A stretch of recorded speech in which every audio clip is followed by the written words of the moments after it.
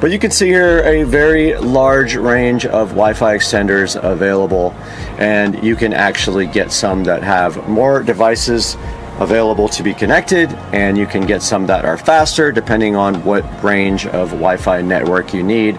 The one that we bought for the studio and for Joe's Crab Shack is actually a wireless N repeater, and you can go anywhere from $30, $18, $229, $249 depending on your budget for your project. So this basic Wi-Fi extender here, don't forget, also has the ability to connect to a wired Ethernet port. So what that means is, just like right here in the studio, if we look on the side of this Wi-Fi extender here, you can see that it has a Ethernet jack, and that means that you can connect it to a LAN port, and you can extend a wired connection also. So that's what we're doing here in the studio. We have a switch up in the corner, and we extend one of the switch ports into Wi-Fi for the Supercar Street Racing studios here. And taking a look at the front of the device here, we see that the power indicator is at the top. Then you have another couple little indicators here for your wireless signal when you do a WPS connection, and whether you're using the LAN port on the back. The WPS button on the front is for connecting it to the router without having to put a username or password in. You would just hit the button on the front of the device, and then over on your router you would hit the WPS button. And also, if it ever gets confused and stops working, there is a reset button right here on the side of it. And right here you can see how it is installed. If you're going to use the WPS, that is how you do that. And it shows you the optimal connection, like in your house, what you should do if you really want a good signal there. You should follow this chart. And here we can see this generic used in many places. You know, you could use it with your family in a restaurant or at your house, any of those things. And then it shows you how to set it up here on your smartphone. So basically the way that works, I showed you in the video, you basically connect to the access point. It'll have a SSID that's pretty obvious in your Wi-Fi settings. You connect to that, you navigate to 192.168.11.1, and then you can actually connect it to your existing Wi-Fi network. You can set up a different username or password than your regular Wi-Fi network, and you can either tell it to be the same SSID as your main Wi-Fi network, or you can set a new SSID there. And that's going to do it for this edition of Unboxing and Reviews, and I hope you guys enjoyed it. As always, please click through the links in the description for anything you need to buy, not just this product here. It helps out the channel a lot and gives me a few dollars to pay for everything that we do. So we'll see you guys next time on Supercar Street Racing.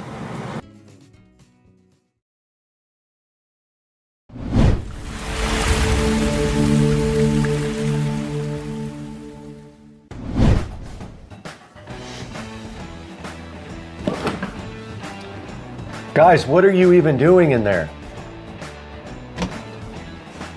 Guys, welcome to the Supercar Street Racing Kitchen. We are in here today watching Supercar Street Racing live there. We also have Supercar Street Racing on the fridge right now, if you guys can believe that. It's right here on the fridge. You can see the channel up, and if we wanted to, we could watch it there as well. But today we're going to be showing you guys a recap of all my appliances. You can see the fridge right there. These are all the bespoke Samsung appliances. There is the nice stove all lit up nice and great, and there is the microwave. And then we're going to show you guys how to change a water filter in a fridge, and specifically we're going to change the one in this bespoke fridge. So go ahead and hang out with me, Brad, on Supercar Street Racing, and I'm so hyped to have you guys here.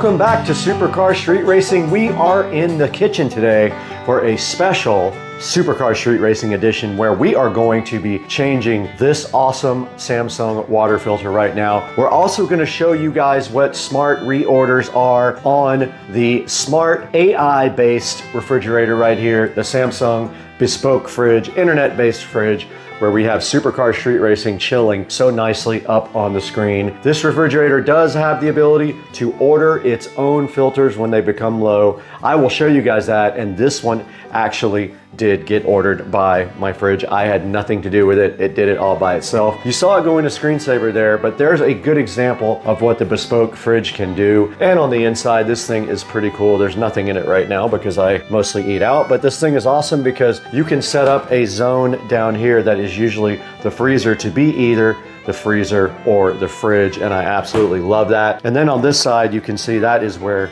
the ice and stuff is at the bottom, but if you pull this drawer halfway out, that is where your water dispenser and your little built-in pitcher is. So it's cool, man. It's a great fridge. I have enjoyed this fridge a lot. Like I say, it doesn't have a lot of stuff in it all the time, but I do use it for sodas and things like that. And that's the bespoke Samsung dishwasher. Same thing, very nice dishwasher. It is smart and has all the controls on the top right here, so it's got a good look. It has a nice clock out here on the outside too, which is very cool. And then moving over here, you do see the Samsung bespoke stove right there, and that's a look at the inside of the bespoke stove, and it has this cool touch panel on top instead of knobs, which keeps this thing very clean looking. And then of course above that, the smart microwave from Samsung, and there's a look at the inside of the microwave oven. So that's what my Samsung bespoke appliances look like. And today, the focus is going to be on this fridge and getting this Samsung water filter changed. So hang out with us. Today, our sponsor on Supercar Street Racing is a returning sponsor, Red Star Tech, who we've worked with a few times already, was so kind to send us this presentation clicker here for PowerPoint. This presentation clicker is so cool. It has multiple controls on it that allow you to provide a control for your presentation. It also has a presentation pointer, as you can see right there, and it has triple action controllers here. Holding these buttons down in various different ways will allow you to do different things on the controller right here. This thing is plug and play, and it works with almost any operating system. You don't need drivers or anything like that to make it work. And it does cool things like volume and blanking the screen. What's really cool also is it has a little storage at the bottom for your USB adapter, so it makes it easy to carry around in your briefcase and then just pull your little USB type A out from the bottom and plug it directly into the machine you're going to be working on. Now, Red Star Tech has been a longtime sponsor of the channel now. We did some earbud reviews for them last time, and now they brought us their presentation clicker to check out. Please order it directly through the description in the video and support Supercar Street Racing and Red Star Tech with their presentation clicker. More online here from them in the Amazon link. I'll put it in the description. Thanks again, Red Star Tech.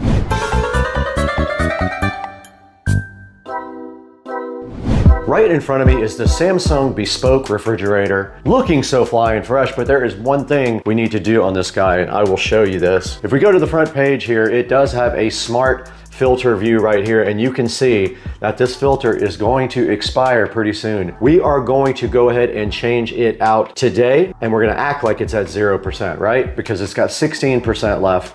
And if we go to the details here, you can go ahead and see that it uses the HAFQIN water filter. You can order it from Samsung here, or you can buy it on Amazon with smart reorders. And to replace it, there is a nice video here you can look at, or you can scan this code on the fridge and it will take you to the video, but it is pretty simple.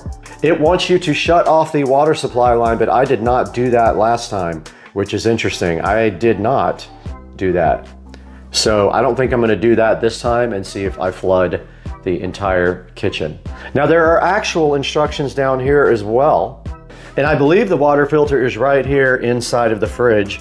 And basically, to change this water filter out, you raise this little thing right here, and it will not stay up on its own. So you have to hold it up while you do this with two hands. But you basically just turn this, as it says on the front here, Shut the water supply line off. I'm not doing that. Turn the knob of the filter cartridge counter clockwise 90 degrees. The filter cartridge unlocks. Pull out and remove the cartridge. Let's just go ahead and pull it out and see if we flood the place. Very hard to turn, first of all, so beware. It was very difficult to turn.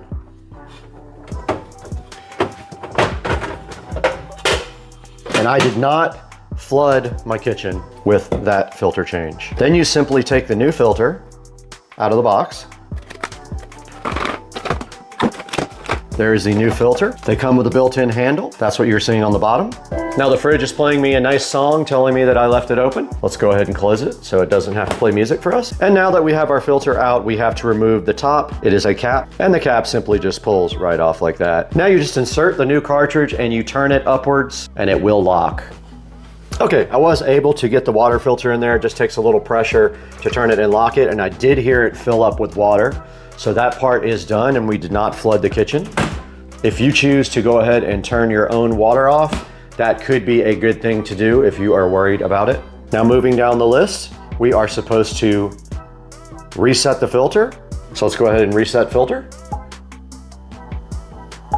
And we could have waited another 15%, which would have been about another week.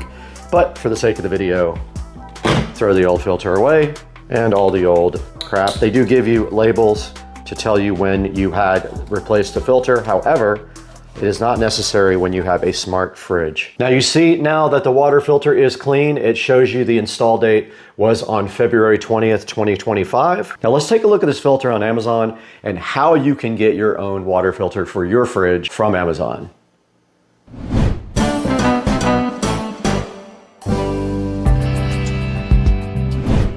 All right, we are sitting here in front of Amazon and you can see this is a genuine Samsung water filter. It has 36,489 ratings. They have sold quite a few of these. They make big money off of these filters for not much of a product. And this thing is a 6-month life filter. So this means you can expect to replace this twice a year.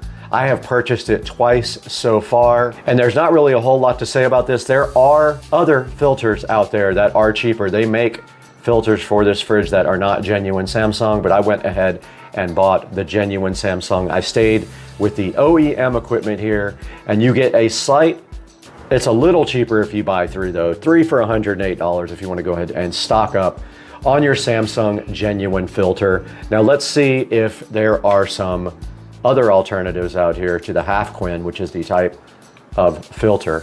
And right away you can see water specialist filters, way cheaper. You can get 3 for $29. If you choose to go with an aftermarket filter, that is on you, but I personally like to stick with the Samsungs. But right there, you can apply 10% off and you can get 3 filters for 30 bucks, only $10 each compared to 30 something dollars each for the other ones. A lot cheaper, way better option there. So go ahead and pick up yours. I will put links to both down in the description so you can take your pick on whether you want genuine or non-genuine Samsung water filters.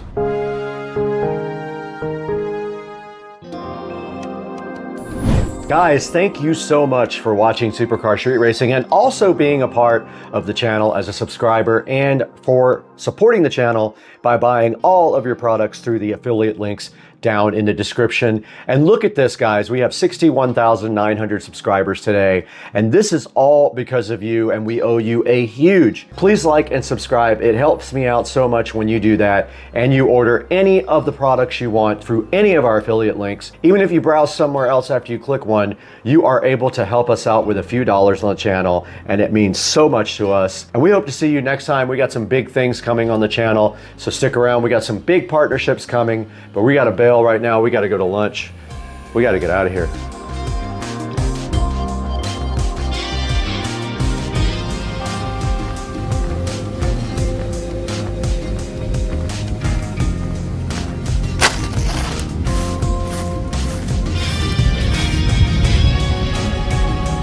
What is that dude doing? Oh, scared me. Oh, there's another one right there next to the bird. Florida life. Chilling in the grass.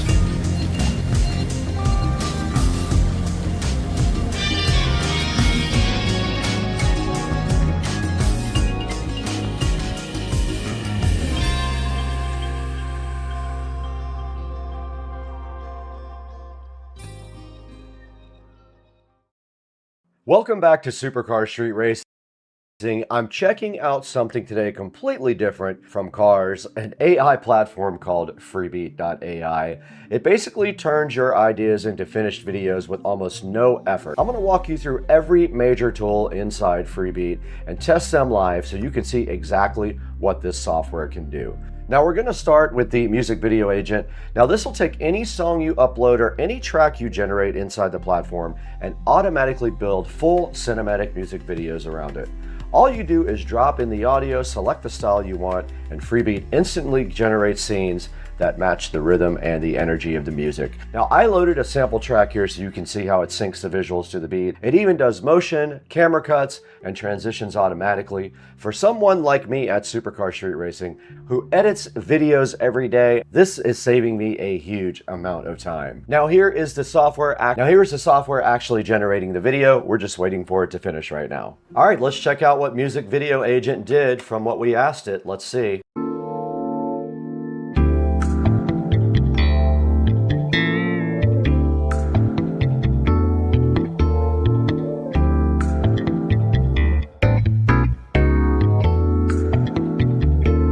All right, that was pretty cool. Did you see that? I was actually in the video partially. That's pretty cool. I used myself as a reference. It put me directly in the video. That's awesome. I love that.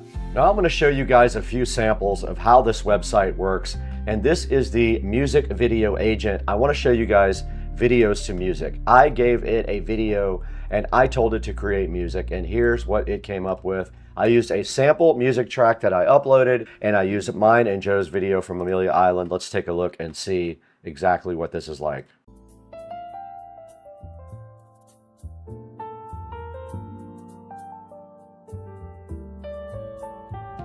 The asphalt unwinds a blue and gray ribbon to the sea. Sunlight on my skin, setting my silent spirit free. No rush to... Now next is my favorite feature, ideas to full-length video, and this tool is basically magic.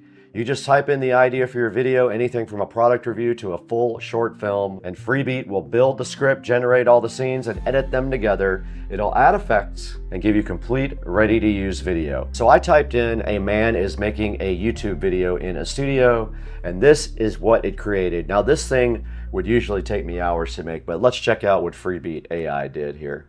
The camera is on, the lights are bright and hot, and honestly, it still feels a little weird talking to a lens instead of a person. But here we are, embracing this modern way of connecting. This is the space where raw ideas and half-formed thoughts hopefully turn into something you'll find interesting or even meaningful.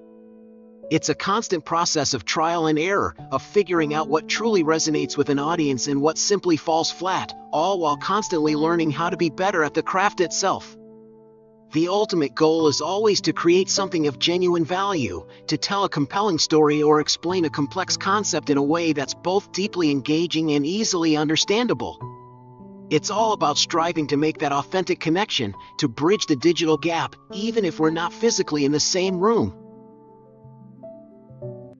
All right, now let's take a look at Translate and Dub, and this feature is perfect if you want your videos to reach audiences in other countries. You upload your video, you choose a language, and Freebeat automatically translates your script, matches your voice, and dubs it in that new language.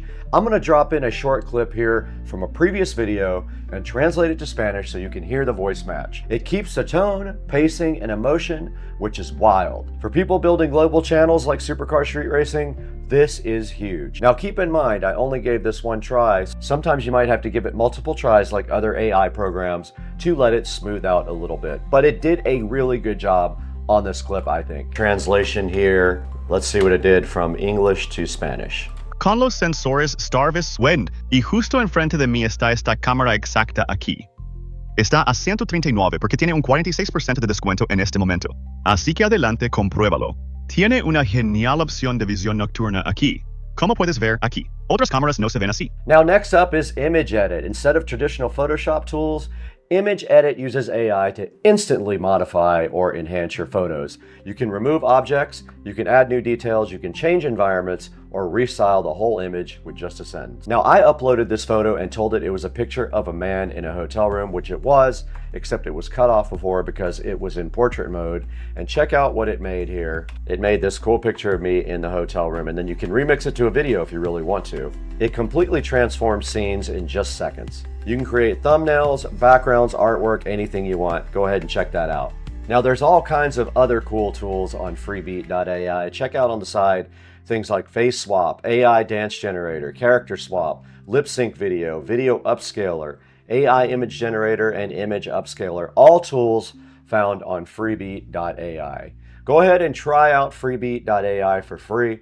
There'll be a link in the description. Tell them Supercar Street Racing sent you, but we got to get out of here. It's Sunday night. Hey guys, Supercar Street Racing. Brad here, and today we are going to be tackling cleaning the vinyl fence. I have not done that since they were installed, and I noticed they're starting to get dirty. And being that we're in Florida, we need to clean these vinyl fences once every 3 or 4 months to keep them from getting all mildewed and dirty. We're going to be trying to use this brush here. It's actually a broom that will become a brush. If that doesn't work, we have this other brush here that we can use. I'm trying that one. Yeah, they're both about the same. I think we could just use this brush over here. I'm gonna go ahead and get that out and get that prepped onto a pole real quick.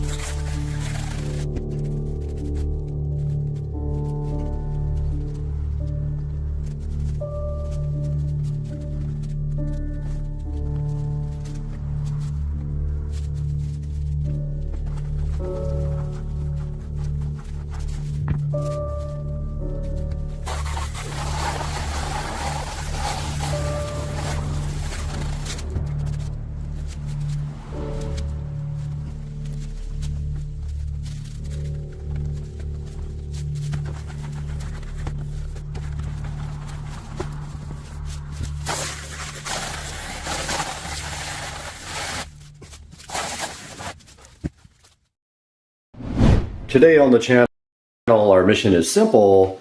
We have removed these appliances in prep for our new appliances to match the internet fridge there. Down here, we don't have anything to do. I removed the old range. I gave them to my friends. And now I cleaned under here as well. So this is ready to go for the new bespoke Samsung stove on Supercar Street Racing.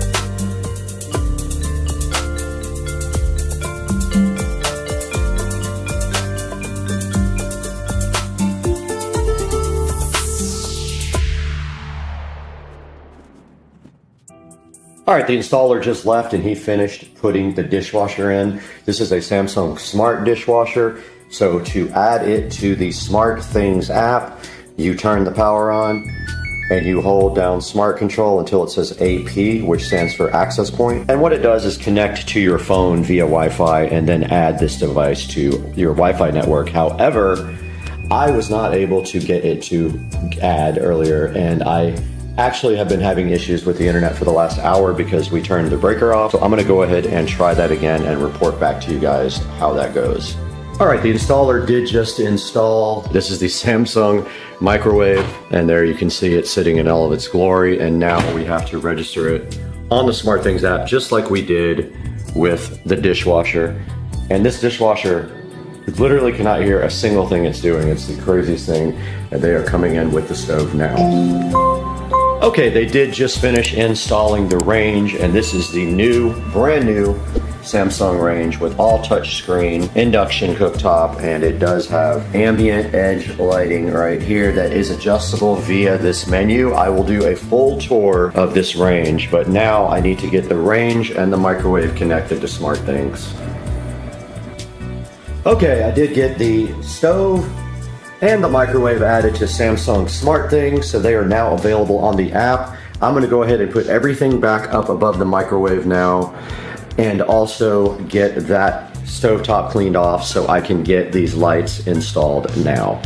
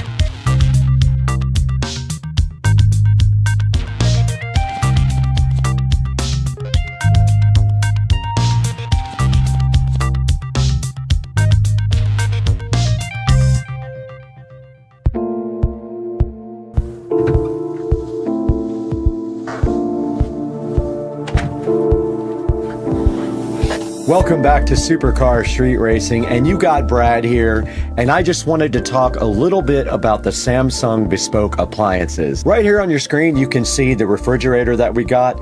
This is a counter depth 4-door flex refrigerator. It's a lot smaller than the fridge I had, but I never had a lot of food in that fridge anyway, so this worked out perfect. Here's a bigger picture of it for you on the screen right now, and you notice basically it runs on like an Android type operating system. Now you can't put just any apps you want on this. There are limited applications available for it, and I did check and there's no way to sideload anything. People have not figured out how to get around the security and sideload, but it does have some pretty cool applications. You can do things like Samsung TV. You can obviously do weather, as you can see on the front there. You can see the weather widget. It also has intelligent AI to track what foods are in your fridge when you take out and remove food or put food back in. It does track it with a camera, and it can tell you when you run out and when your food is going to spoil. It also has this cool feature called Flex Zone, so you can make one of the bottom areas also either a fridge or a freezer, and that's pretty cool. And in the upper left-hand part, it has a little beverage center, so it has a pitcher and a ice water dispenser. At the bottom, it does have a door that opens and your ice is down there in 2 drawers. And that's a look at the Samsung bespoke fridge that we got. And on the screen right now, you can see the Samsung 24-inch top control tall tub dishwasher, and it's in stainless steel. Now, this dishwasher is the most quiet dishwasher on the market. It makes absolutely no sound whatsoever, none. You can't even tell it's on. And it does have smart features as well. You can hook it up to Samsung Smart Things, and it will tell you when your dishes are done, or you can start it remotely. It's very nice. I like it a lot. It's a big step up from my last dishwasher. Here's a good look at the dishwasher up close, and you can see on the front, it does have a nice digital clock to tell you when your dishes are going to be done. Here's the Samsung bespoke microwave here. Pretty nice microwave. I like the design of it. It's very clean. There is no handle on the front. Slide-in induction stove. Now this thing is awesome. It has an air fryer or an air sous vide. 6.3 cubic feet. Pretty big. And this thing does all kinds of cool things. But the thing I like best about it is the edge lighting on the front, and you can change the color of the edge lighting as well. I'm gonna go ahead and put a link in the description to all of these guys, and I'll put a couple of videos at the end of this video of some of the appliances, and I hope you guys will enjoy your own Samsung bespoke appliances. We'll see you guys later. We got a million things to do, but watch the video at the end.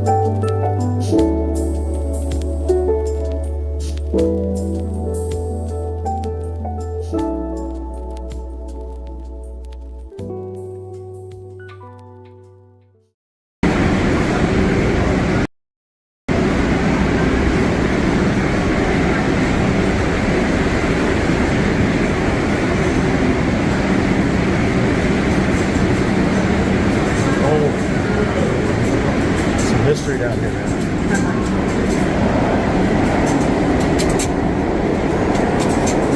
All right. See daylight.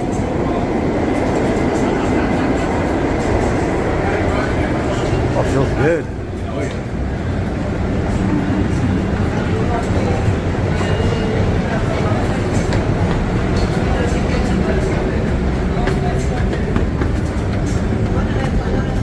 Oh yeah.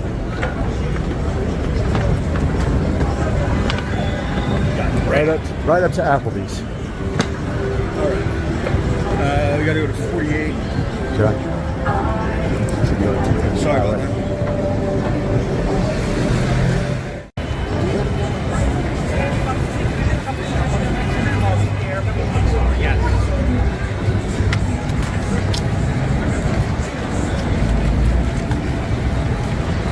Love it.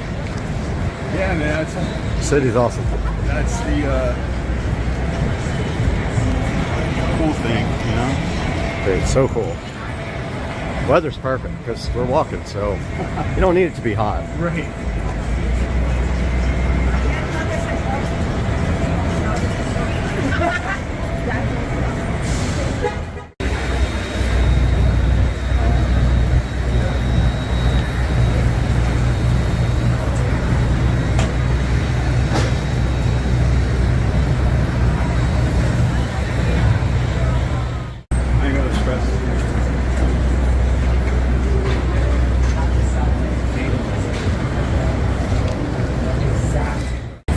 The Woolman rink, the ice skating rink. Oh, cool.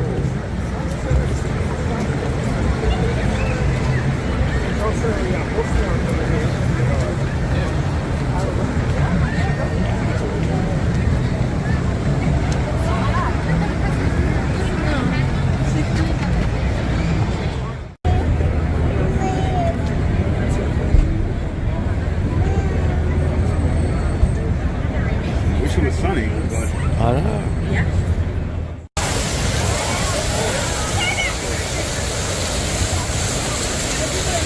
He's inside it, not getting wet. It's a miracle. That is cool.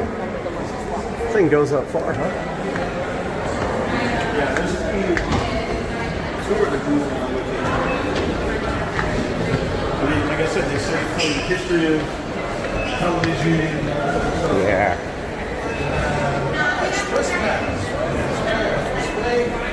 you'll take your phones for the full QR codes. Thank you.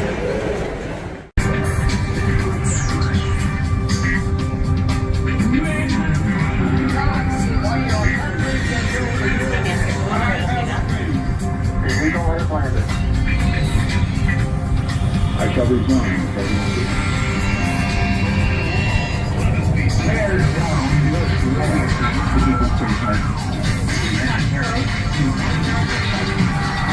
Welcome to Top of the Rock.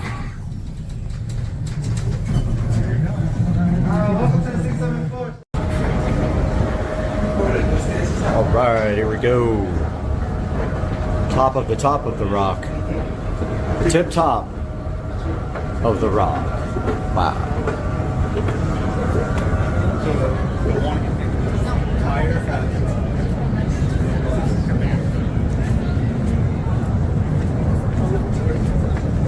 Dang, look at this.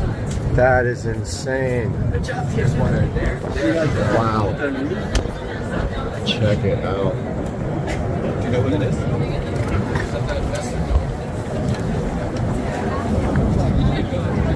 We go up again. No way.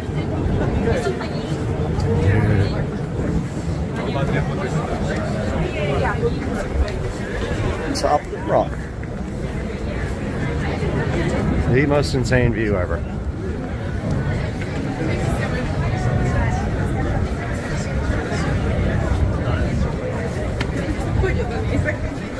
And we keep going.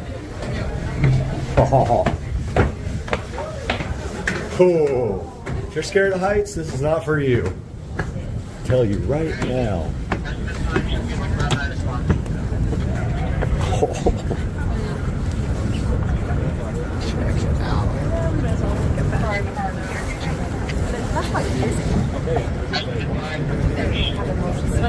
Behind the grill.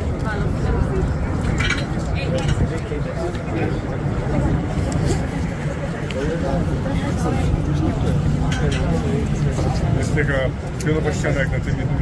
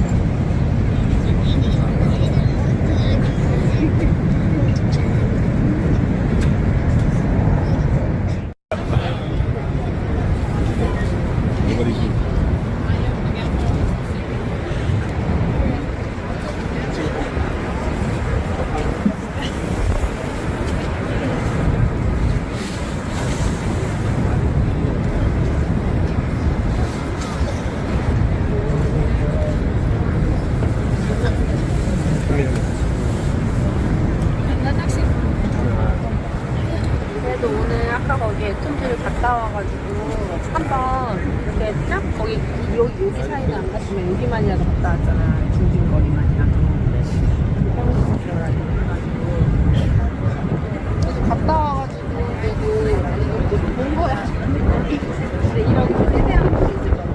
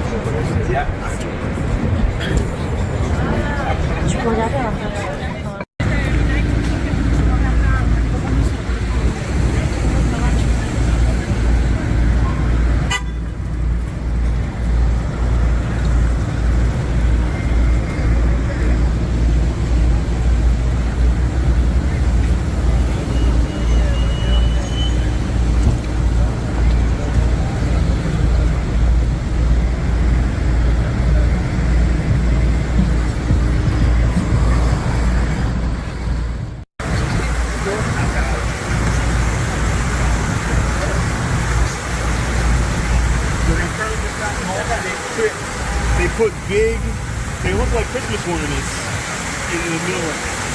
Oh, nice.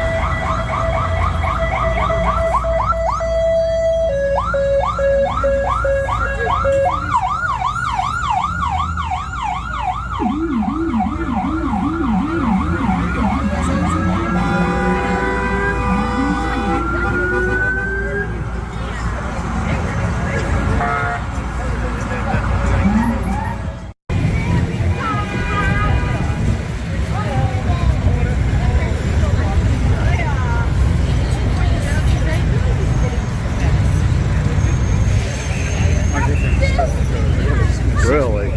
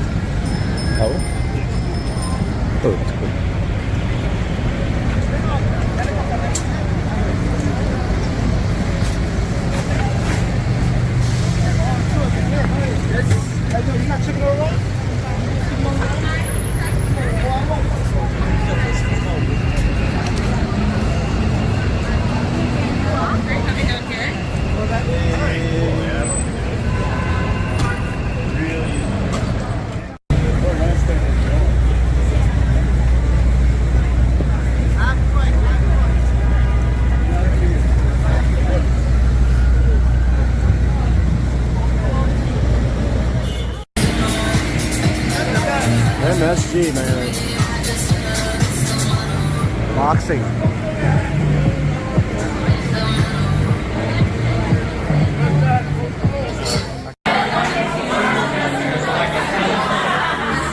Loud.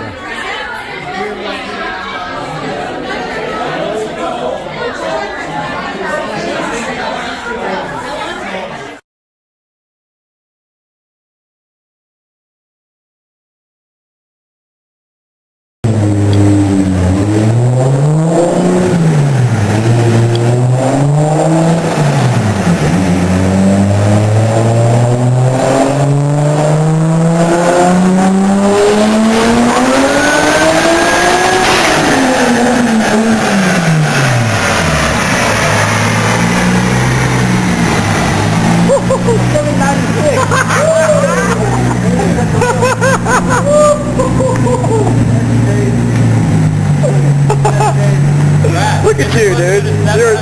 You're at 796, dude. You're at 3 horsepower away. We're done.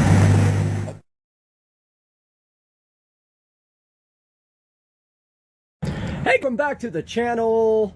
Supercar Street Racing here, and I have a studio update for you. It is insane.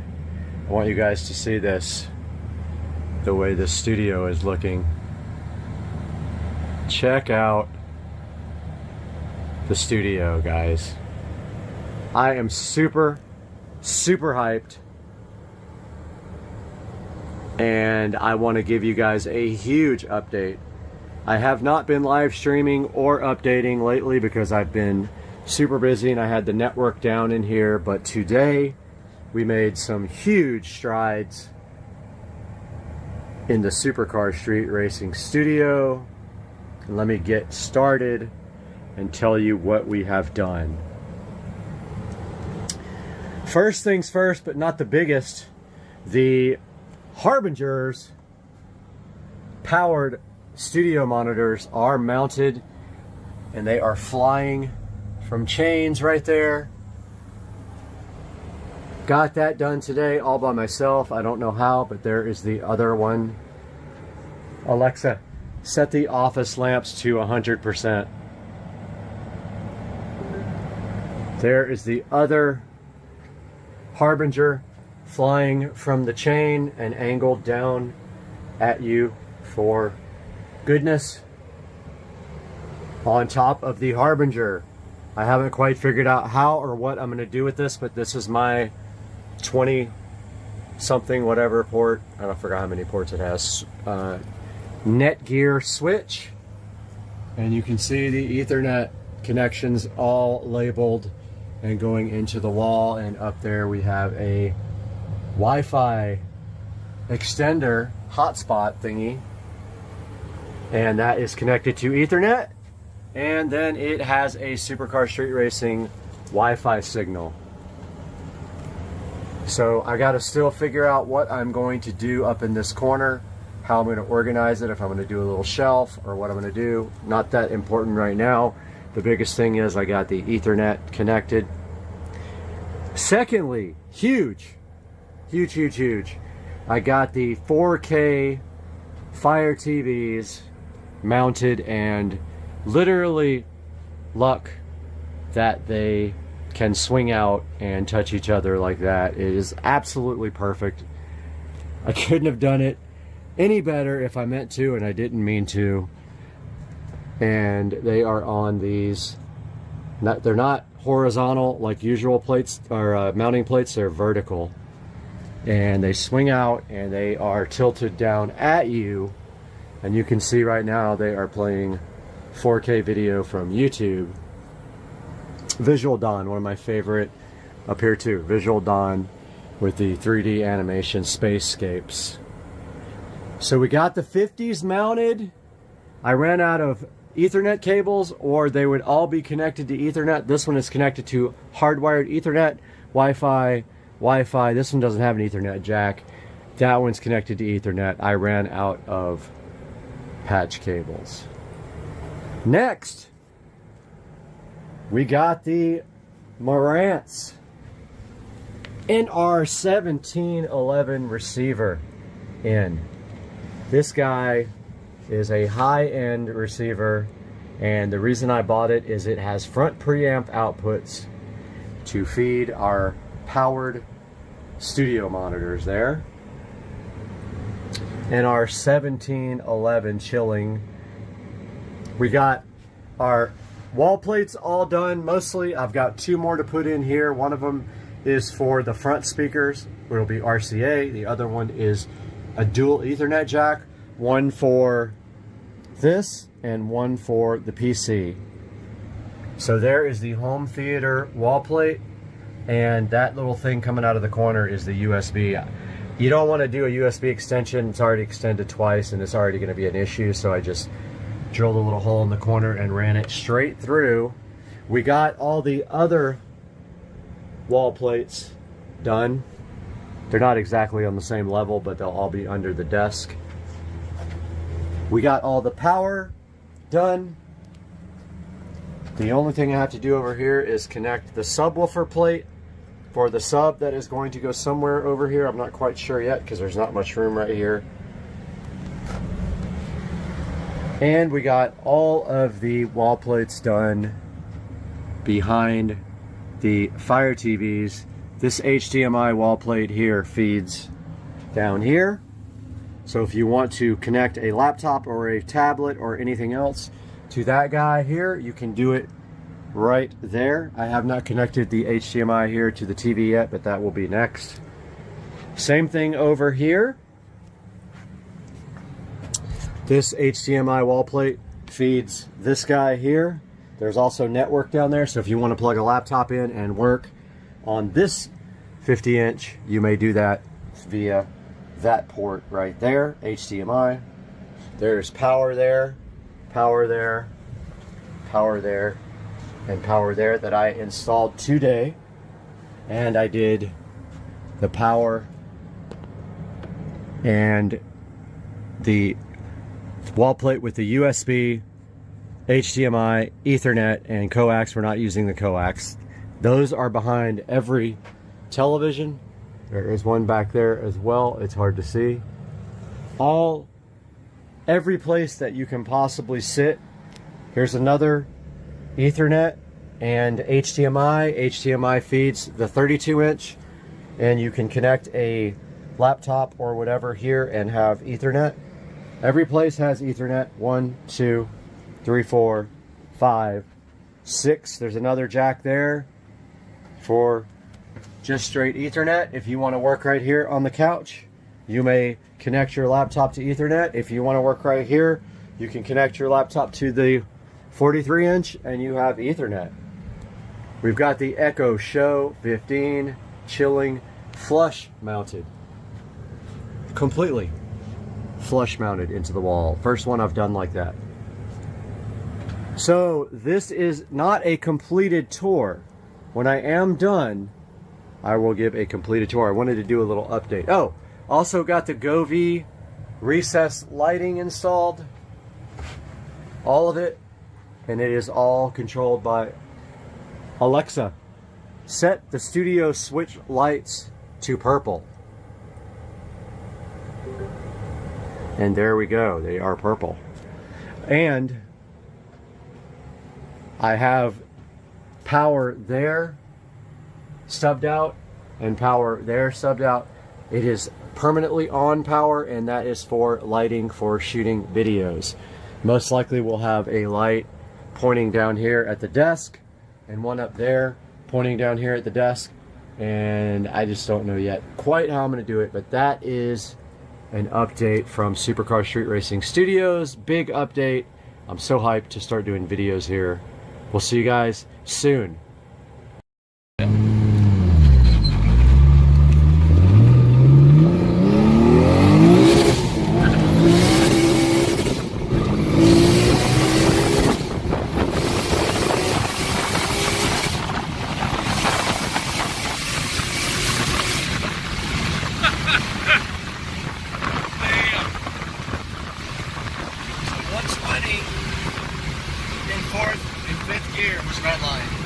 So I got a whole nother gear after 120. Yeah, and that's a long one too. Your 6 gear is pretty long, isn't it? Yeah, so I'm actually not that worried about that now. I think I can get 150 out of it.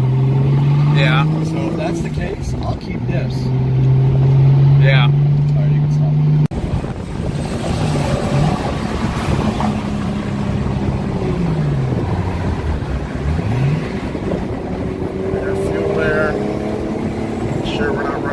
Rich.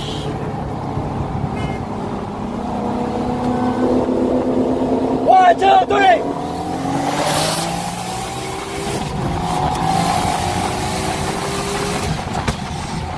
Shit, yeah.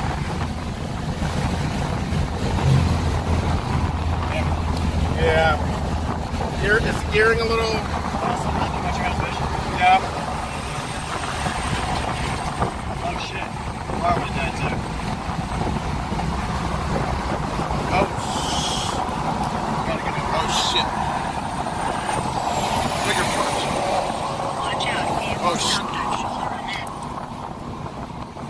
Hey, we got to get off the road. We're on the shoulder right now. No fucking transmission. There you go. All right, you're back on, brother. Well, it's not running.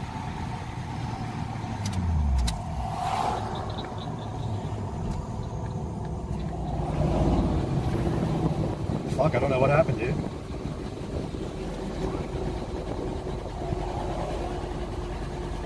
Sounds like no fuel again.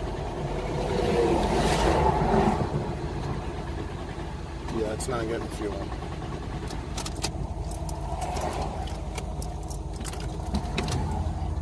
No fuel again.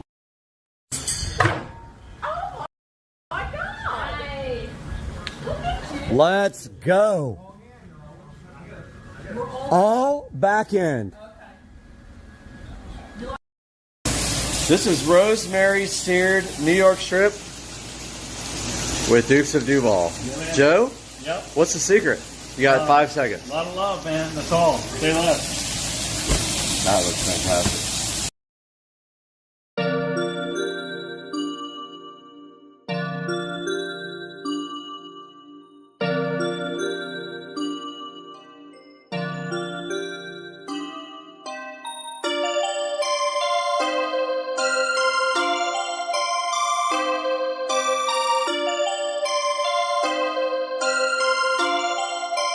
Perfect. Perfect.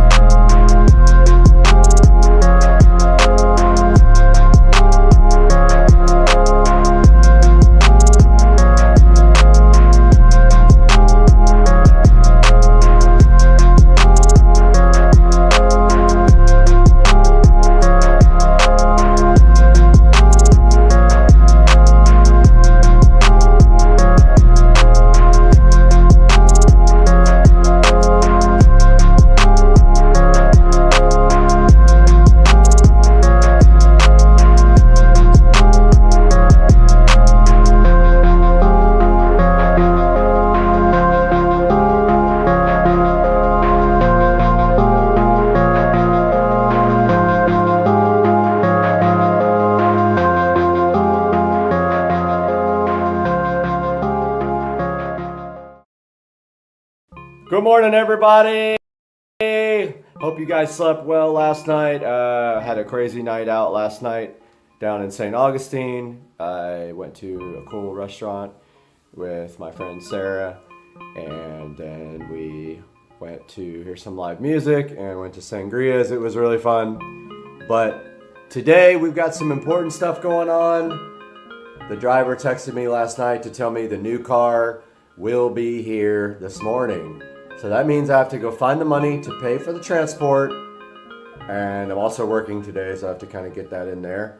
But the car will be here this morning. My plan is to video the car coming off the trailer, and then you guys will know exactly what's going on with my car situation. Stay tuned, that's all coming up here shortly, in the blink of an eye for you though. Wanted to take a look at the garage right now, show you guys what I did out here. In anticipation of getting the new car, the other day I came through the garage and I completely cleaned out and reorganized the garage. Got all my car prep stuff here with all my microfiber towels. Redid the car parts bin here that has oil and the battery charger and some other stuff in it. And then threw away a bunch of stuff that I didn't need. Scratching my head to try to figure out what happened to my high temperature coating spray, which I can't find anywhere, which I used for the exhaust on the SL65. I usually keep all my spray paint products literally right here, and it is gone. Unless I'm blind as a bat, it is just not here. So I don't know what happened to that stuff. I only used like a little bit of the bottle. But you can see I redid all my paint cans here. Only thing I have to do is get this garbage can back in the back. I keep the garbage cans behind my house when I have two cars. Here's the Accord, my daily driver. My toolbox over here, which I had previously organized and labeled. I keep all my tools here. And here is my workbench and my power tools down here for woodwork and such, and my oil changing. I do have ramps, jack stands. I will be doing a lot of work on the car myself. So I have all that. I do have an actual hydraulic jack right there. So this is kind of an idea of what the garage looks like now after a nice cleaning, and hopefully this will be enough space for the car. Right here is where it's going. What's up, everybody? Just got a text from the truck, and they are about 2 hours away from me right now. So the ETA is looking like 10:30-ish. Still have to Uber or Lyft over to the place where they're dropping it off. I'm gonna get it dropped off pretty close by at a parking lot. So we'll see you then when I get an update. Headed to the ATM right now. Got to get out $550, unfortunately, to pay for this car to be shipped. So I'm headed up to Bank of America right now. Gonna get out some cash, and then the trucker's 2 hours away, probably about an hour and 45 minutes away now. So we'll have another update here shortly.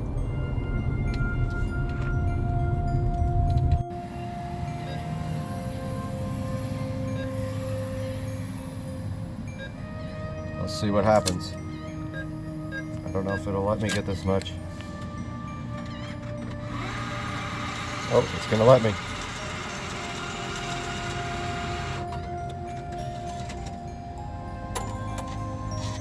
Yep. Out here waiting for the Lyft driver to come around that corner. Just checking out the yard. And grass is doing really good this year so far. It's a lot of work though. That dude should be coming around the corner like any second now. He's gonna drive me up to Winn-Dixie. I figured that would be the easiest spot to unload the car. Nice big parking lot. And I didn't want to take a chance on unloading it on the street here with all the traffic coming. And plus that would give me a minute to drive it to get used to it. And dude should be coming. There he is right there. Out here at Winn-Dixie parking lot waiting for the driver to get here. And just kind of walking towards the road. Figured he would probably pull in right here. This is a really good place to unload. Maybe right along this wall right here, kind of, or the curb.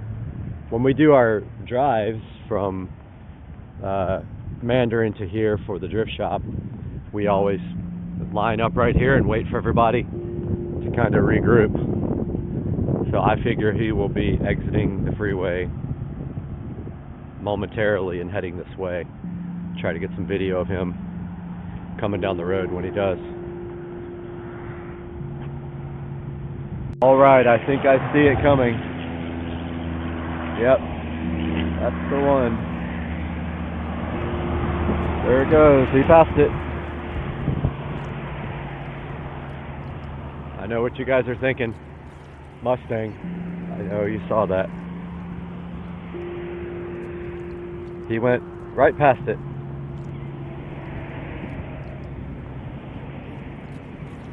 Let's see if he decides to turn in.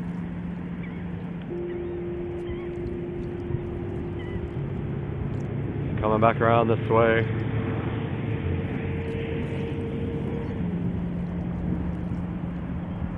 Looks like he's about to turn in. I don't know if you guys can even tell yet what was on that car trailer.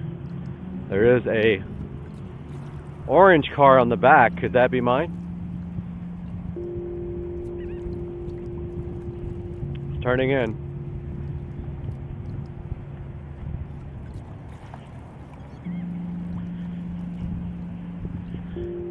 And here it comes, guys.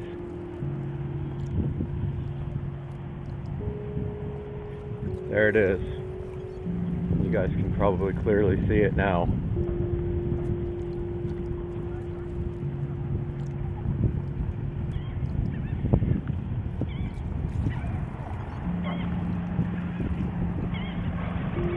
There it is. There they are. How's it going? I figured like back there would be easy. Yeah, all back there's plenty of room. There's the car. It's not that one. Wow. Really does have great paint. So here goes the somebody else is getting a Mustang, not me. Pretty nice Mustang.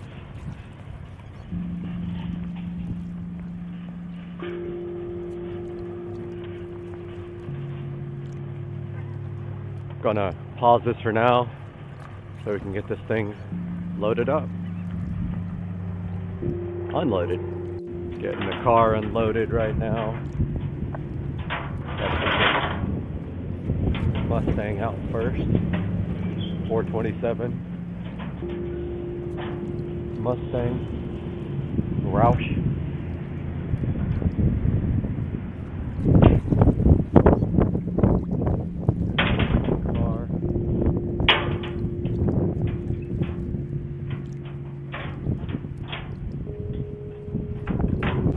Getting the Roush Mustang off the trailer here. This is the easy one to drive.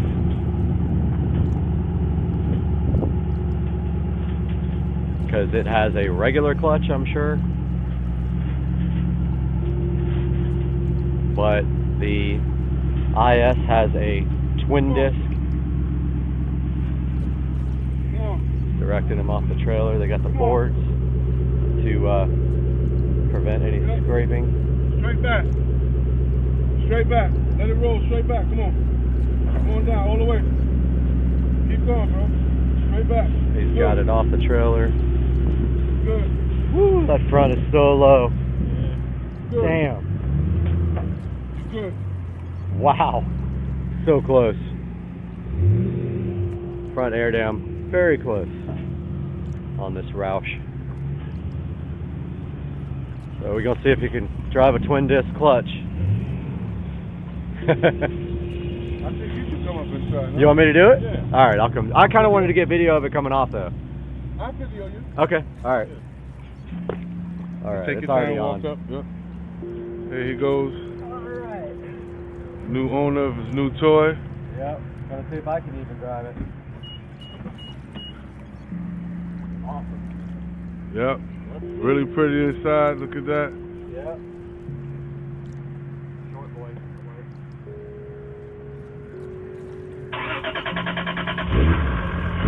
Oh, she cranked up really nice.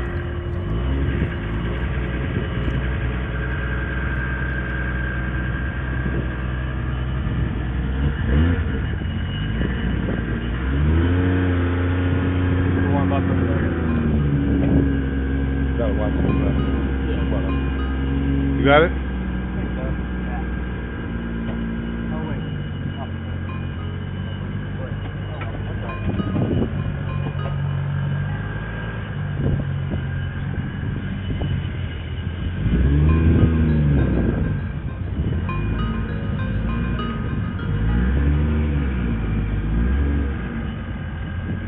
Slow.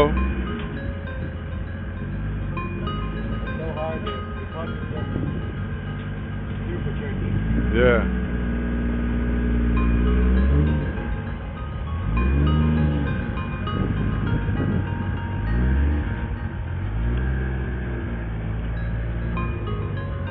Take your time. Gonna have a little dip. Come on. Come on. Yes, sir.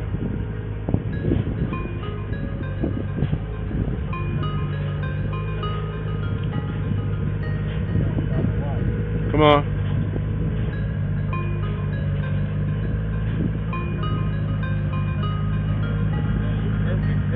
Come on, keep it coming. Keep it rolling.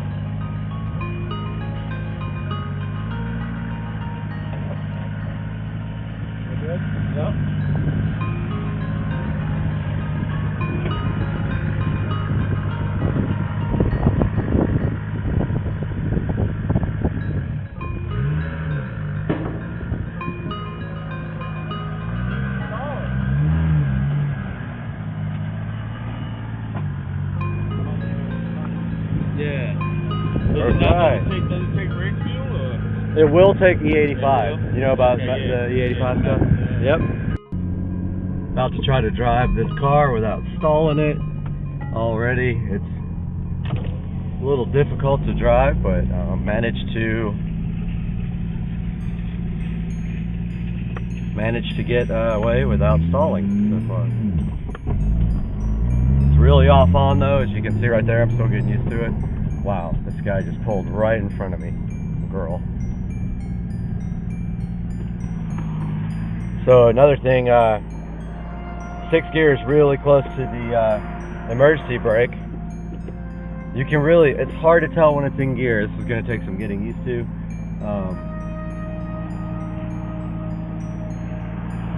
Really feels like a, wow. I did not do a good job slipping it just then. It feels like a really lightweight Supra. It's pretty crazy to drive this after having a single turbo Supra that made, you know, excess of 800 at the wheels. Now this does have the V160 swap, and I did remember I accidentally popped the hood, so I need to pull over and put that hood back down before it flies open. That's really hard to slip at first.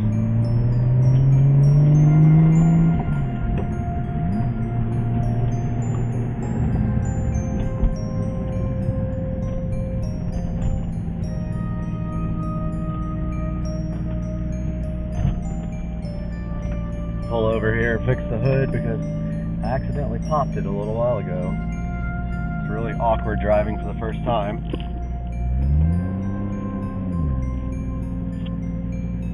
Got the car back home sitting in the driveway.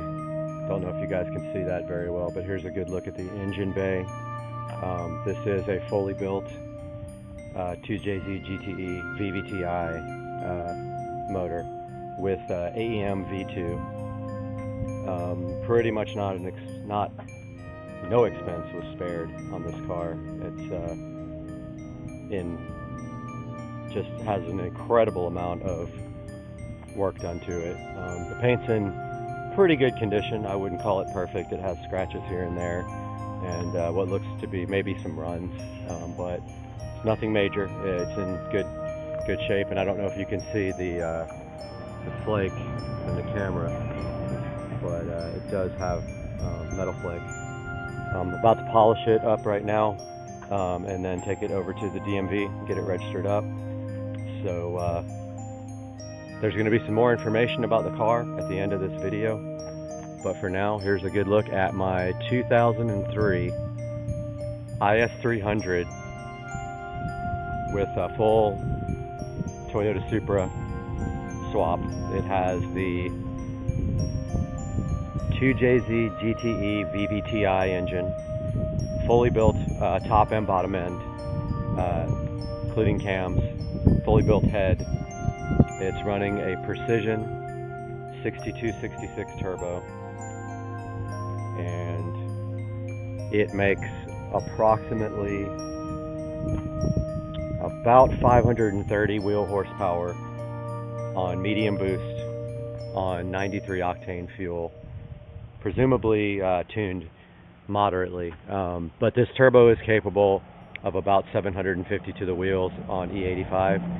So that is the plan, to take the car up to Tracy over at Tuners Inc., throw another fuel pump in. It is only a single fuel pump, and we are going to run E85 in it. The clutch is very, very difficult. It's a twin disc clutch masters with an aluminum flywheel. It'll take some getting used to.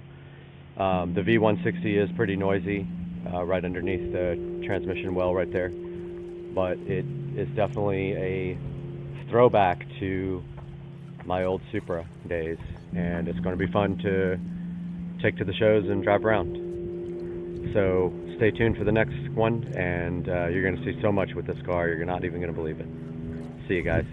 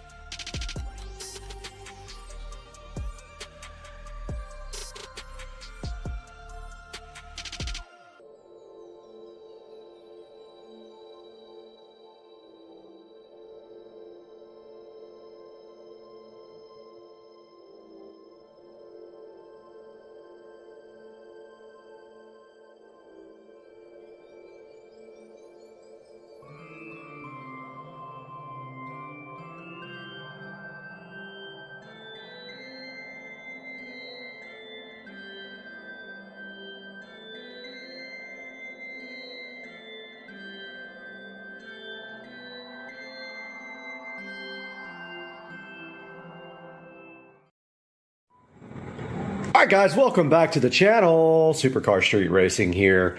Today we have a product here we're going to take a look at, see how it works for us. It is the Orion MotorTech fluid extractor. We're going to get this thing opened up and see what is actually in the box.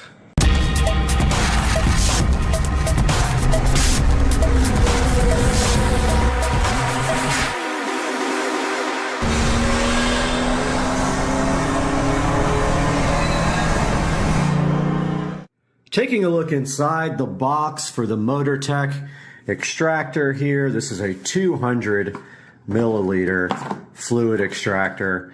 And taking a look at the actual extractor here, we can see that it says you can do brake work with one man.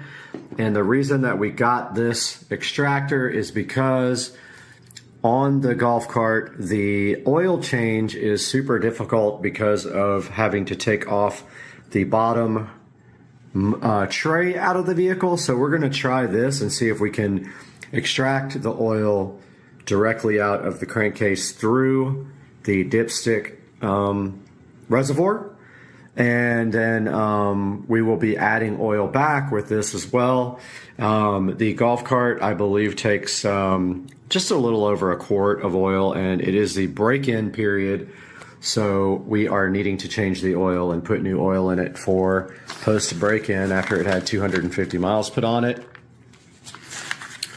See right here, the instruction manual is for the little 200 milliliter extractor from Orion MotorTech.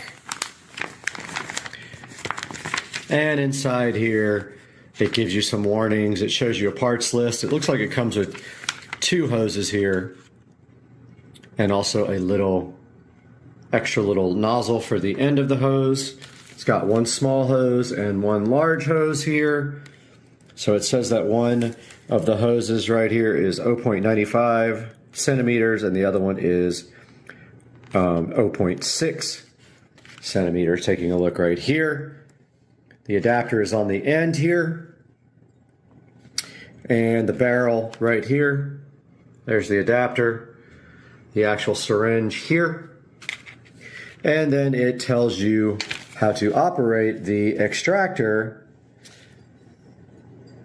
And it says be careful because some fluids will affect the paint of your vehicle if you're using it. So what we're going to be using this for is, like I said before, we will take the little dipstick screw thing out and try to pull the oil out of the golf cart without having to take off the drain plug, because the drain plug is blocked by a big under tray with about 30 screws that have to come out. And I'm hoping this will do the trick to change the oil in the cart. Okay, we're out here in the garage now. We need to get set up. So what we're going to do first is go ahead and get some lighting under here. I've got a little fluorescent light that we can run underneath the cart. We'll go ahead and get set up.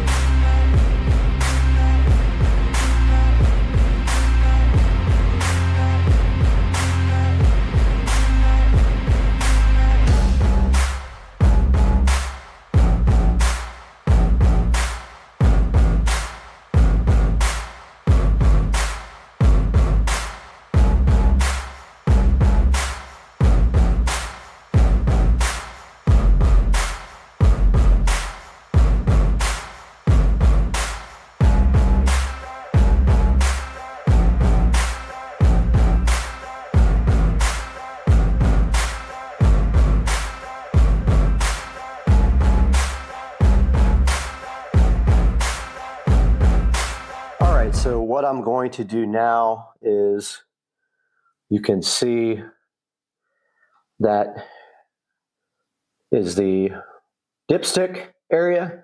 I'm going to get our extractor here and try to extract from that dipstick and put it into this 2-liter bottle that I got right there. Now notice that I did put the cart up on the ramp on this side so that all the oil would flow to the dipstick side of the engine.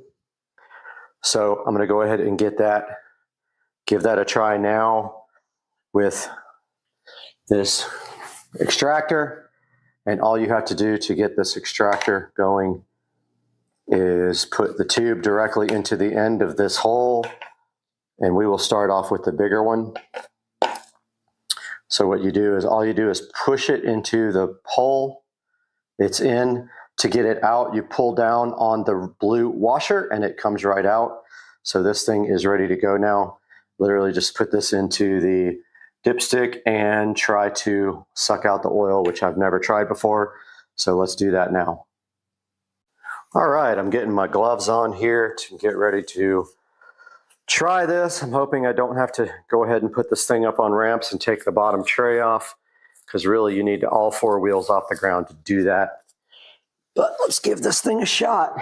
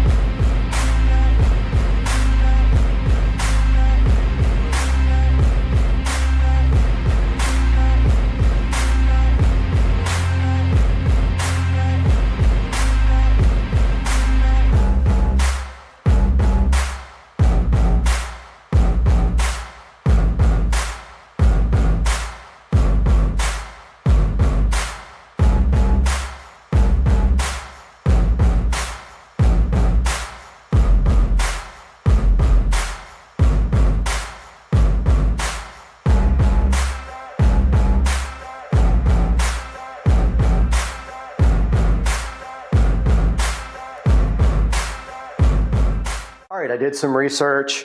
One place says 14 or 1.4 liters. The other one says 1.1 liters. So I don't know what the correct is. Literally says two different things. Engine oil capacity, which is 1,100 milliliters or 1,400 milliliters. At the same time, it says to fill the oil up until the oil is on the 4th mark here, which would be 4 from the bottom, I'm guessing, because they don't say, which is basically halfway. So I'm going to start with 1,100 milliliters, then check the oil and see if I can even see it, because I couldn't see it last time. So I guess we'll need to get our squeeze bottle out to put the oil back in and start doing some oil, or we can use our new extractor to do the same thing. This is hilarious, Haggard stuff.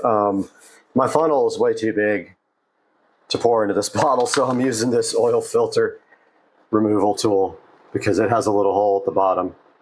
So we're going to see how big of a mess we make with this. We got to make sure we don't overfill. And we are using fully synthetic SuperTech oil from Walmart, which is just as good as any of the other brands that we've done some research on, and we know this stuff is good oil, if not better than a lot of the synthetics that you buy off the shelf. So far, so good. We only need a little bit more.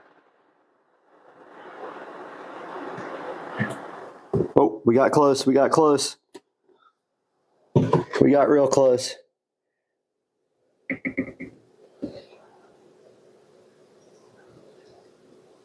And that should do it.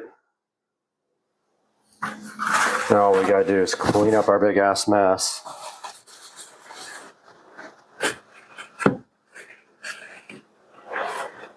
Should be about 1,100.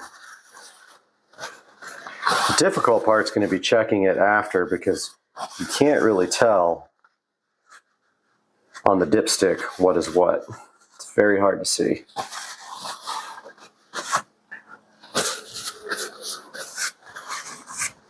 We got our bottle ready to go and cleaned. I like to keep it pretty clean, like in the work area.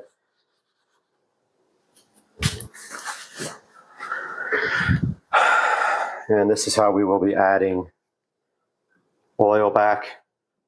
It is to the top. It couldn't be more full. Actually dripping out because I squeezed it. Don't squeeze the bottle while you're working on it. Okay, this thing's ready to go. Let's head back out to the garage. One thing I didn't even think about is whether this bottle is going to be able to actually get in there and inject this oil. But we're going to find out right now. I think we're okay. There is a exhaust right in the way.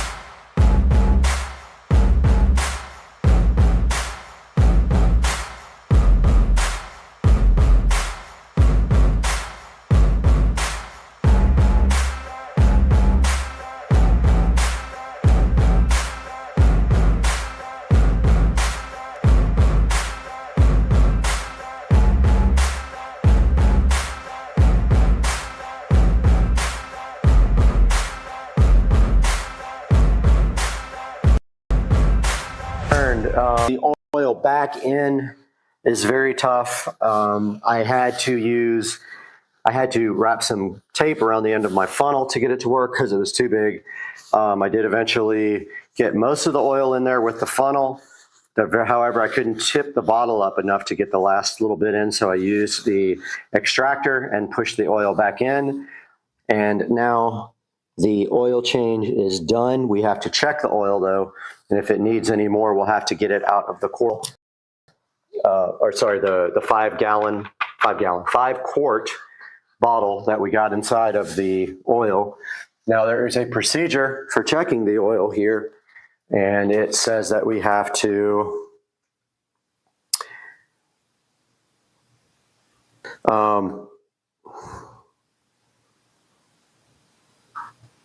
let's see, it just says, it doesn't say. I'm going to look and see how you check the actual oil here. All right, we're supposed to start the engine and let it warm up for a few minutes, turn it off, wait a few minutes, and inspect the level. And it should, this one says, yeah, about halfway up the stick there. Let's go ahead and start the vehicle. Neutral. And that's on.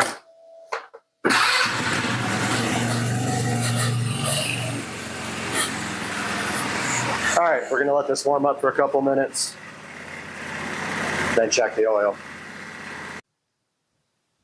Okay, it's been sitting for a few minutes now. I'm gonna go ahead and see if I can check the oil level, which I tried once before, and it's kind of difficult to see on the dipstick. It's really a dumb kind of system. But I'm gonna go ahead and take that out. Oh yeah, that's hot. That's me getting burned by the exhaust, which is right next to the oil drain plug.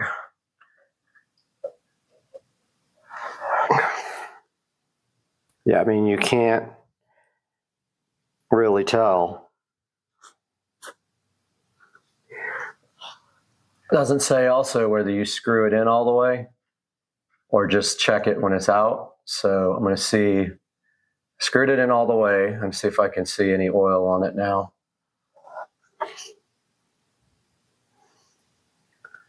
Yeah, I mean, you can't tell at all. It's just ridiculous. It's got oil on it even when you don't screw it in all the way. I'm just going to leave it like that. I'm not going to add any more oil. I only put 1100 and it says do not overfill. So I'm going to go ahead and leave it like that. And so that's going to do it for this video. And this is the extractor that we use. This is the OMT fluid extractor we use to change the oil. And I would highly recommend it. It works great. Did the job perfectly, actually. So yeah, go ahead and pick up one of these if you can, and we'll see you soon on Supercar Street Racing. I think it might be too tight. That's what she said. Michael. Got him. Got him.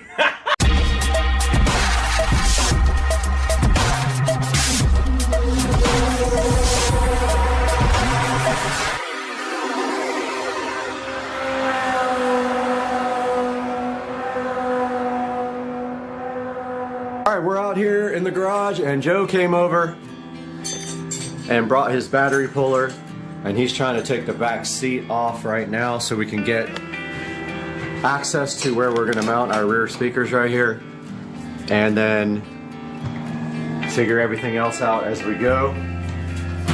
We went to Daddy-O's, we bought some 6.5-inch speakers, 2 ways for the whole golf cart, 2 in the back, 2 in the front. And so what you're going to see right now is Joe taking off the back seat.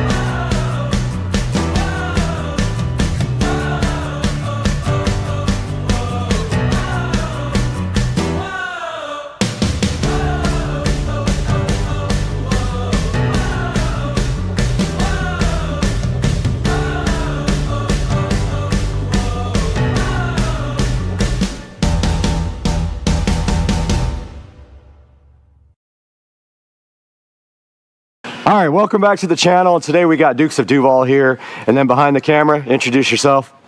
Hi, I'm Wayne. Wayne is behind the camera doing all the videography today, and we got this brand new to us golf cart we're going to be working on. So Joe, tell us a little bit about what you found here. Well, obviously the first thing I recognized that the batteries were bad. They were about 7 to 8 years old, which is a pretty decent lifespan for a set of Trojan batteries. Right. Typically what you get out of them, but they start to fall off about 5-6 years. So to get that long a lifespan out of them is pretty good. So I knew that was the first thing we need to replace. But this is 36 volt, so you got to get 6 volt batteries times 6, and we knew that we needed to replace them. So just had a guy come over, drop them off. A lot of guys that do delivery service, so just called them up. They came right over to help me just remove the batteries. Typically they'll help you kind of reinstall the batteries, but in this case, once we removed the first battery, which I kind of knew was going to happen, it was going to be ugly underneath. So we're going to have to show you guys the clean. It's on. We're going to have to show you guys the cleanup here. That's coming up in a minute. But let's talk a little bit about what this is right after this.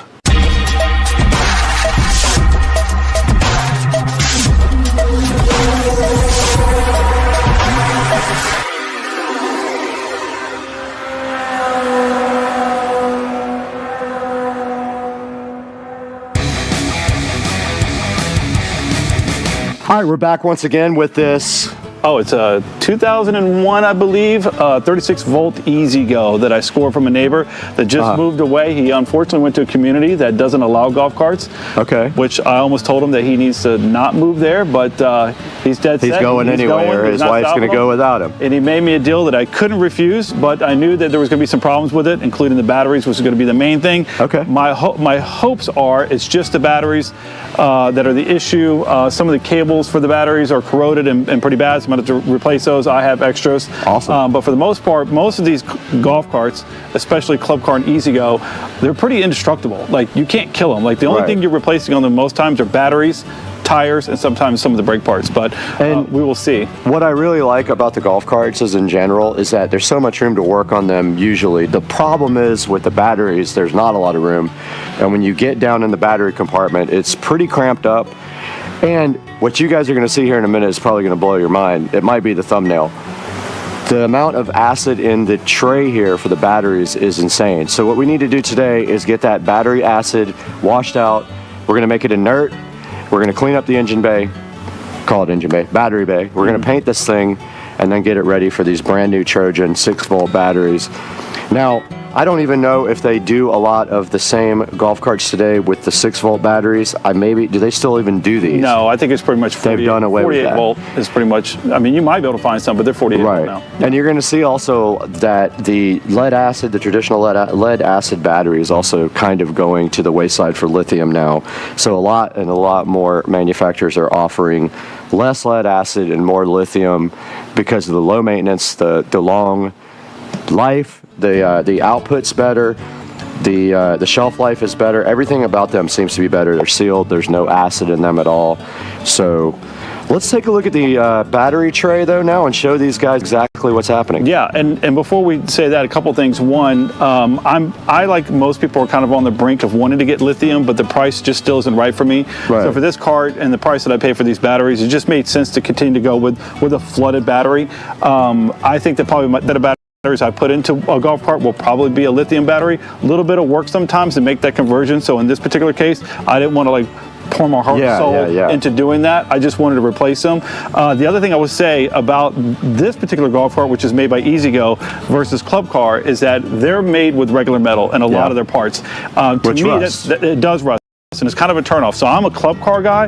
My main golf cart is a Club Car. So what you'll see is the effects of having lead acid flooded batteries with the overflow of the acid that happens and trickles over onto the metal, which causes some pretty good corrosion and other issues. So we'll see that in just a second. And I think like in the future, we might be able to convert this guy over here, this golf cart, to lithium. And when we do, I think we need to do a frame off restoration on this thing and like paint it and do all the stuff. That seems aggressive. This car's in great shape. We'll just do a simple lithium change out on it. So yeah, let's get it done. All right, let's get it going. Dukes of Duval here with his new golf cart, and you guys need to see this is what happens. So when you put water in these things, the water boils over as the battery makes as it's voltage. Yeah, as it's charging. And as with it's that, charging. some of the acid releases simultaneously. And so look at this. So this stuff right here, I guarantee you don't want to mess with it. I had it on my garage floor. It soaked into the carpet, and then it got into my clothes, and it burned my actual skin from my clothes. Yep. It'll put blisters on your body. Yeah, so earlier when I was taking the batteries out or getting ready to start, this sits on top to hold it down if you want to point it down here. Sure. And the second that I went to just kind of mess with it, it completely came off. So this took these bolts, these hanger bolts or whatever you want to call them, and completely corroded them to nothing. So did you order hanger bolts already, or do we have to? Nope, Okay, cool. Already ordered these. Okay, we can great. keep this because the plastic doesn't go bad, so we'll reuse this. And then, so the plan is to go through this thing and completely get all this off of here. Okay. And then we're going to neutralize the acid, and then we're going to come back and we're going to probably sand it down a little bit, and then we're going to spray paint it. Okay. Hopefully get a good coat on it, and hopefully see if we can prolong the time that this battery bay has, because over time it'll eventually get so bad that a lot of people have to come in here, cut this out, and replace the whole one, and that's just a pain. So, all right. So what's our first step? We need to roll this thing outside somewhere where we can get this stuff out. Yep, exactly. Are we just going to spray it out with a spray? Just going to spray it for out now. Okay, yep. Cool. All right, let's do it. Yep. All right, so we're getting suited up here for surgery and inspection of the battery cavity. Battery cavity. So we're getting our gloves on here because, this stuff is very toxic to your skin and to your respiratory system. You really kind of want to wear also breathing protection. But what we're going to do right here... That's only for people that were born after 2000. Right. If you're born before 2000, you're good. You don't need any of that. You're a lot stronger in the lung area. Yeah. So what we're going to do right now is brush all this stuff off and then sweep it up and put it in a bag and dispose of it properly because it's battery acid. Yep. And if you see, it's going to come right off, but when it does come off, we're going to also be able to see that the frame is corroded. And that stuff might need to get something else to scrape. I'm thinking, yeah, we're going to need a scraper as well. I didn't bring one. Do you have one? I got everything. All right, cool.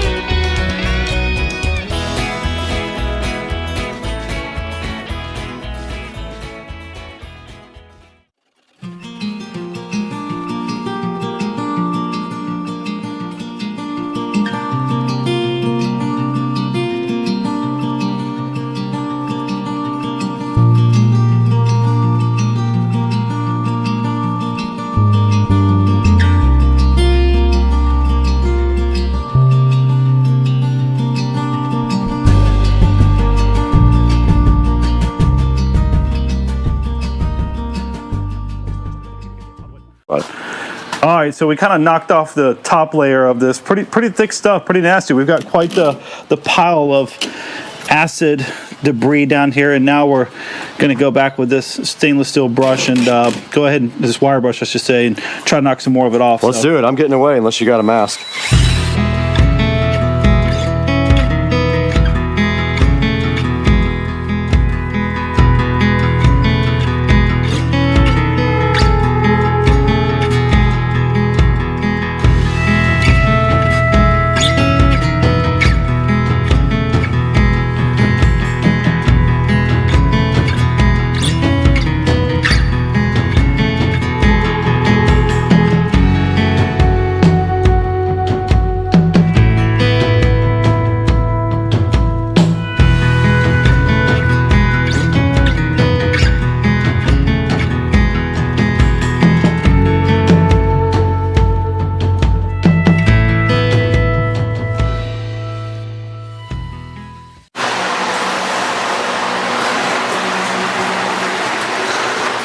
good enough. Okay. All right, we're back out here in Dukes of Duval Garage, and we have a whole bag full of goodies here that I brought over to work on the golf cart. More importantly, look at all of this corrosion. So this is what he knocked off of the, and it's hard to imagine that came out of the battery tray. Battery tray, right? Easy go. You got to figure this out. So we're going to send this to all the small children in the neighborhood. That cleaned right up, so that will be put in a plastic bag and be inert now. And then we brought over some stuff. We got some baking soda to make the acid inert. So we'll put that with water, mix it up with water. I bought a spray bottle to put that in. And some black paint. It's engine paint. So we're gonna knock all the rust and acid, inert that thing, and then spray it black. So, Brad, do you want to? I can pull my spray nozzle out. We'll just spray it. I mean, spray nozzle, my air nozzle out. We'll spray that out. This is a family channel. You can't pull your spray nozzle out. This isn't OnlyFans. All right, so now we kind of got it. The top layer, we grinded it down pretty good. I think from this point, we're just going to blow it out with the air chuck, and then from there, we'll see if there's any other bigger spots that need to be addressed. But after that, then we'll neutralize it, which hopefully will be pretty quick, and then let it dry, and then we'll paint it. Sounds good to me. Let's get to work.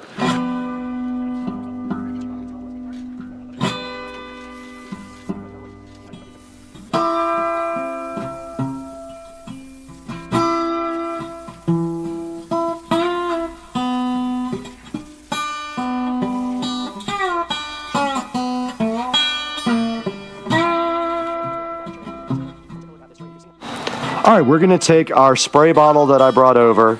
Already prepped and ready? Full? It's not full. We got to fill it up with some baking soda and some water. Now the trick is we need a little funnel to get the baking soda in there. Yep. And then we'll put some water in it. Do you know what the ratio is here? Or? Yep, I got to check my phone, so we'll be right back. You need what, 16 ounces maybe? Probably. 27 fluid ounces. Okay. So you do the math on that. I don't know how to do math. But I went to public school. We'll just put in what we think. Do a lot. Yeah, that's the best bet. It's going to come out in clumps. You don't have a real funnel? I'm sure I do somewhere. But this is good because we just throw it away when we're done. True.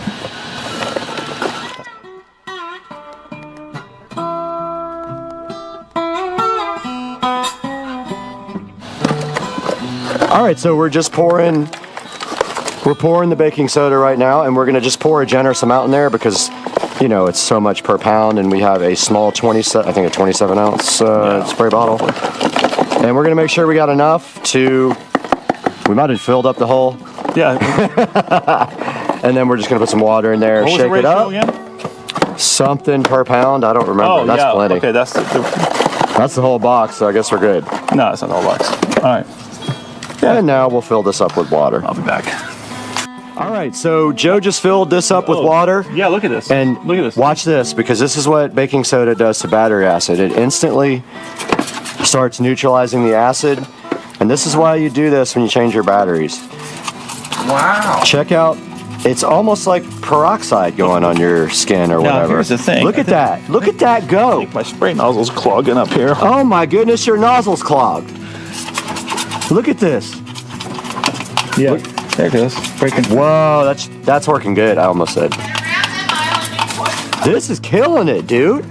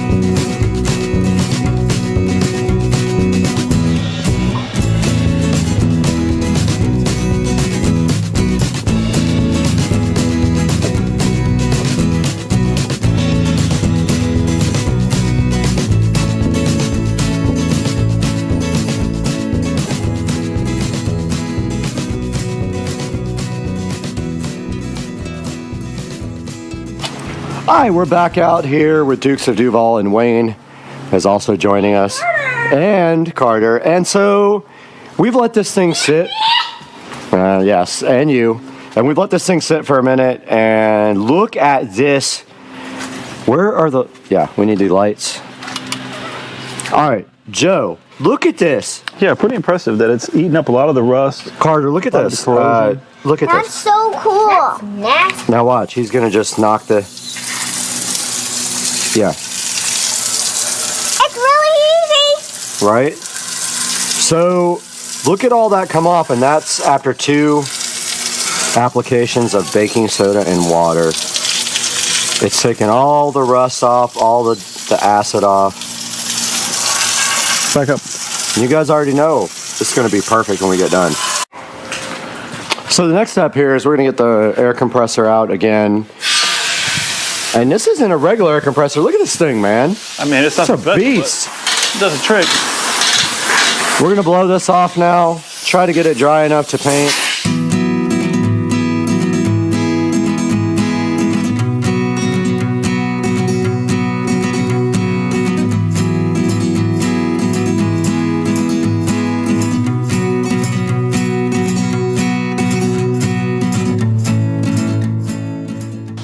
Oh, that's ready to paint. All right, guys, we are back out here in the garage, Dukes of Duval's house, and we have prepped this as best as possible. Now we're just going to spray and pray. Yep. Oh!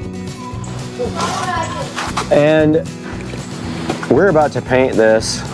Oh! What? All right, all the nonsense just happened, and then we are about to spray this guy with paint. So I think we're just going to pray and spray. Yeah. You know, I was just going to say, they make a product, and we're not trying to do all this, called OSFO, and I believe that it will turn like, it's a product that will turn like rusty metal to galvanized by just like painting it on or spraying it on or whatever. Really? That's kind of sick. It actually is pretty sick, but we're not going to do all that. This is just, I would call this the aerosol overhaul. All right, so where are we going to paint this? We can't paint it on your driveway because we'll just paint your entire driveway. We're not. I'm going to buy some cardboard or grass. Grass will just grow back, so should we just pull it right over there? Yep. All right, this is not a major cleanup. So, what kind of paint is that, by the way? 2 times Ultra Cover Paint and Primer Rust-Oleum. So it's flat black, so I think it's going to look good. Yeah, listen, nobody's going to be in here looking anyway, so it's just to stop the corrosion, right? Right. All right, here we go. Yo! That's going to actually turn out good.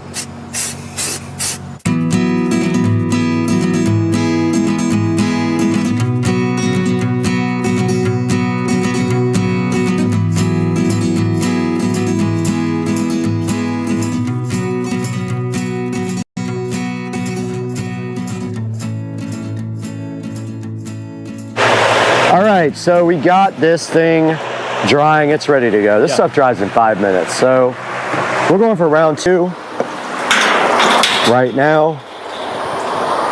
Second coat of paint will be the final coat. And then I actually have to go have some fun. Yeah, so we'll pick up on this tomorrow. Tomorrow? You want to finish it tomorrow? Yeah, we're not ripping this thing tonight.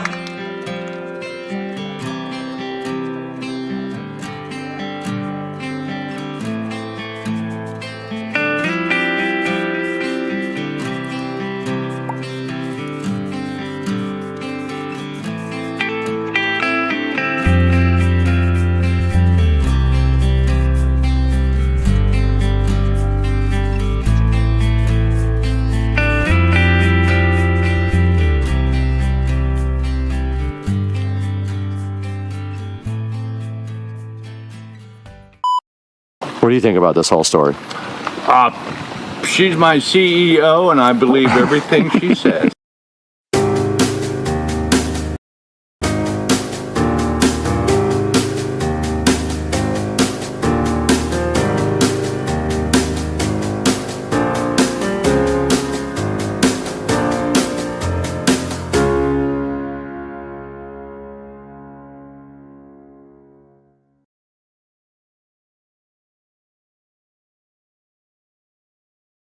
R3 Model S Plaid, and this is how you punch it. Oh yeah, just like that. Kitty, it's Halloween. This is your favorite time of year. You can walk in front of a bunch of, I don't even know what I'm talking about. Walk in front of a bunch of people. Hi, Kitty. This is your night to shine. Hey everybody, welcome to the channel, Supercar Street Racing. We got a whole new look, and today we're taking a look at the Sunjoe SPX 3001 pressure washer. Stay with us.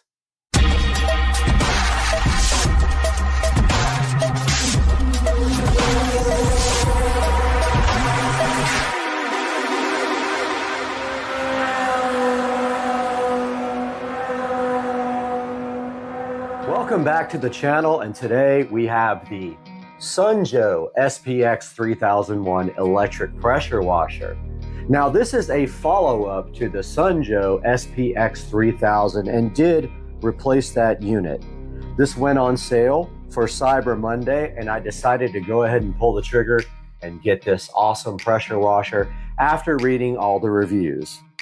Now, some of the things we can look at on this pressure washer, some of the features here in the listing, it says that it has a powerful 14.5 amp, 1800 watt motor that can generate up to 2030 PSI or 1.76 gallons per minute for maximum cleaning power.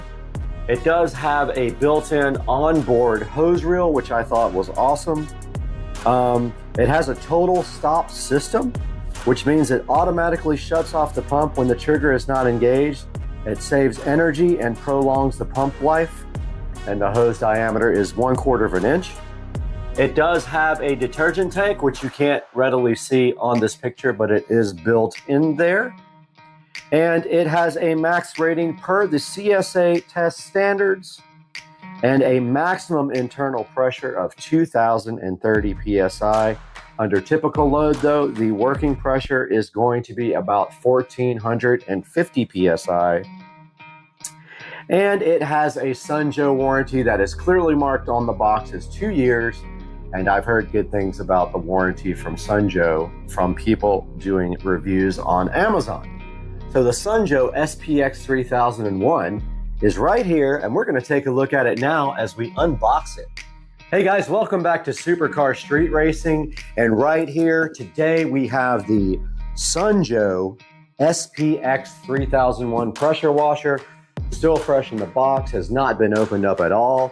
We're going to take a look at this, and we've got our tablet here so we can get some close-up video for you guys. But if we see here on the front, right at the top here, you can see it's a 4.5 amp electric pressure washer.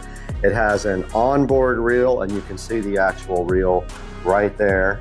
And then there's a good look at the box where it actually shows the pressure washer. And it says at the bottom here, 1.76 gallons per minute. And then we can see here on the side, it says that it has a 2-year warranty. It says if your name is on it, grime is gone.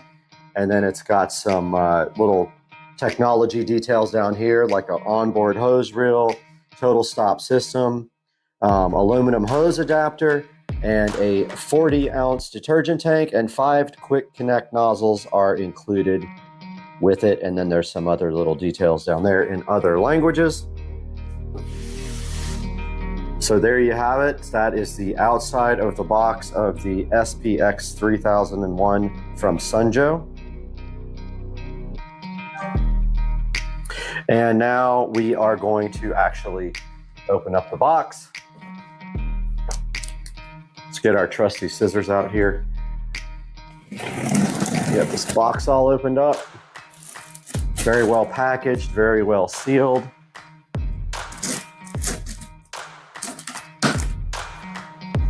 And on the top of the box here, it says if you register today, you can get a 2-year warranty, 90-day bonus coverage, and it has the URL here to register, and I will throw that up on the screen. Now we got to look at the very top of the box, so I'm going to get our video out again here.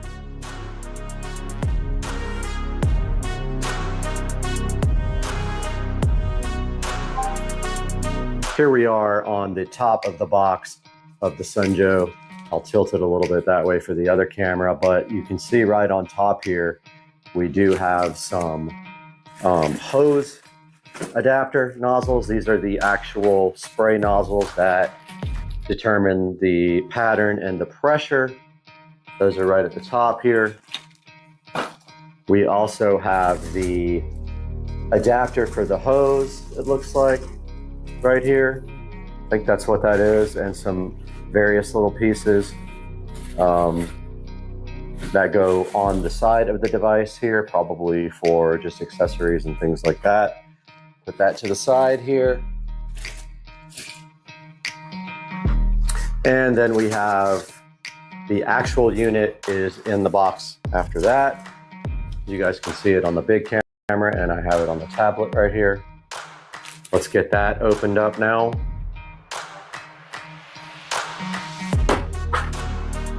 So here we are opening the top, and there's a little cardboard separator in the top. And directly after that, we have the Sunjo actual pressure washer. So I'm gonna put this down on the ground here to get out the device. Now this is pretty heavy. So yeah, you're probably gonna struggle a little bit, just like I did.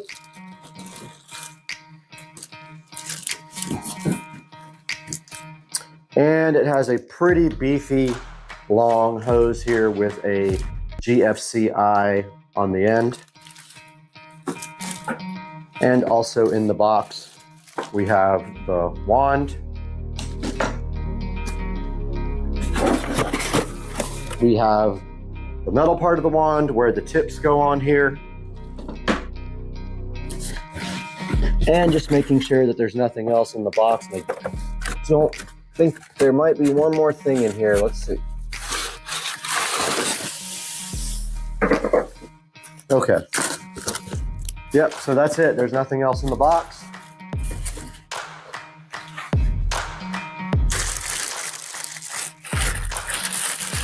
Covered in plastic here. And you can see right there that you have a well-placed pressure washer condom right over your new Sunjo SPX 3001 pressure washer. Inside the bag, also your instruction manual.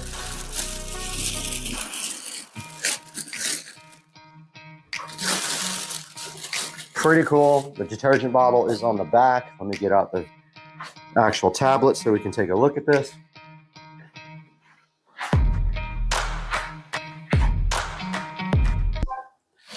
All right, here we have the Sunjo pressure washer.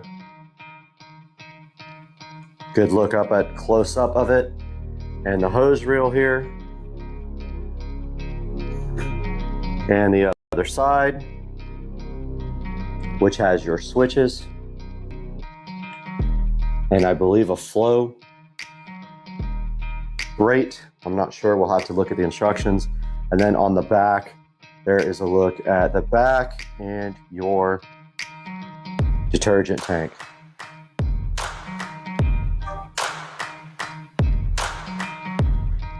There is a little label on the front that says read before use, the hose must be connected and water turned on before you operate your unit.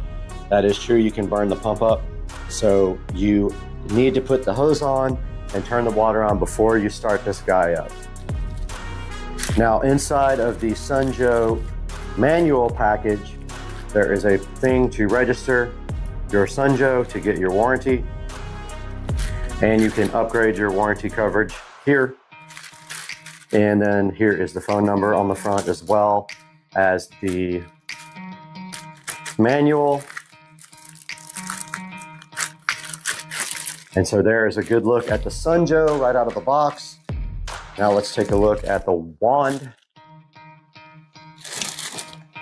Let's unbox this wand.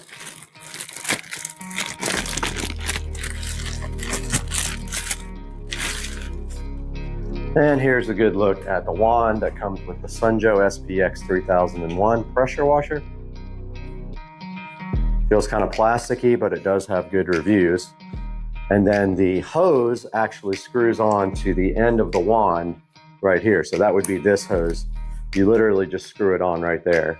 And then you take your tip here.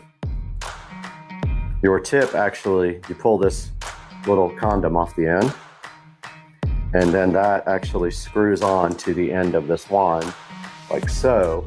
And then your different pressure nozzles actually go here. They're the quick connects there, but I actually have a surface cleaner for this as well. So what you do is get any of your different tips, and there will be a mark on the end of the tip to show you exactly what the degree is. Like one of these says soap, this says 40 degrees. There is a 0 degree, a 15 degree, a 25 degree, a 40 degree, and a soap. And this is what your nozzles look like that go on the end of this wand. And to get them on the wand, you simply push them on like that. You just literally push them on. And then to get them off, you pull back. And it looks like they fly off and go out of camera. So when you take them off, go ahead and put your hand on there so they don't fly off like they did with me. But yeah, to get this on the end of the wand itself, you remove this white thing and it literally screws right onto the end there. So that is a look at the Sunjoe electric pressure washer right out of the box with this nifty hose reel. And also have these little accessories that came with it. Not sure what these are yet. I haven't gotten into the manual. But these look like they go onto the actual device somewhere to store the hose and things like that. So we will break into that next. And it looks like this might be where you actually put the hose. So I don't see that yet, but here it is. So that goes right here at the bottom. Let's grab our tablet so we can get some video of that. Here at the bottom of the Sunjoe, they give you this little adapter here. And basically what you do is you screw that onto here, and then your hose will go onto the other end of the adapter. And there's a little filter inside there to keep goop out of the device. But yeah, you just screw this on here like so. And then you tighten it up and put your hose on the other end.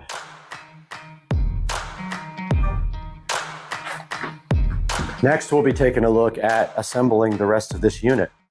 Now that we've unboxed the Sunjoe SPX 3001, let's take a look at how you assemble this device.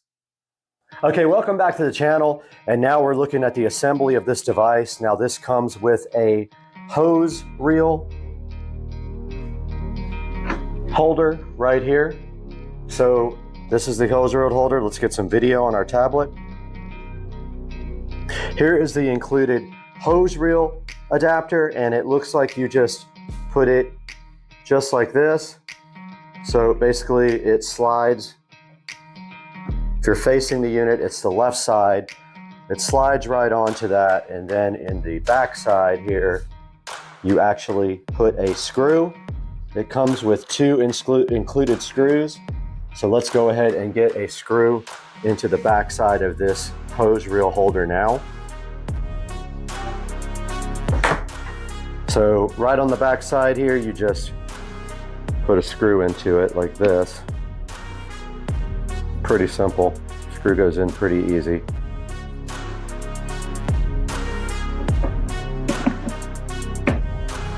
Might take a second to get it lined up.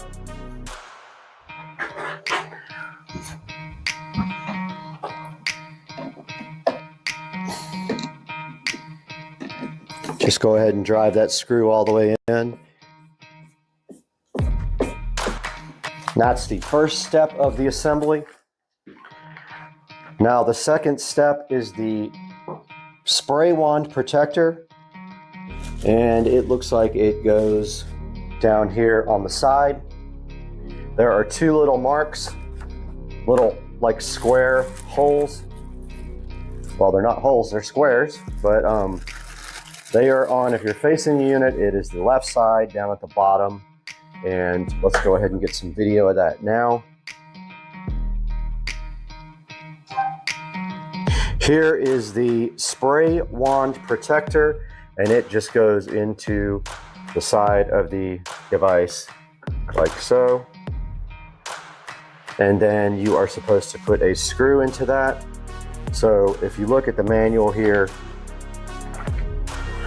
it says that you put your screwdriver through the hole at the bottom here, and then you put your screw in right there.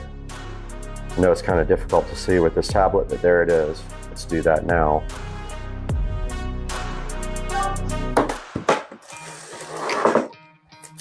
So right here, we put our screwdriver through.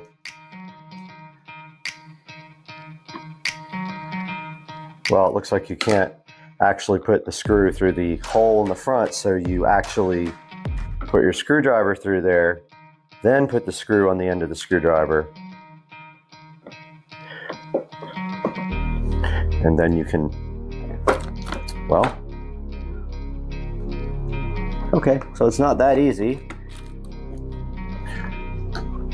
And it's hard to actually line up, but I think I got it. Yeah, they don't make that part easy, but it does go eventually.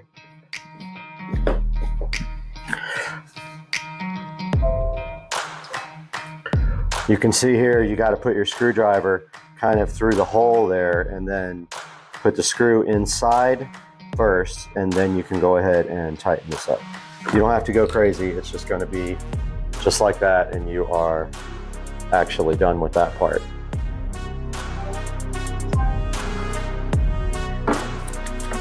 Now, it says for the next part of the assembly, you want to fit the stainless steel lance into the trigger gun and rotate the collar until the two parts are completely locked.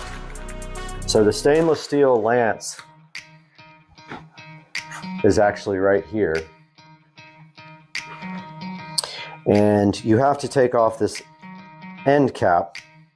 You can just screw it off right here. Okay. Now it says, rotate the collar until the two parts are completely locked. So here's your gun here. And you literally just screw this in like so. There is an O-ring inside there.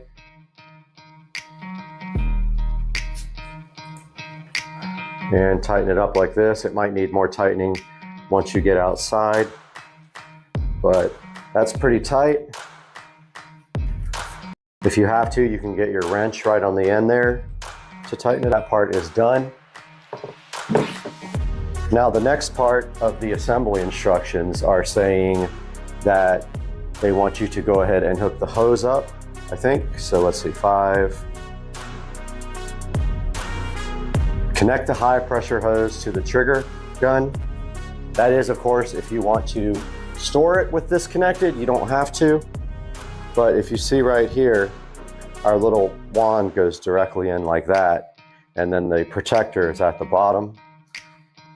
I'm not going to put the hose on yet, but you just screw this hose reel the same way you did it before. You screw the hose reel to the bottom of the gun, the wand. And that's how it stores the wand, which is pretty nifty, or you can store it backwards like that. Either way, does the same thing.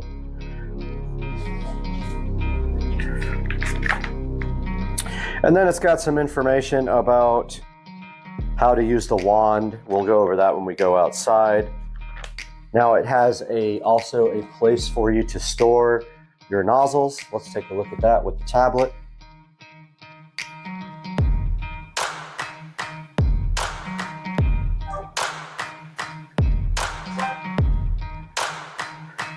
So some of that might not have gotten recorded with the tablet, it looks like, but first you take your nozzles here, and I'm trying to figure out how they actually, yeah, they just clip right on like that. And it's a good storage spot for your nozzles.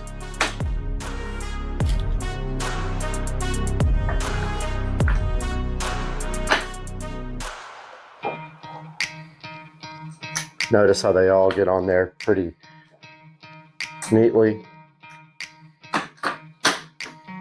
Yeah, and basically you are ready now to move outside and start pressure washing once you put the wand on. All right, guys, we are finally back out here after I had lip surgery. Sorry about that. If you see my lip is kind of jacked up, it's because I had lip surgery. But now what we're going to do is prep this driveway to get pressure washed here. And as you can also see, the rust stains there and there from my well. We're going to be dealing with that a little bit later as well. But for right now, we are going to get these leaves off of the driveway and get that garbage can out of the way.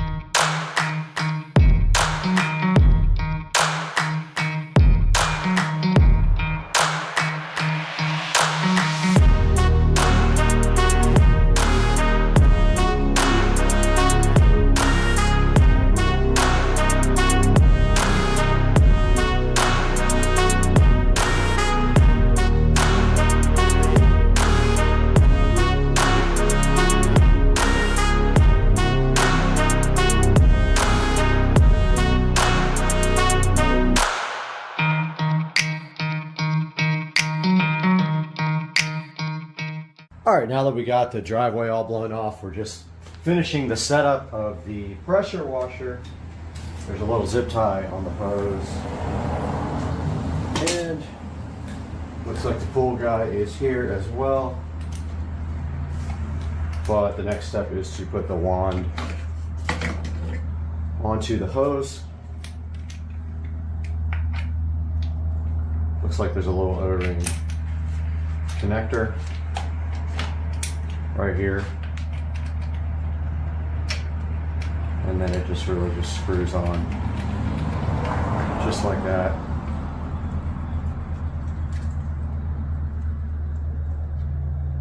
And that is that. Got a little tag here.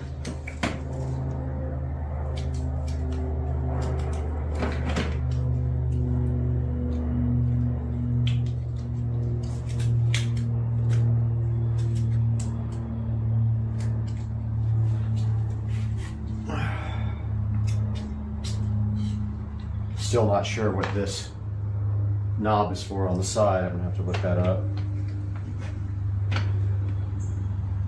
All right, that part's done. I'm gonna break out the manual.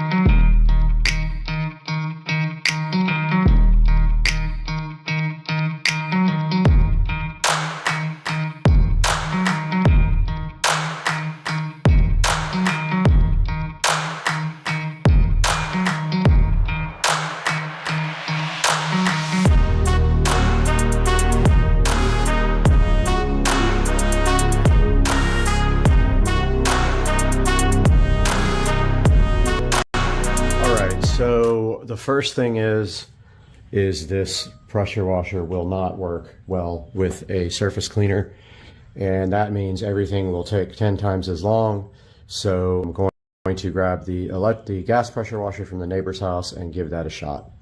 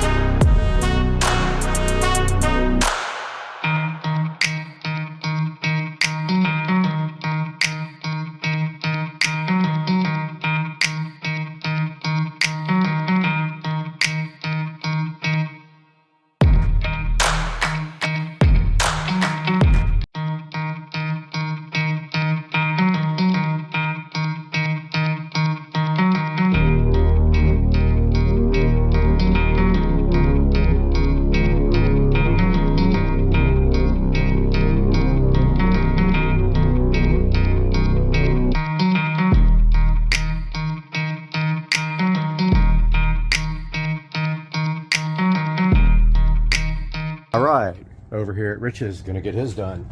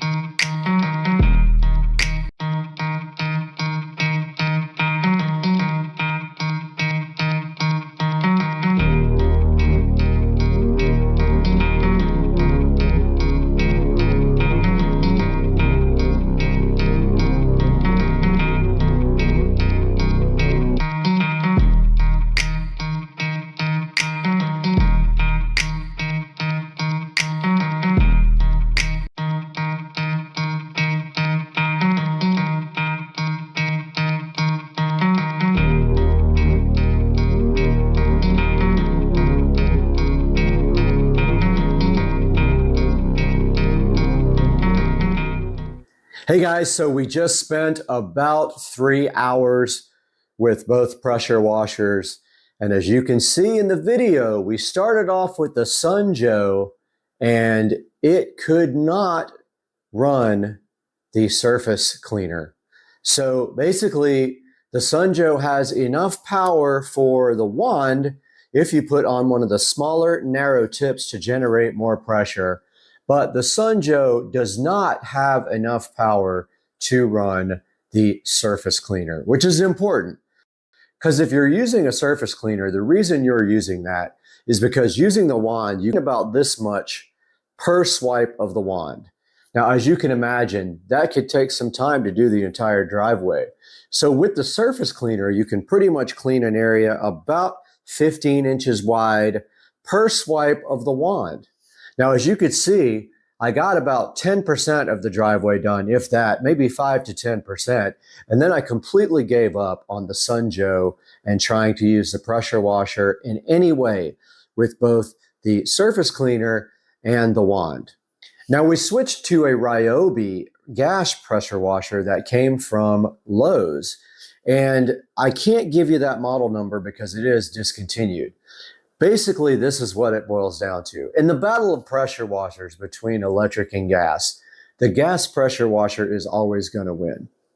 Will the Sunjoe be okay for normal day-to-day uses? Can you pressure wash your deck? Can you pressure wash your bulkhead? Yes, you can do that. However, the pressure is barely adequate for the wand with a high pressure tip with a narrow angle. It will not run a rotary pressure washer tool. I'm returning the Sunjoe. As you can see right here on the screen, you'll see me clicking the return button now because it just doesn't work for me. I have a lot of area out here that needs to be pressure washed, and I can't use the wand. It would take me days to get all that done. Guys, I hope you enjoyed the video. If you have any questions, go ahead and drop them down in the comments section. Please like and subscribe as always, and we'll see you next time.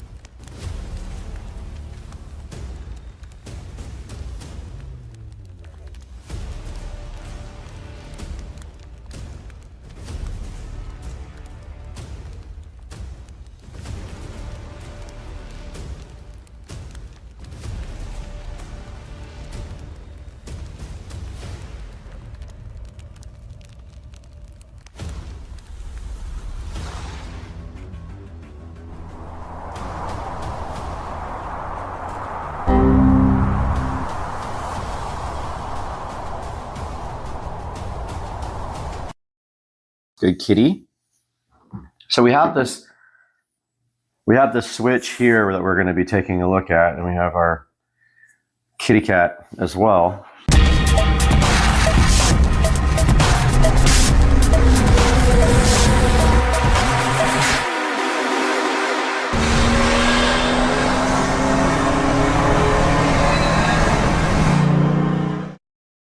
Hey guys, and welcome back to the channel.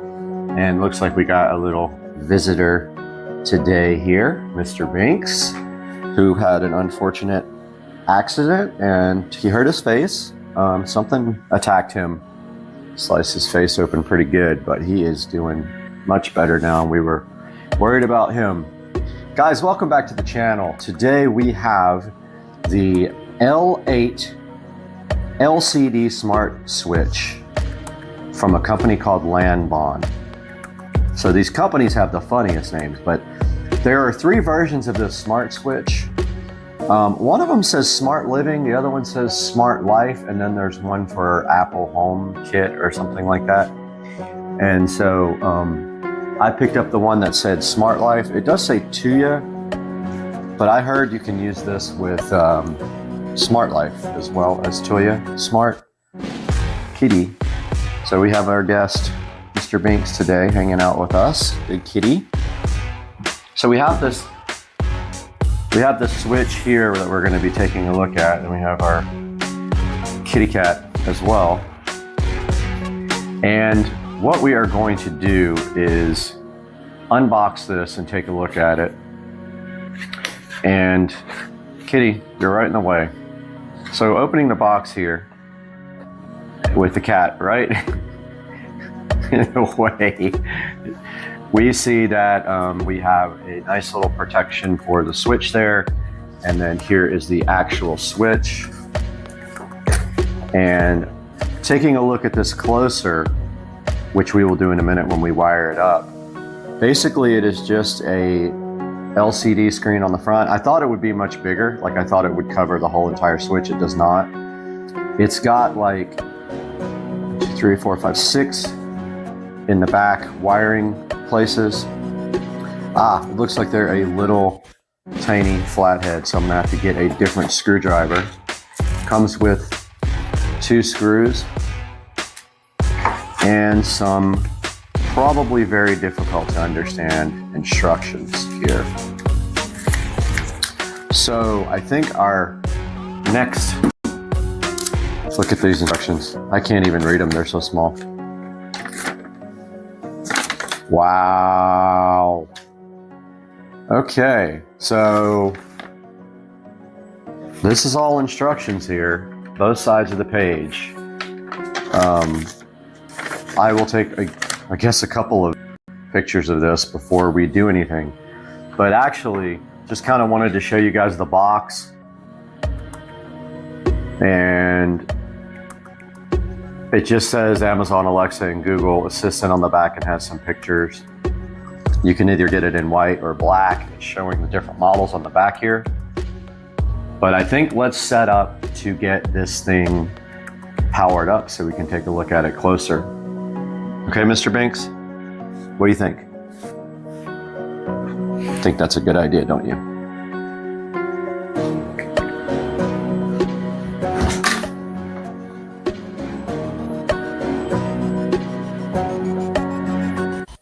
All right, guys, we are back here with the LCD Smart Switch from Nylon.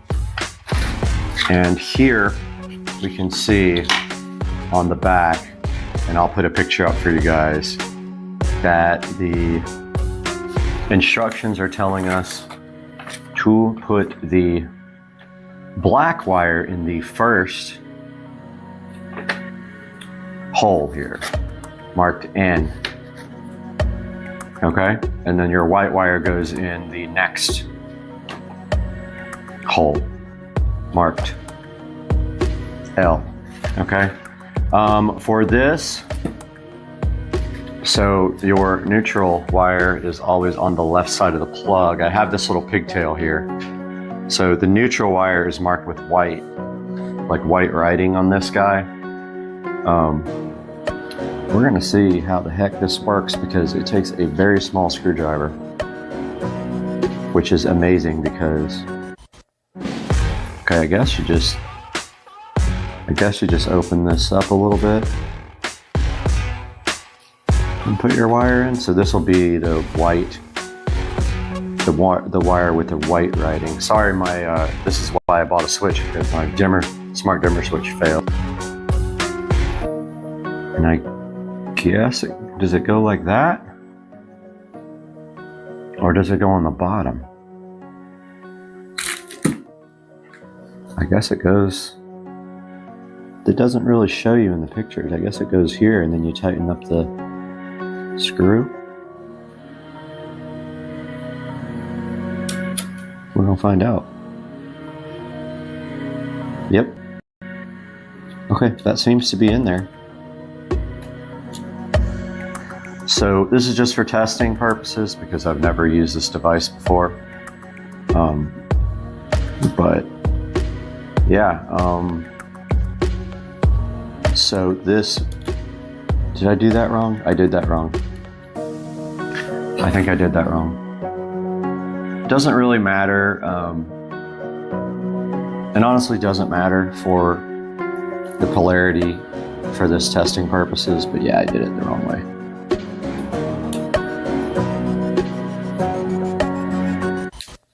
So here we go, putting the white wire in the correct place.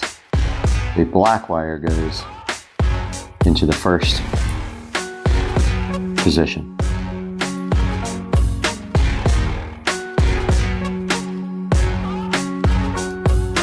Well, that didn't work at all.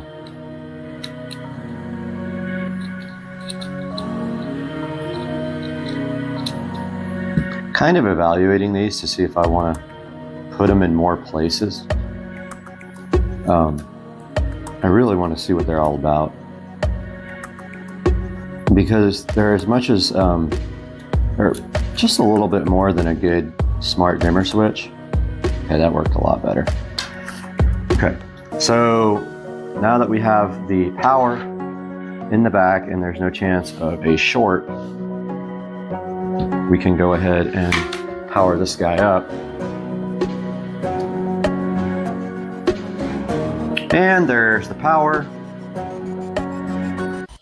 And it comes on with a nice Lanbon screen. So this is going to be a one gang, and look at that touch screen. Okay, so here is the edge lighting setting. I'm gonna zoom in a little bit more on this for you guys.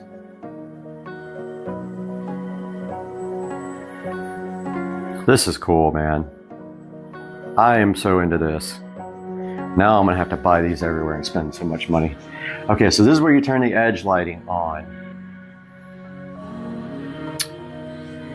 Okay.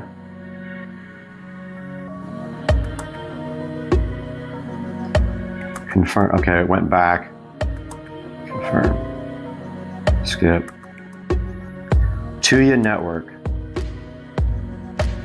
I'm guessing we're gonna have to get the tablet for this. The computer's over there. Please open the Tuya app and add manually electrical switch Wi-Fi. All right, let's grab the tablet. So it says Tuya Life, but I'm gonna try Smart Life because people said you can use that. So we got our tablet here. And let's zoom out a little bit. Well, let's go ahead and record on the tablet just so we have a good thing you guys can watch. And we're on the tablet now. We're looking for Smart Life. Where is it? Do I not have it on here? There it is. Okay, opening Smart Life on the tablet. The switch says pending connection. Smart Life is still opening up on the tablet. Still opening. Maybe it's not working. It's taking a while.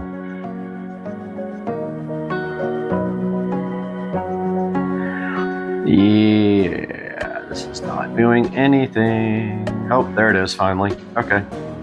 It took a minute. Session expired. Please log in again. All right. I have to agree. I have to log in. I got to go through this login process. So we will be right back. All right, we are back and we got logged into Smart Life. So what we do is go up to the plus, add device. It says on the screen what to do. Okay, so it failed because I took too long. Easy mode config. Add manually electrical switch Wi-Fi. So we go add manual, electrical, switch Wi-Fi. There it is. So now we need to select our 2.5 gigahertz network, which we are not logged onto. We're going to go to our standard 2.4 because it's closest. We are connected. And let's go back to Smart Life. And we'll have to blur that part out. It says confirm. It is blinking. It is blinking quickly.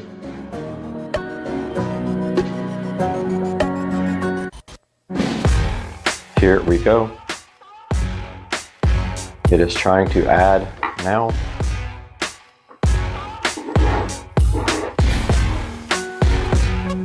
Boom. So it is done.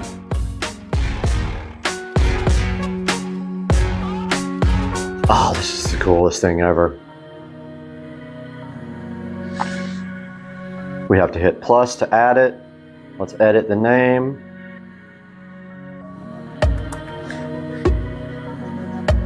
Let's call this bathroom. This is actually office.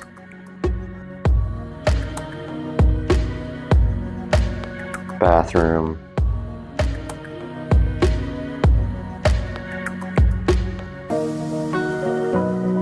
Lights. Okay, so we just renamed it in Smart Life.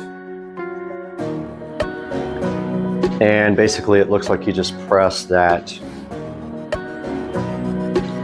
to turn the light on. Oh, this is so cool.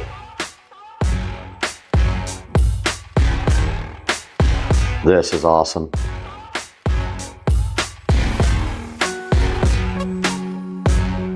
Office. I have never seen this before, but I'm already loving it.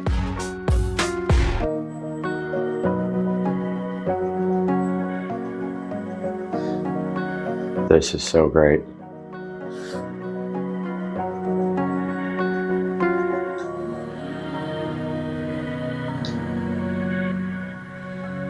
Okay, I don't know what some of these other things are.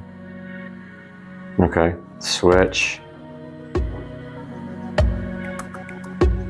Scheduling. And I guess everything else is done from inside of the actual device once we have it here. But yeah, this guy is, this is cool, man. I am stoked. And then we've got our instructions here. And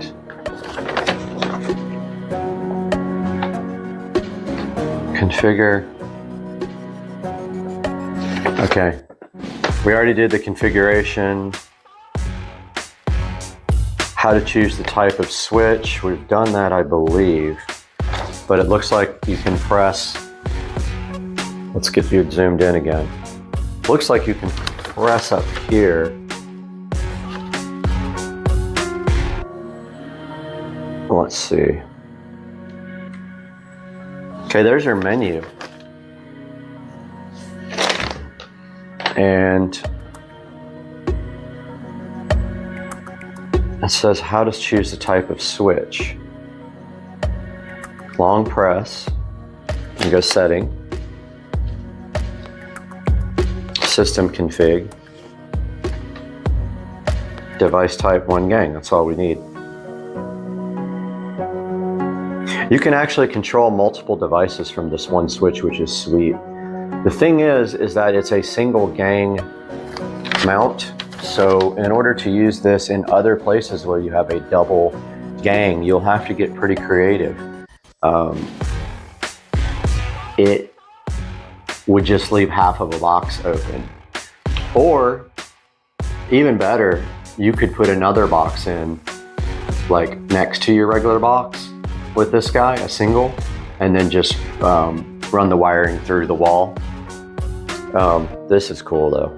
Love this. Electricity and power. Electric parameter display. Power or electric sum. Let's see what power does. Shows you watts. Okay, it's up here in the corner right there. How to change the style switch to match your decoration style. We go back to, so we're going to change the way it looks now. Display effect. You can set the brightness here.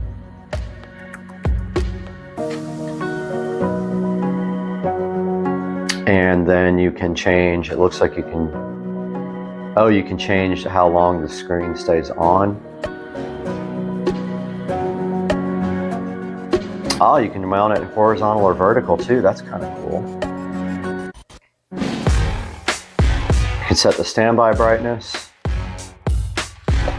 menu, style, themes is kind of what I was looking for.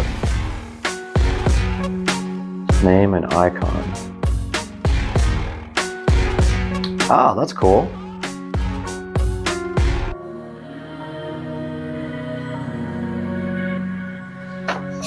This is awesome. Check this out. Just call it bathroom.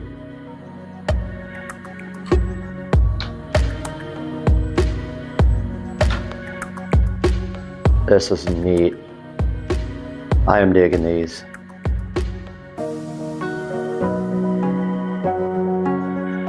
This is awesome. I get so excited about this stuff. Setting, system config, wait. Setting, themes, and okay, let's try to change the theme. Display effect. Theme and style, here we go. Okay, so you can change to their pre-selected little things, but you can't add your own, which is kind of a bummer, but I get it. That would be pretty crazy if you could. Let's see what that one does.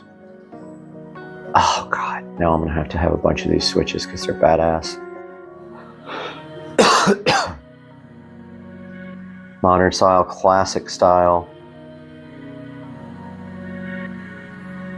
Oh, let's see if there's an upgrade.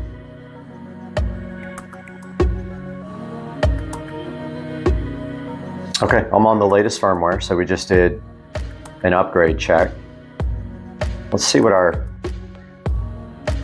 theme didn't really change the background. Let's see why. Theme and style. Oh, no, it didn't. Let's see, confirm. Only the switch. Confirm.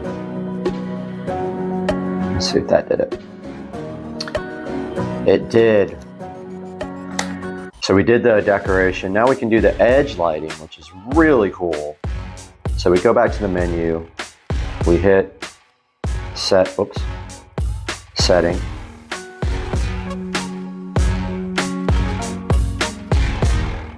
Wait a minute, menu.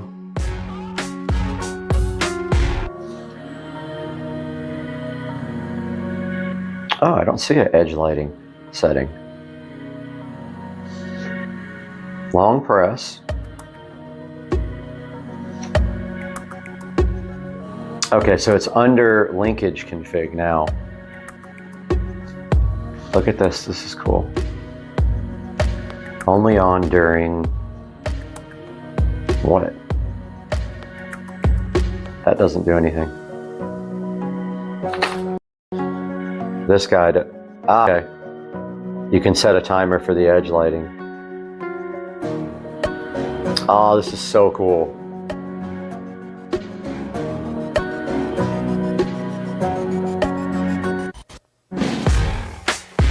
Auto adjust. I wonder what that does. Does that go through all the colors? Color set auto. So it's on auto.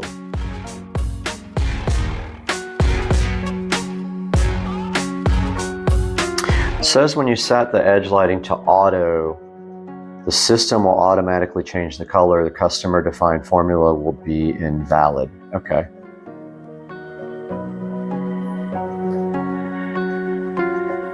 Okay, so then it tells you how to change the background, which we did that already. So we don't need this tablet recording anymore, but how to set horizontal and vertical screen. We did take a look at that already. We don't need that right now. How to set real-time display of load power or current power consumption. We took a look at that. Okay, so we do need to connect it to Alexa. So we have to, I wonder if we have to discover it in Alexa. Oh, now I just fired off everybody's device and mine. Yep. Let's see, this has some issues with that app. Let's see.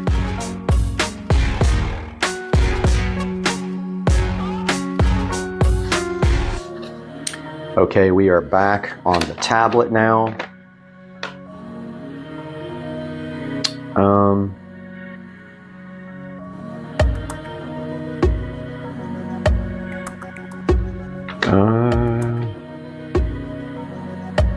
It's really hard to read this, guys.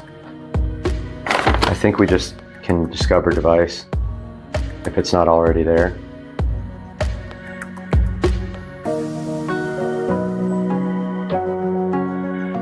Let's see. 41 devices.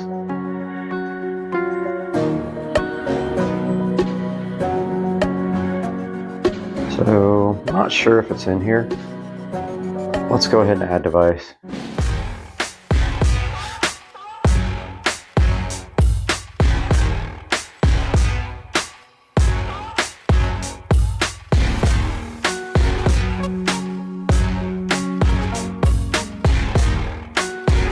Other. Discover. So this is how you actually add new devices. If you have the Smart Link, the Smart Life app, you already have the skill. So this just needs to find it again. Find it after you added it to Smart Life. That's how you do that. You discover devices. And hopefully that shows up eventually. And then they're showing you here how to change the, zoom out a little bit. They're showing you here how to change the button name, how to lower the brightness on the screen, to do timers, and to turn on and off the edge lighting, which it is off now, which I don't like that. I want it on. I want it on all the time, so it is not working like that. So I'm going to engage.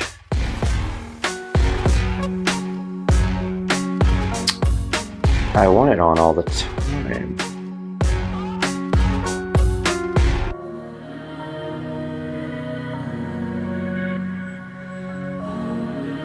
Okay, I'm gonna try just like see if it goes off without doing auto.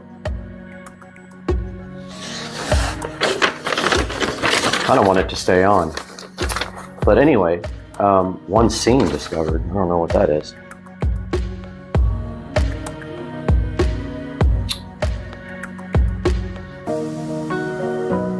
Well, let's see if we see it in here again.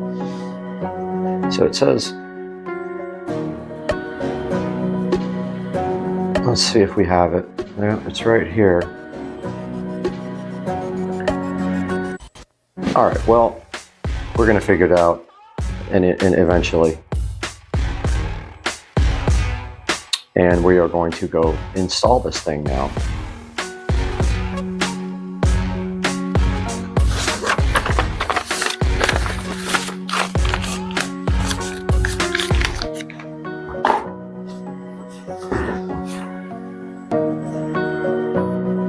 All right, we are back here with our old light switch. This one is going here. This switch from this one is going over there to replace the one that does not work anymore. Let's get this switch out and determine whether I'm going to be brave and not turn the power off like an idiot. That's how easy these switches are to come out. This one has a wood screw for some reason. Apparently the box must be stripped. I don't recall why I did that. I guess we could actually turn lights on. So the same switch is broken.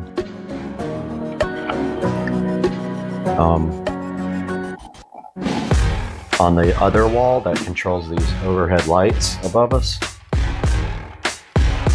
Okay, so right away I can see that we are going to probably need a couple of jumper wires here. Yep, we're gonna need to get a few little jumper wires to make this connection. So I am going to go get that now. I'm just gonna get a piece of Romex and jump right off of it. Guys, always turn the power off before you do this. Don't be like me.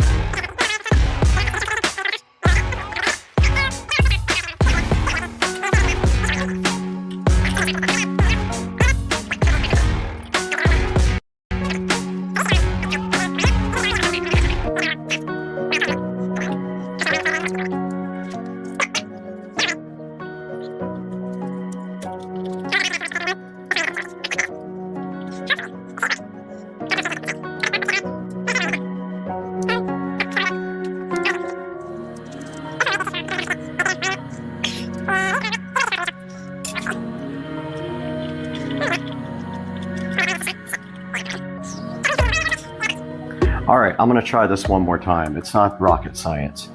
It just says, make sure the pins aren't bent. And this goes from the top. If you can see here, there's a plug there. And this plate just literally is supposed to push on. But wow, it does not want to go. What am I doing wrong? It should just push down. Let's see what I'm doing wrong. Pins are not bent. Oh, wonder if the screw is in the way. I bet that screw head is too big. It's not allowing it to go.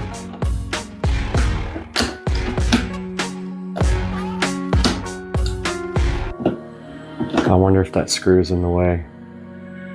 The screw is big.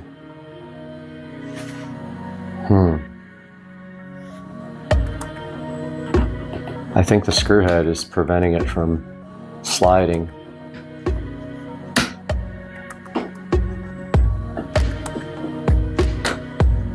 Has to be that. It's just like not working. There's no bent pins. I don't think it's allowing it to go. There it is.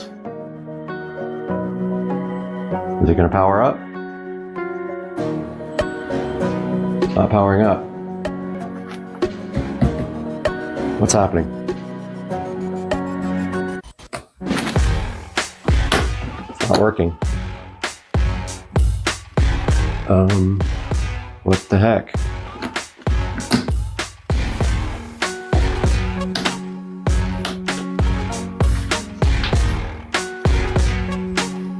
It is not working for some reason.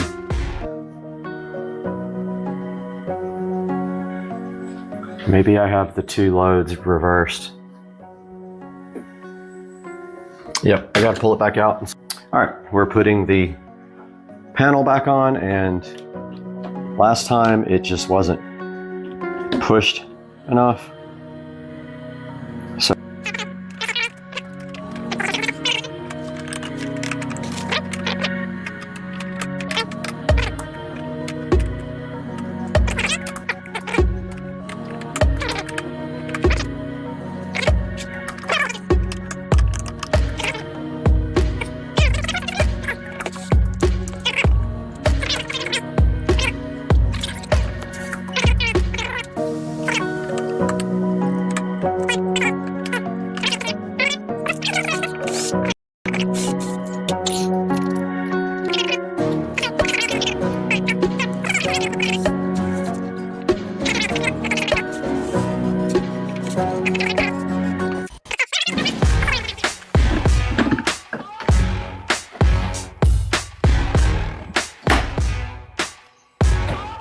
there it is. And it is booting up the LAN bar.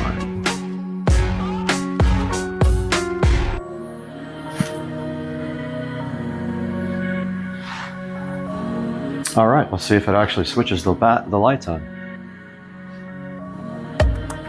It doesn't switch the lights on. What is happening?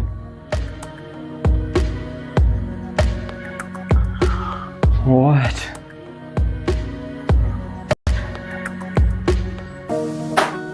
Great.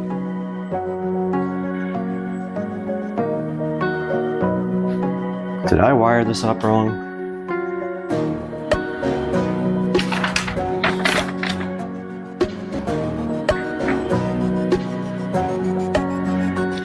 All right, I gotta look into this. It's not working. All right, we are back, and I found the problem.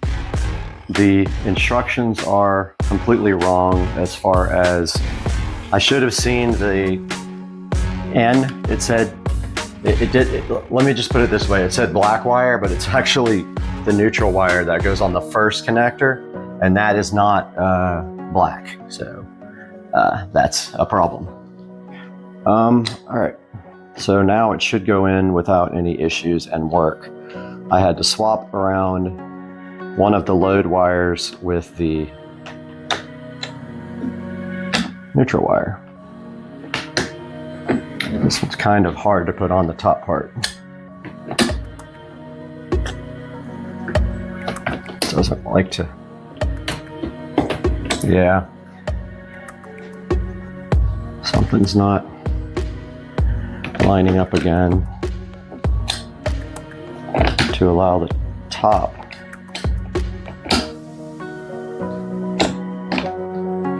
What is happening? Maybe that screw again? Man, this thing is becoming a pain. This is like a 15-minute project turned into a 2-hour project.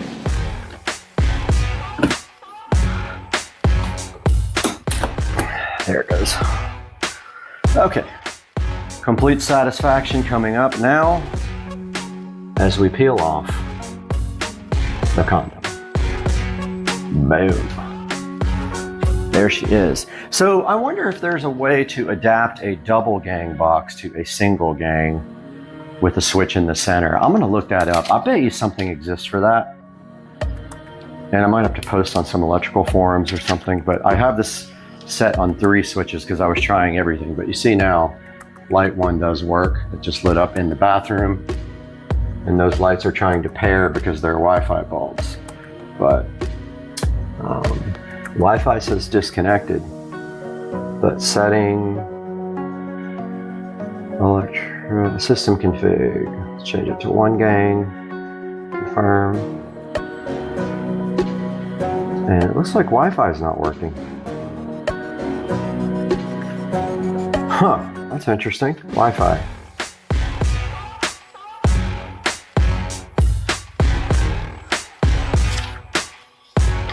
I don't think Wi-Fi is working. I'm gonna take a look at that, guys, but I hope you enjoyed the video. Let's go to the main screen here to our single gang switch. But yeah, it looks like Wi-Fi is not working for whatever reason. It may have become unconfigured when I disconnected the power, or maybe I put the power to it too quickly and now it needs to be reset. But still, yeah, it lost all the setups. It did. Okay, I'm gonna have to go through the setup again, but I'll do that offline. Hope you guys enjoyed the video. Have a good day, guys.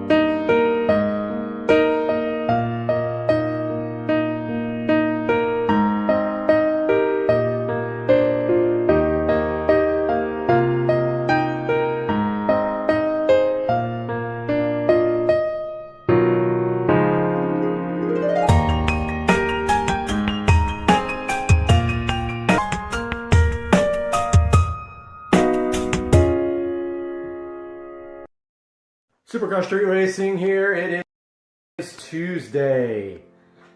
Beautiful day here in Florida. And right now we are working on the joining, upgrading the OS from 5 to 6 on this. So what we did basically is we got the update from joining. We extracted that update to a USB stick. So we unzipped it to a USB stick in the root directory. Now I'm going to turn the camera around. So here is my joining Android head unit. And basically it is extracting right now from the file that it copied off of my USB stick there. So I've got the USB stick plugged directly into the USB extension cable rather than chancing it on my USB hub. Now, this is upgrading Android to 6.01, I believe. And I have heard horror stories about this upgrade. I did back up the whole entire device with titanium backup. So hopefully, if anything goes wrong, I don't have to reinstall all my apps, but you can see here the update is going. Now, as many of you know, this was going to go into my SL65 AMG. And now it is going to go into my new car. And what is going to happen is that the OBD2 adapter, the ELM327, is going to connect to my vehicle, and we are going to have real-time monitoring of my car as we move. Now, again, this is the Joying 5.1.1 Intel device. I think it's JYUL135N2, but I will double check that and put it on the screen for you. And I bought this up about 9 months ago for around $280. They do have a newer unit out, however this one is still available. So once this upgrade is done, I will show you this unit again. So it just showed the little Android guy again, and it said erasing. Now we come back and we have Android 6.0M. And we're about to see if mine breaks completely or if it actually boots up. Now, I heard there was a bug here where it will try to optimize the files, and when it does, there is a timer built into the Sophia app where if it doesn't start the Sophia, it will reboot. So that could be a big problem because it will never finish the so it basically it tries to optimize all the applications because it leaves them, and then it can't do that in time, so it reboots and it just gets caught in a loop. So we will see here shortly. Now it said please remove SD card or USB storage. System will reboot. Apparently it did. Oh yeah, you like my power supply here? It's just a battery charger. I don't have a 12-volt power supply. So the system says it's rebooting. Now it says it's on Android 6. It is booting up. See how much I lost. It's not a question of did I lose everything, but how much of everything did I lose? So this is booting Android now. I'll tell you right away if I lost everything. If that's the case, I will reinstall Titanium Backup. Oh, by the way, my backup did lock up the device, and I don't know how far it got before it did, so I may have some reinstalling to do. So this thing is still booting. Now, here's where it might get caught in a boot loop. When it tries to optimize the applications, it might time out and keep rebooting, and I don't know what happens after that point. Okay, the device came back up, asked me some questions about Google. And now it is on this screen. Welcome, make yourself at home. Press OK. Kind of want to plug my mouse back in. I'm going to do that real quick. I'll be right back. Okay, my mouse is now plugged in, and here's the new desktop. So everything that person said that would happen did not happen. So I don't know if I have any of my apps though. Let's see.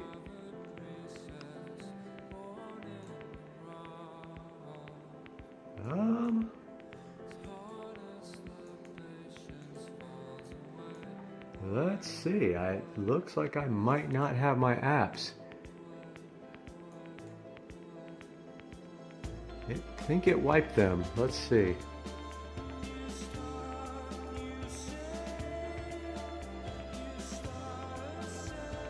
I believe it wiped everything. It did.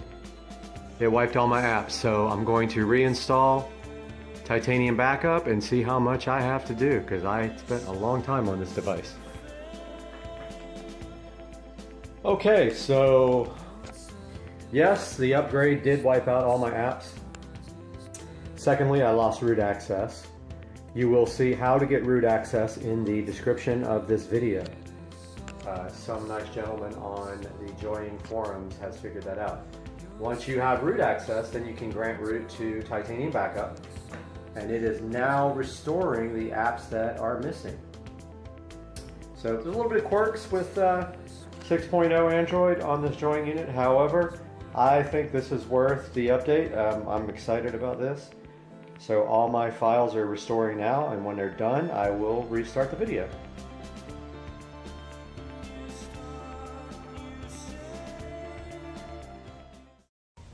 Alright, so I am out in the garden today, and there is a spy camera in my garden aimed at my neighbor's house here. Text my neighbor, he has no idea what it is. So, it's about to get confiscated. But not until I cover the lens first. So, I don't know if it does audio, but it probably just heard me. So I'm going to get it right now and cover it.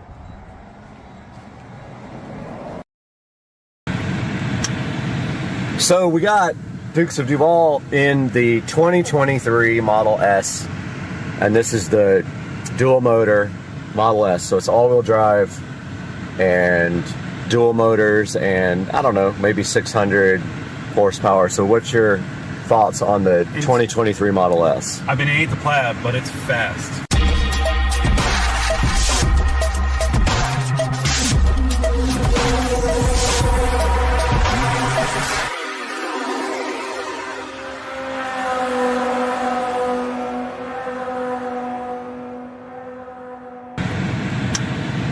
So we got Dukes of Duval in the 2023 Model S, and this is the dual motor Model S, so it's all-wheel drive and dual motors, and I don't know, maybe 600 horsepower. So what's your thoughts on the 2023 Model S? I mean, it ain't the Plaid, but it's fast, like extremely fast. Would you own this? I would own it. Okay. But I'm not going to pay $80,000 for a vehicle. I'm a little cheap. What would you buy if you were going to buy a car right now? Can I afford it? Yes. Do I want to buy it? Yes. But am I crazy enough? If I was going to buy a car that I wanted to have something with this much horsepower, best bang for your buck. What are you going to buy that's got this much? Do they call it horsepower? Yeah. Okay, so let's do this much horsepower. Let's do a 0 to 60, because these people next to you are also looking at the car. They're digging it. Yeah. So let's see what this thing does 0 to 60. It's they got to put it in like track mode, or like have to do it. You don't have to do anything. We're not ready for drag strip mode, so let's just see. All right. Let's see 0 to 60. I'm prepped. Like, my head's on the thingy.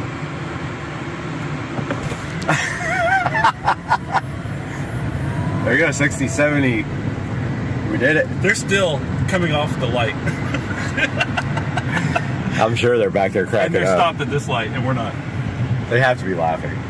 Look, that's not real. All right, this thing's good. I 0 to 60 in like 2.8 or 2.5. And I like the interior. I don't know about the white. The white's got to be for someone that doesn't like to get their hands dirty. You can put your tequila shots in here. Yep. That's crazy. I think my car actually has that, and I don't even know it. You probably don't. I've driven my car like 3 times. Yeah. You were in the car, one of them. Say 2007 Camry. See if they could keep up. So I've never done drag strip. Whoa!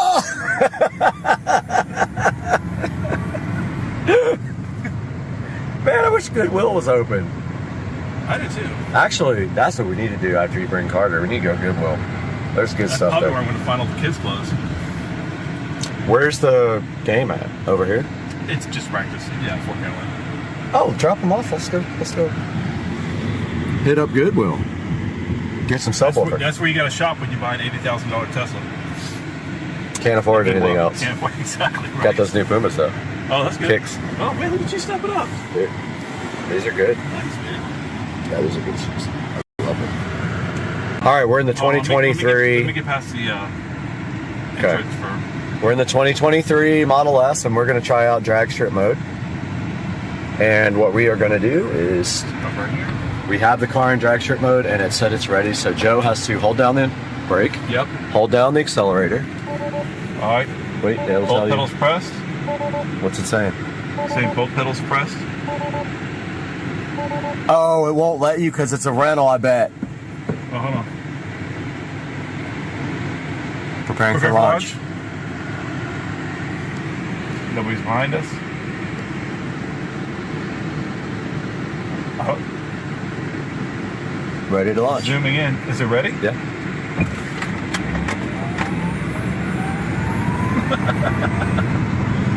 Did we hit the top speed? Oh, well, I got to like 82 that I put back down. But I feel like it wasn't much different than I probably would have if I would have just hit the gas. Yeah, it's not like the Plaid. It's not as dramatic. Dude, my car is faster than this car. Right? Oh, 1,000%. You're testing the brakes. Can't park here. Now you know the brakes aren't amazing. No, they definitely not. This car is so fun.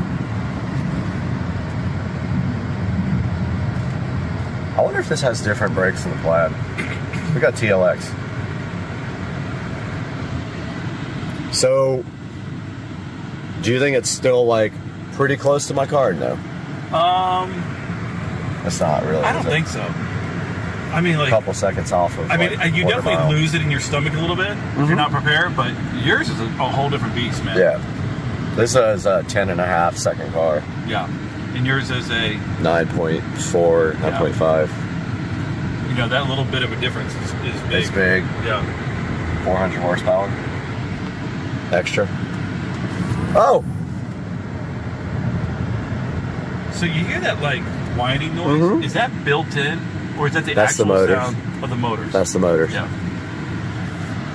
This has a Navitas. Oh, yeah? Conversion. 70 volt? I wonder what the voltage is on these. It's gotta be a lot. I think it's 48. Let's see. We're gonna Google this. We just Googled it. Remember this guy the other day? Oh yeah, we got into a fight with this guy. Tried to to beat us up. He would have gotten worked over. Yeah. He knew that he couldn't. Like, he's not gonna be able to handle one, but two is like certain death. Yeah. With us. We're not gonna tag. I don't tag team anybody. Oh, look at these two. Oh, this guy. What? Show them the Model S. So we're going to find Munchkins, maybe. Show them the Model S. They love everything to do with the Plaid and the, not the Plaid. They haven't been in that. Oh, she's going to your house. These guys. Garage closed. No, they're not outside.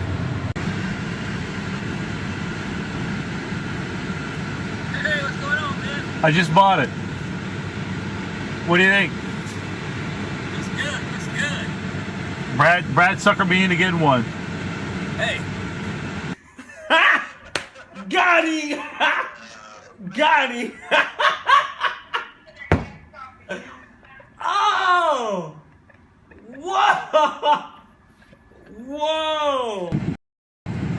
All right, this is 0 to 85 in the 2023 Model S dual motor. Here we go. 1, 2, 3, go.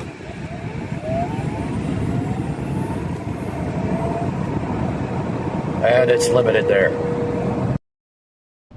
All right, we are in the Supercar Street Racing kitchen with everything we need to get up in the attic. We have a flathead screwdriver for the cover for the electrical box. We have our drill here.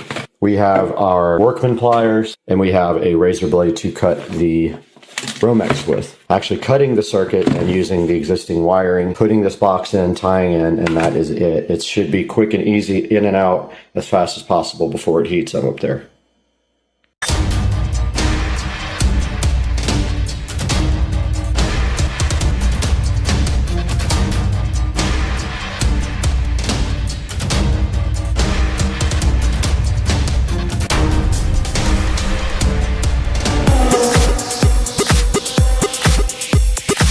Outside from Supercar Street Racing abode, we can see here that we have actually pre-wired for the LED sconce lights that are coming in the next few hours. All right, so the next step of the process is to get this light out. It will no longer be, and we need to take that out right now, so let's get that done.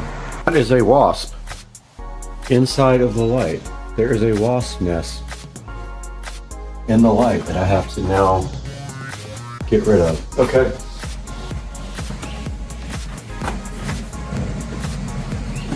Got a towel here.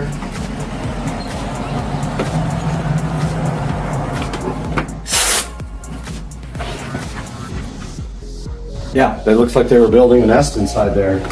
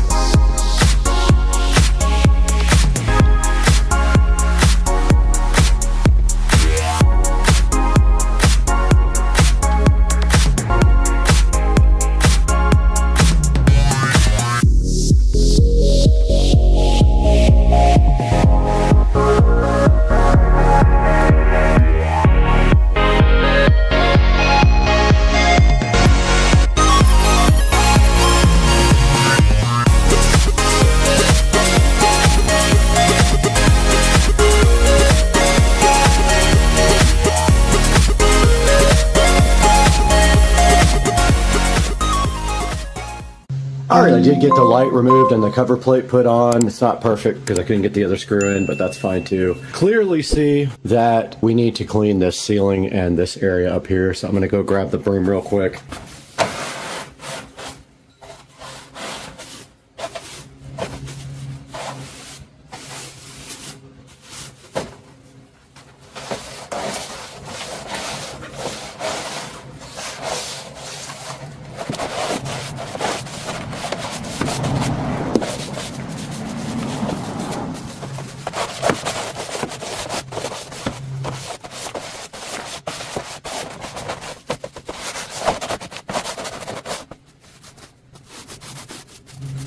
Okay, this area is ready now for the new LED sconce lights.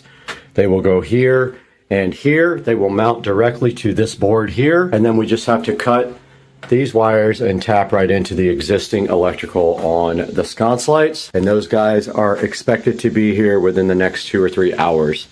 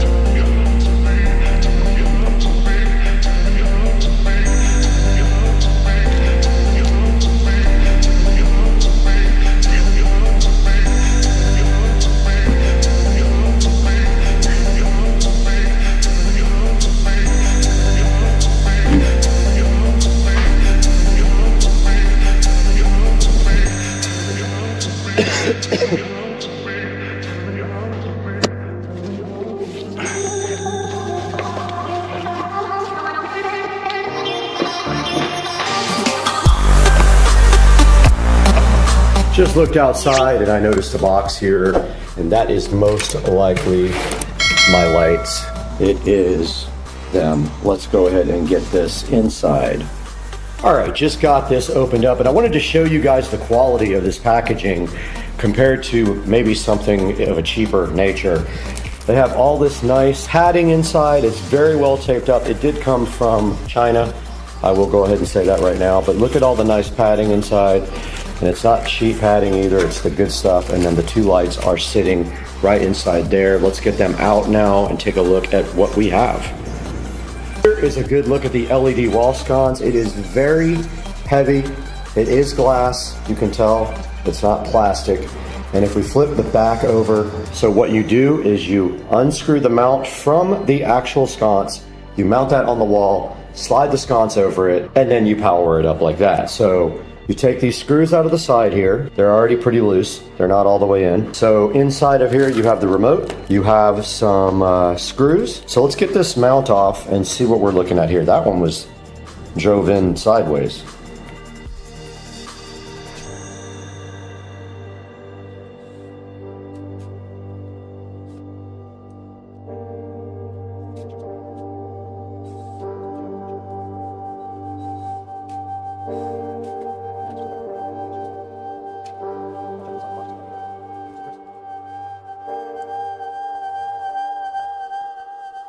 UL listed to give us some more room in here. That's it, basically. You have your power here.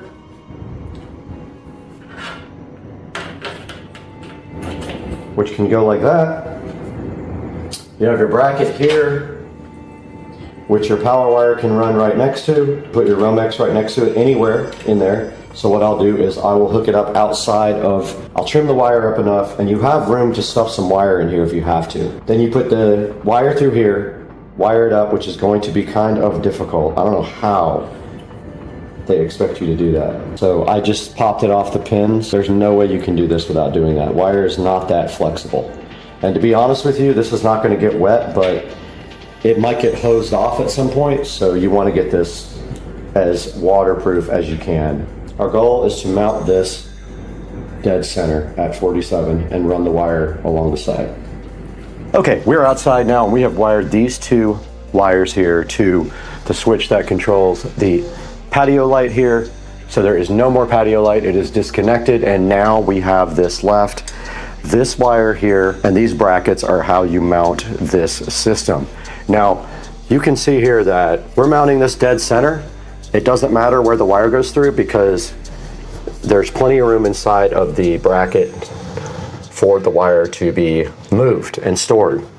So what we're going to do here, dead center this on both sides, and I already measured where that is. And so we're just going to go right below the hole like that, as far up as we can, where the wire can still get through that hole. So we'll do the same thing on this side. That should put it dead center. So the light is 47 inches total. So let's measure.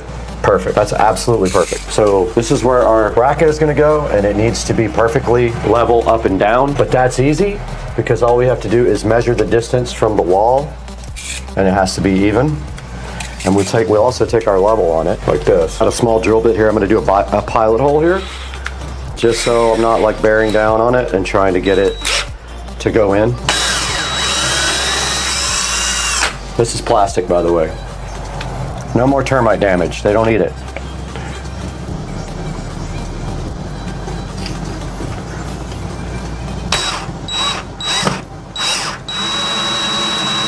Oh, it moved. We can actually shed any amount of this off we want. This is all going to be covered up. It's not in the wall. Let's go ahead and just strip it all off. So these lights are glass. If you're going to put them somewhere, make sure you put something down to protect them. And you have this big long extension here. Doesn't need much stripped off, so I'm just going to strip off a tiny bit. And then take my small flathead screwdriver and you just basically loosen these up. They're pretty loose already. They're not tightened down, and this is not huge wiring. And then you feed your wires through the grommet here. Yeah, you're gonna have to do all three at once. Make sure you don't use big gauge wire. You'll never get it through. Even that is tough. Push on it so it's snug, and then tighten it real hard so it can't physically come out. Then you should be able to pull the slack back through. So this is the cover that's supplied with it and the 4 screws.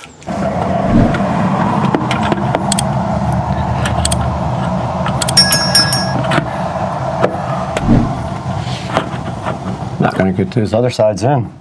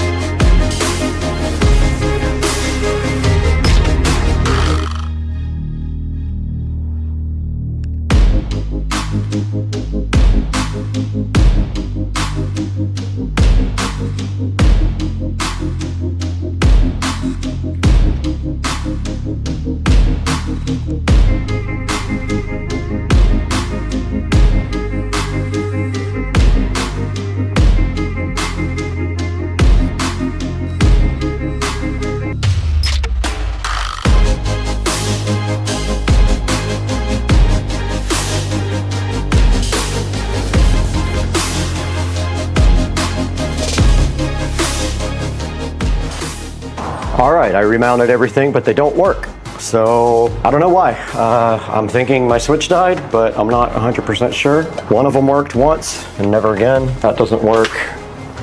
That doesn't work, and the breaker's on. There's power to the switch, 100%, but it does not work. That's gotta be my switch. I guess, test my switch, because I don't think it works. I think my switch is bad now. It has to be.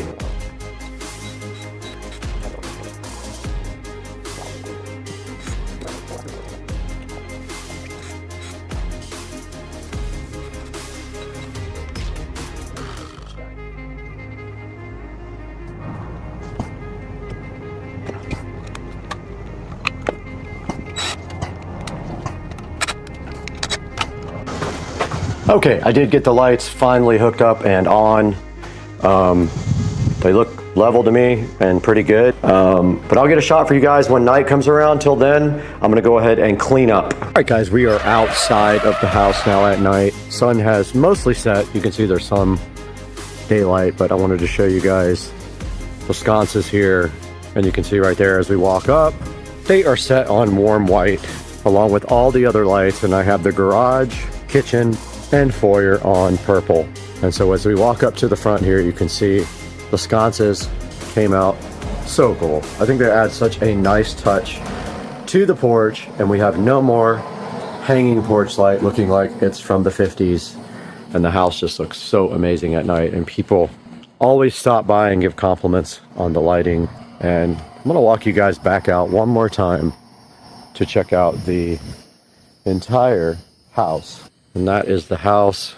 And then I'm gonna get some good pictures. Now, Base Boy left, and you can see right here, the sconces lit up Sapphire on the front door. So that's what it looks like at night. And you can dim them and change the color. All right, I feel like we'll never actually use this, but you can pair the remotes to control more than one device at once. I have both remotes here. But as you can see here, we can go center button here. The remotes can go timer and color. Color temp is right there. right? So we can go cool white. And then on this guy, we can go cool white. And then we could set the soffits to cool white. And so they did equalize to cool white. All right, so this is cool white on the soffits. Of course, I can't change the sconce lights are both set on cool. I will step back and give you a view of that now. I decreased the exposure on the camera so you can kind of get a better idea of how that looks, but that is kind of cool. I kind of dig like the bottom half being warm and the top half being cool. So yeah, exposure is turned way down. They are bright, dude. Look kind of fire, dog. Hope you guys like this video. I'm gonna grab a couple of pictures and we'll see you on the next one. Thank you for liking and subscribing. Please buy these products through my links. Hey guys, welcome back to the channel, and I hope you enjoyed what we were doing today with this mod lighting sconce lights for the outside of the Supercar Street Racing compound. Now, we did buy these lights off of the website and they are not a sponsor of ours. We paid full price for them. And if we take a look right here on the website, mod-lighting.com, you will see the wall lights here, and they have the sconces right here, and they do offer RGB as well. I just didn't think it would look that good on my house. We already have RGB up around the top, so I just went ahead and got the ones that have the remote control. They are dimmable, and they can do a timer, and you can pair more than one light to one remote control. But as you saw in the video, we went ahead and got a Amazon Smart Switch ordered to put on the lights as well. So scrolling down the page here, they actually have some pretty cool products. Look at this moon. They have some cool looking art looking lights. They have round lights. You have to check the site out. They're very cool. They have stuff that nobody else has, and it would look great on your house. So go to mod-lighting.com and please tell them Supercar Street Racing sent you if you do order from them. Leave them a note so that they help me out in the future. Now, right after this, you're going to see me installing the Amazon Smart Switch on the mod lighting LED wall sconces. So let's throw it back inside to Brad one more time and check out the Amazon Smart Switch. There'll be a link in the description to that as well. And we appreciate you guys buying through our affiliate links, liking, subscribing, and we'll see you next time, but back into the house with Brad. Okay, we got everything set up and the Smart Switch is on. I did find all the screws for these. And so basically this just goes on now like this. Except Got it doesn't fall off. Got him! Oh! And this is Whoa! Whoa!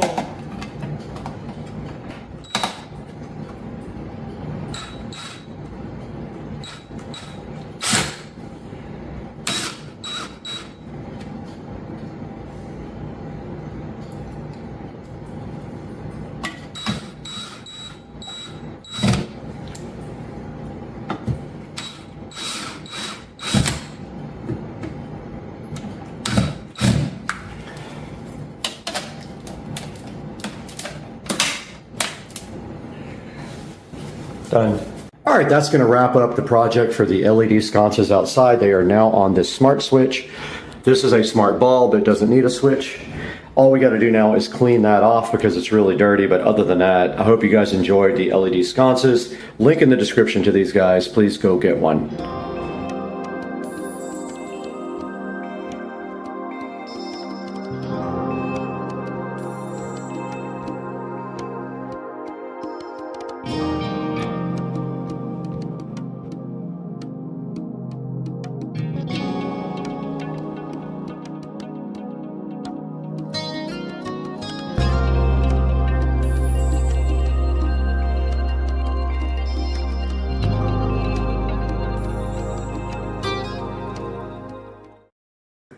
Tesla plan. You got to see your bike, man. So here's your bike.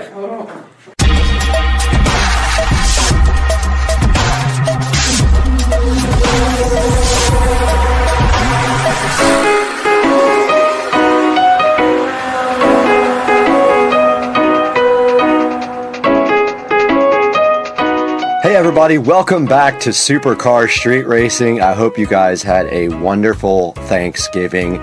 We're back out here in the 4K production studio, as you can see, and today I have something special for you guys, because you can see right here on the screen that this is Shamar Bridges' mini bike that I rebuilt.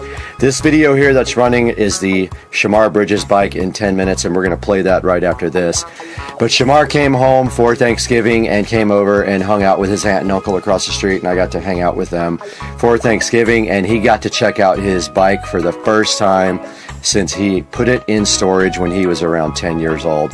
So let's check out this video right now, and then we'll come back and see how Shamar reacted to seeing his bike for the first time.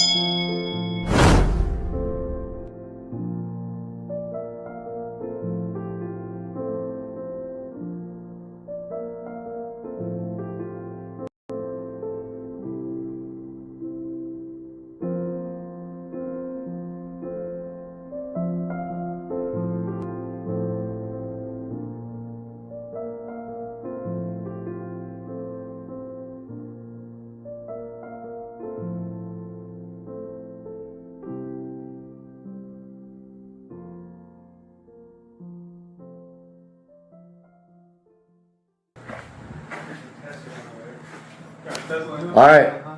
Tesla plant. You got to see your bike, man. The Tesla. Oh yeah. All right, so Shamar's never seen his bike after I rebuilt it. Oh. So this is, you drove this when you were 10 years old, man. Yeah. All right, so This your Christmas tree? this is my Christmas tree. All right, so here's your bike. Oh no. That's crazy. Dang. Like, rebuilt. Yeah. Did you do like a little like overpaint? So I took everything apart and I sanded everything down and I repainted everything. Yeah, this is a cool little decorated thing. And yeah, so it doesn't run anymore, so I don't know what happened to it. Yeah. So I haven't decided if I want to put a new motor in it or just. Yeah. Well, your uncle rode it, your aunt rode it. Yeah, you rode it. So I did. she rode it, and it. I fell off of this a couple times too when I was young. Oh yeah, I crashed it. Yeah, everybody I think fell off it for sure. Yeah. So I crashed that thing so hard, my thumb is still not proper, and I have scars and everything. And then that's nice though. yeah, and when I crashed it, I scarred that all up. I scarred all this up. I had to repaint all that. I dented the fender. Yeah. No, it's nice. Yeah, man. Though. It looks nice. All right. Get the Christmas lights. Put Christmas lights on there or something. Well, my plan was for you to ride it, but I'm scared to ride it doesn't run. Don't ride it, Shamar. Please don't ride it. I'm scared to ride it. Doesn't run, but yeah. Nah. It came out good, man. It looks great in here. That looks good with the guitars and everything. Yeah, it matches all my stuff. Oh yeah, that's nice. Very cool. That's going on YouTube. Yes, Heck yeah. All right, as you guys saw right there, Shamar Bridges took a look at his mini bike that he hasn't seen since he was 10 years old, and it has been sitting in a garage.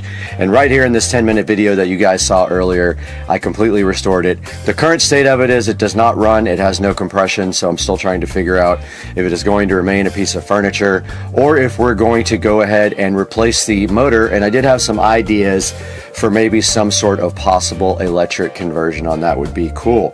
However, it might not be worth it because you can buy the whole bike brand new for about the same price as you can get the motor separately.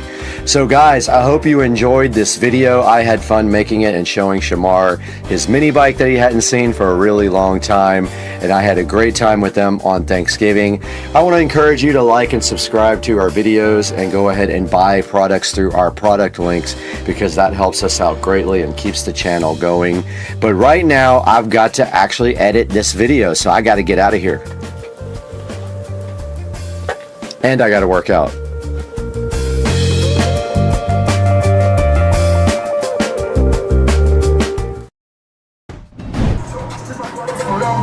I finished the USB power inside the dash. Joe is currently extending the ignition system. One of the wires was too short, so he's got that. I mean, that would work if it was just cutting off. What color are the wires? An explosion.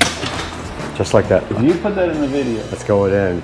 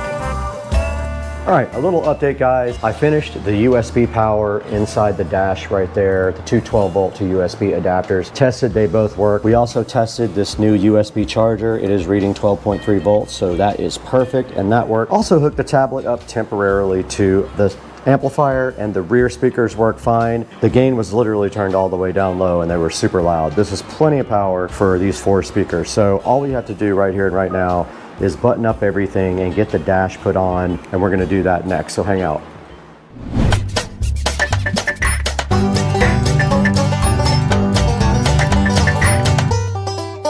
I think that looks good. What do you think? I think it's... Yep. All right, start with this one.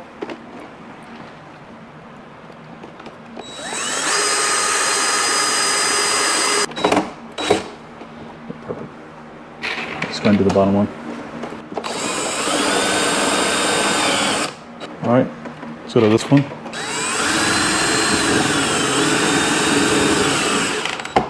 Things look good. Except for that Amazon logo showing. You branded into the dash forever. I can't even see that. That's what she said. Come on, man. Hey, dog. That made me feel What'd you do?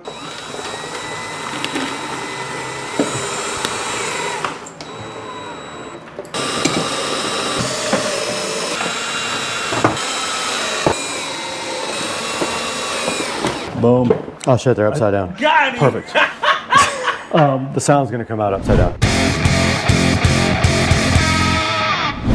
All right, Joe is currently extending the ignition system. One of the wires was too short, so he's got that ignition system extension stuff going on right now. I'll let you guys watch that.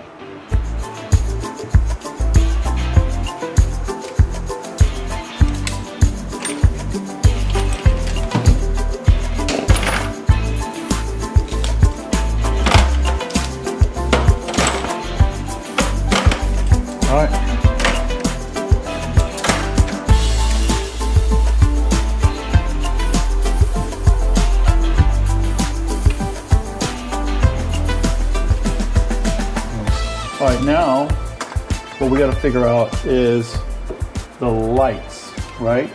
That's going to be the tough one. So I think that this black and red right here are the lights. Either that or we're going to have an explosion, explosion, explosion. Oh! Just like that.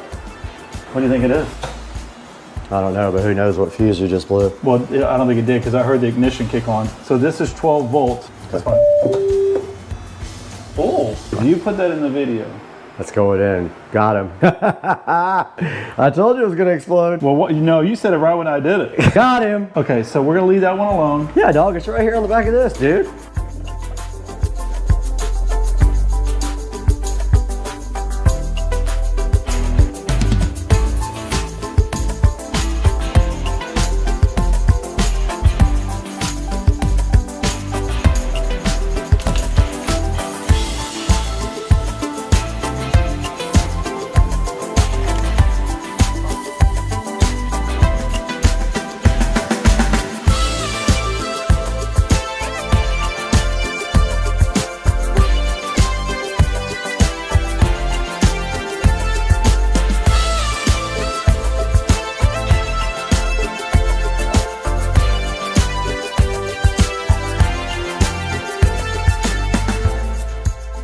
I mean, I've literally tested. Okay, is brown, gray, purple, or blue anywhere disconnected?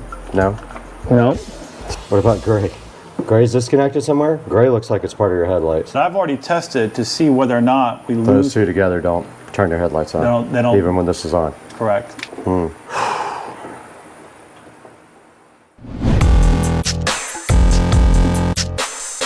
Okay, it is the next day, and we spent a lot of time yesterday trying to figure out the lighting situation, and I think we have it figured out that if we connect something here, it makes the lights go on from the actual light switch that goes on the dash. So I'm gonna go ahead and work on that. I'm gonna get a wire run from here up to the switch on the dash, and that should make the lights work. So let's get busy on this. Okay, I think we said if we touch this guy to this blue, the lights come on. They do. All right, so I'm gonna go ahead and cut this spade connector off here. I'm gonna barrel onto that, and then I'm gonna run a wire all the way up this harness. And I have blue wire, so okay. We're cutting this guy.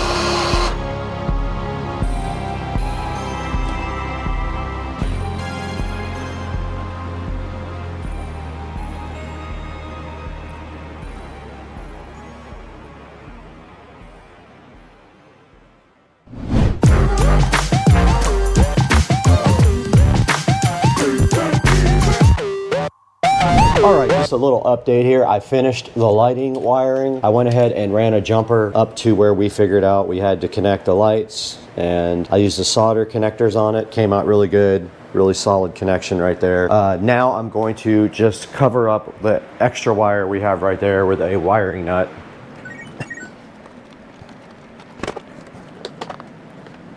Actually changed my mind. I'm gonna use heat shrink just to cover the end of this wire up. I already got my heat shrink. I mean my heat gun right here. Just cut that off. That part's done. And this part of the harness just runs over this behind the dash. And I think Joe was gonna do something to cover that hole up there to keep the water out. We're also waiting on a charger cable. Yeah, we can't button the dash up without charger cable for the iPad and the iPad as well, where I can, throwing away everything I can here.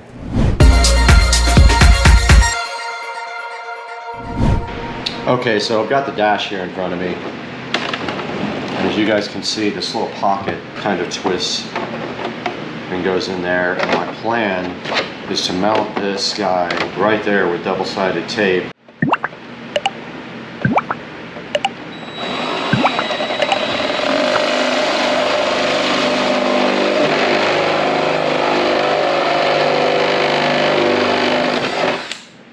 We went right through there, right in the bottom there, and then we have our CAN cable. This is our communications cable for the display. We have stripped back the wire on one side so that it can bend better because the exit is straight out of the bottom.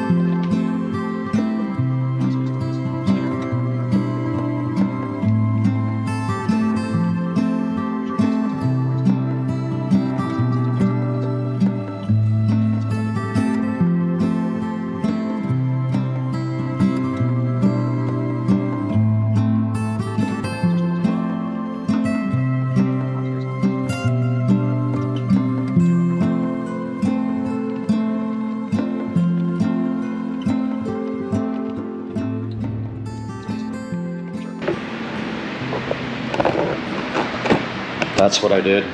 But I feel like some glue there and some glue there will help it. All right, I'm gonna go ahead and connect the display so we can test it and see if it still works after we fiddled with the wiring. Let's hope it comes on.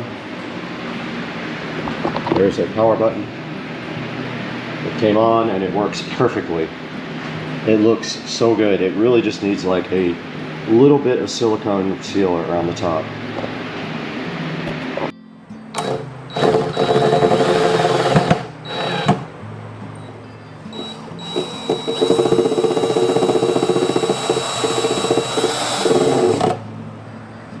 I got no silicone sealer, dude.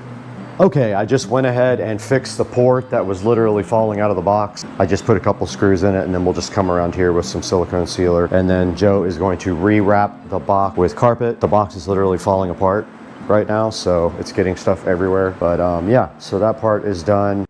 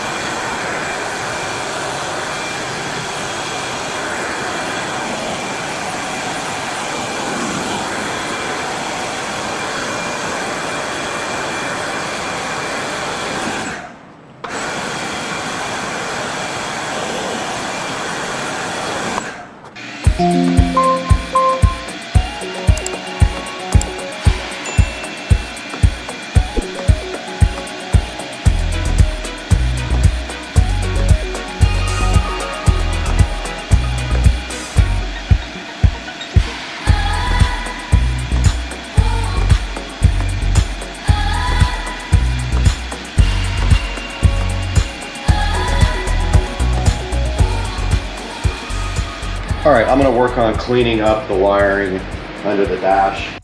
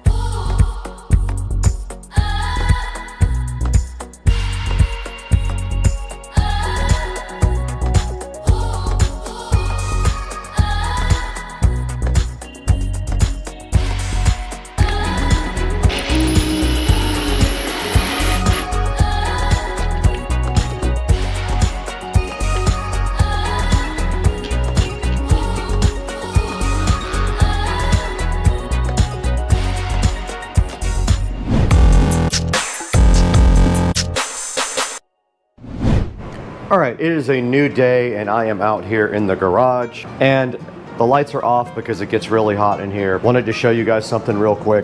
So under the card here, I have one more wire to run and it is the communications cable to the display. If you see those small holes right there, we already got our cables going through one hole and it's not big enough anyway. I'm going to try to make that hole bigger in the center there, right next to the cables. I'm gonna try to drill that out right now and see if I can get the CAN cable to go through there. So I might have to use my step bit. We will see if I can even do that, but that is my mission right now, is to go ahead and drill that guy out if I can. So I'm gonna get busy on that.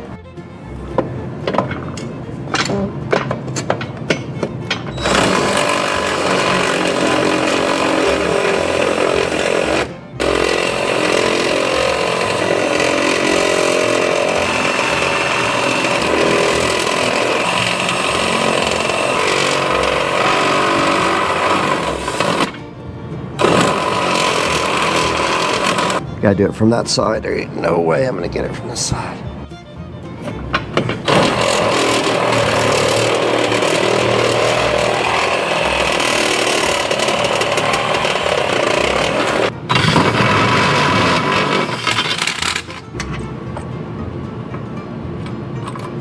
Oh, let's go.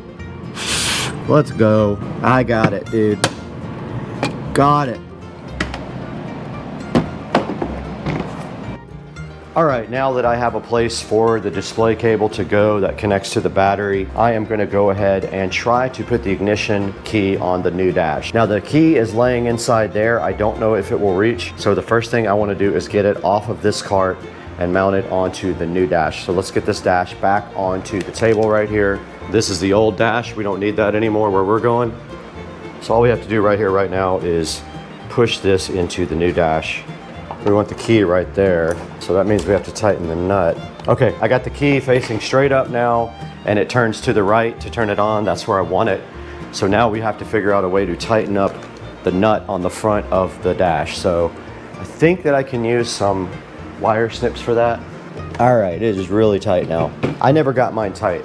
And then this is the bezel. I don't know if it will work with this system. It did not work on mine. That's as good as it's getting. It's not bad. Actually came out good. I got to see if the ignition will actually reach.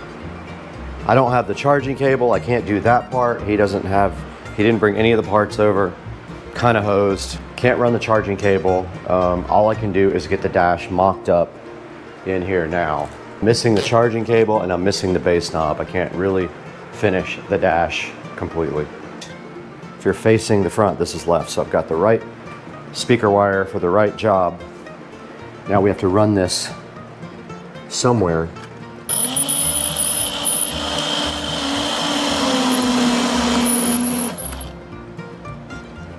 There we go. Got the wires nice and tied up back there so they can't just flop around. We have all this other stuff to deal with now. That's all for Bluetooth. I don't think this cap is going to go on.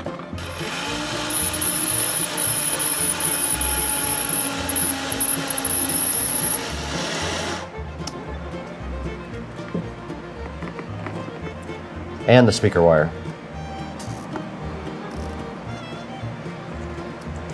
Now here's the other speaker wire. This goes up to the steering wheel. This goes behind the dash. And this goes to the ignition right there. That's gonna suck. I love wire management. This is my happy place.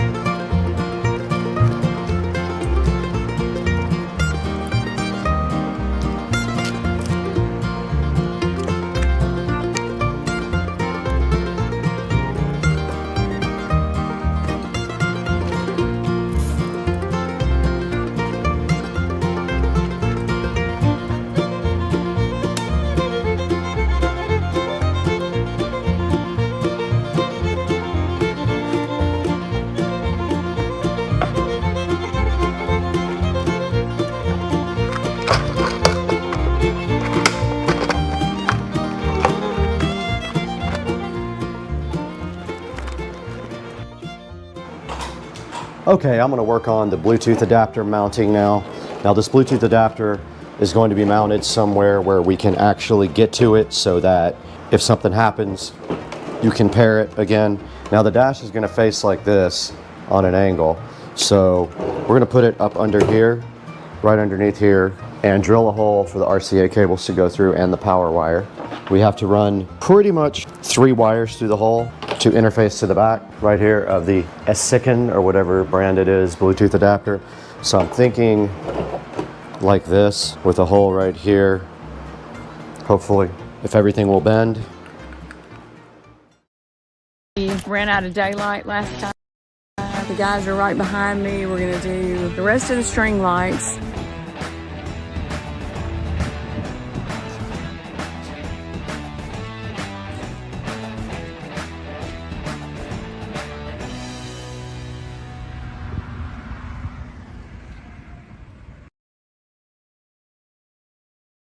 Hey there, we are starting the project again to do the rest of it. We ran out of daylight last time and everything that we have done has turned out great, looks amazing. So right now we're starting part 2 and we're gonna be getting set up here in just a minute. And tonight I will come back out and show you how it all looks, how great it is. It was really a fun project, not hard at all, especially with the great guys I had helping me.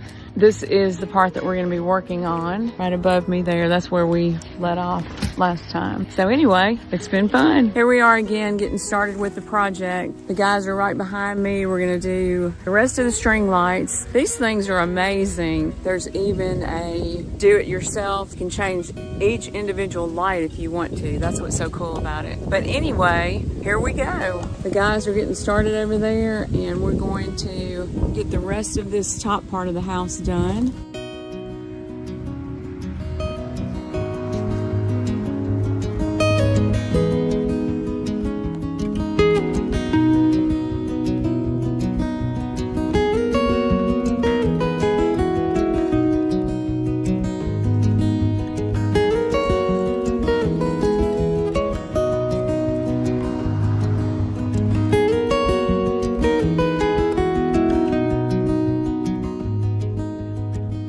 All we've got left to do is that top part, and hopefully we're going to have enough to finish.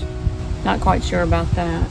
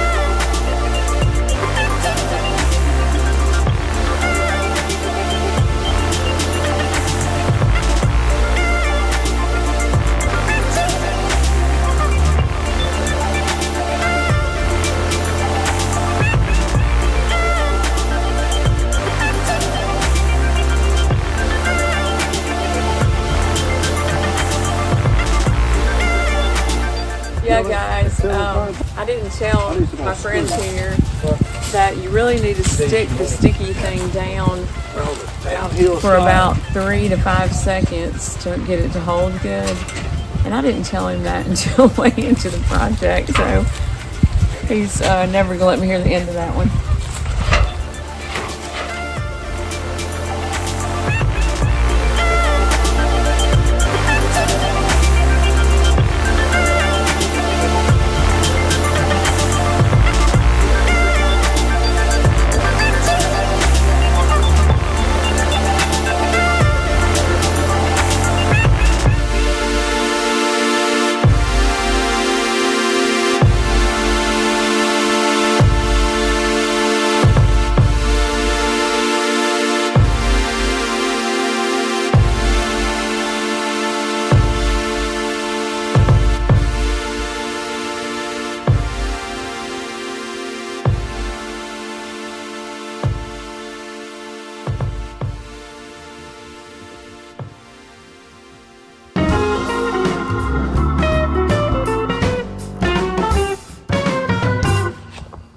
I just realized that the camera went off before we finished, so I'm going to show you what all he did.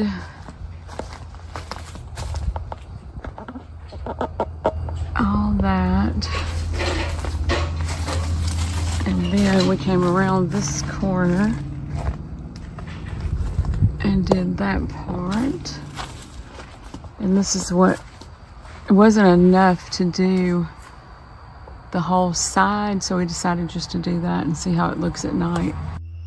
Hey everybody, I am here in front of the Sister Car Street Racing compound viewing my new beautiful lights. Oh my god, I'm so excited. This is what I've got set up for Halloween. I've got it on blue, purple, and green, kind of a Beetlejuice type theme. I'm a weirdo, whatever. I'm going to show y'all some different things. This is what I did. I set up a DIY one on this, and that's what it looks like. If you go to that, you can see I've set it up to purple, blue, and green, 50% speed. Breath is the effect that I'm going for. It's not too fast, not too slow. It just kind of flashes between each color, and I just did this as my own. The normal Halloween colors were not showing up well on my house, so I'm going to show you some other different things. We're going to go back. Okay, this is where you can set it to your own custom color, kind of a yellow color. My house is red, so a lot of the colors don't show up as well as they would on a light colored house. It's kind of creepy. You can go up here to scenery. You have all different kinds of things. Willow, Glacier Express, speed, your own colors, whatever you can possibly think of. Let's try this. I haven't tried this one before, Dream. Okay, it is like a meteor. Let's try early spring. It takes it a second to change over. Let's try another one. Okay, this one's pretty cool. Kind of twinkling with blue and green colors. It's pretty awesome. Then we can go to life, which has trends, sports, meditation, dating. Okay, it's kind of a pink and red theme, I guess. Try sports. I guess you can set that to whatever color is your team. Let's go for a party mode. Oh yeah, that's my kind of vibe right there. Looks like a red, white, and blue party. I think we can change that to whatever we want, but I kind of like the red, white, and blue. It's kind of cool. See what work is. It looks like white. You can heart this, or you can go to this little 3-dot thing and you can set the speed of it. So many options, I don't even know. Oh, festival, I like this one. Okay, you have all these different things. Christmas, Valentine's Day, Halloween, Thanksgiving, Forest, Mother's Day, Father's Day, Football Day. Wow, let's see what Christmas looks like. Okay, let's get some green. Oh, there's our, I don't know what color that is. Doesn't look like green, but we can change that if we want. Okay, for Christmas, it's doing all these colors. But if I wanted to, I could just delete any one of these right here. Just click on it, delete it. and then I can add whatever colors I want my Christmas to be. I love it. Love it, love it, love it. It's too cool. Okay, we're going for Valentine's Day. Kind of looks like the dating one. Like that. Let's see what Thanksgiving Day looks like. Okay, this is our colors for Thanksgiving Day. And you can do that speed however you want, if you want it to be faster or slower, or... Oh, Neon World. I love that. Well, kind of looks like it's about as fast. This is it, and I could go on and on all night, and I probably will stay out here for a while.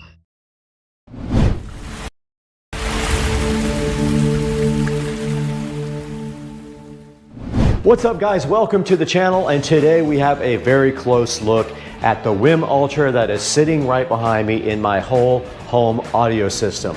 We did go ahead and decide not to use a regular receiver with our whole home audio system this time. We went ahead and got the WIM Ultra and a big 8-zone amp for the whole house. So check it out. We're going to talk about this today on the channel. Stick around.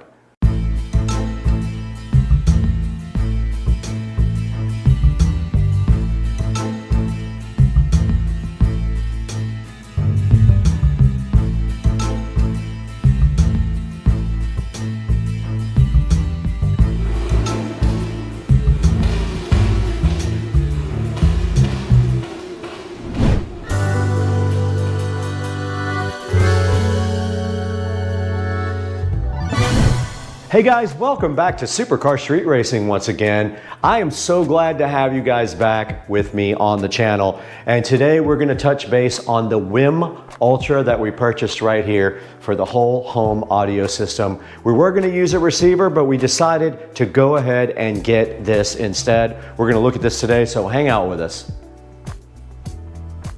We got the WIM Ultra in front of me, and I hope it's pronounced WIM. It looks like WIM or WIM. And this is a digital hub for all your music. It is a preamplifier only. This does not have any amplification in it.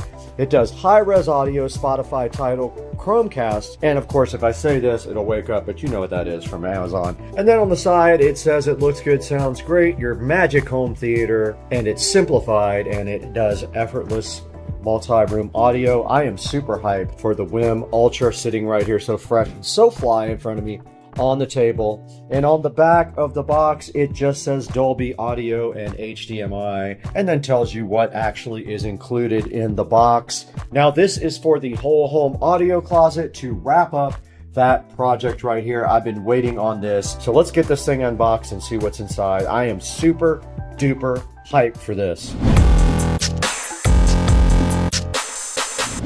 Unboxing the WIM Ultra is as simple as just pulling on this little plastic tab right there.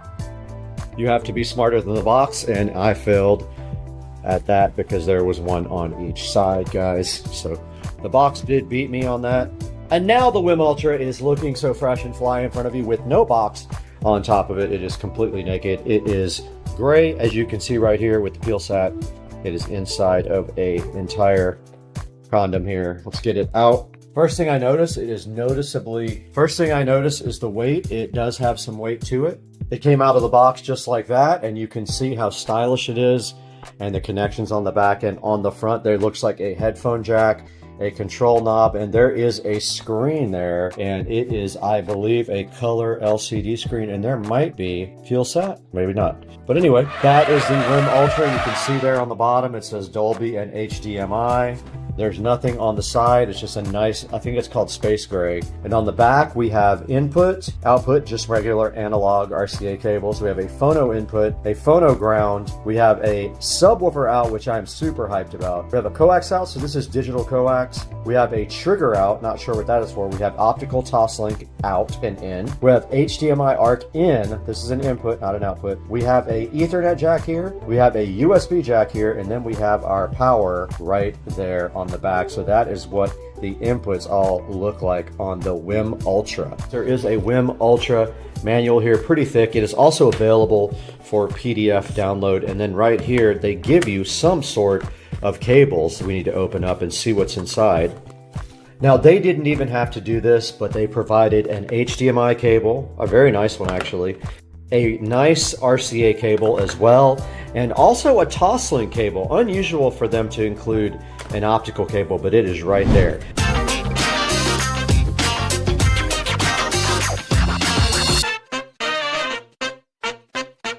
All right, we did show you guys the unboxing of the WIM Ultra and some of the features on the back. We have not shown you yet the app or how it works or this guy in action. So you can see right here in front of me the WIM Ultra sitting on top of the whole home 8-zone amplifier.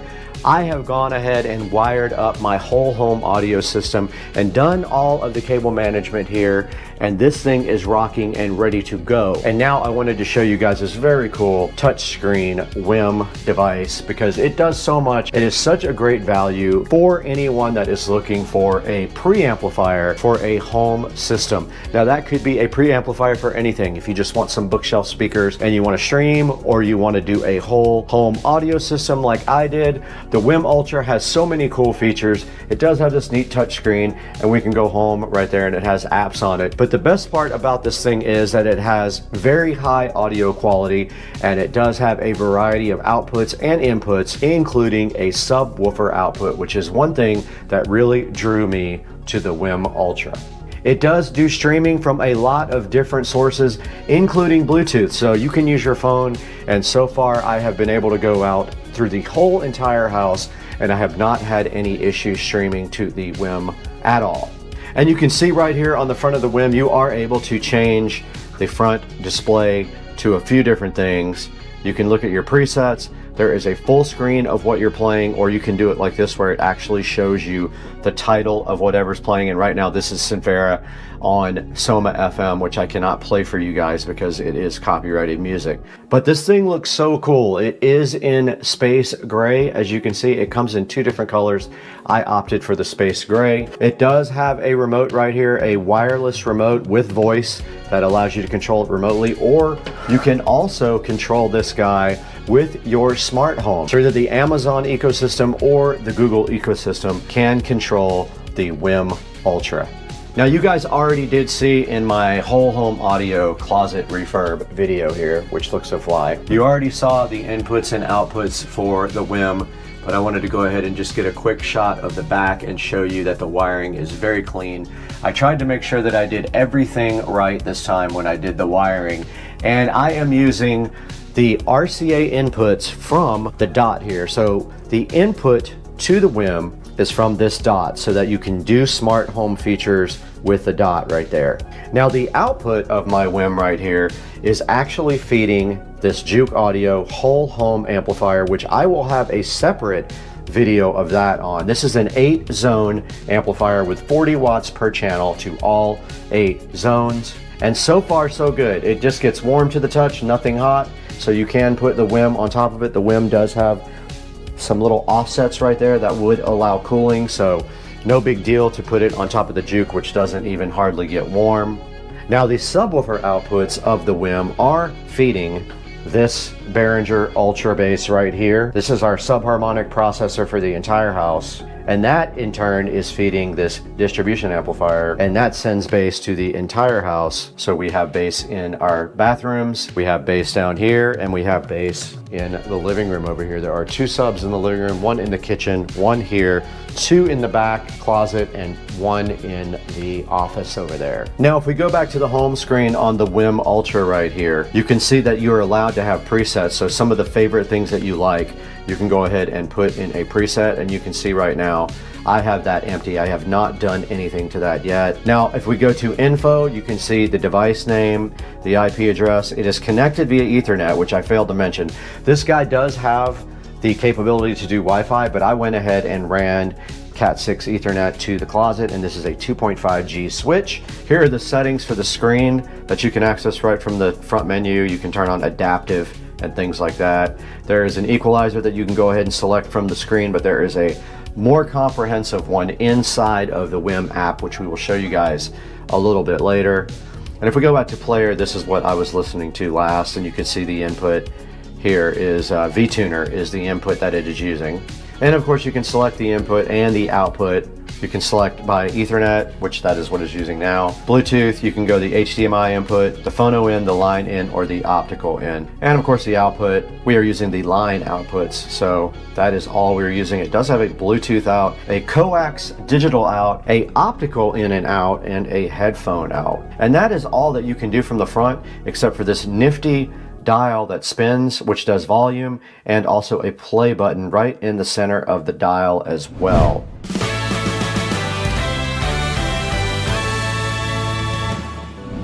All right, we're back in front of the WIM Ultra now, and as you can see, we have our app up. All we did to go ahead and install the WIM was just hit add device. It was very simple. It found the device right away and it did update the firmware. Now going into the actual device here, you can see that the device is playing Sinfera. It is on pause right now, but if we go to the settings part, this is where really all the meat and potatoes is of the device. We can go in here and we can rename the device. We have it named what we want to now. It's just named WIM Ultra C322. We can go ahead and rename that Whole Home Audio WIM. All right, we did rename it. You can see right there on the screen, it says Whole Home Audio WIM.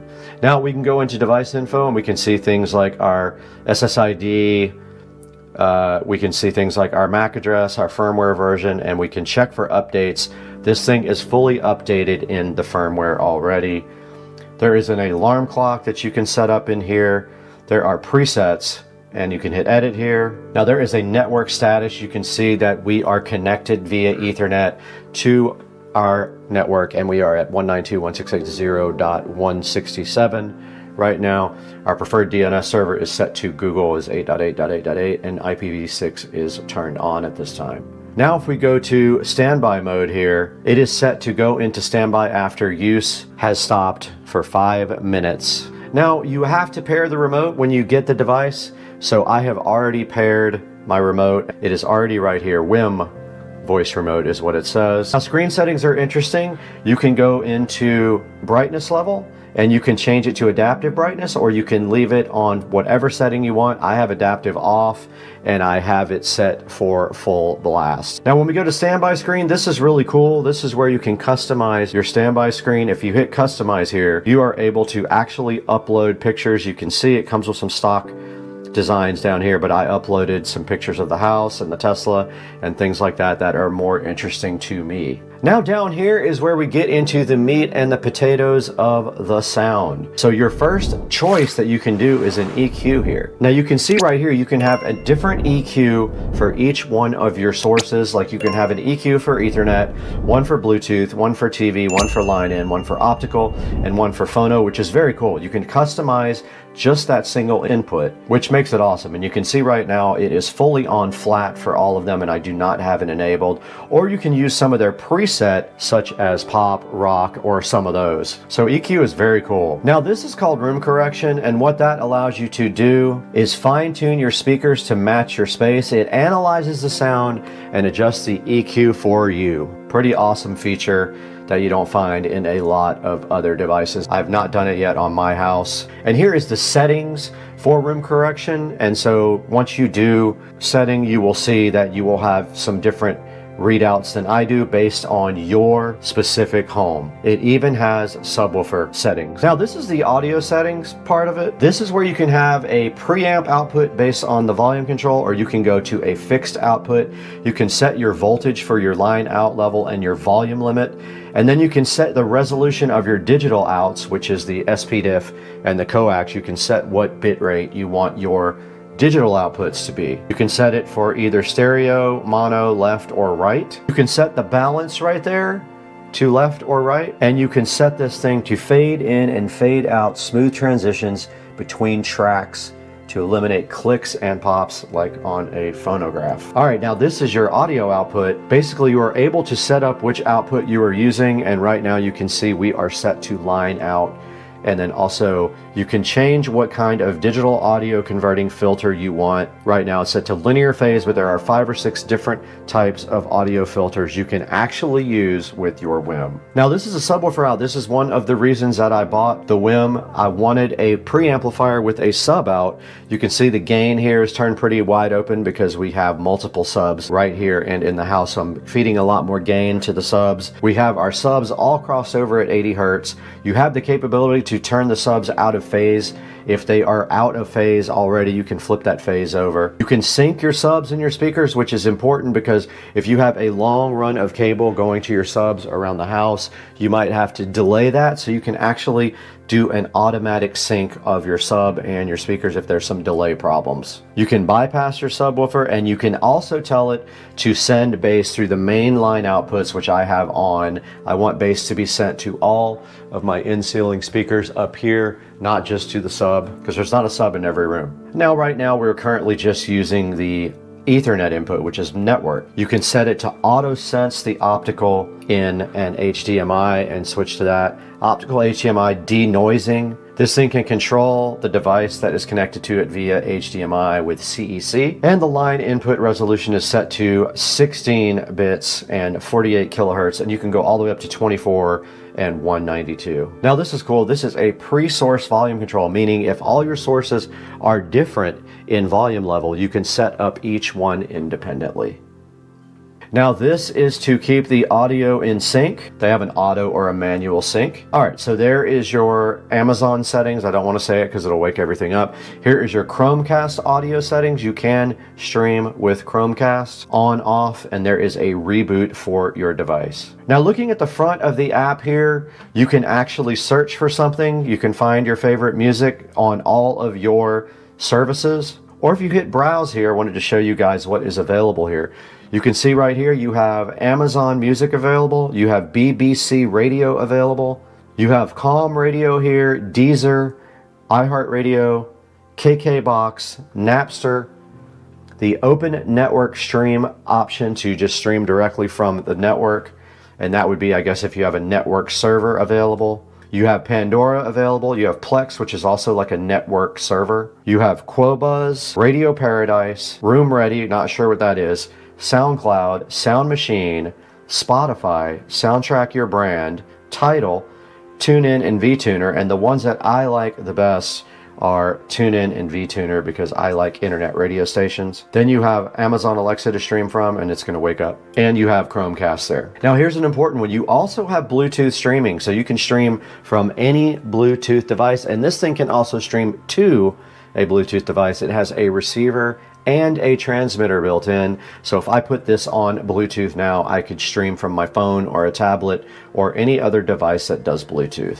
The TV input is the HDMI input, right? So that is just providing audio from a source that has HDMI. Line in is RCA input, so it's analog. You've got your optical input as well, which is the digital input. And then you have a input for a phono as well. Now let's say that I want to go to the VTuner and I want to search for something like Soma FM. So it found all the Soma stations, and now let's say I want to listen to one. Let's say I find one that I like. I can go ahead and add it to my favorites here. I can go ahead and play it, or I can add it to my favorites when it is actually playing on that screen. Like this is one of my favorites. After it was muted and we go here, you can see on the phone it shows you a whole display of it. You are able to then favorite it right here, which I just did. It was successful. And then on our display on our device, pretty cool, you can go to the left and you can see the playback screen of what is currently playing. So it also has some good information here about the line output on the screen, and up here it shows you the bit rate, all your sampling rates and your bit rates right here on the screen for the station that we are currently listening to. So now that is added to my favorites, meaning when I go back to favorites here, it will show up on the bottom of the app there like all these other ones are, and we can play it directly from there as well.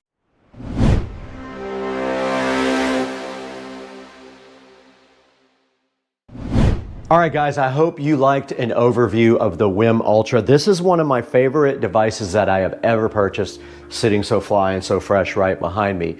I highly recommend the WIM Ultra if you have a need for a whole home audio or just a bookshelf system or to stream to a couple of rooms. This thing is pretty cool, and it will just get better as the firmware updates keep getting released. You could see on my WIM Ultra back here, it is connected to my whole home audio system, and it is serving the entire house via the app whenever I need it. It plays back through all of these speakers, and I will do a separate whole home audio tour again since I updated this with every room being shown. But for now, that is going to do it from this part of the tour of the WIM Ultra. Now we need to go back into the office or the studio, not sure which one we're going to go to yet, and take a look at this online with Brad in the studio or the office, one of the two.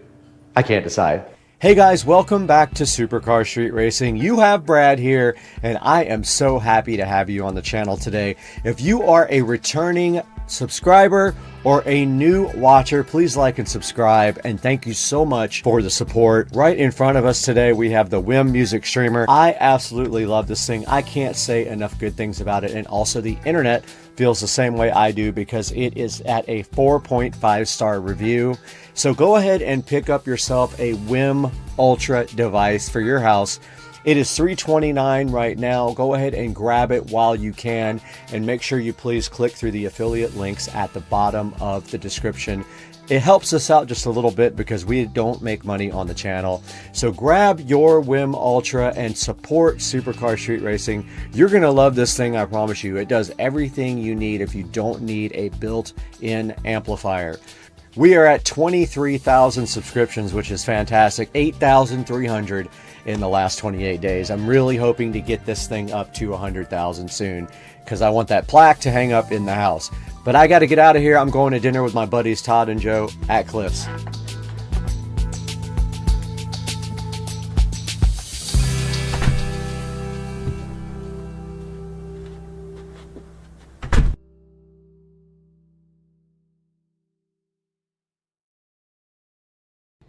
Florida, where we had a hurricane. It's completely sunny and pouring down rain in Florida. Yeah, this is Florida. Hey guys, welcome back to Supercar Street Racing, and we are taking a look at my old 15-year-old racing videos. This is part 2 of a I don't know how many part series until we get through all of them. So let's take a look today on Supercar Street Racing.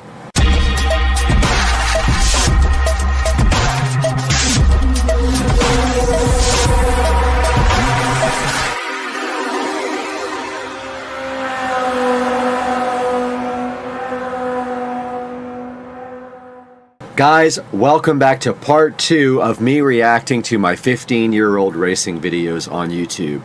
Now, all of these videos were shot with my single turbo Supra, 1993 and a half hardtop Supra with a single turbo that made anywhere from 600 to the wheels to almost 815 to the wheels. And I think we got some bangers today because I have a few of them already pulled up for you. So let's start with this one. So this one says Street Racing, bolt-on Ford Cobra, and it doesn't even make sense what it says, which is hilarious. It says bolt-on Ford Cobra and even compete with 67mm single turbo Supra. I guess I have to fix that. But let's take a look and see. And actually, this is my buddy Leo's car, and he was the guy on YouTube that had the car sounds with your mouth video that was really famous. But let's see. Oh, actually, no, this is Tony's Cobra. Okay, let's take a look. Oh, I had to replace the music in this one. Let's see what happens here. So there's my old 67mm setup.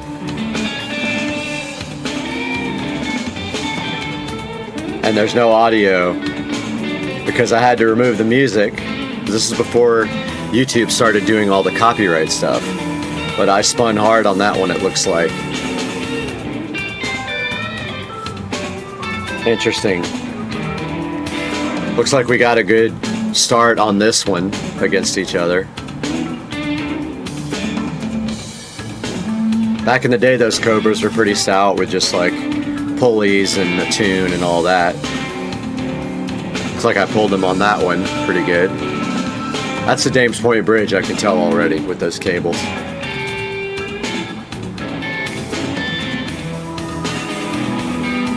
So it looks like he pulls out a little bit on me, and I never get it back. And I missed 5th gear as well. I wish this had the audio. I remember it was really good, but YouTube said something about copyright, and I just had to replace everything.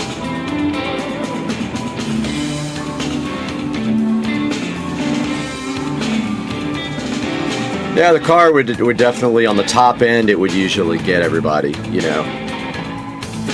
So it looks like I pulled on it pretty good there.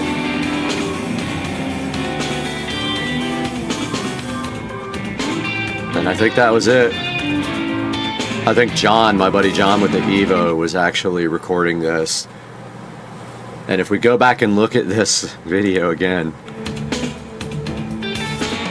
So yeah, this car was making around 490 to 500 wheel horsepower, so not a slouch at all at the time. So I only had about 100 more wheel horsepower. I believe I was on pump gas at that time, but yeah, pretty interesting video. A lot of these Cobras back in the day wanted to run me. Now we have this next one that says old school chromed out Gixxer 750 versus 950 single turbo Supra. And I remember this one. So this bike was a Gixxer 750 S-Rad. They're not anything crazy powerful, but I remember this. I actually had someone had a good camera for this race. So let's take a look and see if make sure there's no copyrighted music or anything on this guy. All right, so this next one I remember, and I had to start this over because it has some profanity in it, but this is actually a 750 S-Rad, so not anything super fast. And I do remember we had a decent camera for this, but of course, downloading these videos from YouTube, the quality has come down quite a bit. But I just cut out like 30 seconds worth of solid curse words because I know I'll get nicked on the advertising revenue. But let's see what happens here when my 67mm Supra takes on this modded Gixxer 750 S-Rad here. Make sure we stop it at the end in case there's profanity. Looks like we got 3 bikes tagging along here too. I don't remember this. There we go.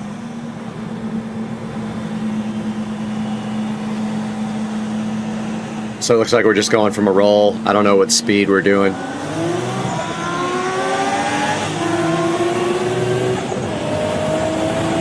Yeah, it was hard for a bike that wasn't at least a liter, you know, size to pull that car. So yeah, so just a little bit of a bike racing video there, which is pretty cool.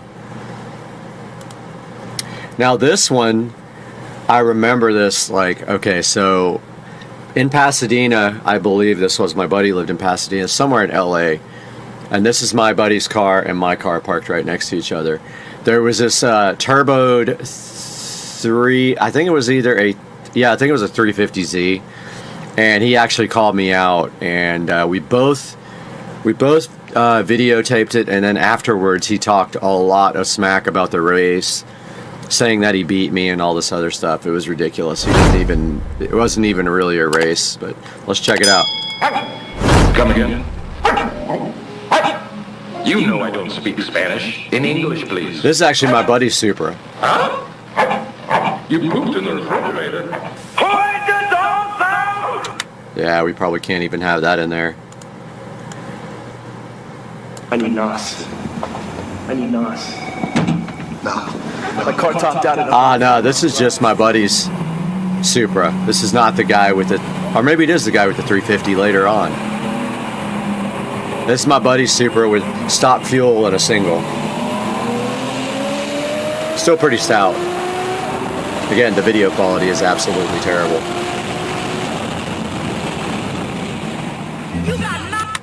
Yeah, there's some cursing in this we're gonna have to go past. It's actually a 350Z. I don't know why I put 300ZX, mistake.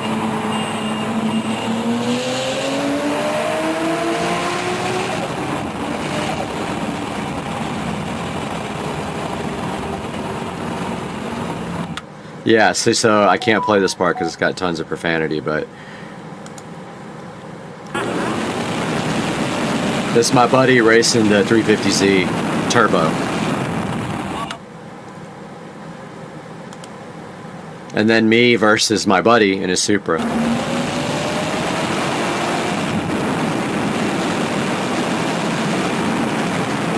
Stock fuel, I think he had like a 67 millimeter. Can't remember. I gave him the hit on this one.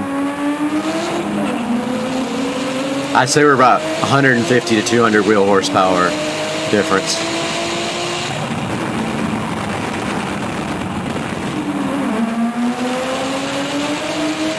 There we go again for round 2.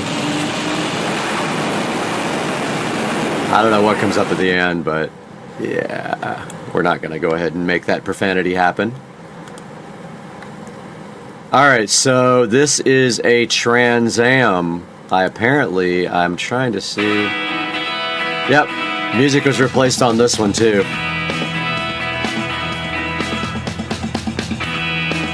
This is a pretty quick Trans Am running 150 shot, so. Yeah, all these videos I had to remove this had Du Hast on it. I remember this specifically, being upset about having to remove the audio.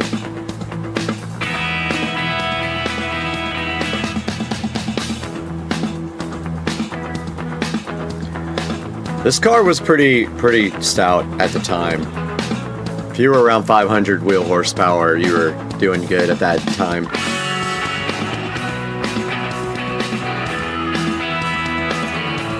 So here I think is the best race out of all of them. And I would pull on him on the top end for sure. I always had terrible tires. Never got good tires on that car. I suffered with just bad tires. I don't know why I did that. Had BF Goodrich, I think, comp TAs. This is my buddy's Evo 8. Me with no boost controller turned on. Probably was about 350 horsepower, the Evo. Not to the wheels, just I think straight up. Alright, so let's take a look at another one here. That was all I queued up, but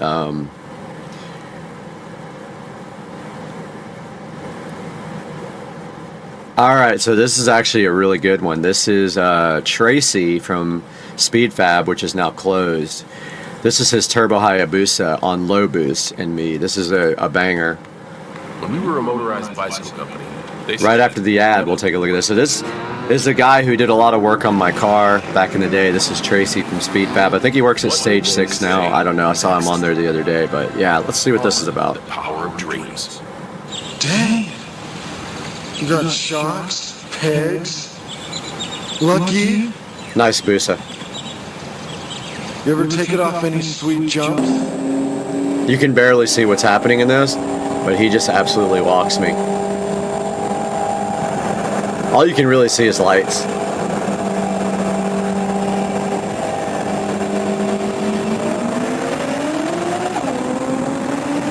And goodbye. It literally is just a bunch of blocks. You can't see anything. But that's him walking on me. And 170. Absolutely no chance of taking this. You got like 3 feet of air that time. Yeah, that's cool. Alright, I think we have time for one more. Let's see.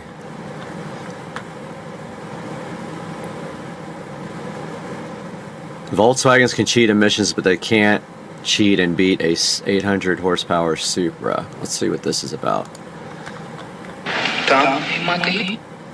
We're gonna go past all this because there's bound to be profanity in it. Okay, so let's go back to this so we can just see. Alright. Yep, so we were racing a GTI with upgraded turbos, fuel system, and the stock block at 22 pounds. And I had cams, 67mm turbo, and 850cc injector. Let's see. This is me on low boost.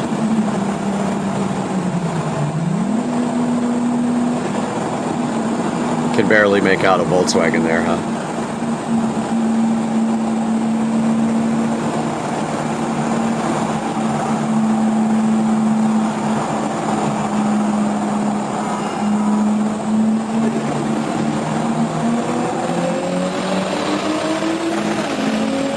Obviously, that thing was no match for the Supra back in the day. Even though the video is horrible and you can't see anything. It really was bad in the beginning, honestly, even though this is a copy of a copy.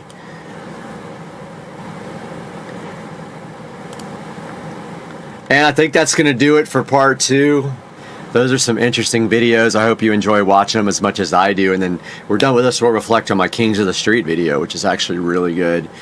But guys, thanks so much for watching Supercar Street Racing. We will see you in the next one.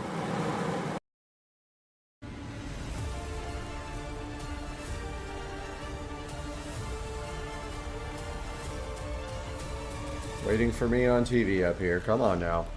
Tell me we're live. Are we live? It says we're live.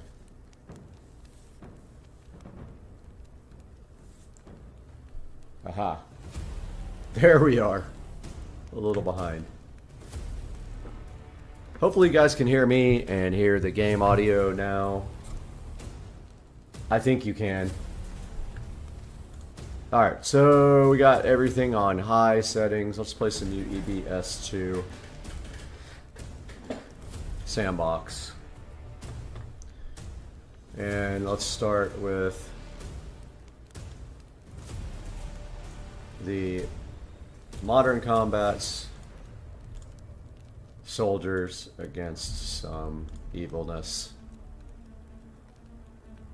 Let's do the puppet terrorist because I've never done it. Let's do 1,000, 1,000. How come I don't see them on the battlefield? Oh, there they are. Let's put this guy here and this guy here. Give this a shot. See what happens. Play some UEBS2. What do you think?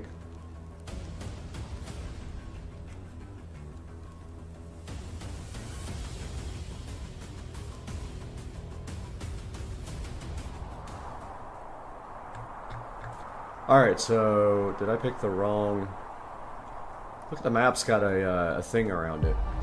Yeah, I don't know what happened there. Let's get a better map.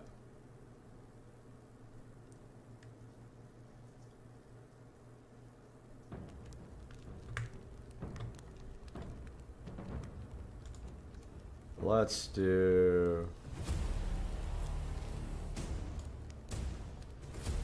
Highlands. And get these guys closer together. Start that.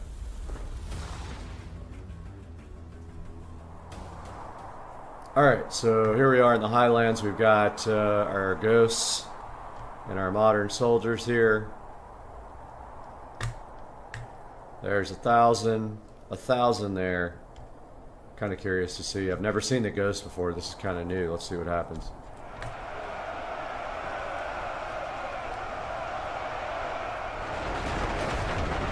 RTX 3080 tough.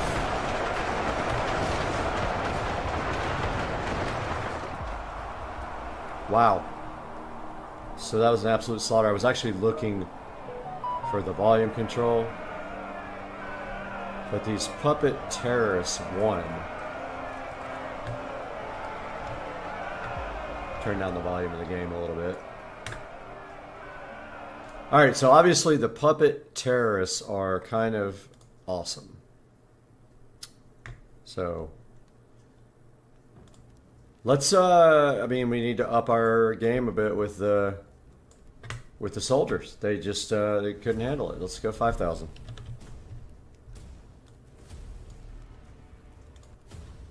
Yeah, this is RTX 3080 tough on ultra settings.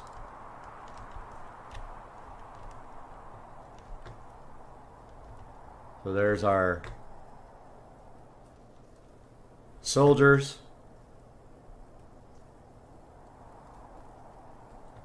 And there's our puppet terrorists with double M16s on. They seem like they're pretty bad. Let's see what's up.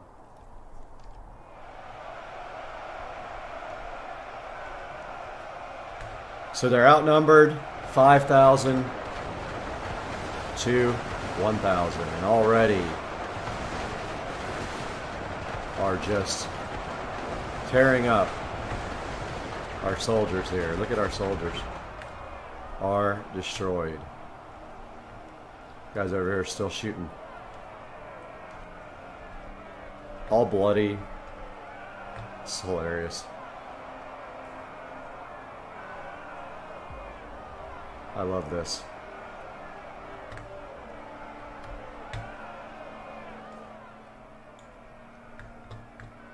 Yeah, they got worked again. That's not even near enough.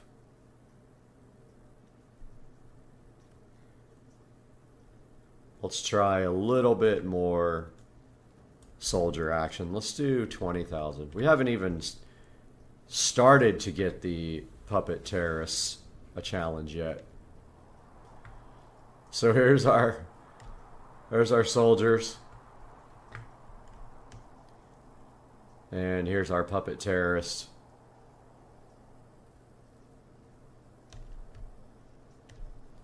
And let's see what happens now. There they go.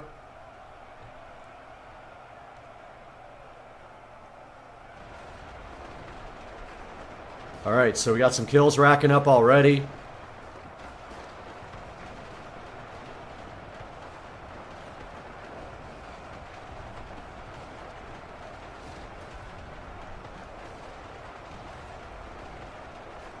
And they are getting absolutely destroyed again. Ah, actually, we won. Ah, modern soldiers beat the terrorists. Okay. So it took 15,000 soldiers to beat the puppet terrorists. Let's give the puppet terrorists a little bit more of a challenge. So let's go to fantasy. No, let's not do fantasy.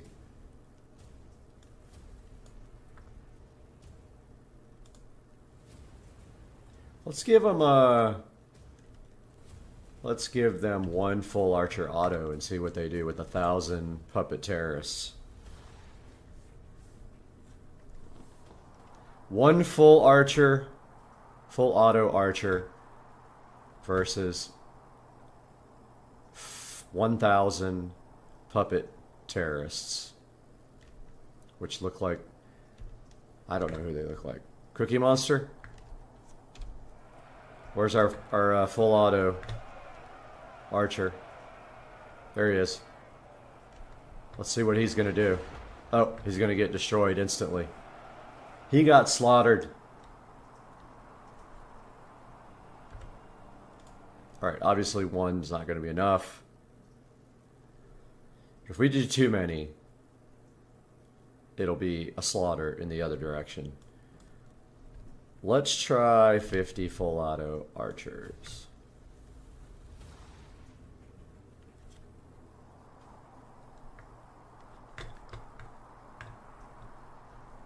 And here we go.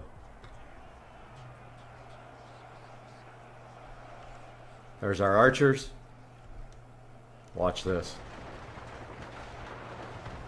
Nope, they're too... The puppet terrorists are just way too good on range. And they absolutely destroyed our full auto archers. Let's give them a little bit more of a challenge. Yeah, they just got annihilated by the range of the puppet terrorists. Alright, how about 1,000? Dead even on the manpower. Let's see what happens. There's our 1,000 archers. And there's our 1,000 puppet terrorists. Let's get this on. These guys have a crazy good range, these puppet terrorists. Already just working.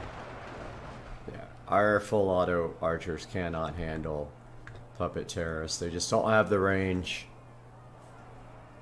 They just get slaughtered. These guys are still chilled. Too funny.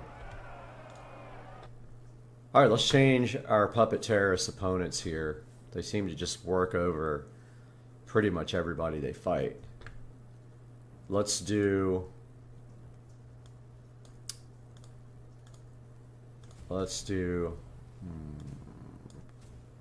custom. Let's do like 10 Shermans and see what they do. Full auto Shermans, not the regular ones. Have a feeling this will turn the tides here. Let's see. There's our Shermans. And there is our... Oh yeah, that's what's up. Oh! They're flying! They're flying through the air, look! Oh my god. They literally are still coming down from space. That was freaking epic. I think they're still coming down.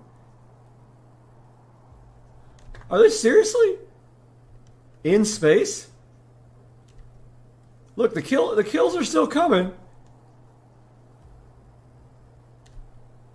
And I don't see anybody.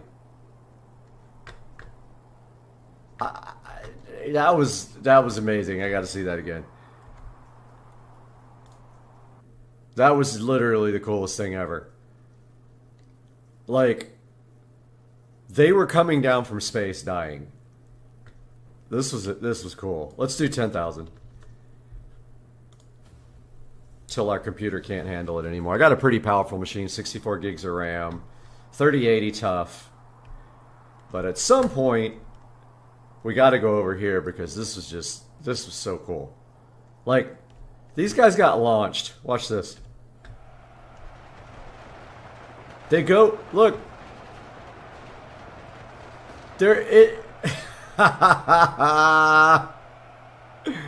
Look at this. So they're getting launched into space, and as they fall down, the tanks are shooting them again and killing them, and they're just coming down from space. Look. It's raining puppet terrorists. Look at this.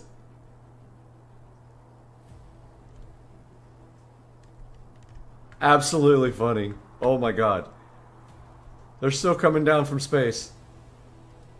Tanks are over there chilling. They don't have to... They're shooting at what? Look at, there's people coming from space. Look at the kills as these people fall from space. Oh my god, this is the best thing ever. I'm getting such a kick out of this. We got to do more. I think the most I've ever done is 1 million. And at that point, it starts to... something starts to happen where it doesn't want to launch. Alright, let's go for it. Why not? Let's see if the battle loads. It's loading a little bit slower. Okay, so we do have 1 million. That's a little laggy, not too bad considering. But there is the 1 million. There are 1 million puppet terrorists there. Let's see what happens. Let's see if this just destroys the computer. Hip hip.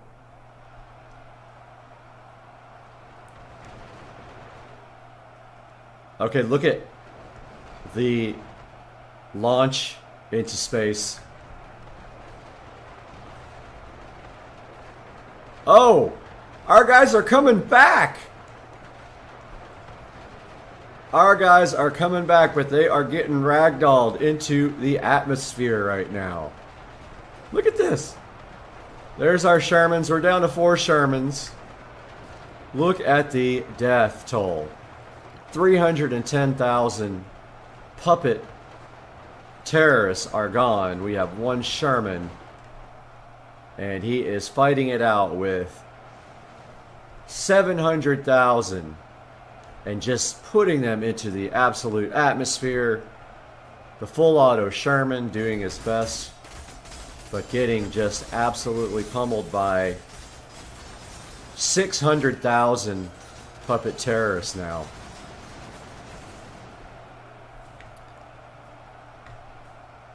Where is the rest of our tanks? It says we have 1 more tank. I am not seeing 1 more tank. Look at this. The game is super confused right now. There is absolutely nothing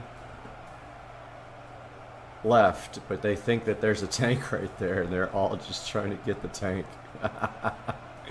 This is amazing. Look at this. They are so confused about it. A bunch of cookie monsters running around, thinking that they're attacking something, but they're actually just confused in a big group. Oh my god, this is great. Okay, so they were able to overcome 1 million puppet terrorists is what they're called. We're able to overcome our 10 full auto Sherman tanks. So let's put, I don't know, let's put some full auto archers in there. Why not? Let's put 50 of those in there too. Let's see what happens. Here we go. Let's see who's going to win this. 1 million. 1 million puppet terrorists. 10 Shermans. And I don't know where the full auto archers are. I didn't even place them. They might be off the map. Look at the carnage and the launching of the full auto, of the puppet terrorists. I guess I should have been more aware of where I put the full auto archers, because I don't even see them. Look at our Shermans, full auto Shermans doing damage here. They got 300,000 kills on our puppet terrorists. I don't even see Team 3. Maybe I didn't add it. Let's go back. I don't think I added Team 3.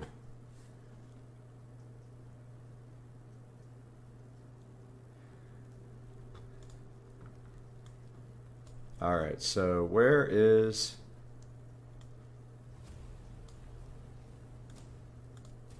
So I don't even see Team 3 on the map. Alright, well let's give the tanks a little bit more of a go. Let's give them 100. And let's... Okay, yeah, so it just split them into the same team. I see now. Alright, I got it. Alright, so let's add to Team 1. Team 1 can have some full auto archers. Let's give Team 1 50 Sherman tanks. Full auto Shermans. Let's give Team 1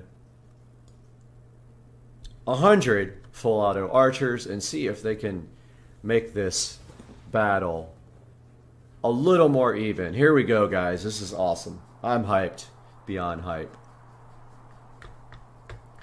Alright, here's our team. I don't know. I don't see the rest of the team.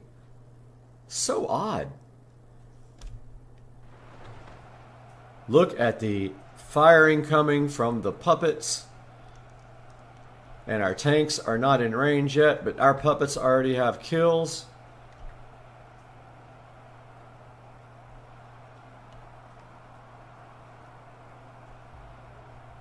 There we go. So here comes the full auto Shermans on the puppets. And look at the flying puppets being launched into space. Not all of them dying, but check it out. Look at this. I love this when they just come right back down with their guns. Like, they're getting shot in midair too, which is amazing.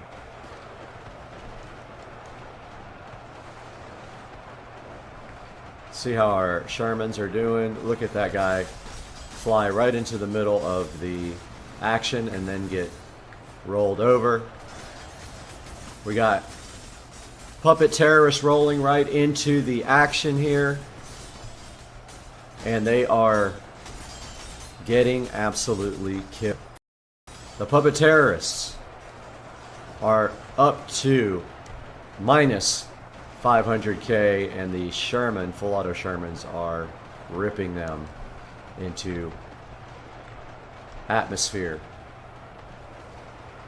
Look at them flying everywhere.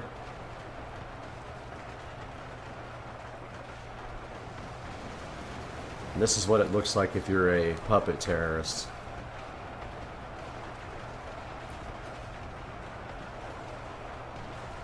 Not looking good for you on your puppet mission here, is it? This is what happens. They just get... I think they're making noises too, like, our tanks don't care. Look at that guy flying way back there.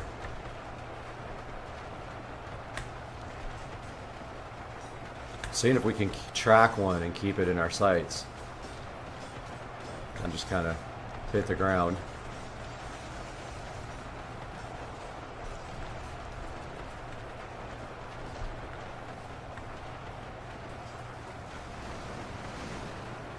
They are just slowly getting cut down. Let's go back and see if I can figure out how to add the other two teams, because we might need to help the puppet terrorists now. Team 1, Team 2, Team 1. Yeah, I don't get why it's not showing me this red. Like, I see the first two teams, I see the green, I see the blue. I'm not seeing the red going into the battle. These maps are huge. Watch how far you place your armies apart. Where's the red? Watch this. So if I add... Ah, there's red. Okay, let's shrink that to Team 1. Give him full auto archers. And give him, I don't know, 500. Oh, there it is. It's just tiny. I was like, where is it? I can see why now. Okay, so this guy needs to actually go to Team 1, so let's put him back here. Give him some cover.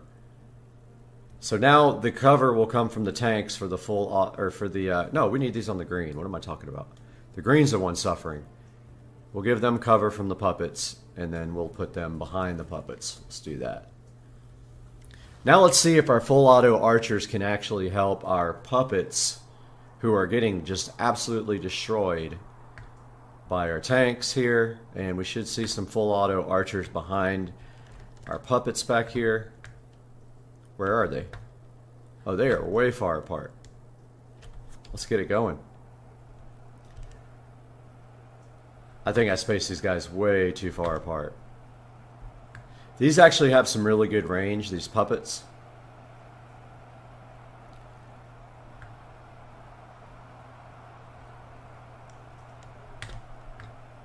Yeah, let's get those closer together. I spaced those too far apart. Sorry, guys.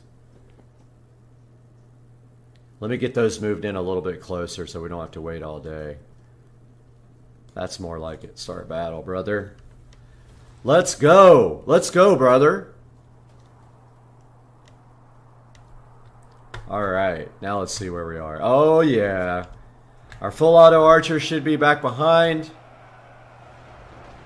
Oh, I forgot to move them forward. Look at the carnage.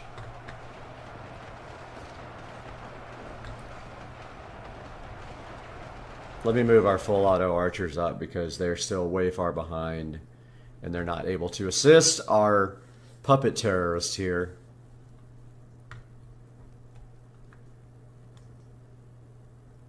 Okay, yeah, they're pretty close.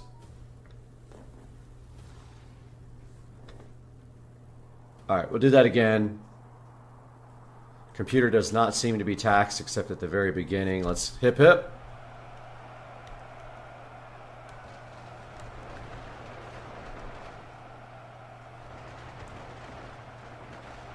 We don't even have our full auto archers in range yet, and already the tanks have 230,000 kills, and we have a rain of puppets.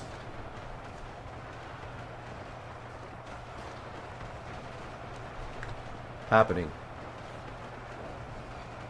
From the sky, we see puppets.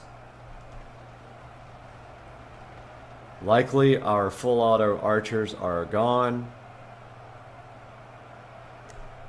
Our puppets are not giving up, although they are getting absolutely destroyed, and this is just not enough for the puppets to overcome the flight of the navigator. Alright, time for another option on the other side rather than tanks. So let's change this guy. Let's give him some heroes. Let's give him a few Nikola Teslas. Let's try 5,000. Now we got Team 1, 5,000 Nikola Tesla. 500 full auto archers going to battle here. Should be interesting.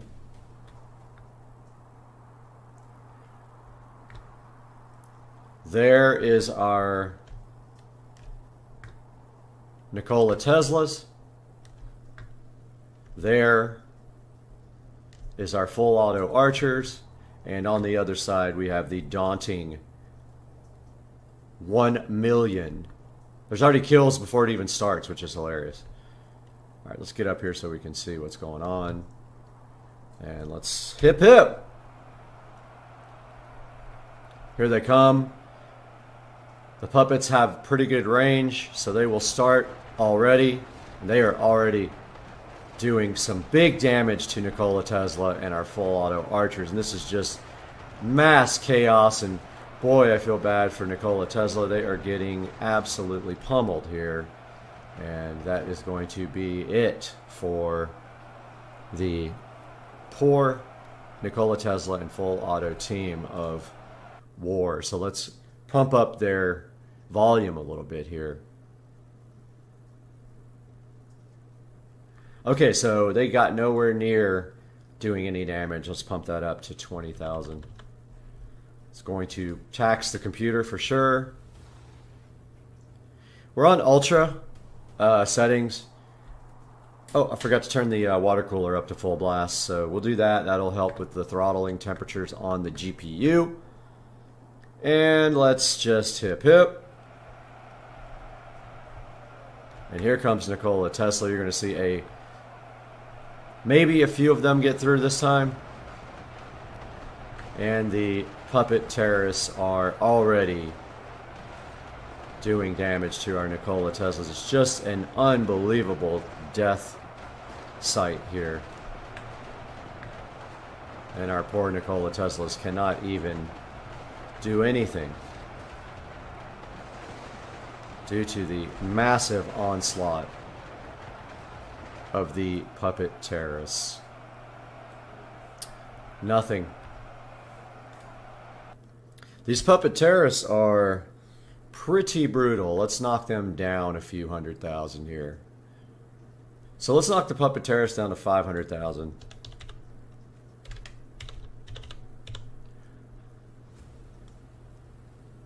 Let's give them a few more full auto archers. Let's make it 10,000. Quite a few less of people on the field. So it should be less taxing on everybody and the GPU, which the GPU is fine right now. But here comes our army of quite a few Nikola Teslas and full auto archers who haven't even fired yet. They are already getting cut down.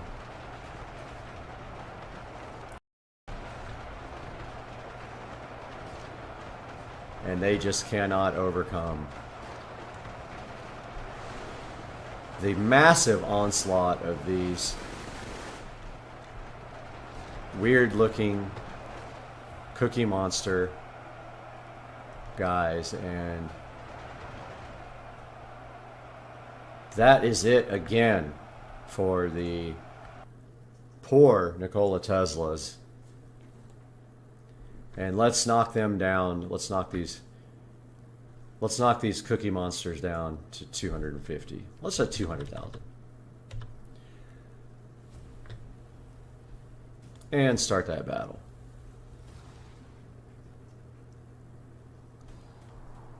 Computer still not having an issue. I think turning on the fans. I had my liquid cooler fans on low. Now they're on high.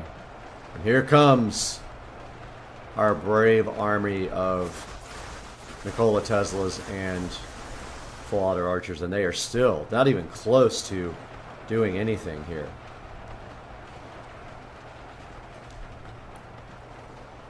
It's going to take a lot more of them or a lot less of the puppets. These puppet terrorists are brutal. Maybe we should switch them out with something different. Let's see what we have to offer here. So we've got standard zombies, we've got ghosts, we got the Juice Man, which I think is a Kool-Aid guy. Let's try Kool-Aid guy.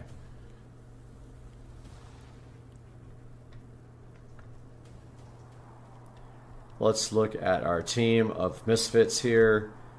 There's all our full auto archers, all of our Nikola Teslas. And on this other side, we have a bunch of Hey Kool-Aids with a bunch of ice cubes on top. Now let's see what they can do from this side.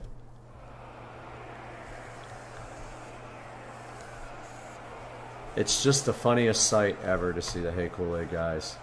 And I have a feeling the Hey Kool-Aid guys are going to get absolutely trampled here.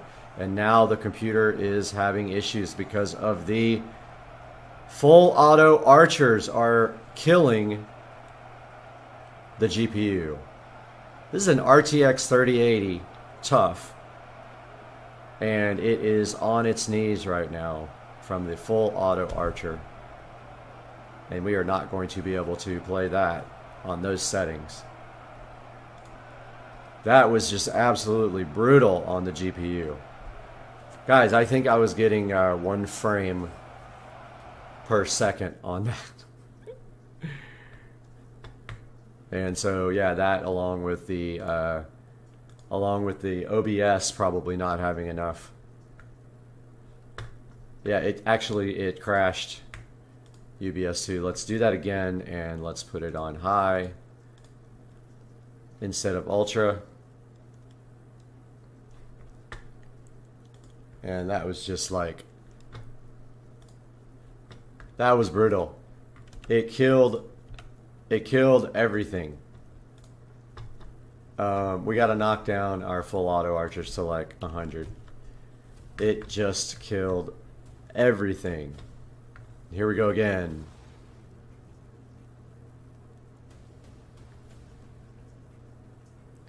And it did load properly. As soon as our full auto archer started firing, that was it. It was like, nope. No GPU power. And I've got a fast GPU. We knocked down the quality settings and lowered the amount of full auto archers, and here come Juice Man ready to party. And I don't know why the full auto archers are not firing yet. Oh, they're in the back. There they go. And there goes Nikola Tesla opening up a absolute can on our guys.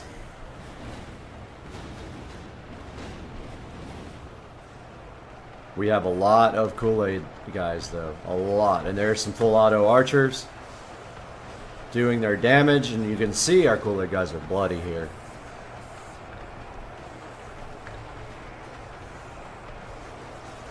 Check out Nikola Tesla with the flash of light. And our Kool-Aid men have 0 kills and are going to the death quickly. So we may need to reverse that role. We now know that the Kool-Aid men are not that powerful. So let's bring the full auto archers over to their team. Full auto archer, go to team 2. And full auto archer, where are you on the field? Right there. Full auto archer back here on the side. Maybe let's put them right there. And start the battle. Give our juice men a little bit of a chance here because they are getting absolutely killed. There's our Nikola Teslas, and there's our juice men and our full auto archers. Let's roll. And there's our incoming batch of Nikola Teslas with their ray guns. Here comes our juice men, which are just kind of waddling along. Ever so weirdly running towards with big muscles. They're saying something.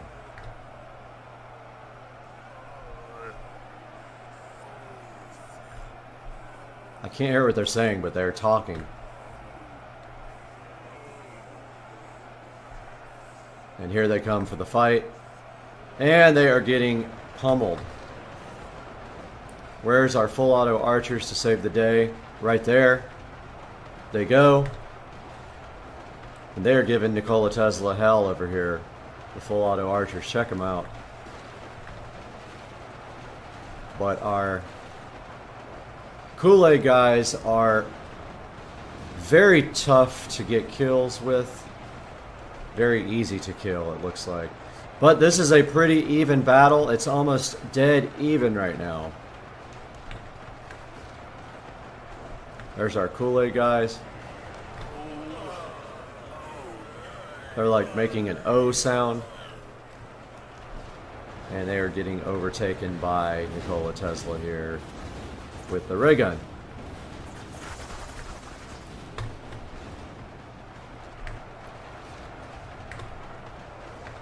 And we still have our full auto archers just lighting up Nikola Tesla from in here. Look at the full auto archers go. Look at that battlefield, guys. And there is the strength of the full auto archer. Let's go.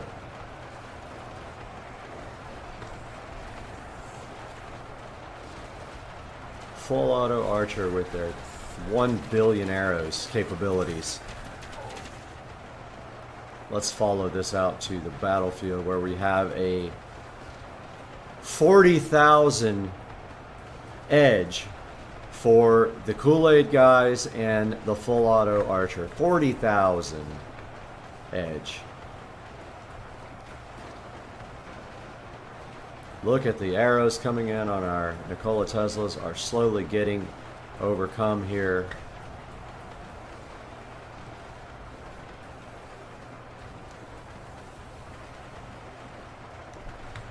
And that full auto archer is doing the trick, or was doing the trick. Did they get them all? They might have gotten all our full auto archers.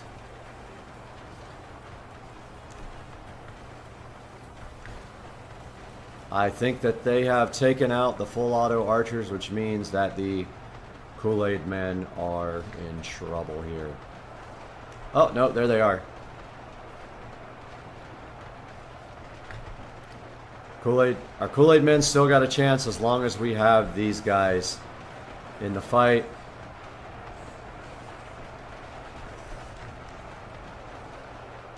Look at that. Arrows those arrows coming in on Nikola Tesla. Just a epic stream of arrows. But when the Nikola Teslas use their ray gun, it is pretty much a done deal for the Kool-Aid guy, as you can see here. Nikola Tesla's running their way through Kool-Aid men like it is nothing. And that is getting uninteresting, so let's go back to the main menu here.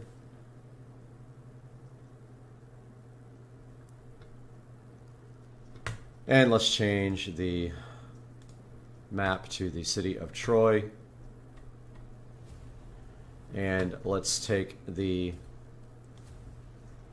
let's see, I can't even see the red team anymore. Let's get rid of them. And let's put some, let's do some city of Troy fun here. And let's get rid of Nikola Tesla and let's put in Action Man, who we all know is just you know who, which I'm not going to say. And where is Team Blue? Team Blue is here. And so we have 200,000 juice men against 20,000 of the you-know-what Action Man. And let's roll. These are John Wick wannabe clones, not the real John Wick. Oh, is it going to crash? Let's see. Nope, it actually loaded. Okay. And here we go. I see the other guys out there. I see the Jukebox guys. I see John Wick. This is probably going to just be an absolute slaughter by John Wick. These Jukebox guys are going to get killed because John Wick has a gun. And here comes the John Wick army. And here comes the Jukebox army as well. There goes John Wick. They are already killing thousands of juice boxes. Poor Kool-Aid man. Boy, they make the funniest sounds when they die. Yeah, not happening with these guys. They need some help. They need some help.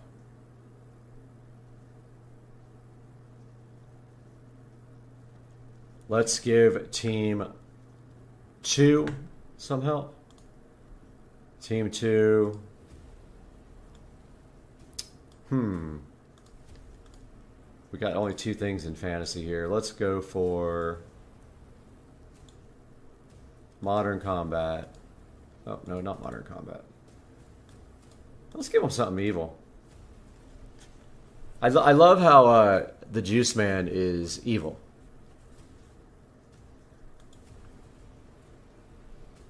Alright, so we got these guys mixed in here. Let's put them on both sides and see what John Wick can do when he's surrounded by evil Kool-Aid Man and evil ghosts on Supercar Street Racing Gaming.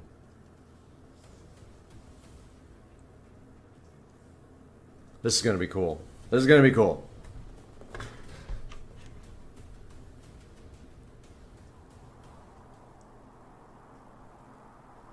It's going to give my GPU a workout. And as you can see here overhead, we've got our Kool-Aid army over there. We got our John Wick army there. And we should have our ghosts over there. And let's roll. Half the John Wick going for, a lot less than half going for the Kool-Aid guys. They don't need that many. These guys are going for the ghosts.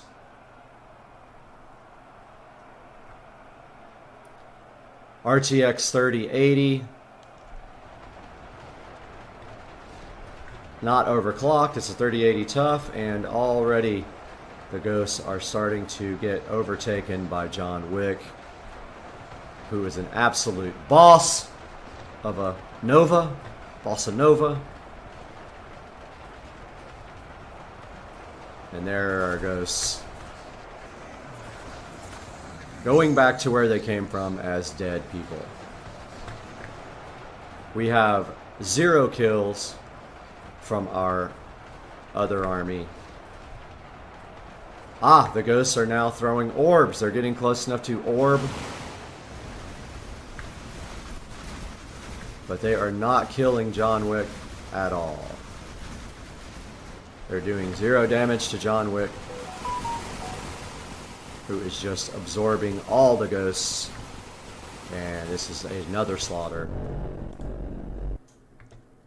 An outright slaughter. We got to give something as a challenge to John Wick, and I think I know what we need. We need some puppet terrorists on team 2. Purple puppet terrorists will be here. Little bit of John Wick's there, and we are going to tax our GPU quite a bit. Here we go. Let's go. Hand is hurting.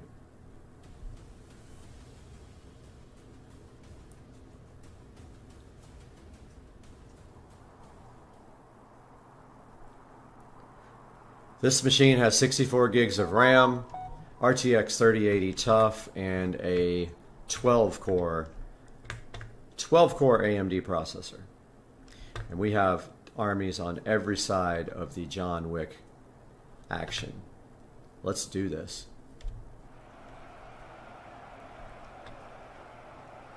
Here we go. We've got John Wick's moving towards the puppet terrorists here, firing already at our puppet terrorists, who are very powerful. Our puppet terrorists are going to be firing back here shortly. We already got 20,000 kills. John Wick taking a lot of damage here. And now taking even more damage. And there comes our Kool-Aid men into the battle. Very slowly and very weird looking Kool-Aid men. With very muscular legs and arms and ice on top. Back here to the battle. We've got these John Wicks fighting the puppet terrorists here and winning handily. And then we should have some other battles going on back here somewhere. Yes, we do. We've got our ghosts back here fighting our John Wicks on this part of the battlefield.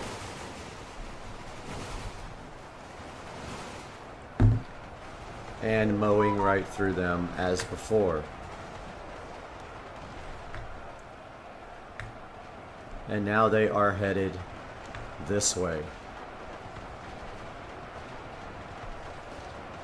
Right into the wall. They just bump right into it and keep going. So they're headed to the other battle. I think that they eliminated all the ghosts. And the John Wicks have 430,000 kills here. Mostly probably are all Kool-Aid men, and the John Wicks are moving downhill towards our puppet terrorists.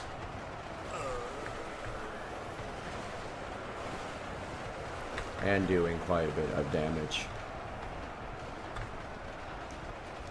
And we still have a whole lot of Jukebox men just trying to make it to the battle. But they are getting mowed down way back here by this little army of John Wick, who are just doing damage. Blood covered, doing damage.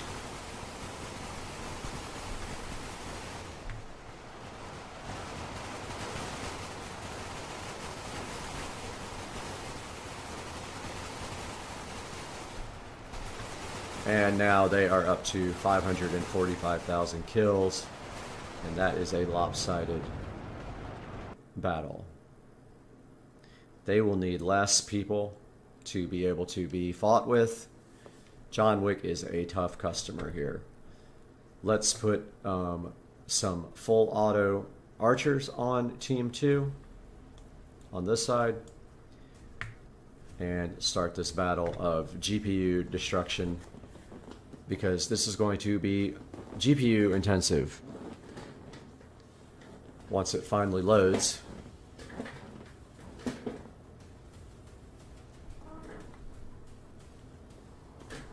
Here we go.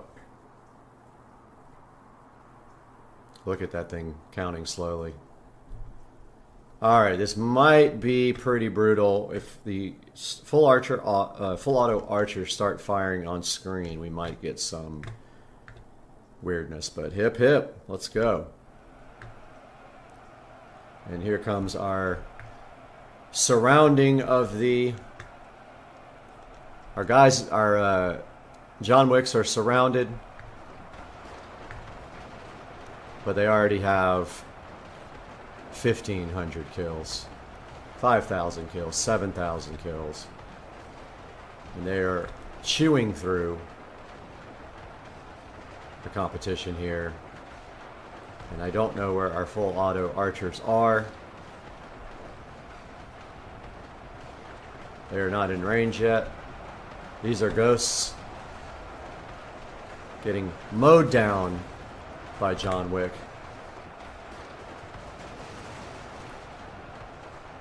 Yep, no full auto archers yet. Maybe they're already gone.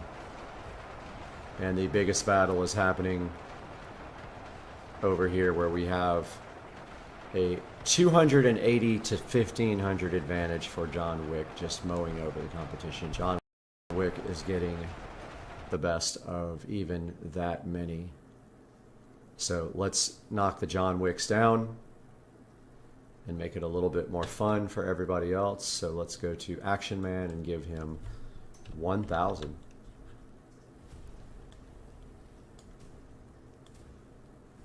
And John Wick is green. Let's surround him a little bit more. He's right there in the center.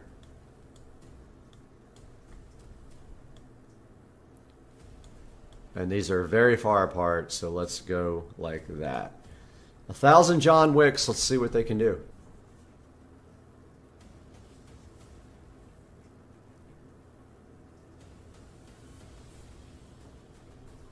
Still loading. Alright, so it didn't crash, that's good.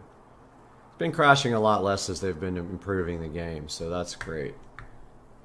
And boy, this is a tight quarters.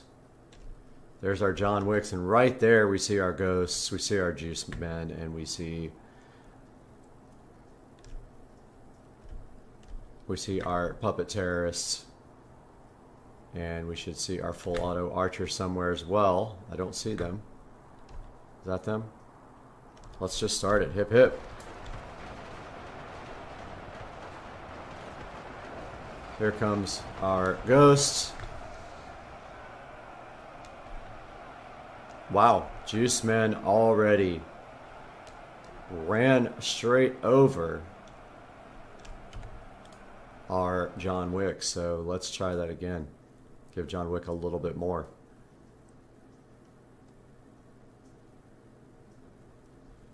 Alright, so our John Wicks are there. Oh, we got full auto, we got puppet terrorists twice. Let's make them full auto archers.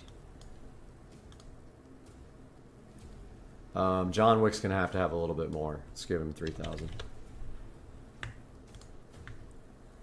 So I was gonna say, yeah, I have SSDs, really fast SSDs, 64 gigs of RAM, 12-core AMD processor, and a RTX 3080 TUF. And it's liquid cooled. The card's not liquid cooled. The CPU is liquid cooled. Alright, so we're already like lagged out just a tiny bit. I'm letting it kind of catch up. Let's go. Hip hip. And look at the carnage of our John Wickness. John Wick with 31,000 kills already. Here comes Juice Man. Here comes, I believe, the full auto archers. Yep, here comes our full auto archers trying to get in range. They are short range.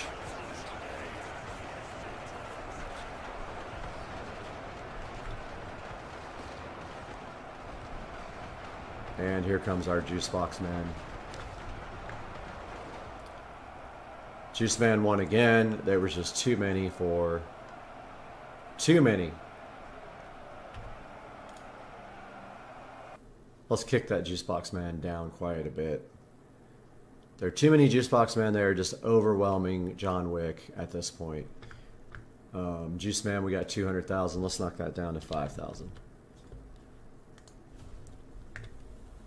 Will also help with our lag.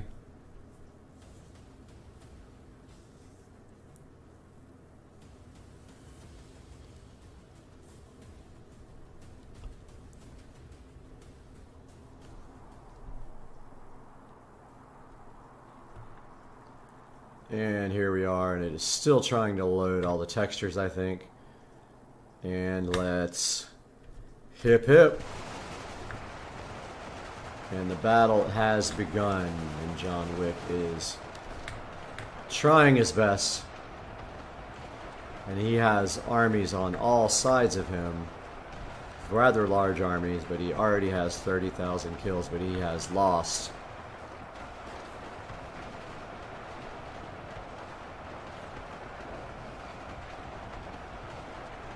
And it is going to be over quickly here.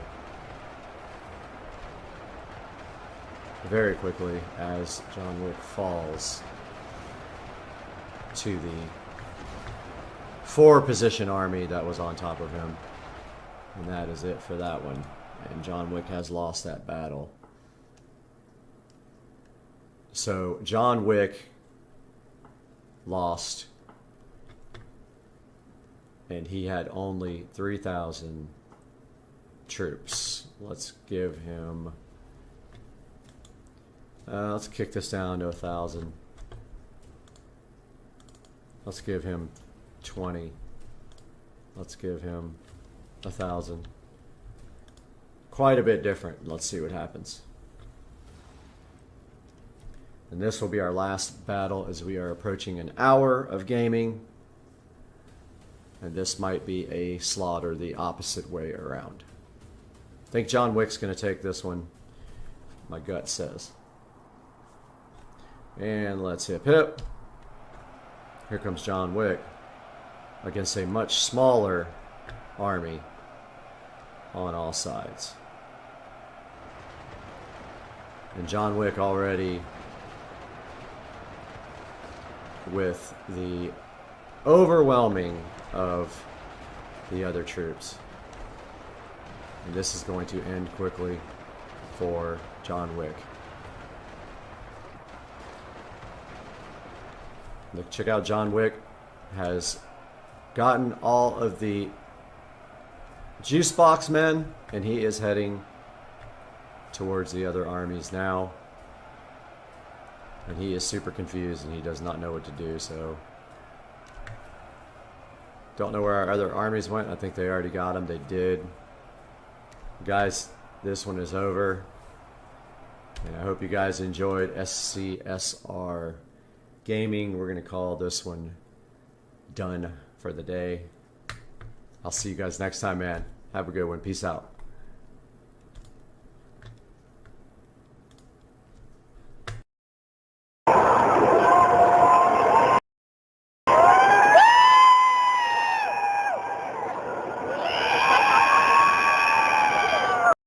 Alright guys, to the channel, and today is day 40 of the keto diet, and yesterday we weighed in at 150. I was good yesterday also.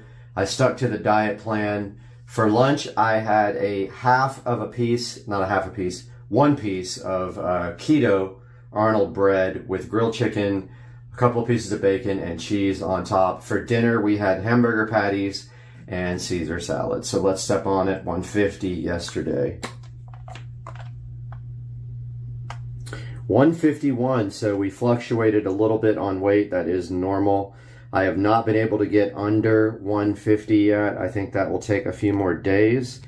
But yeah, we went from 150 to 151, so just a slight fluctuation in my weight from yesterday to today.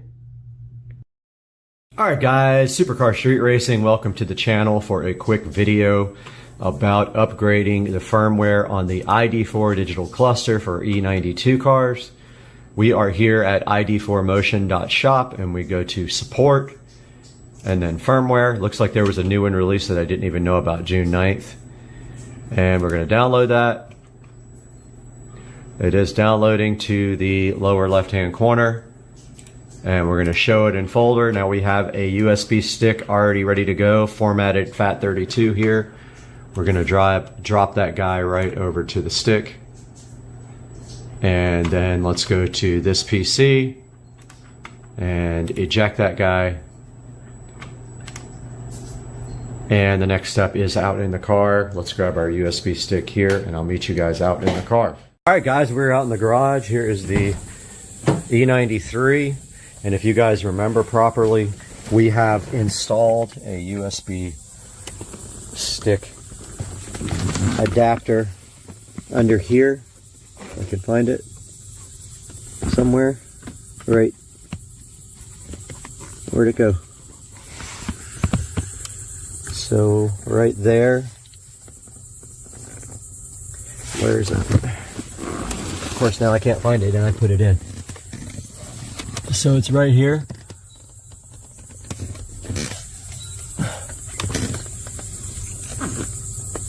And so we are going to stick that stick in, if I can see. Let me stop this and turn on some light. Okay, now we can actually see it. There's my little USB adapter that I installed into the dash. Putting the USB stick in there. And let's go up.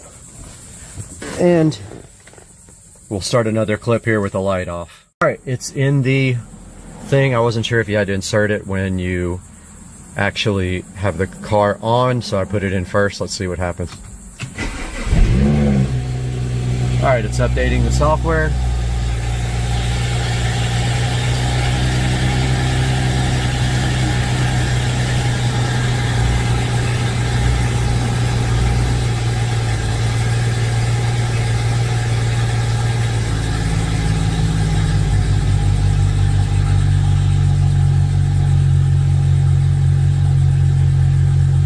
There we go. Dang it, it keeps on like going back to the old settings for my... It's got a long extraction going down at the bottom. As you can see that line moving from left to right. So I was on 2.02.00 and it's installing 02.02.02, which probably won't fix any of the issues because I still have battery drain, I still have issues with cruise control being off, and I still have issues with the fuel warning indicator coming on constantly. When you get on low fuel, it turns off, and then it starts chiming again, and then it turns off, and then it starts chiming again, just over and over. So we're going to stop until this is done. I'll be back. This is now done. I don't know if it restarts by itself or what. It does. Okay, cool. There goes the reboot.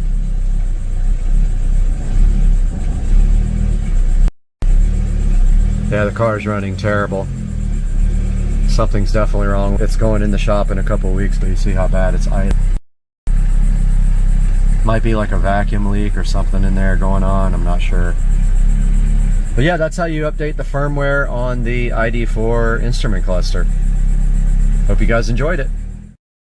What's inside? You get a sub, you get a power cable, and you get a RCA cable. And if I remember correctly, this has a single LFE input. It does not have a stereo input for bass. But the cool thing about this guy is it also supports network for feeding it if you have a WIM Ultra or a WIM amp like is sitting in the box. Right on top of the Sub Pro, we have a nice user manual there, and we have our accessory box right here. It looks like this will house the power cable and all of the other cabling that they give you.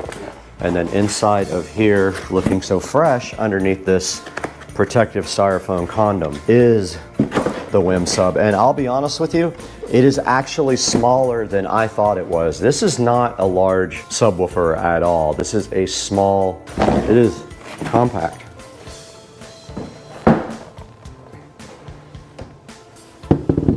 And look at the WIM Sub Pro here.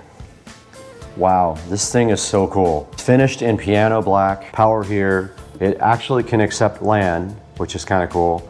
So you can feed it with network, or you can feed it with RCA, and then there is a reset button right here. But yeah, this is all the connections on the back. And the front, it does have rubber feet on the bottom, by the way. The front does look just like this. What a cool unit this is, man. I'm so hyped to review this for you guys. This thing actually doesn't even need a connection. It can do Wi-Fi. So you can actually use Wi-Fi 6 on this, and supposedly you can put it anywhere. Your WIM amp or your WIM Ultra, they can interface with this guy without having cabling. Now let's look at what's inside the box here. One RCA cable and one power cable. That is all that is inside there.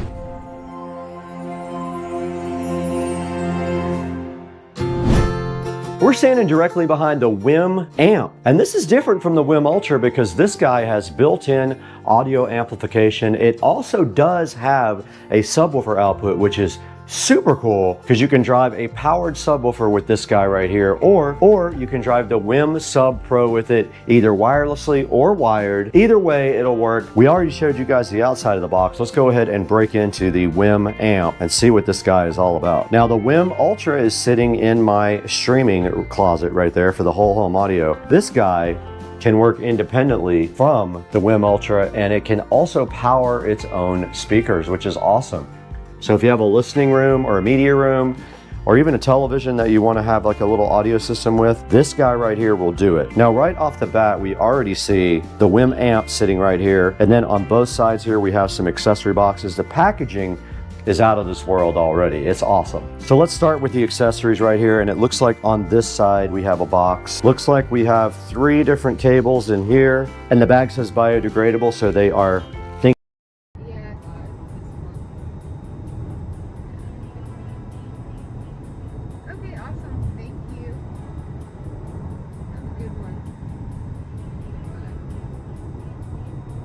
Good morning, everybody. It's Saturday morning, and I spent the entire day yesterday going to get the new car. And I know you're curious exactly what I got, so I am going to walk out there right now and show you what it is. The big reveal. Dun, dun, dun. So there it is. I'm just kidding. That's where I pulled out the Honda. The new car is, surprise, surprise, look what's back in my garage. That is my old car. So what happened was I picked up my old SL65 again. It all worked out. So what happened was the guy who had my vehicle, he wanted to go a different direction. I also spent about 6 months looking for a car. I couldn't find anything really that I wanted, or the colors that I wanted, so he made me a deal that was really sweet. I went and picked up my car yesterday in Virginia. There it is. Came back pretty much like I left it, except for one thing. He had curbed one of the wheels. Wasn't too upset about it though, because the wheel was already peeling, the chrome was peeling on it. So yesterday I did order wheels and also a lightweight brake kit. This car has very good brakes from the factory, however, they are super expensive. And a company makes an aftermarket 2-piece lighter weight kit with replaceable rings on the hats. Ordered that yesterday. Also ordered my wheels. He said that will be in a different reveal, so you'll know soon what I got. But there is the R230 SL65 back, and it's about to get worked on right now. Stay tuned for what's about to come soon. Featuring the Starvis 2 IMX678 sensors, and right in front of me is sitting this exact camera right here. It is at $139 because it is 46% off right now, which is a great deal. So go ahead and check this out. It does have a cool night vision option here, as you can see here. Other cameras do not look like that on night vision. The Ambar has 3.0 night vision with full color.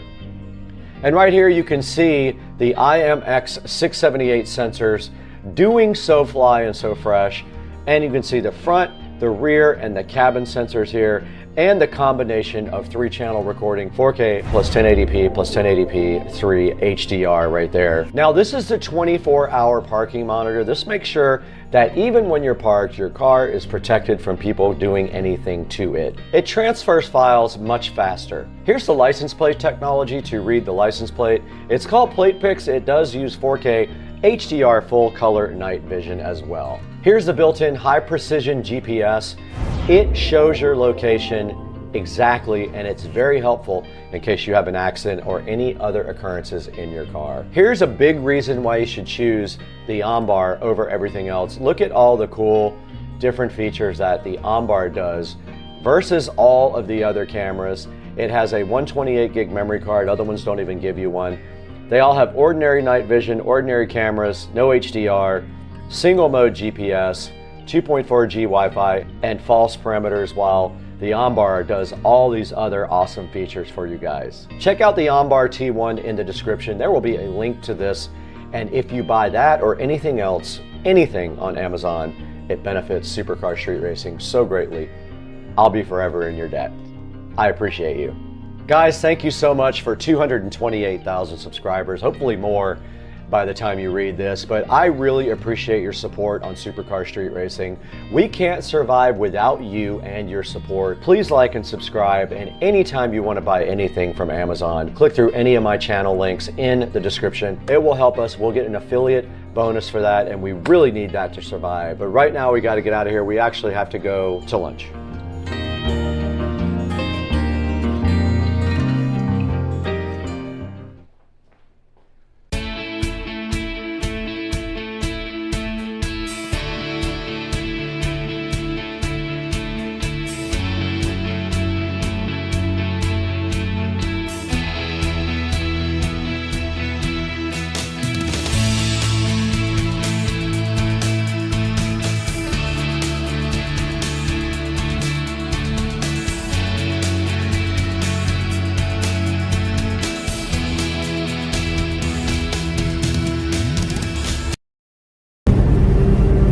Weather is just absolutely ridiculous. It's so gnarly out here, guys. Hey, Supercar Street Racing. Hope you guys are having a great weekend. I want to check in with you guys.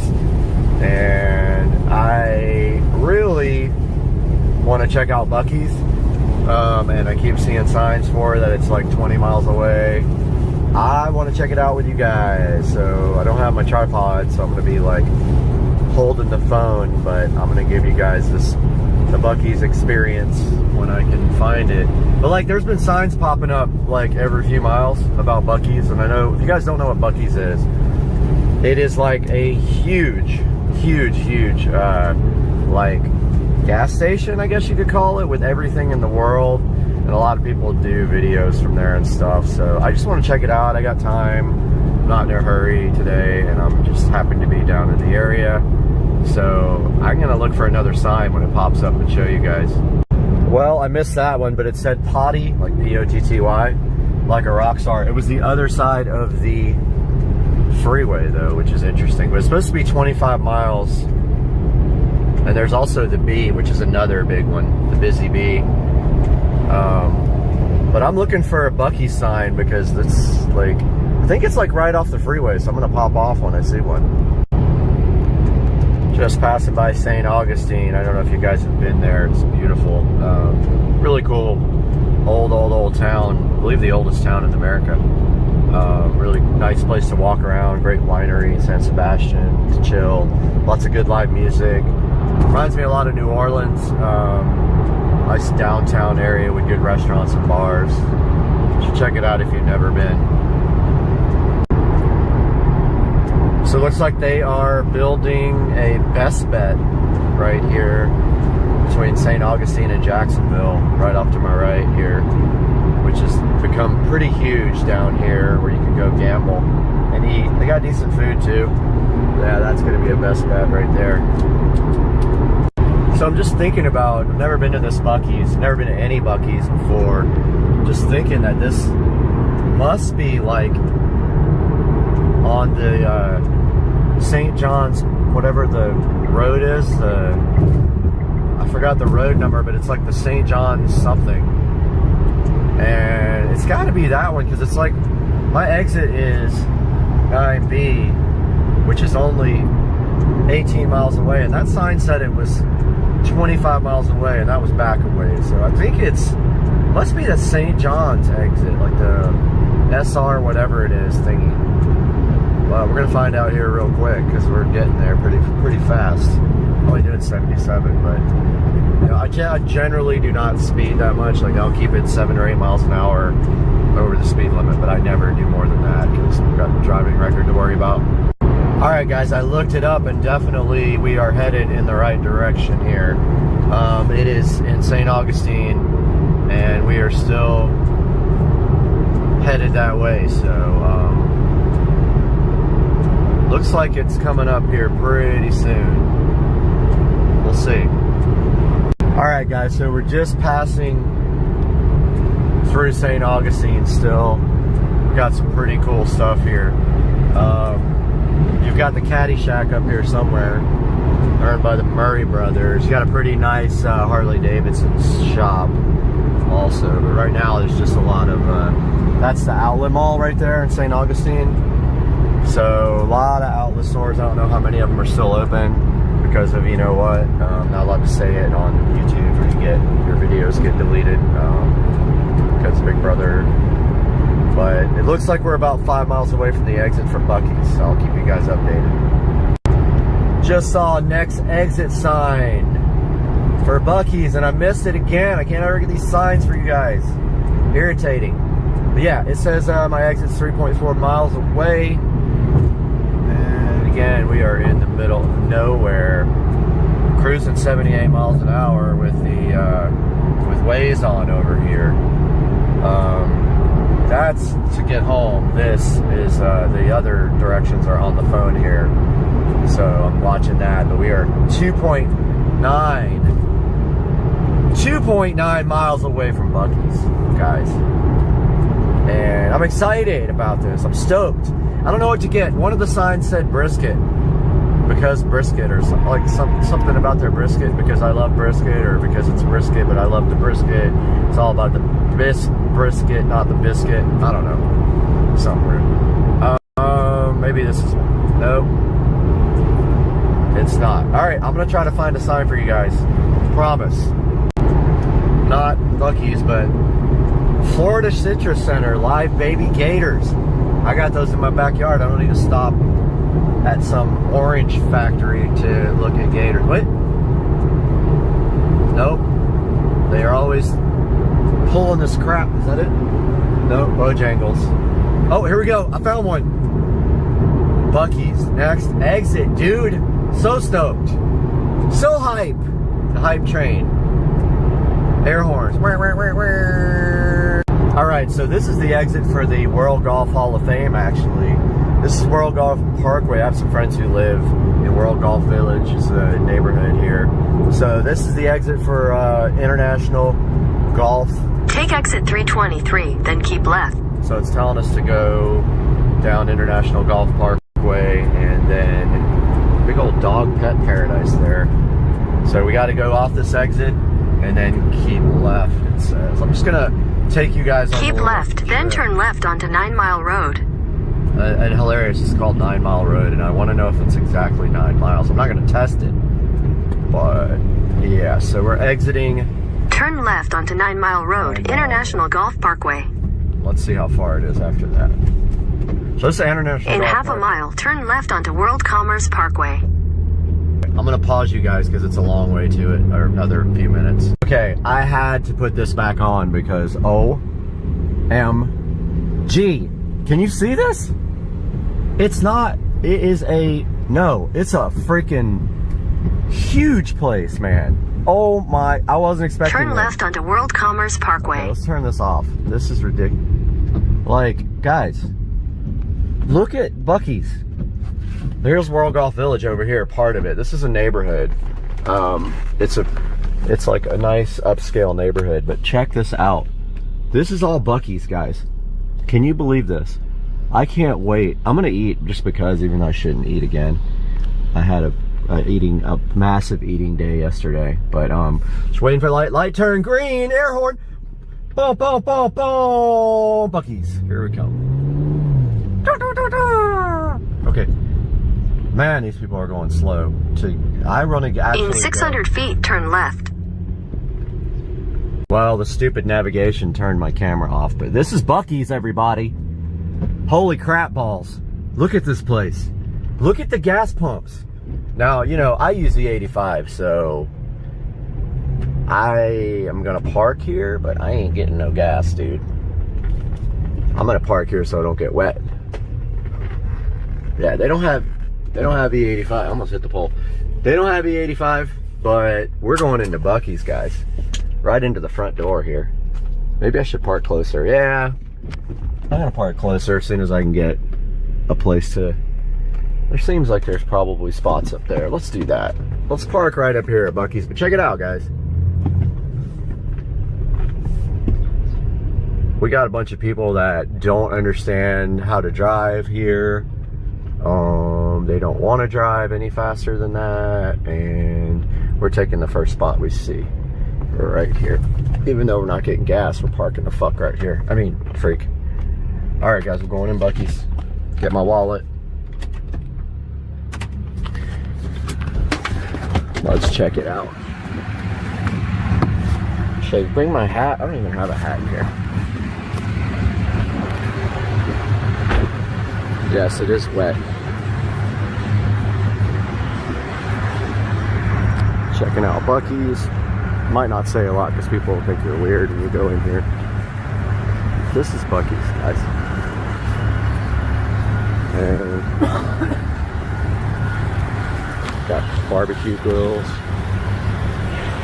charcoal. You can pretty much buy anything here you want. This is it. It's huge. Excuse me. Pretty cool. So check the store out, guys. Massive, massive, massive store. Which is everything you can think of. Check out the food. So they're supposed to have like some of the best food. And they've got like a place where you can order. And these are all like the brisket, which is supposed to be really good.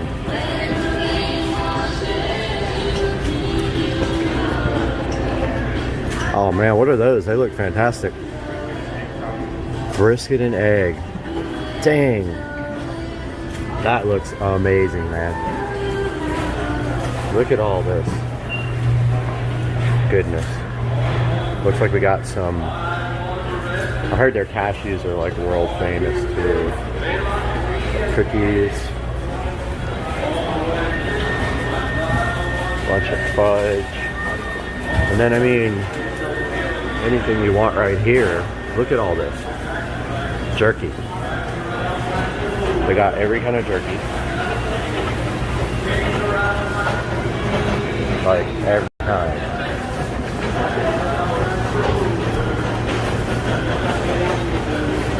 And I guess that's the kitchen there. And any kind of sweets that you can imagine.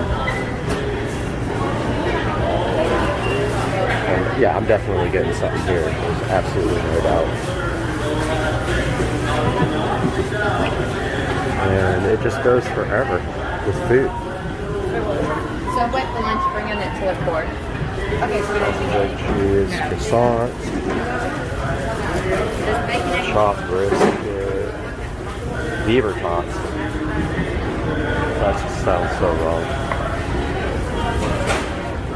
So the guy was making these.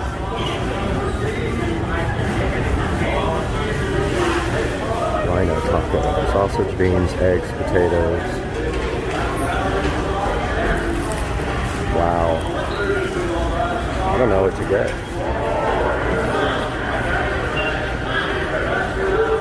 And then of course you've got the store. Everything you can imagine in this place. I mean, dude, if you like chickens, you're in luck here. Look at this chicken stuff. Wish I had my tripod. I'm so upset. Look at the cast iron. They got every kind of cast iron you can think of. Like, all of them. It's about 45 bucks, not bad for a cast iron. But this is amazing. So they got the cast iron wok for $49.90. And then they got the cast iron pots. And then just all kinds of random stuff. Order hot dogs, wraps, chicken tenders. Let's keep looking at the merchandise first. Yeah.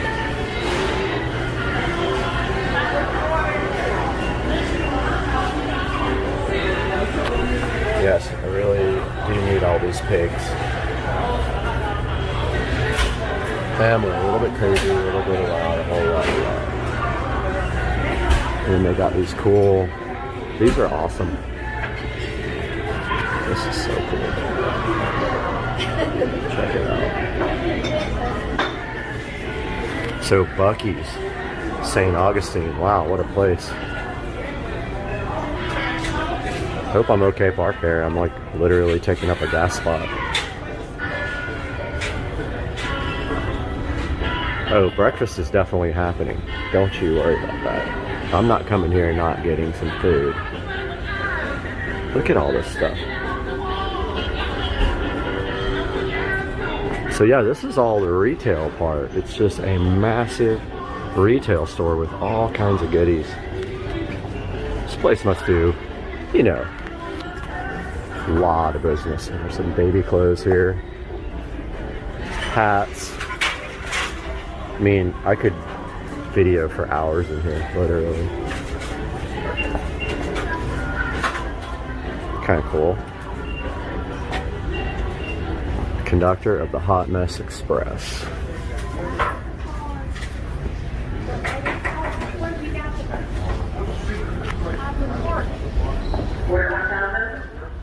Order number 1,000 of what? 10,000? And then they got the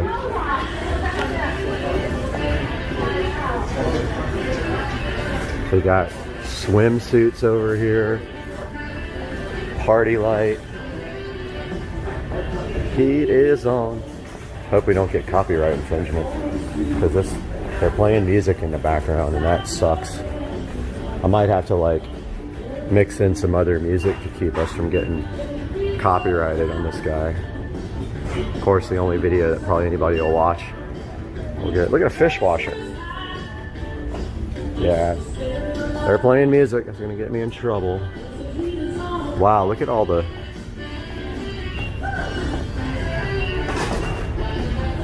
Look at all the stuff they got here. The Buc-ee's shoes. Hello. Oh, good. How are you? They got the lunchbox. They got the shoes. I know somewhere they got the whole outfit too, because I've seen somebody wearing it. They got the beavers. They got the boxers.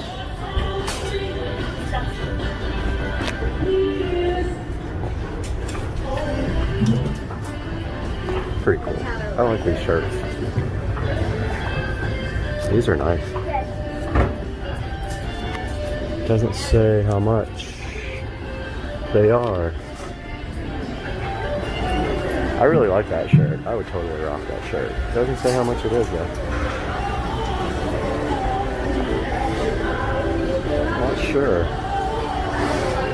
So this place is famous. Look at the truck, guys. This is cool. It's full of beaver nuggets. I don't know what those are, but oh my god. So funny. Look at the truck. So let's look at some more of the food, because this place is famous for the jerky. Let's see what we got here. Sweet and spicy, lemon pepper, ghost pepper steakhouse. It's like $7. It's not bad.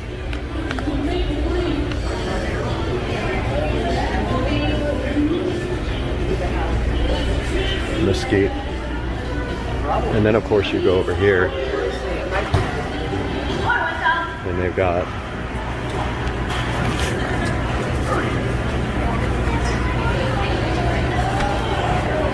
I guess you just buy it by the pound here.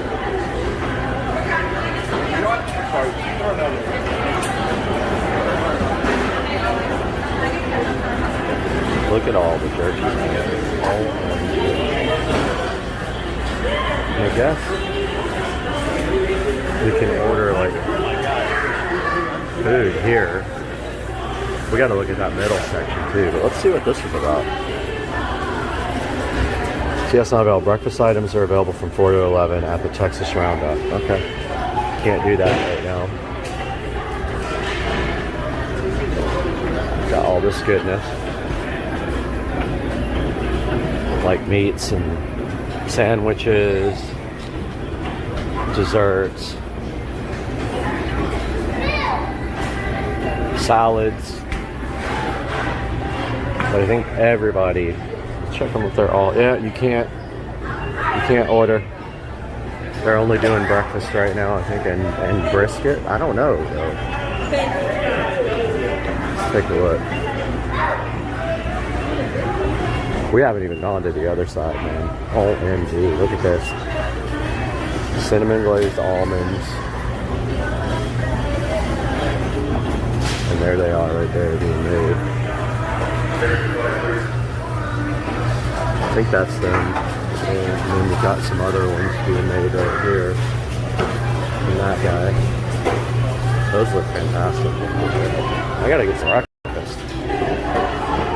This guy's making hundreds of these. Sausage, egg, cheese, keto, rhino taco, sausage, egg, cheese taco, bacon, egg, and cheese, taco, hippo taco, beef taco, bacon, sausage, egg, potatoes, cheese. And then they got the brisket sandwiches. Brisket egg taco? I mean, should we? I guess we should. We're getting this guy. Brisket egg taco. And then these are the croissants. Those actually look really good too. And they got sausage, egg, cheese croissant, potato, cream cheese. I mean, they are serving hundreds of these things. Here's all their breads. Got the drink machines here with like any, I mean, look at all the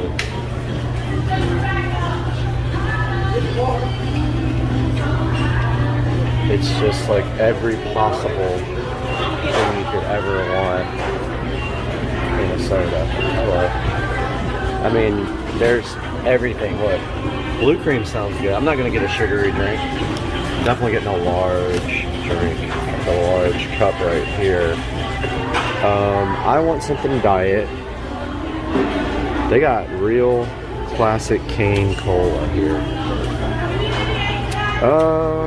I guess like a pick-me-up, so maybe like Diet Mountain Dew. Let's get a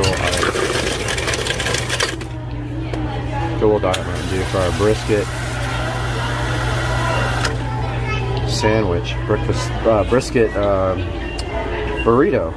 Can't speak. Alright, got the large drink here. Got to find the lids. They're back behind me. That's where it gets difficult.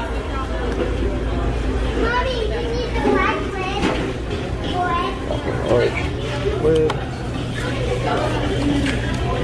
Get the straw.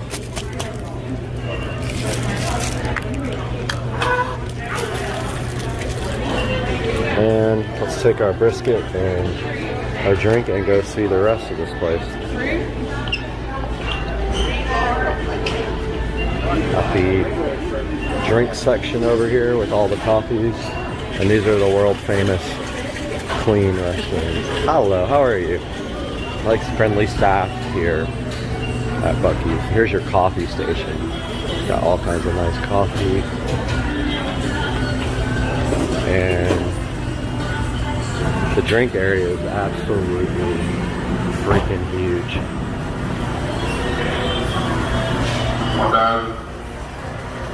Can't get these, they're not available. Here's the candy section. Here's all the dairy stuff and the drinks.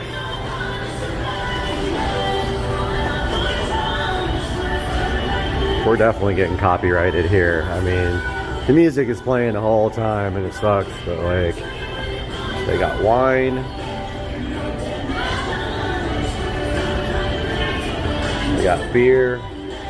More jerky. I like their duffel bag, although I have plenty. I feel like I should get some jerky. And steakhouse looks good. Why don't we get some of this too? We have to. We can't leave here without this. I mean, my hands are full now. Going up to the checkout. But look, they got the spices. All kinds of spices. They got White Claw if you want to get buzzed. Buck Shack. Oh, it's wine. Okay. They got the wine, Buc-ee's wine. And they got the salsas here. Black bean, Carolina Reaper, blueberry jalapeno, every kind of like salsa you could possibly imagine right here. Plenty of ATMs so you can spend all your money. And then over here they got jalapenos, garlic, green beans, some snacks over here, all kinds of snacks, USB cables, popcorn, candy. I really, I can't obviously take you into the bathroom, but I kind of want to experience it. But let's just go to the checkout here. Are you open? Yes, I am. Okay, awesome. Very good. Well, I'm just hiding for a minute. all right. Yeah, I won't put you on the video, but I'm making a video for YouTube. That's all right. Okay. So $12 are not bad. Never been here, so I'm put it on my YouTube channel. Oh, where are you from? Jacksonville. So I've never even been here. It's weird. Now, we have another one in Daytona Beach. Uh-huh. Can I put you on? I don't know. You can't see you anyway. But, and there's one opening in South Carolina. Oh, cool. There's one more in... Where's the big, like the biggest one? It is going to be in Gatlinburg, Tennessee. Ooh, nice. So that's going to Love be Gatlinburg. We have 104 pumps. They're going to have 120. Oh my God. Well, I don't want to hold these people up. It's going to be a lot bigger. They're in the process of building it. Awesome. Thank you so much. See ya. So yeah, we got a little $12 bag of goodies here at Buc-ee's, and we're heading out to the car. I would sit down and eat, but I don't see any place really.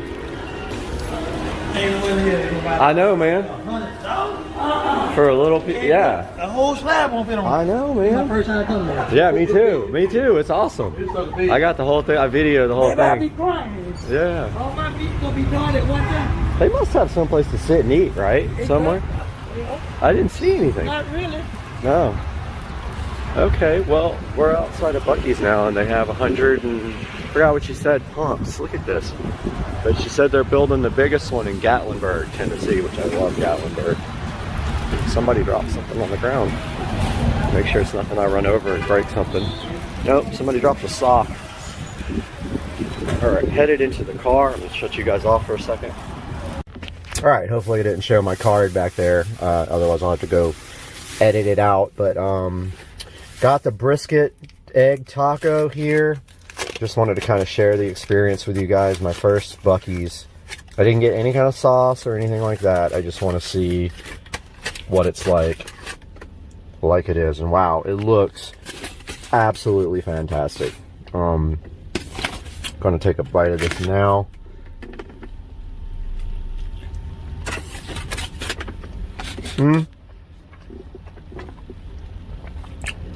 Really good. Oh, that would taste good with like some kind of sauce on it. The brisket just has so much flavor, and it's so like, it's not dried out. It's really flavorful. Wish it had a little bit more cheese in it, but there's a good look at the brisket right there. Delicious.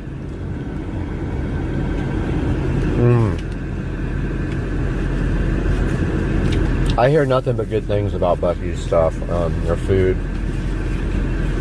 So I've got the steakhouse beef jerky here.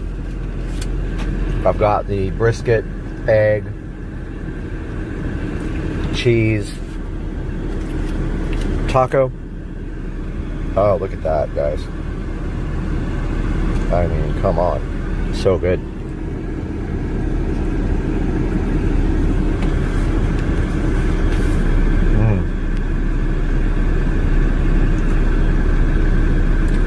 You know what would be good on this? Sour cream, or barbecue sauce, or even ketchup would be really good, because I love ketchup on egg, like egg burritos.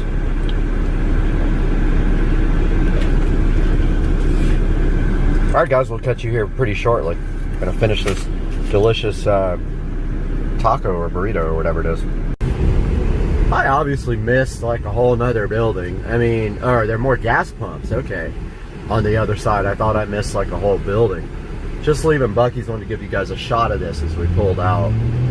It's a freaking huge building with tons of everything you could ever imagine. I mean, you can kind of go crazy in there and spend a bunch of money, but I mean, look at it.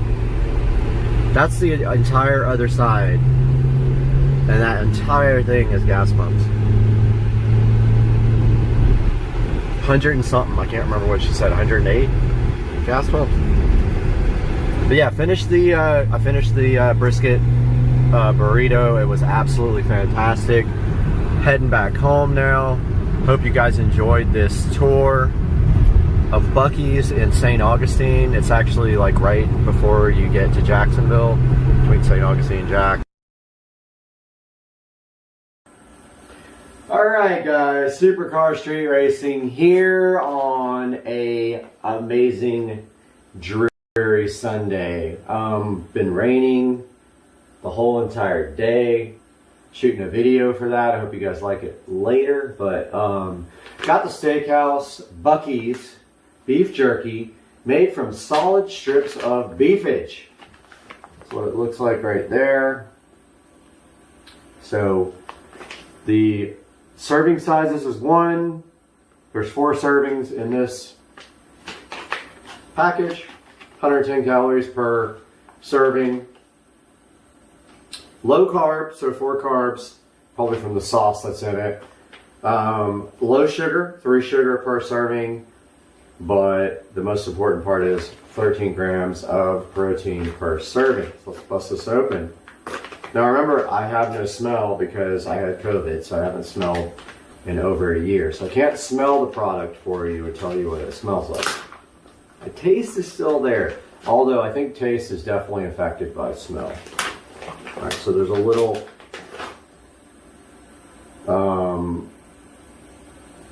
oxygen absorber container in here, package thingy. Yep, I got nothing. I can't smell it for you, but let's see. So a lot of the jerky that I've gotten at stores is like so hard to eat. You can't even like chew it because it's so let's see. Steakhouse. Bucky Steakhouse beef jerky. Okay. A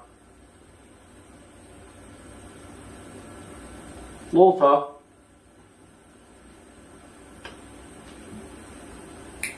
It's a mouth workout for sure. It's not super tender. I think that's all hit or miss with beef jerky. I'm not trying to say it's a pass or anything. It's not too tough to eat.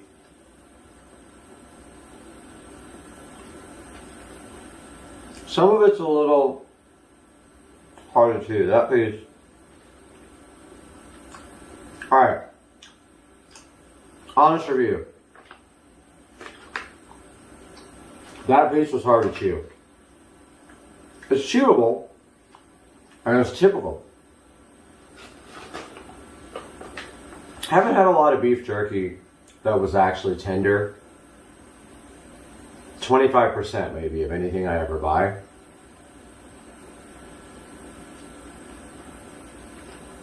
Yeah. Probably should have bought like some of the fresher stuff, like by the pound stuff. I'll know if it's made after this. I need something to wash it down for sure. It was good though. Let's talk about the flavor of this though. Yeah, it's beef jerky. It's dried beef. It's going to be difficult to chew most of the time. I've had some tender stuff. Probably was a little bit newer. This doesn't say when it was packaged. And it wants you to refrigerate it. So if you get this, make sure you refrigerate it. But the flavor is really good. Like, I'm a big fan of steak. Actually, I had steak last night. Ribeye. Flavor is good. It's like a smoky, rich, just a like steak on the grill kind of flavor. This is my lunch, by the way. Really good. Zero complaints about the flavor. Definitely recommend that. You really can't give a bad review based on the tenderness of the beef. The whole thing about jerky is, it's like aged and dried. It's going to be difficult to chew sometimes. Now, I have returned beef jerky that was so hard to chew you couldn't even chew it, like, at all. It's not like that. I think it's typical of beef jerky. Forgot my soda.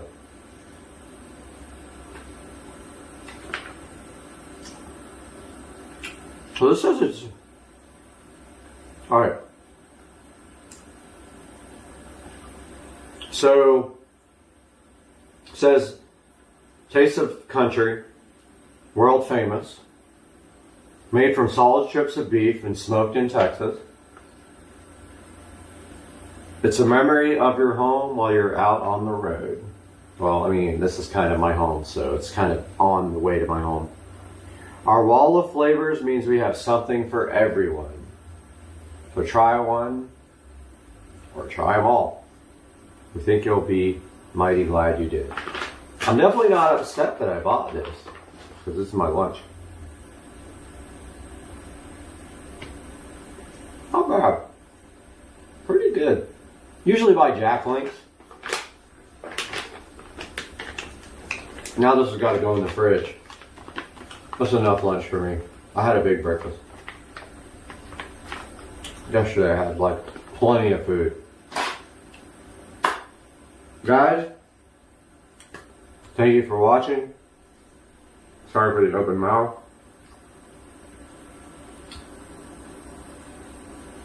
Please subscribe, please like. I'll see you guys in the next video.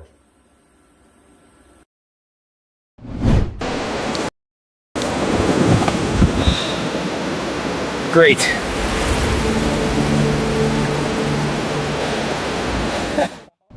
Guys, welcome back to the channel today. We're out in beautiful Studio A with something exciting for you.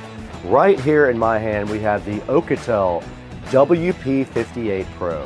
Now, this is a rugged smartphone designed to push boundaries. Whether you're gonna go climb mountains, work tough jobs, or just need a phone that won't give up on you, the WP58 Pro might just be the phone for you. This thing is made to survive while also keeping you in top speed. So today on Supercar Street Racing, we're gonna open this thing right up and test it and let you guys know what we think. Let's get it done.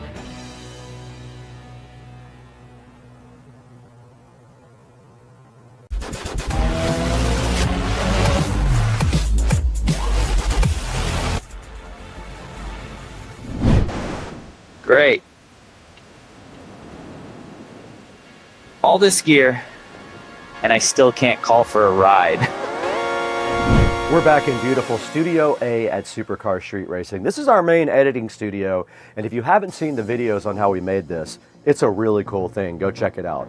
But today, Alcatel reached out to us about the WP58 Pro. I have one in my hand right here. Now, the WP58 Pro is IP68 and IP69K certified. It also qualifies for MIL STD 810H protection. That means it's waterproof, dustproof, and shock resistant enough to handle drops. Now, right on the front of the WP58 Pro, the first thing you notice here is its large 6.7-inch display. Check it out. It is a full HD plus display with crisp colors, vibrant detail, and it's perfect for outdoor viewing also. It'll work great even in bright sunlight. Now inside, this guy runs on a very capable octa-core processor. It can have up to 24 gigabytes of RAM and up to 512 gigabytes of storage. And all this happens while it stays cool in the process. And then of course there's the battery, which is one of the best things about the phone. This guy right here has a 10,000 milliamp battery, 33 watt fast charging, and reverse charging. This thing can charge one of your other phones right out of the USB-C port. How cool is that? It's got a 64 megapixel triple camera system. You can see it right there on the back. And check that out. It's got camping lights too, 2 of them, right on the back of the phone. That is so useful when you go outside.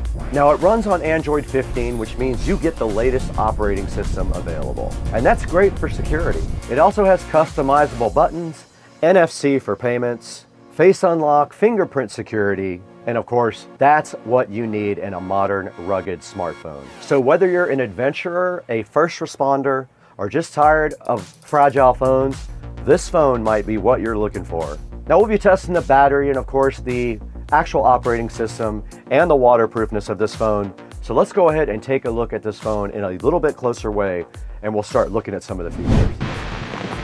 Great. All this gear, and I still can't call for a ride. Let's go ahead and get that guy opened right up.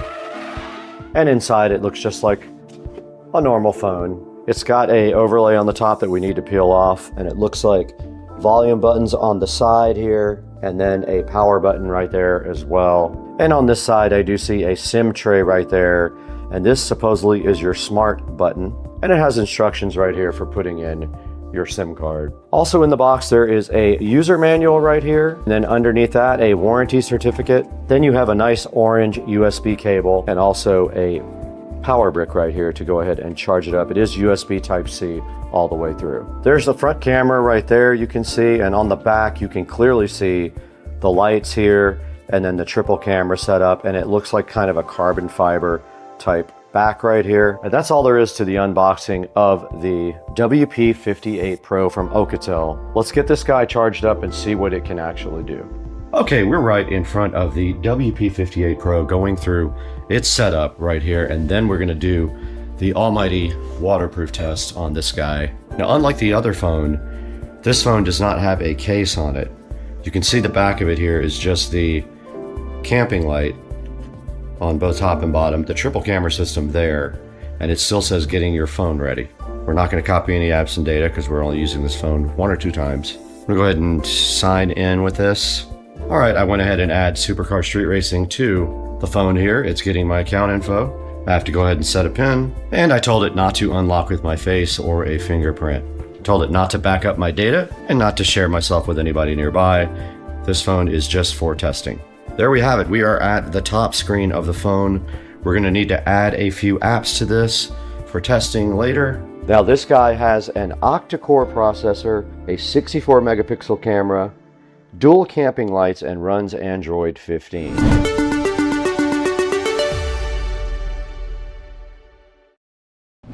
We want to be on video though, so let's go to video, go to settings. It's on 1080p, I put it on 4K. Now let's go ahead and start recording. All right, let's see if this guy is actually waterproof. Let's go for it. It's underwater. You guys should be able to see me on the camera now. That's underneath the water.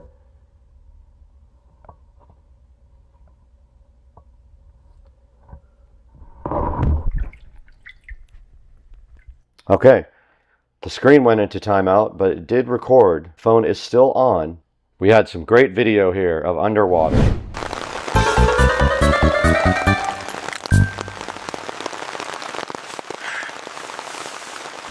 We're going to run some of the tests that we talked about.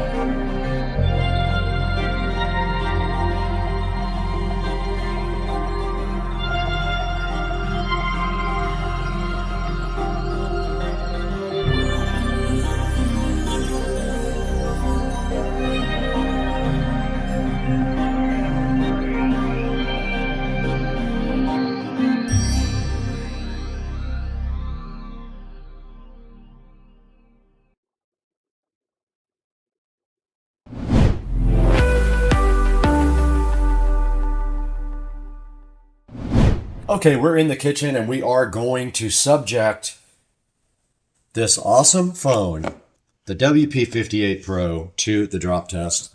It's going to fall directly off of the counter. Let's see what happens.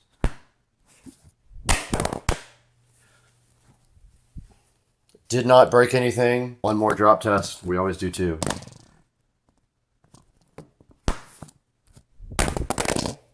Perfectly fine. I don't see any issues at all with this phone on the drop test.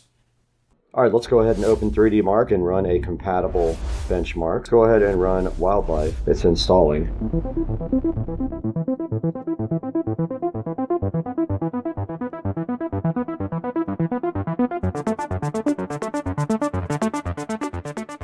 All right, here's our score from 3D Mark Wildlife. 1085 with a 6.50 frame rate. You can compare that to other devices online if you want to. That's all for your information to take on from the review. All right, we just tested the durability and put this WP58 Pro through its paces. Now that you've seen the durability and what this guy is capable of, let's throw it into Studio B with Brad and see how you can get your own from Amazon or directly from the Ocatel site. Hey, what's up everybody? Welcome back to beautiful Studio B at Supercar Street Racing. And today we have the Ocatel WP58 Pro right in front of you right here. Awesome phone with a great battery. It only used 7% battery life in 90 minutes of YouTube video playing. It's got that awesome camping light on the back. It does everything great and it's waterproof, dustproof, and shockproof. Go ahead and pick one up from the link in the description. And thank you guys for a 1 million view video and also 250,000 subscribers. We couldn't do it without you. We're gonna show you some actual footage from the WP58 Pro now, right after this segment, but we gotta get out of here. We have to go to lunch. All right, this is a view of night vision on the WP58 Pro. We know already that the Insta360 does not handle low light very well, but here you go. Here's what this looks like directly on the WP58 Pro of my messy bedroom. And here's some foggy outdoor video. It is very foggy outside at SCSR today. This is on the 64 megapixel camera with the fog at the Supercar Street Racing compound.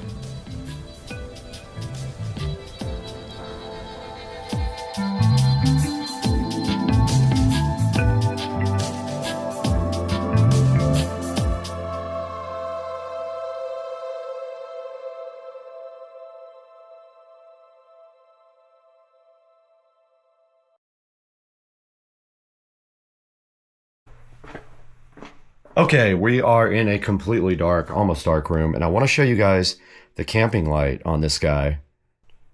You can see on the back it has two lights, pretty bright. That's just one of the two lights as well. That's what one half, that's at 1/4. Okay, everybody, this is day 13 with no pool pump turned on in hot Florida. Check out the pretty green water. Don't you just want to jump in it over your head and get a bunch of E. coli and bacteria in your face? It feels good, and then you're like, oh my god. Here at Joe's house, and he finally got modern and got a backlight for his TV, but he tried to order fluorescent, but they only had LEDs, so he was like, okay, I'll upgrade. Guys in the Supercar Street Racing bedroom right now, and today we've got Keener providing us with this eye protection desk lamp. They have asked us to take a look at this, unbox it, check out all the features, and then let them know what we think. So today we're going to get this thing unboxed, see what you think about it, see what I think about it, and then let the company know how we feel. On Supercar Street Racing.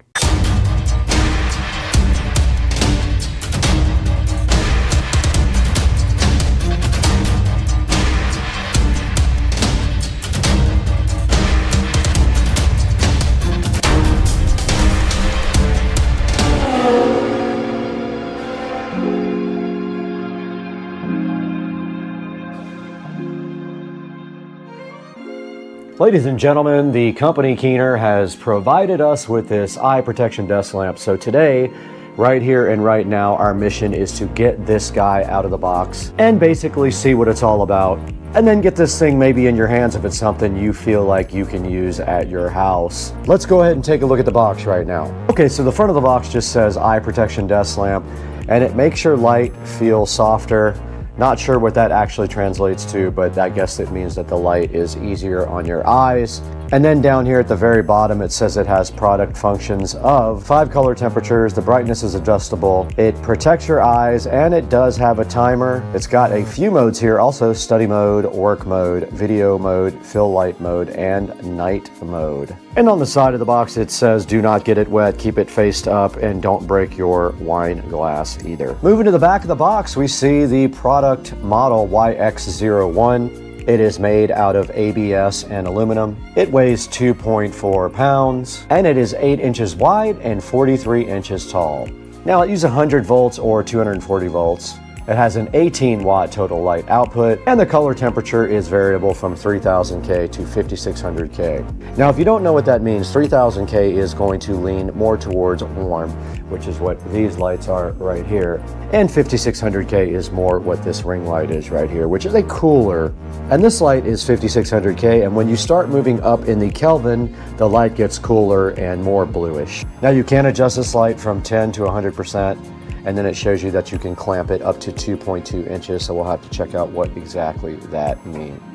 We got the Keener eye protection desk lamp here that is ready to be so fabulously unboxed and shown to you guys. And the first step is obviously to open the packaging and see what's inside. We do have some instructions here from Keener. And we also see the desk lamp here in pieces, so it looks like we do have to assemble it. Now let's take a look at the instruction manual. So the Keener lamp does need to be installed, and here is the installation process. It actually should be called the assembly process. So that's the first thing in the instruction manual that you see is the assembly process. And then checking down here, it has the operating instructions after that. And then basically after that, it goes into other languages like German, which we do not need. Now let's take all the pieces out of the box one by one. And the first thing we have is this lamp head here. And it does look just like that. Same on both front and back. Next thing in the box it looks like is the actual arm for it. We'll get that unboxed and unplasticed right now. And here's how this part looks out of the plastic, and there is a wire connecting these two, so those go together. And that is all for that part of the unboxing. Let's see what is here. It looks like the power supply. Let's get that out as well. And taking a look at the power supply, it is just a standard power supply. There is no USB connector for this. You have to use the power supply. And Keener was so gracious to also give us the screwdriver along with the screws in case you don't have a regular Phillips head screwdriver. Now let's go ahead and move to the assembly of this lamp. Okay, now the first step to assembly in this is connecting the hard rod joint to the soft rod joint. That's what she said. So this is the hard rod joint. It has the switches and everything on it. This is the soft rod joint with the curve. There is a screw that goes right in here to keep it from coming out. You just put a screw right there. So let's get the small screw out. So we're supposed to use the pan washer head screw. So that is this. If they say pan washer head, it has a flat washer on top. All right, so what you want to do when you assemble the hard and the soft rod is you want to line up the screw holes there. There's a screw hole in both. You line those two up. You take the pan washer head screw, and then you go ahead and put that right here. It's a little tight. All right, so the next step here is to align the holes of the lamp head with the holes of the rod here. So that would be on top. And your next screw is a pan countersunk screw. So it will be tapered like this. It is tapered off. And let's go ahead and get this put on the lamp. And you can see that just goes right in like that.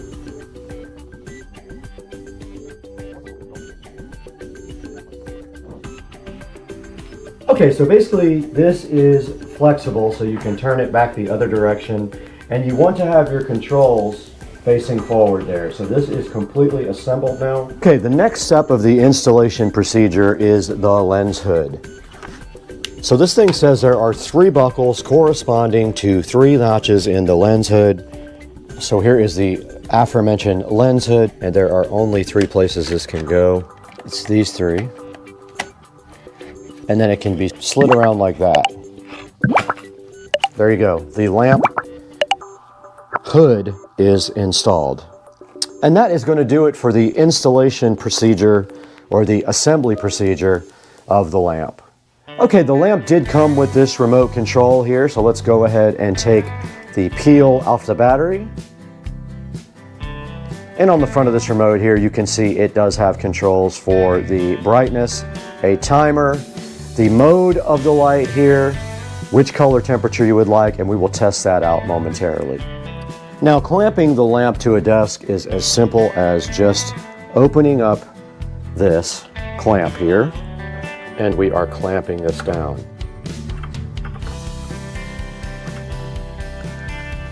Let's go ahead and add power.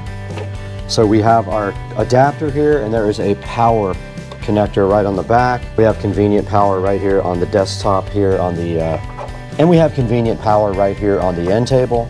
And now the desk lamp is powered.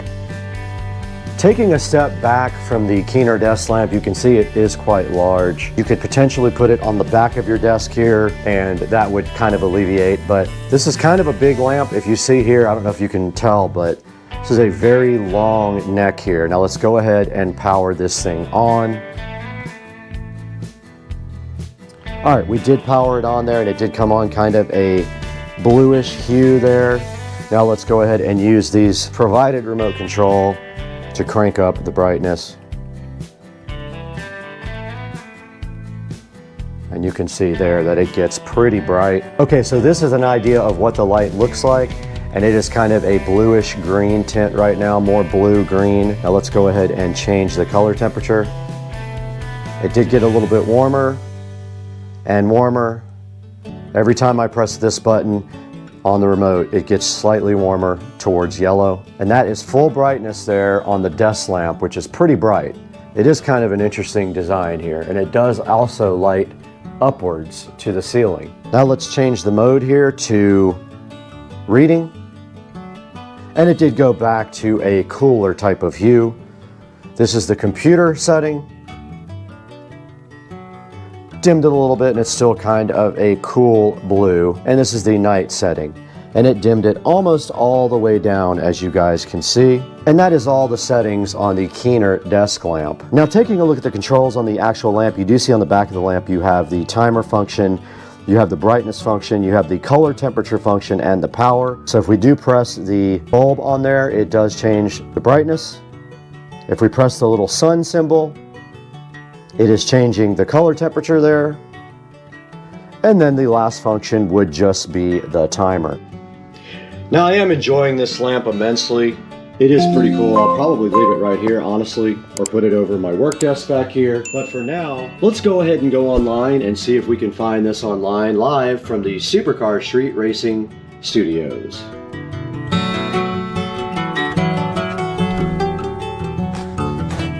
Guys, welcome back to another Supercar Street Racing product review. And today we've got the Keener iCare desk lamp for you guys to check out. Now, this was so graciously sent to us by the manufacturer to check out with you guys. Now, they did want to let us know that they are having an event on April the 15th. They're going to drop the price of this lamp from $89.99 to $44.99 for this special event. So make sure that you order this through my link in the description if you are interested. Now, this lamp is pretty cool. It clamps to your desk. It has 4 or 5 different color temperature settings, and it does have an adjustable brightness and a remote control. Now, if you see right here, it has 17 reviews, and it does have a very good 4.7 out of 5-star review. And let's take a look at some of those reviews right now. So for the 5-star reviews, it says it easily clamps on the desk, perfect for my workbench, highly adjustable position, highly adjustable high quality workbench light, outstanding task light. It does have some 4-star reviews, nice light, wonderful desk light, innovative clamp lamp, good quality, versatile, although pricey. so make sure you get yours when it does go on sale. Now back to the main page of the Keener lamp. You can see the lamp right here. It does have a little shade that clamps on that you can spin. And then right here it says that it's really good if you are watching a monitor. It will help with eye strain. And here is a look at the dimensions and the control panel on the actual lamp itself. Now the thing is telescopic, so it can move and bend and twist wherever you need it. And it is also very bright. Now we want to remind you to please support Supercar Street Racing the best you can. Please click through our product links to buy anything on Amazon. It helps us out so much. And make sure you go back and watch all the other videos you haven't seen on the channel. Guys, we got to get out of here. It's so dark in here. I need to go get 50 lamps.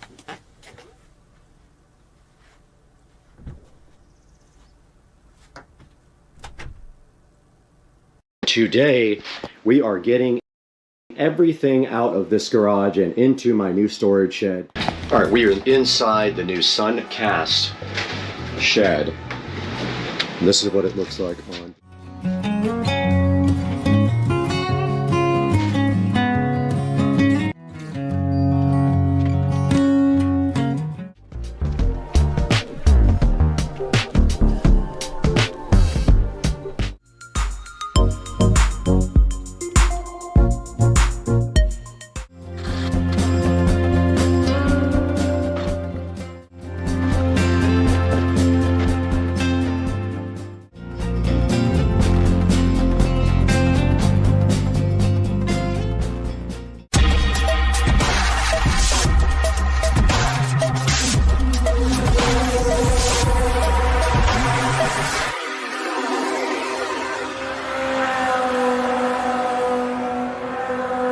Alright, I have the cover plates for the two boxes in the ceiling ready to get painted matte black. I know the lights up in the ceiling are white, so it doesn't really matter, but these will probably show up a little bit more. So let's go ahead and paint these guys black, and the screws.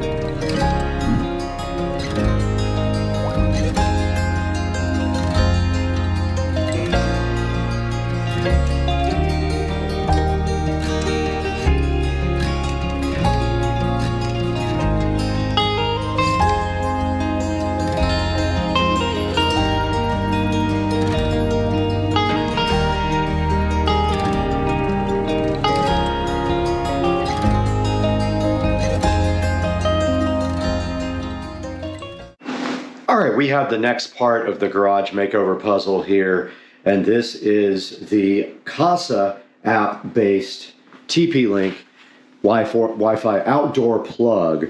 We do have two of them, one for the outer square, one for the inner hex. We're going to go ahead and get those programmed up here in the CASA app real quick. Okay, we have one smart plug plugged in right here and one plugged in over there.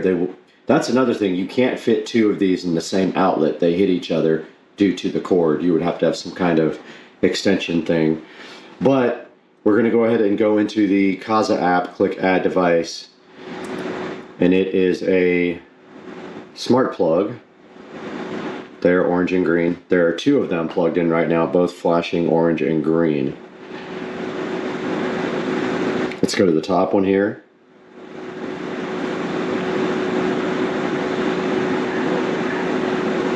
Go ahead and connect it to Wi-Fi.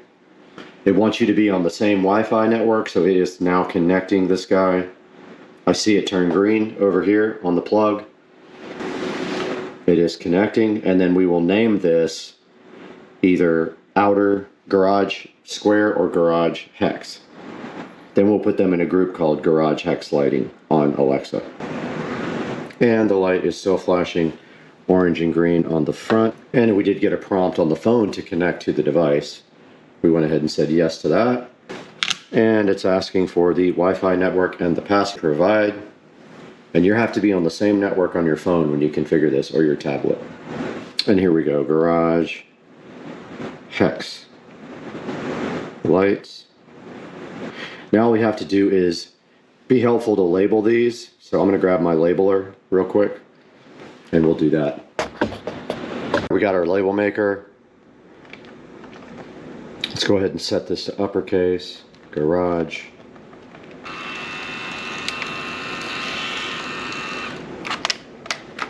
And let's go garage square.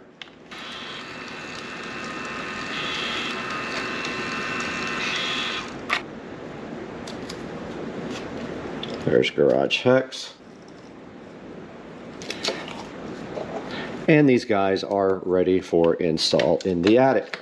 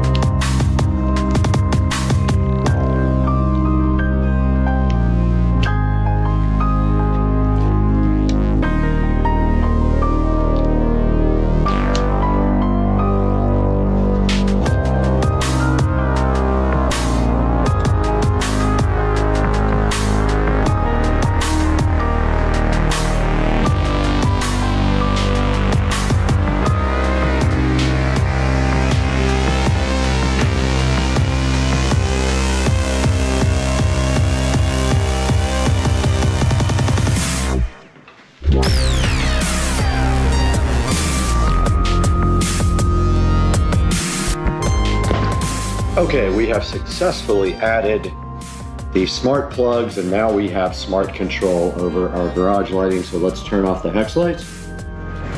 And we can see we can just go with these if we want to. We can turn off the square lights and just turn on the hex lights. And now all we have to do is go into the Alexa app and make a routine called garage lights. And we can turn on both of these at the same time. Back here in the garage, and we have added all of these lights to a group called garage lights. So now we say, Alexa, turn off the garage lights. And they all go off except for the middle one, which is controlled by the garage door opener. Alexa, turn on the garage lights. And they are all on now. So this part of the project is finished. All right, we're gonna pull the Model S Plaid out into the driveway and cover it up, and then start touching up our paint up here on the ceiling. That is the last step of the painting process. So let's get this thing out of here.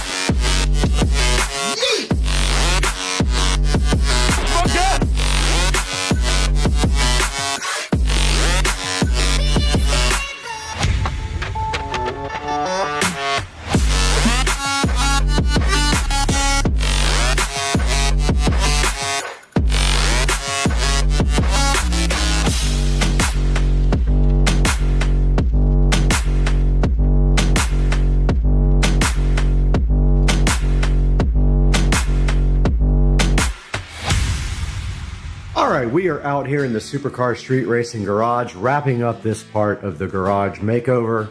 And the first thing that we see that we have done in the garage is we successfully painted the entire garage black, including the ceiling, because I saw that look online and it's something I really liked. So I do have pegboard on the wall. I did leave the pegboard. The only thing we need to do now is go and order a Supercar Street Racing banner for this side of the wall. The goal of this garage is to have nothing on the walls whatsoever except for banners. So you can see what we did. We painted all of the walls and all of the ceiling black, including the speakers. I did leave the recessed lighting white because I didn't want to deal with painting those, and you can barely tell anyway. And that is the first part of the makeover. The second part of the makeover was done earlier, and that was the little garage electrical reel. That was done a while back. We also then put up the garage hex lighting, and we did successfully run the garage hex lighting to 2 smart plugs where now everything is controlled smartly online. And also we removed the little track spotlighting that was here because we had an issue with power. We were putting too much power on the circuit that's in here, and so I removed that light, and I also removed this regular light from up here to decrease the energy consumption in the garage. As an earlier part of the makeover, we also put this nice smart LCD dimmer switch in. Even though these guys right here are smart, we do have this little LCD dimmer switch on here. After we painted the walls black, and by the way, the windows in the house are all getting replaced in 3 weeks. We're waiting for them to be delivered. We also went ahead and painted a red stripe on the top, and I tried to match the line of the bulkhead up here, whatever that's called, the beam or whatever runs across there. And I did paint a red stripe all the way across to the other side. Also part of the garage makeover, we installed these recessed smart lights that are all controlled by Alexa. Oh wow, I didn't wake it up. So these are all Bluetooth controlled. So they all are linked to a device via Bluetooth, and they are available to change colors and everything like that. The last part of this section of the garage makeover was that we moved everything out to the new Supercar Street Racing storage shed. Getting everything off of these walls was a priority for me, and so that was the next move. Everything that was in here went out to the new shed. So for the last part of this makeover, which is not going to happen for about 4 to 6 weeks, I have ordered a new garage door, and that type of door is a surprise. So you will not see it until we actually get it installed. It will be replacing this door. It is a much better door than what we have now. And also going in is a jack shaft mounted opener, which will eliminate this guy and eliminate this track that runs overhead for a much cleaner look, and also the ability to do more on the ceiling. So the garage door is the last part of the SCSR makeover until I redo the floors, which is going to happen. I need to repaint these floors completely now that we don't have anything in here. So that's going to do it for this episode. I hope you guys are enjoying the series. There should be a couple more parts to it, so stick around, and we'll see you guys again next time on Supercar Street Racing. Guys, I might have figured this out, and I think we're going to be able to install this now. It was a process, but I am about to try it.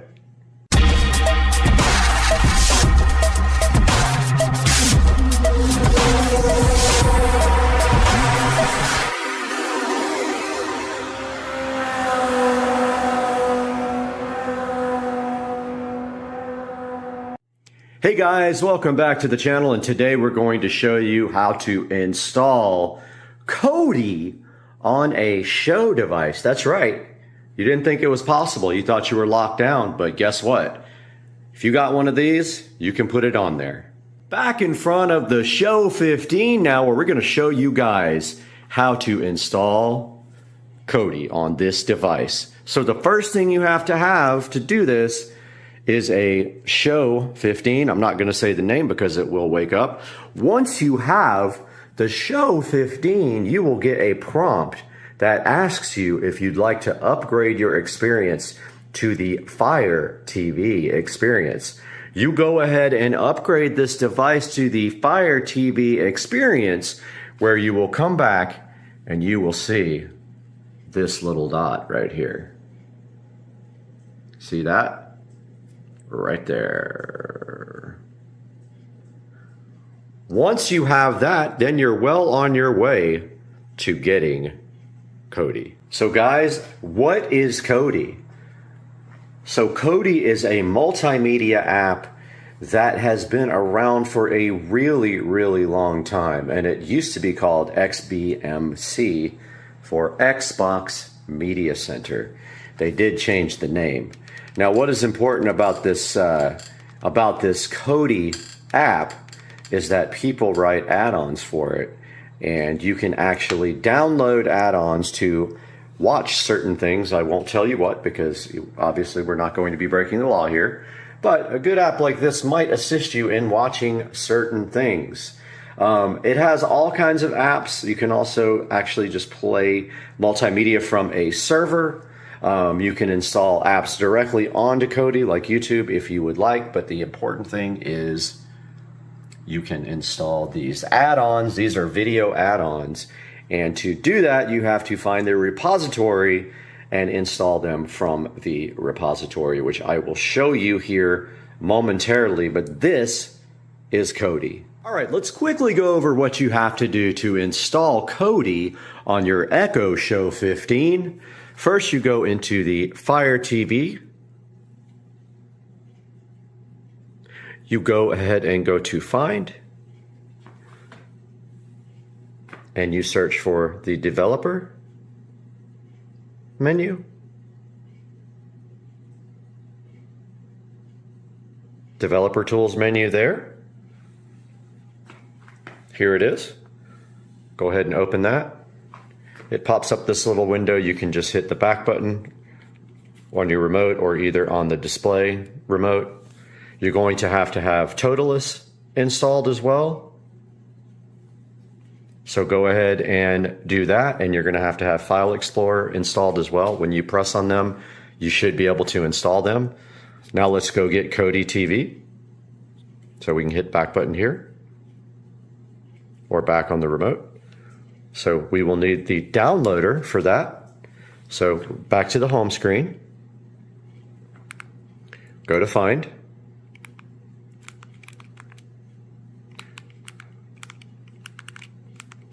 Try that again. Find, search for downloader. There it is there. Go ahead and install downloader. Once it's installed, open it up. Now it's telling you that there's limited functionality for touch. So now, once you have downloader installed, you browse to either this full link or you go to Kodi.tv. And remember, this is limited touch. So if we just go to Kodi.tv, if you don't want to type in that whole link, you're going to have to get the 32-bit version. Go to the little menu here. Go to download. Go to Android, the little Android robot. Get the 32-bit version. The 64-bit version will not work. It will go ahead and download. Once it's done, it's going to attempt to install, which is going to fail. This doesn't work because when you hit settings, it's just going to disappear. So just click done on downloader. Or actually, you have to use your remote. Again, the touch doesn't work on a lot of things. Click the home button here or on the screen to get back to your Fire TV mode. Go into your apps. Find your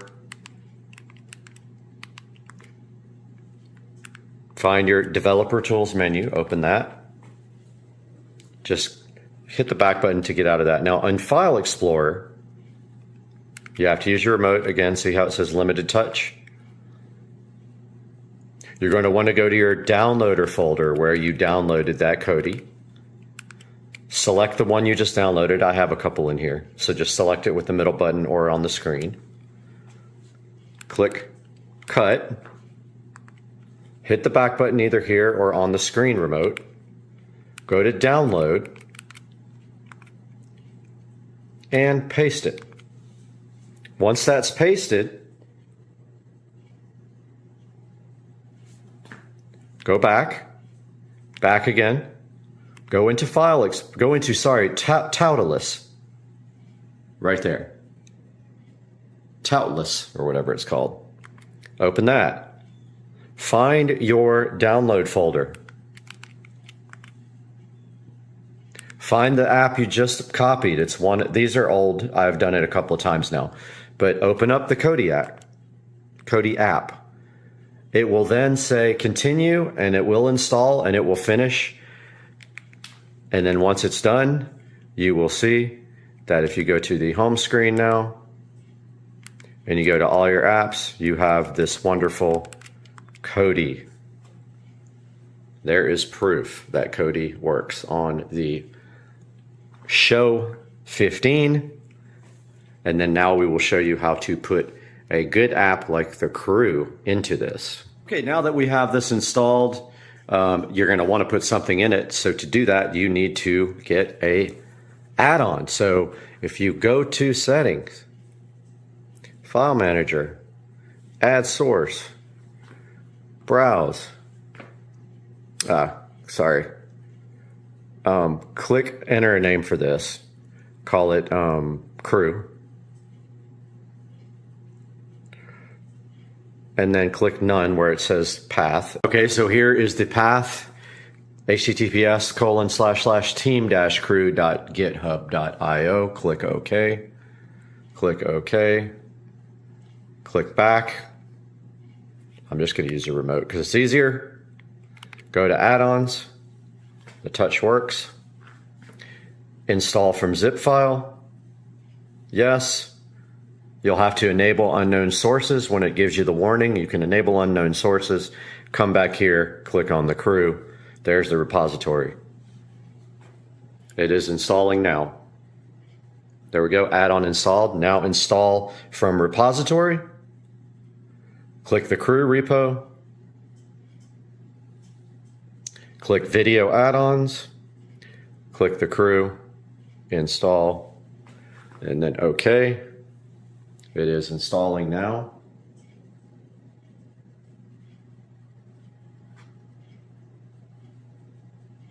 Shouldn't take too long. It's at 7%.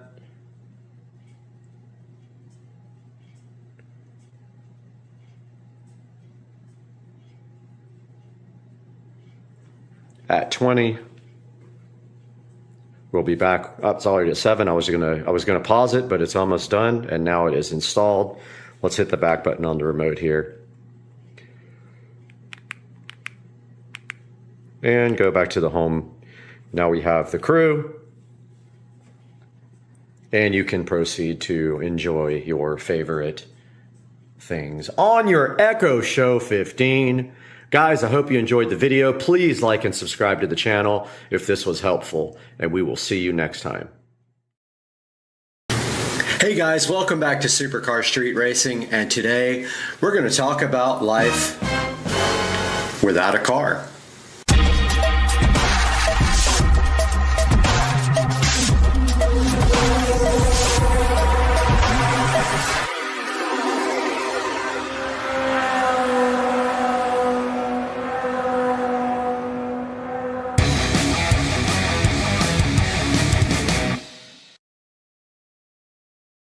Hey guys, welcome back to Supercar Street Racing. I'm so glad you could join us today for a little video about my life without an automobile. I know it's hard to believe, but yes, I do not own a car, and we're going to go over some of the reasons why I don't own a car, what my plans are for the future, what I'm doing right now to get by, and what this saves me in money from not owning a vehicle. So let's get right into it. So let's first talk about what happened to my old vehicle.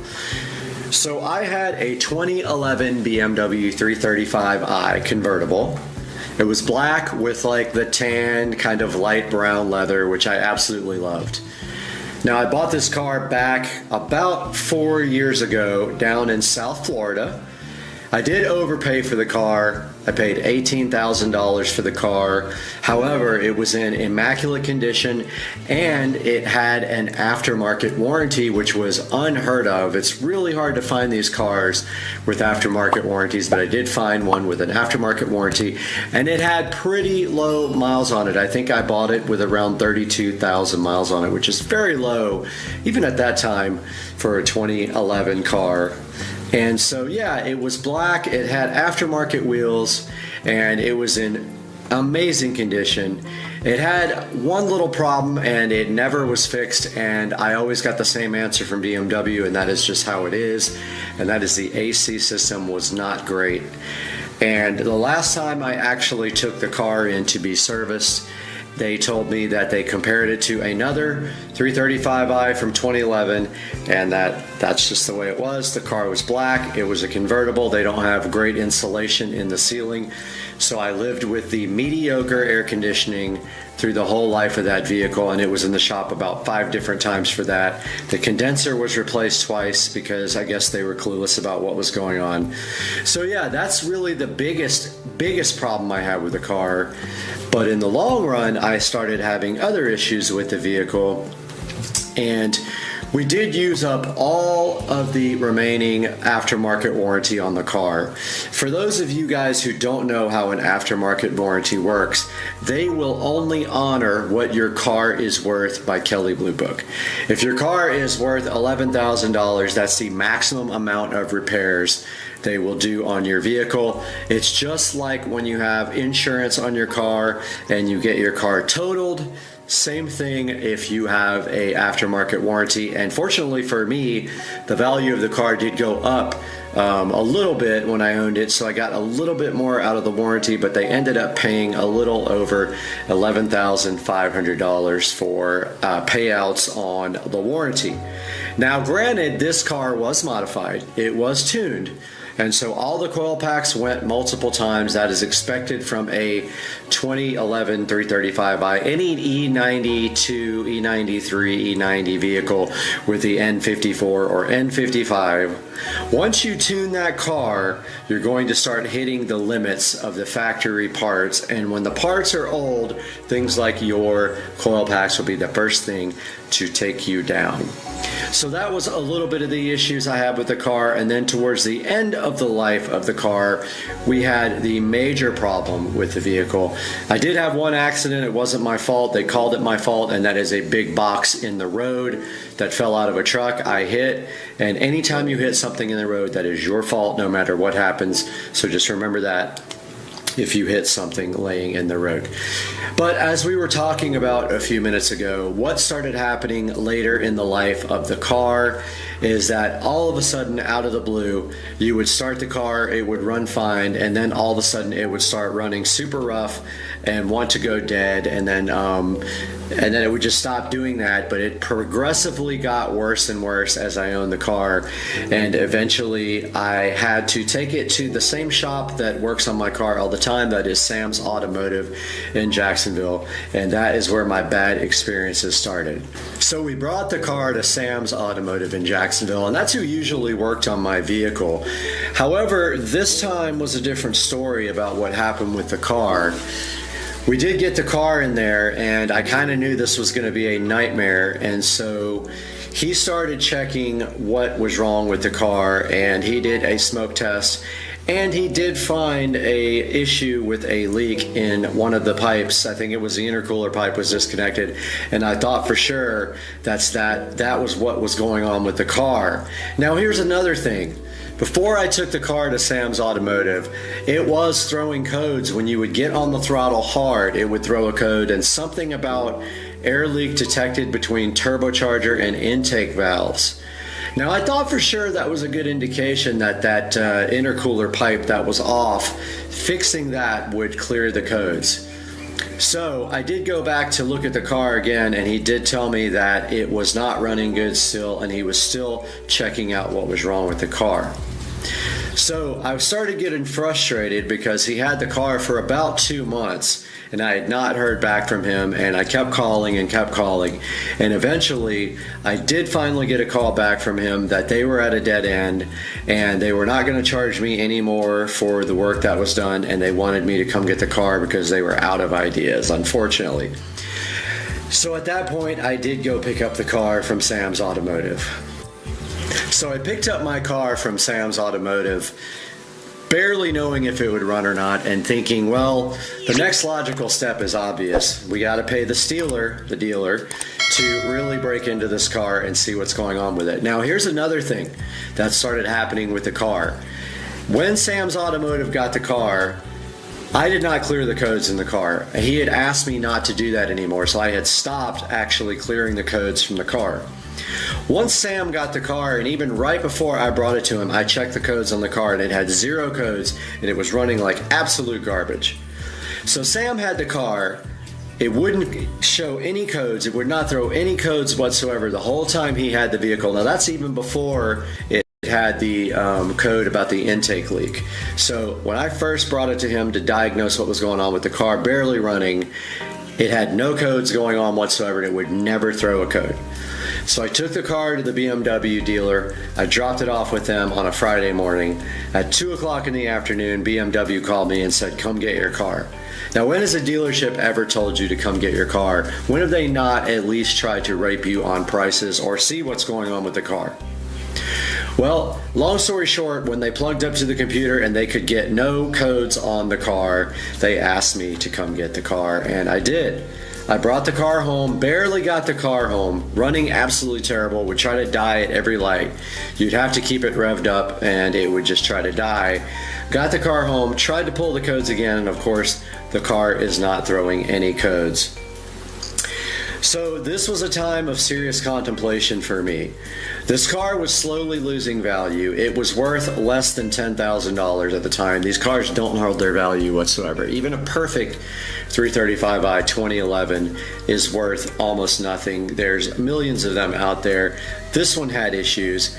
I thought to myself, do I want to deal with this car anymore, or do I want to sell this car and take the money and put it right into my house?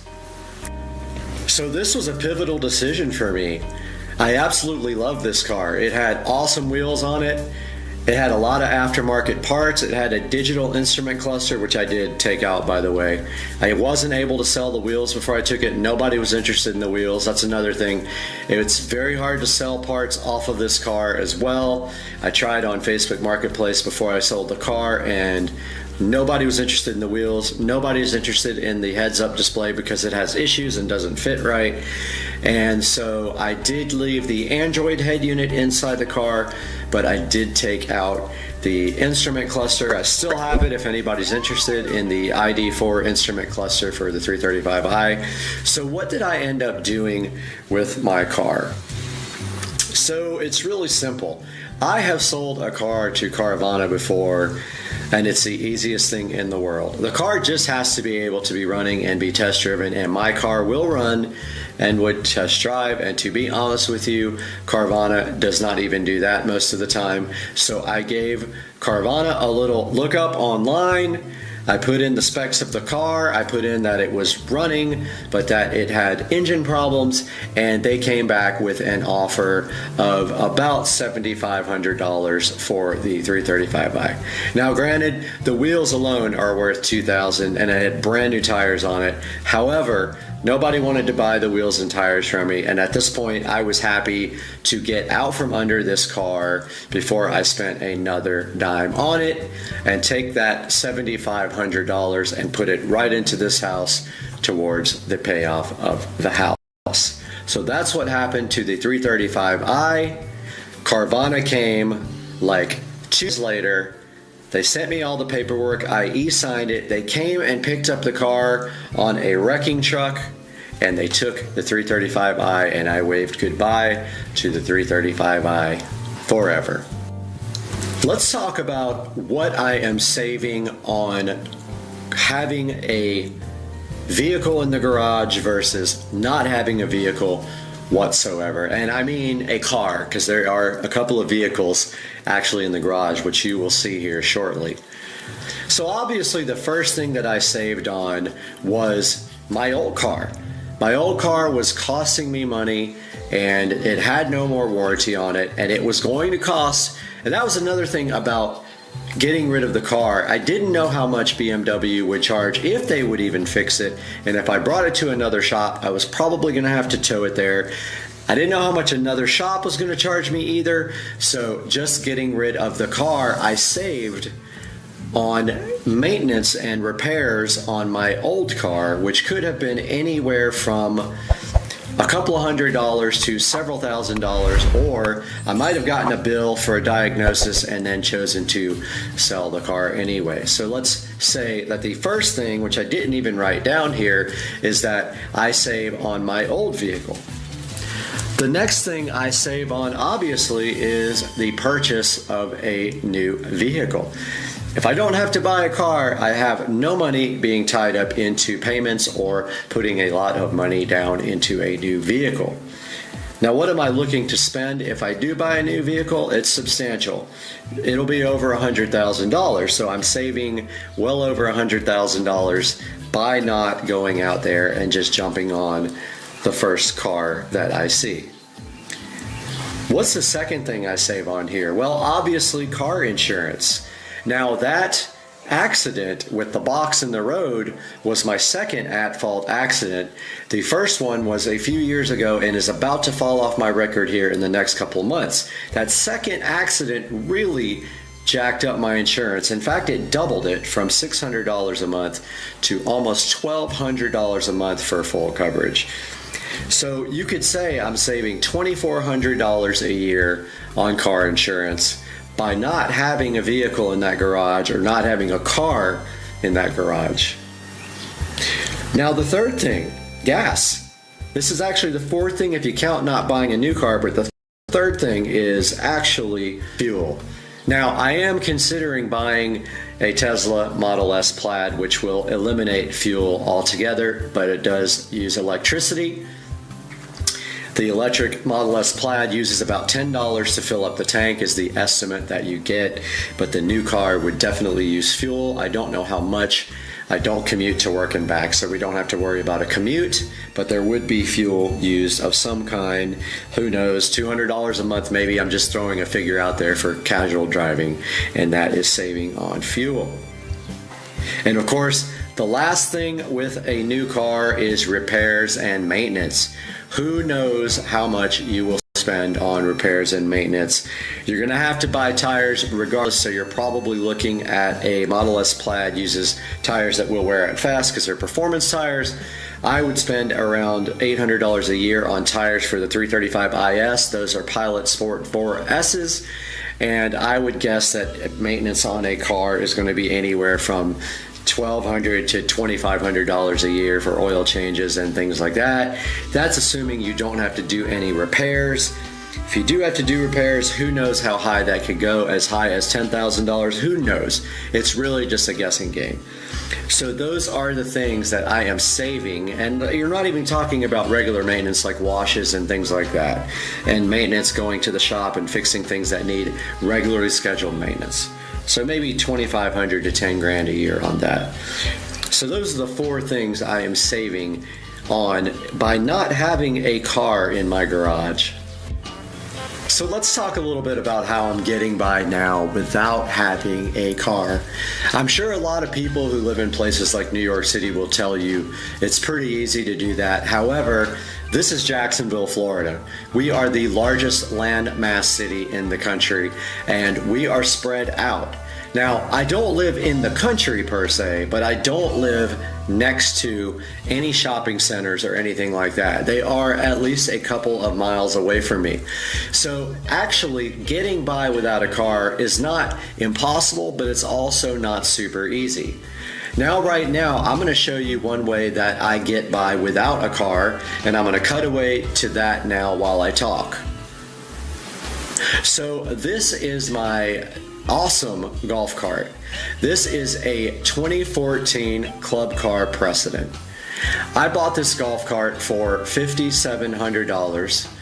I would say about 6 months ago. I got a really good deal on the golf cart, and it had pretty fresh batteries. They are a couple of years old, and you saw with my channel how I took this golf cart and made it into something special from something that needed just a little bit of work. It did need some refreshing, and I did add a lot of things to it.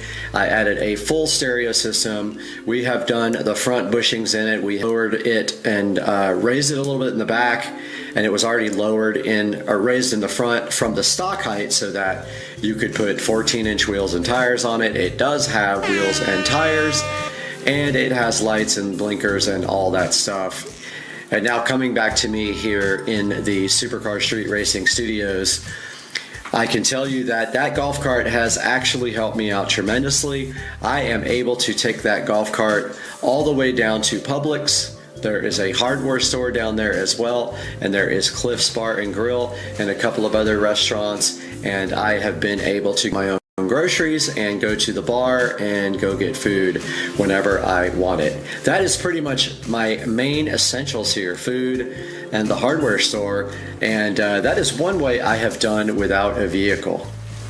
So what else do I do to get by without a car? Well, I've got some awesome neighbors that live just across the street there, and they've offered to take me places when they go just because we like hanging out. It's really actually really fun.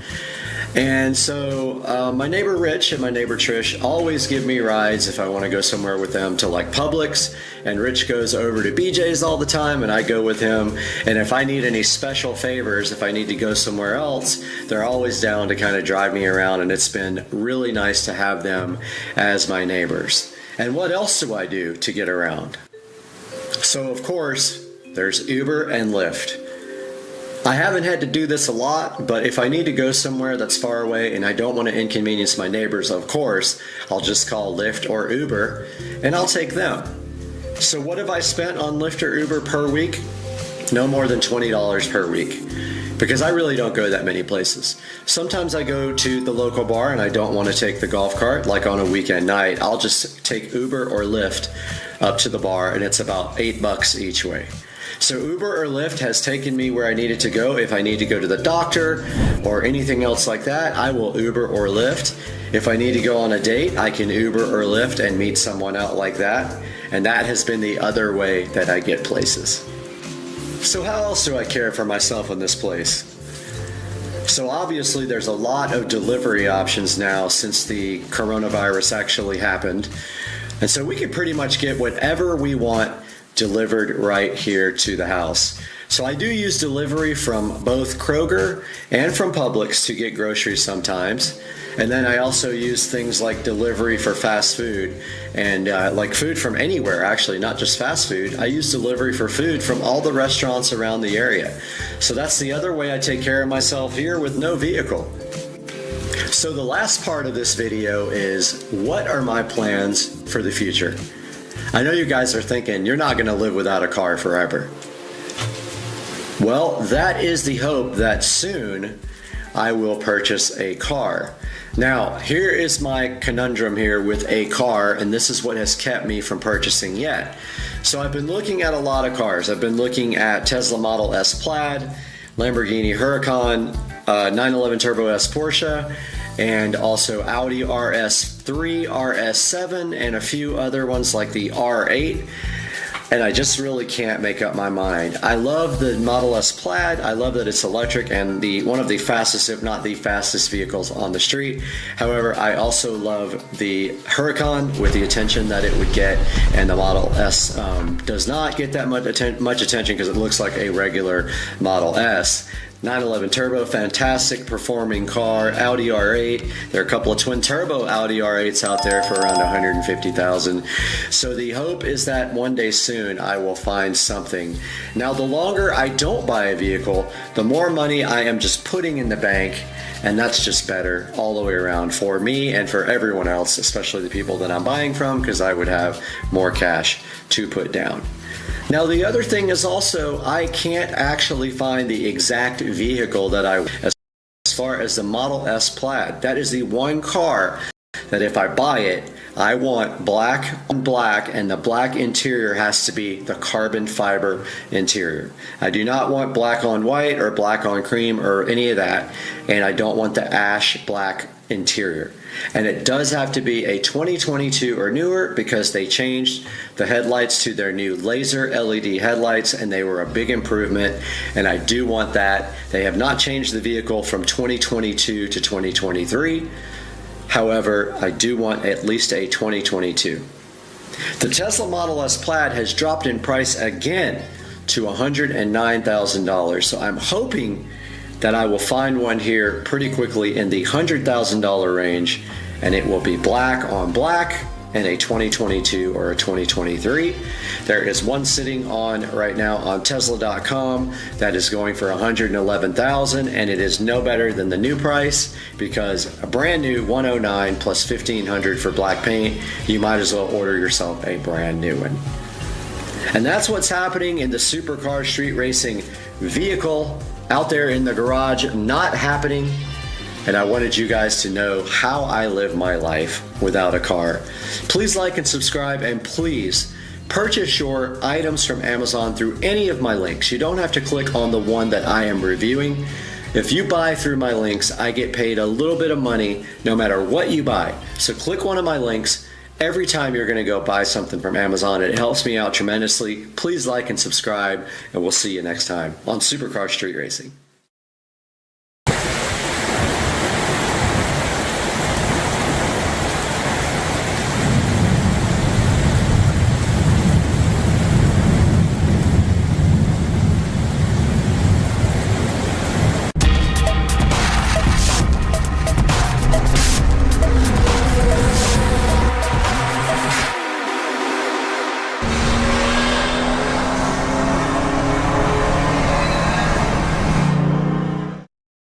Hey guys, welcome back to the channel, and today we have a whole box of goodies here for something that you guys have not seen yet, and you are going to get a first look at that here in a minute. But inside this box we have some wiring, Romex wire, we have some connectors, quick connectors, workman's pliers, some receptacles, and 3 wise cams to add to the system today.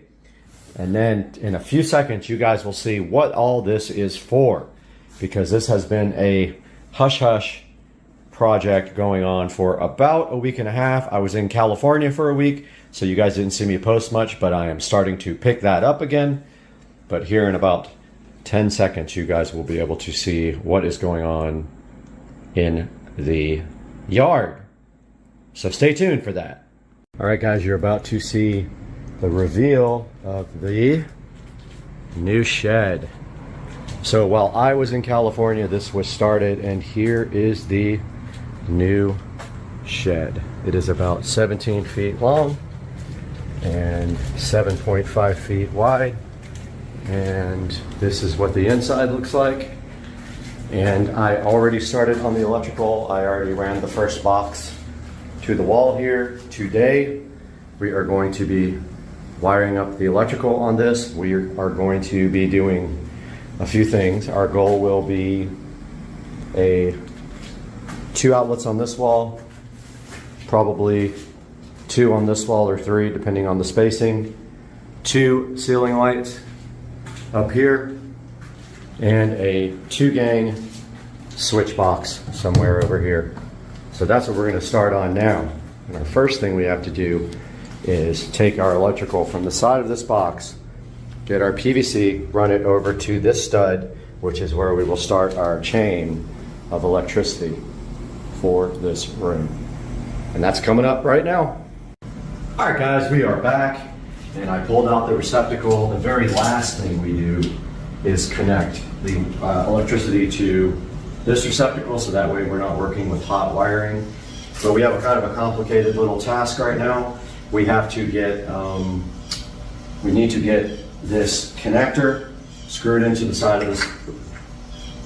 Oh, it's the wrong size. It's 3/4. Wow. Okay. That sucks.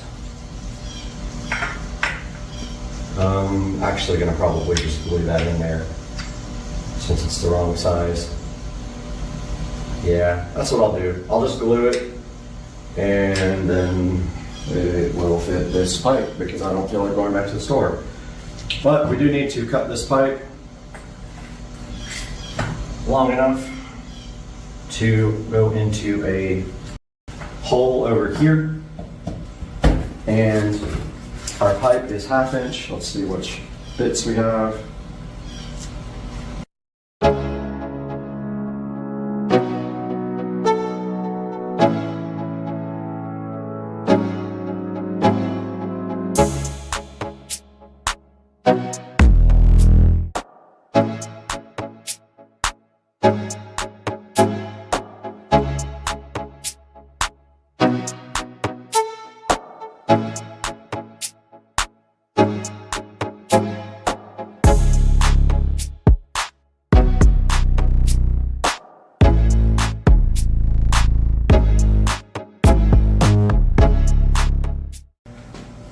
Yeah, so our goal is to get this pipe, even though we have the wrong size connector here, we can get that glued in, no problem.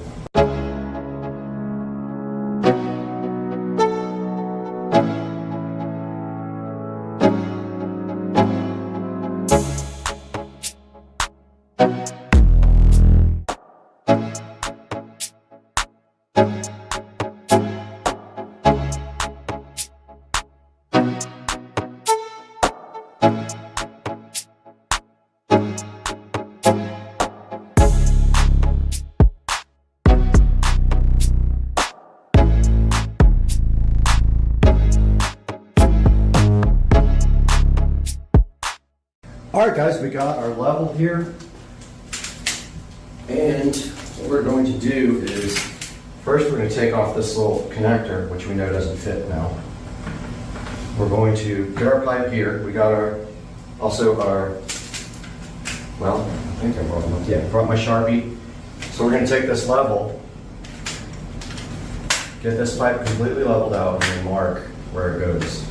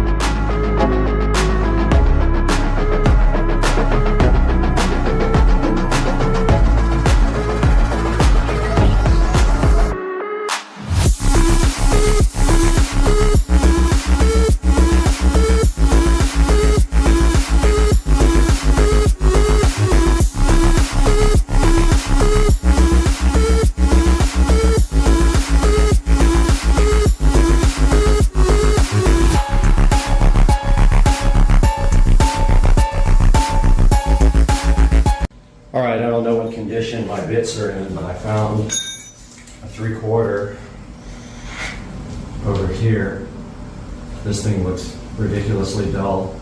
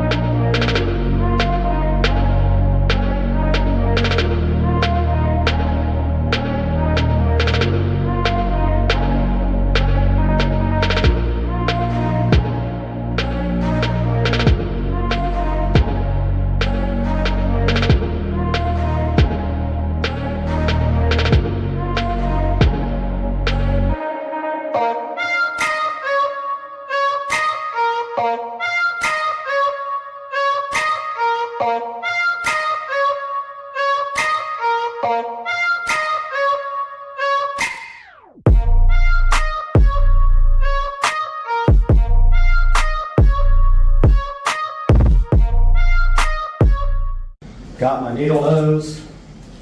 Let's see if the impossible can happen and we can get this wired.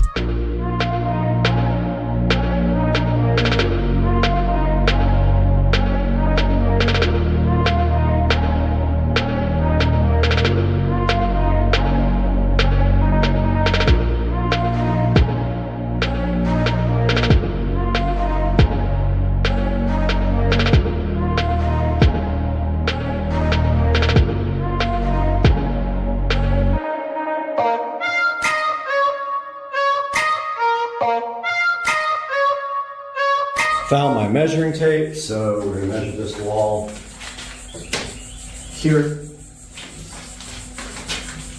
And it is 90-ish. So we're going to do one receptacle at 45. Okay, so we're going to take it on this side. We're going to run up with probably,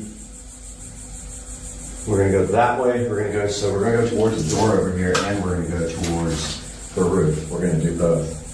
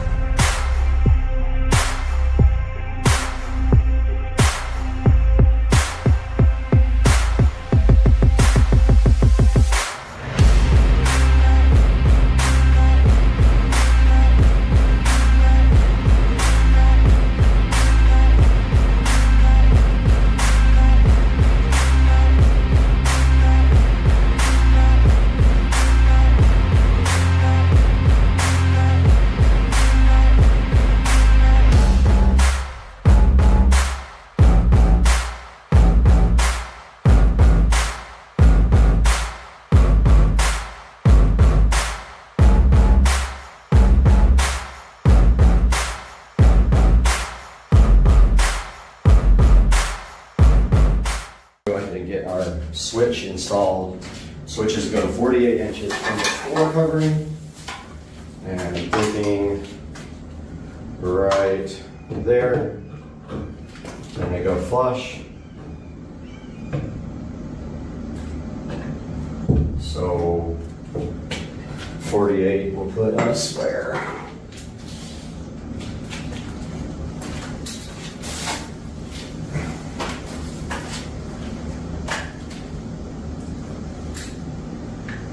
Inches. Put us, I think they're talking about the bottom.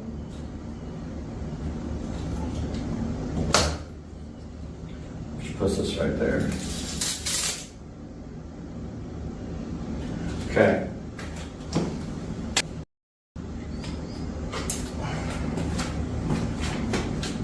That means that would be the bottom.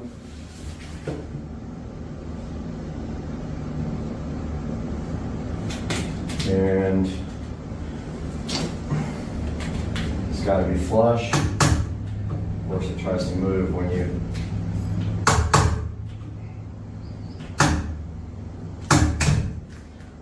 Boy, that sucks. I never use these nail-in ones. I hate them. Couldn't find one with screws though.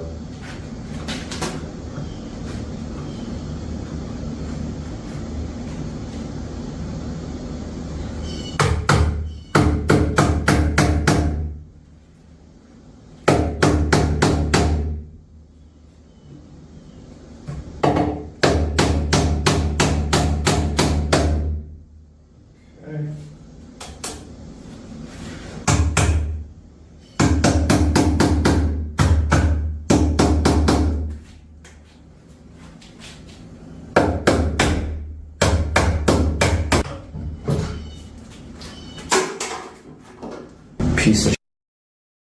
Alright, that stupid wall box. I threw it in the garbage. Well, it's laying on the ground here all beat up because it sucks. I need screw type. I don't want any nail in anythings in this thing, but they didn't have any, and unfortunately my ceiling boxes are nailed in too, so don't know why I can't seem to be able to do that properly, but it's irritating me. So I have to go to the Ace Hardware and see if they have any more double gang boxes. But meanwhile, I've got I drilled a hole in the top cap. This is where I'm going to come up and around for feeding lights.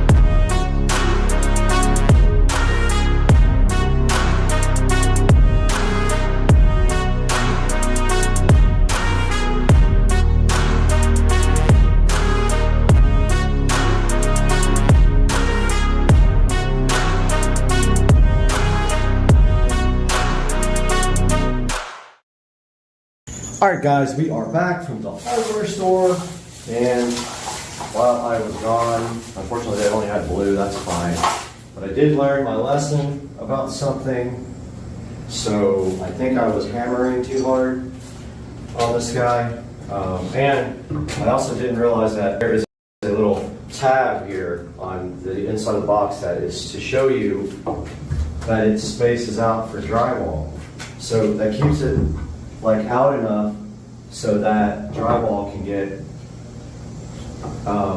can lay over it, so that puts it completely flat.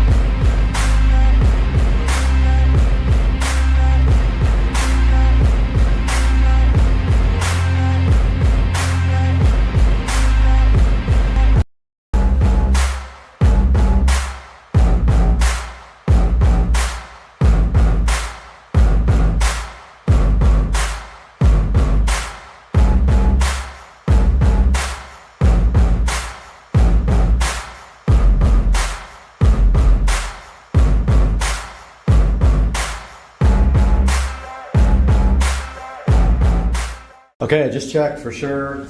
The bottom of the outlets are at 12, so I do have this one marked correctly. That is assuming we don't put flooring in here.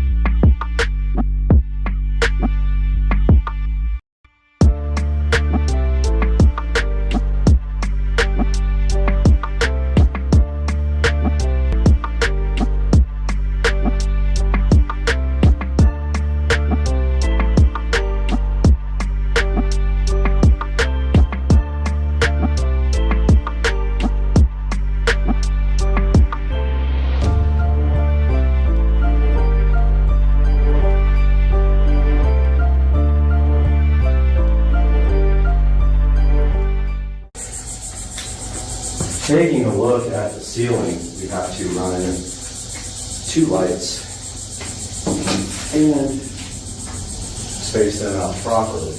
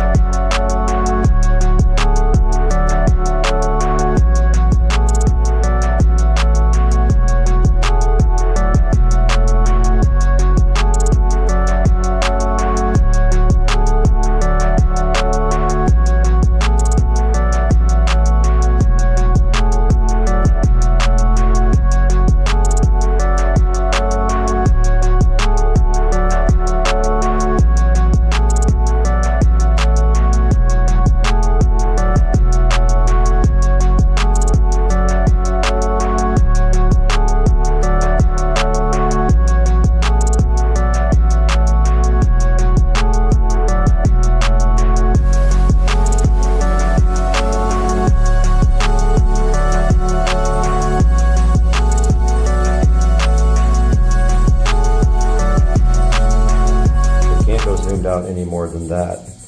So what we're going to do is take this and we are going to run both of our light wires now. Both of these come from,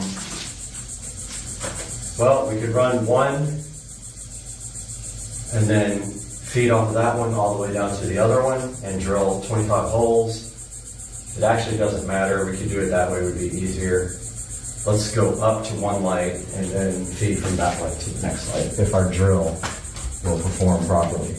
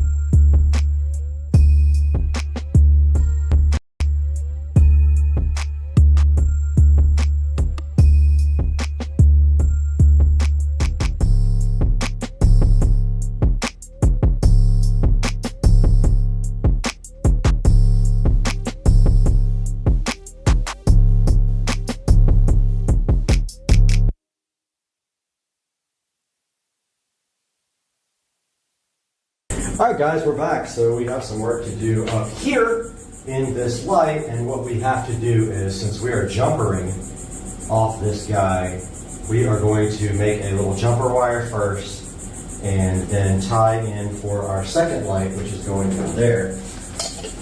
So we can get up here and strip our wire pretty high up.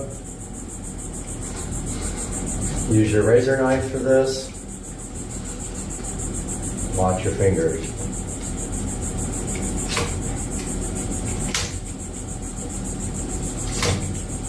And go ahead and take off the excess. Cut that off.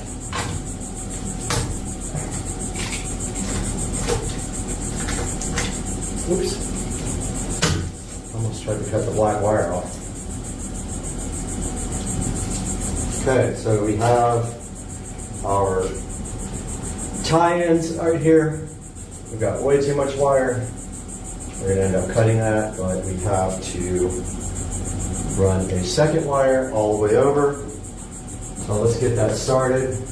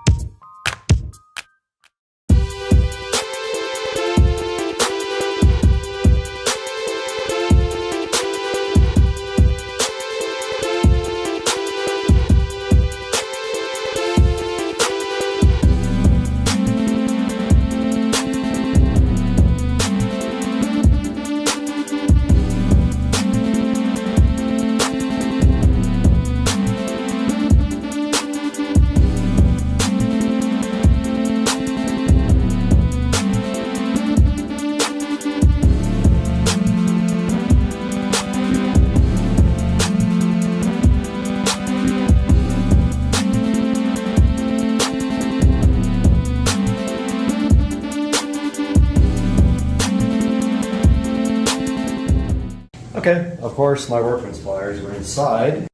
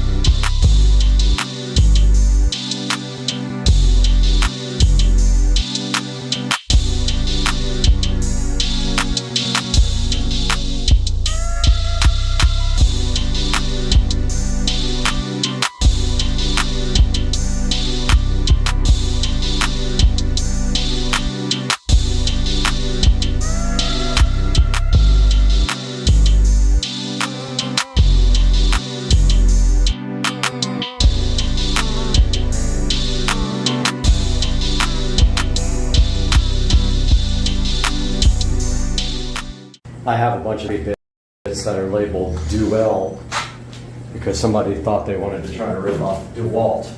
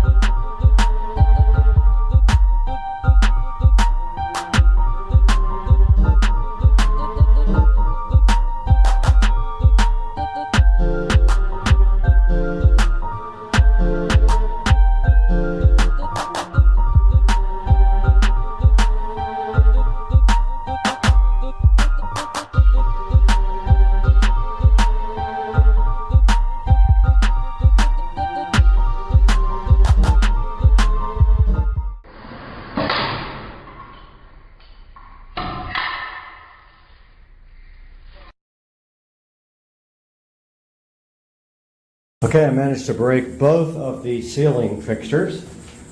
They're plastic, and when I tried to tighten the screws, they just broke right off.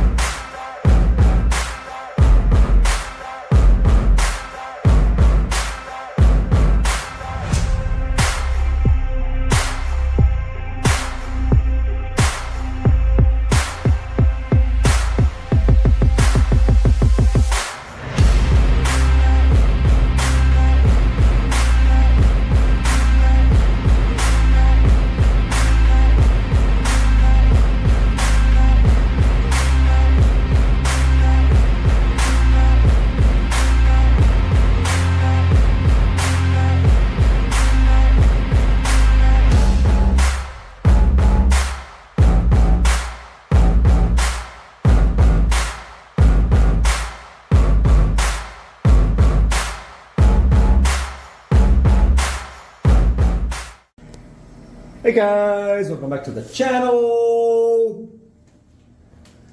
I spent about 2 more hours in here today cleaning and doing wiring. I got the wiring for the outside lights done up there. I got the switch panel, the dual gang switch box all wired up, and I got the lights, and that one looks so crooked right now. But hey, I thought I had it. I don't know what I did wrong.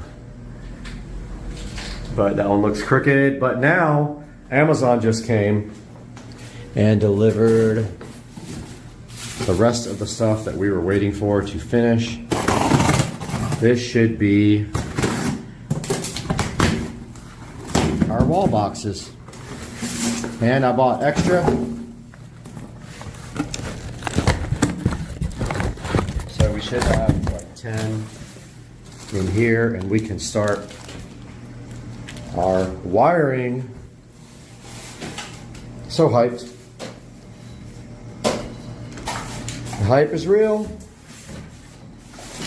And so first we will be doing this guy right here. I'm gonna stop down, get you guys a little closer, and start some wiring.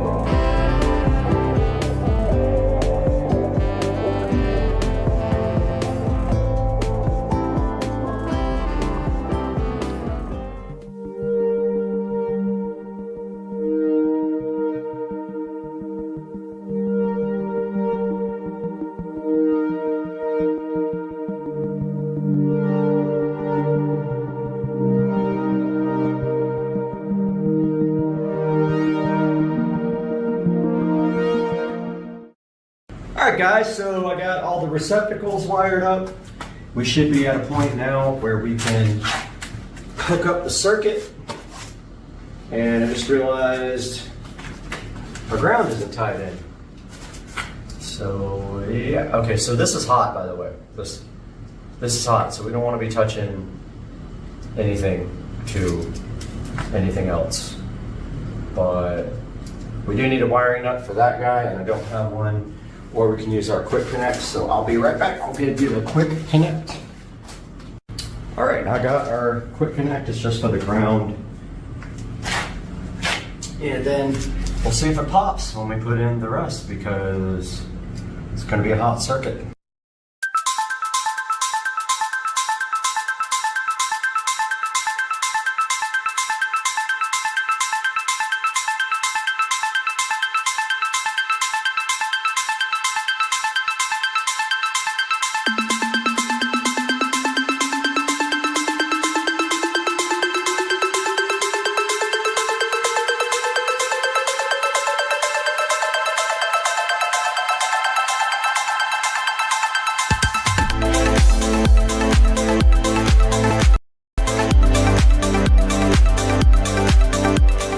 Alright, so I connected the circuit and one of the lights is red. Check it. I just grabbed a light bulb, I didn't know what it was, but yeah, let's see which switch works. Okay. So the switches work on that one. This is my first time wiring up a room. Now we gotta clean up this guy, so we need silicone sealer first. And I'm gonna go grab that. All right, guys, I got the conduit caulked up with clear silicone sealer there. It's gonna take 24 hours to dry, but I did test this outlet. It works good. Switch here turns off. Let's see if this outlet works. My little tester. It does. And then this outlet. It does. So this is my first ever entire room wiring, and I replaced the red bulb with a LED bulb. So we got double LED bulbs now in the shed. So hyped. So tomorrow the lights will be here. They are garage LED lights, 12,000 lumens each, that will go in these, and you can aim them like little wing flaps. Now we can close this guy off real quick. Let's go ahead and get that done. I will get you guys all secured. But the other light, the second switch here, is going to be a smart light, because that is going to control the outdoor lights, to which we will probably have a spotlight shining there, a spotlight shining there, and yeah, so that's that. Let's put the last thing on. It's just a simple little double wall plate.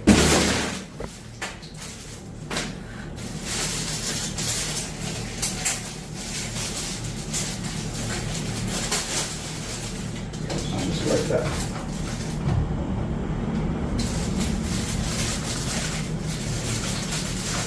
Don't lose the tiny little screw. Just like that, they just did. And here's what's funny, they give you one extra. Because if you drop one like I did, and you can't find it, they give you one. So I don't even have to look for that one.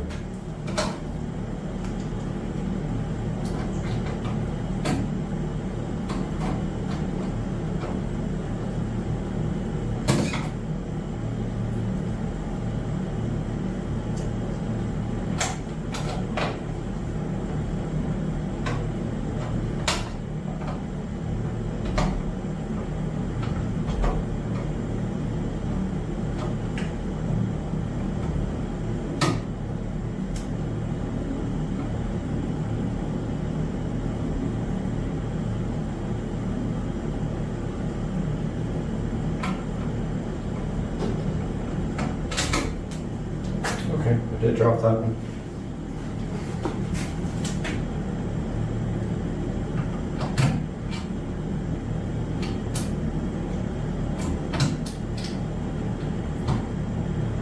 I'm so hyped for my first electrical job where I did everything.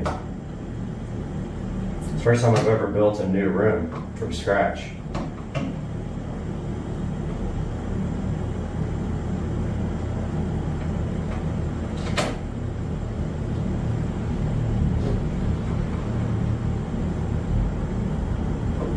All right, so that's that, guys.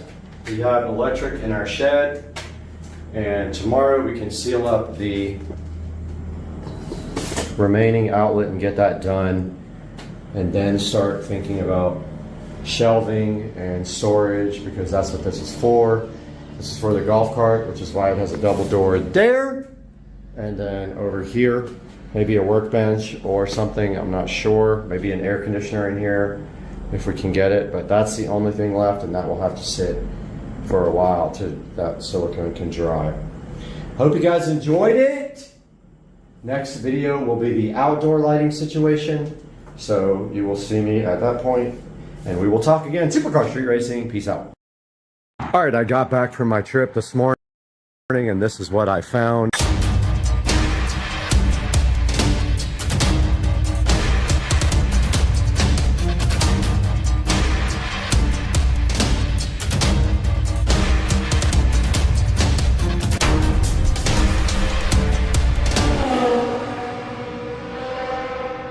All right, guys, the dumpster is here to start the driveway project. It's not in a good place, but it is here. So they are going to be dropping this dumpster right in front, and it'll go right in front of the house right here for 24 hours. All right, guys, we are outside, and this is where we are getting the driveway done, and the pavers will be going all the way over here, and a new addition that's going to be right here to go up to the gate. And all this will be paved. And so they are here with the truck, and then the delivery will be today for the materials.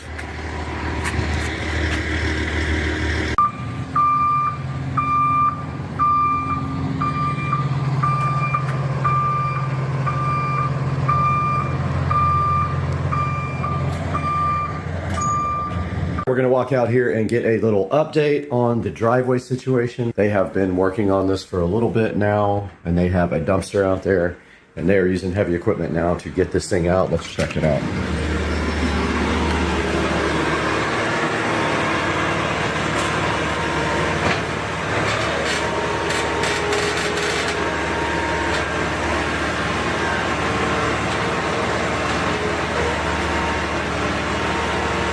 Check out the roots.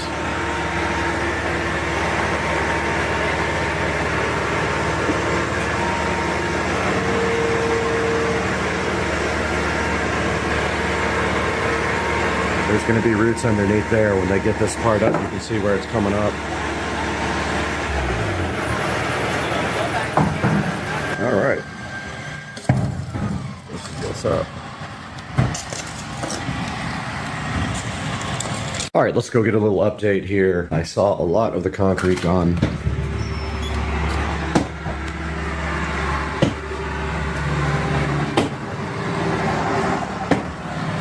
Wow. Whoa. That's crazy.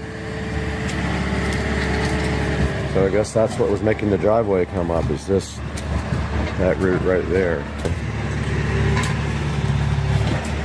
They were removing it all.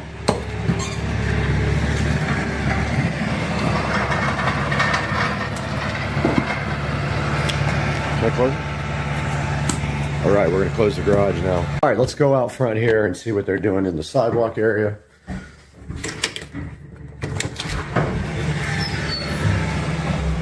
Yeah, they're still working on it. Looks like they got about half of it torn up. All right. Yeah, so it looks like the tear out is going really well. You're going to be done with this part. Those roots on the driveway are the whole reason that the driveway is buckling up and that it has to be replaced. But these guys are killing it right now. They are absolutely killing it.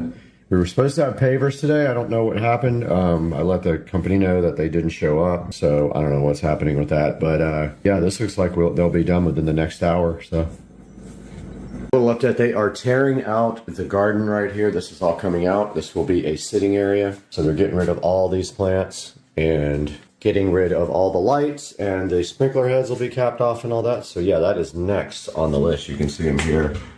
Tearing up that part of the garden. It's gonna look so awesome. We have like good furniture out here. I'm hyped. Just like that, they have the jasmine all out and the plants all out, and they are clearing out all the mulch and dirt that has been here and piling up for years. Pretty awesome to watch this go, honestly. I love it.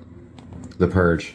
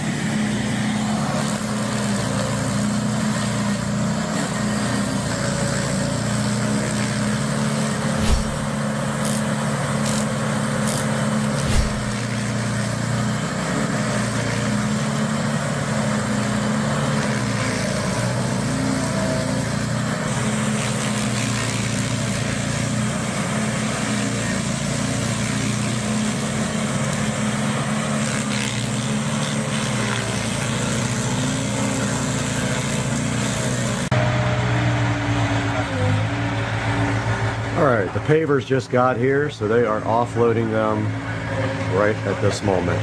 So you can see right here, a big truck full right there. And they are all right here. They got their forklift going, and a lot of those pavers are for me.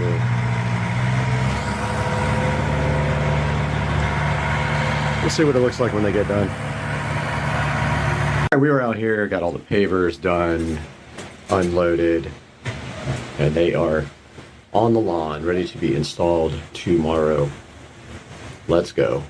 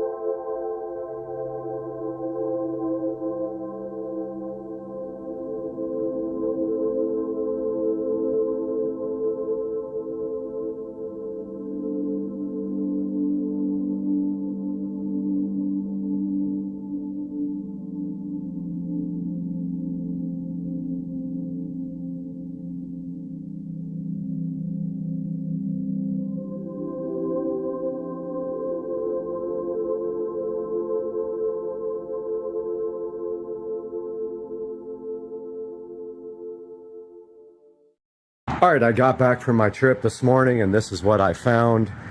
So they did finish a lot of this while I was gone, but however, they have to come back and fix a few things. But this is what we did. We extended the driveway around this way and up to the double gate. Now you can park a car right here, or the golf cart can go up in there with no problems. And then over here, you guys can see we came all the way up to the garage. And then right here, we eliminated this garden space right here. And then we did all the way up to the house with the pavers. And now the tree removal service is here to get rid of a tree for me. And that's going to do it for this one. We'll continue this. We'll see you guys next time. Later. Out here. Did I just see water dripping? No way. Thought I saw water dripping in here. I think I'm seeing things. Yeah. But it is coming down nicely in Florida. And it's a good opportunity to come outside and check out the pool. We're having a party here tomorrow, a work party. And so I have been out here getting everything ready and getting the patio prepped. And I got some nice new decorations for the patio here. And it felt pretty good. This is eventually going to be all tiled. So I'm not going to do anything with this permanent, but for now that's good. But yeah, we got the rain. Here's a good look at the nice lights. And yeah, man, what a night. It's just Florida life. And, with no more palm tree here, my gutters actually don't get clogged. So they are working. And that's a little update before we go on to our next product we're going to take a look at.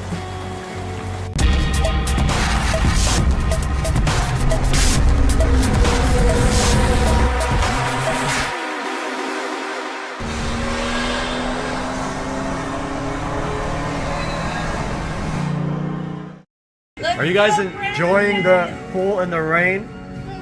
I don't know. I'm happy. And did you feed Bubba Jr.? Let's go, Brandon. Yep, we did.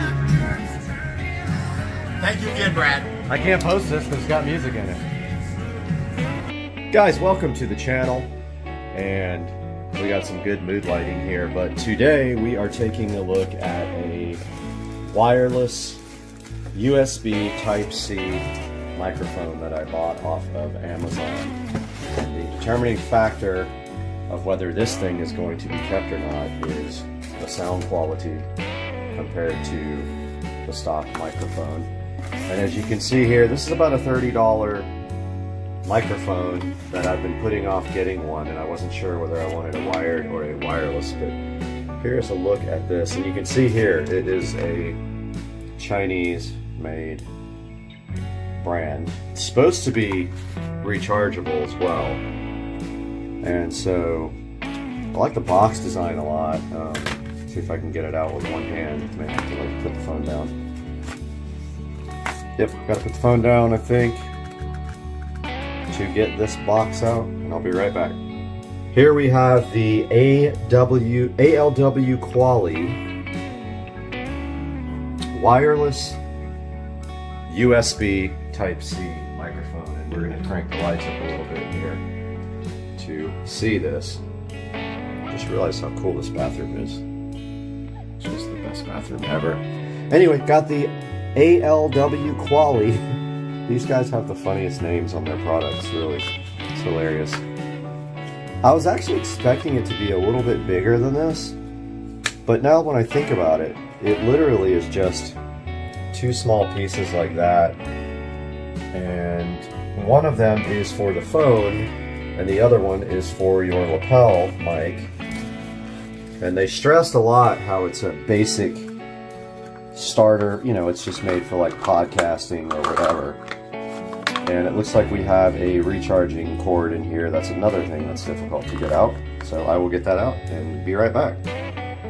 taking a look at what's inside the box, we had this other little box there with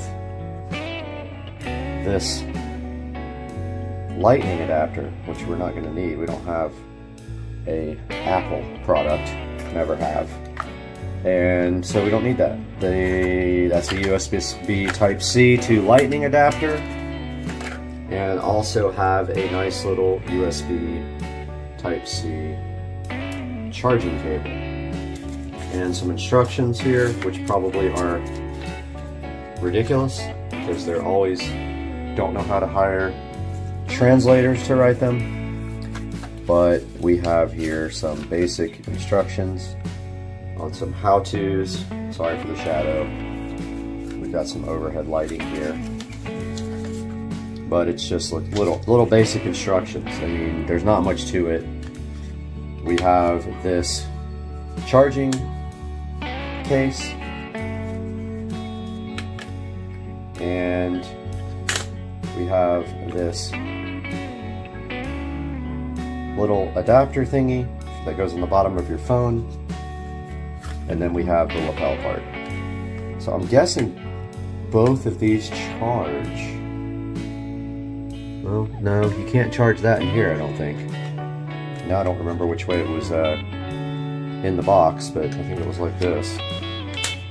So that thing also has a USB Type-C on it. So I believe that has to charge separately, but I'm going to take a look at these instructions right here. So the receiver is what goes on your phone. It is right there and right there.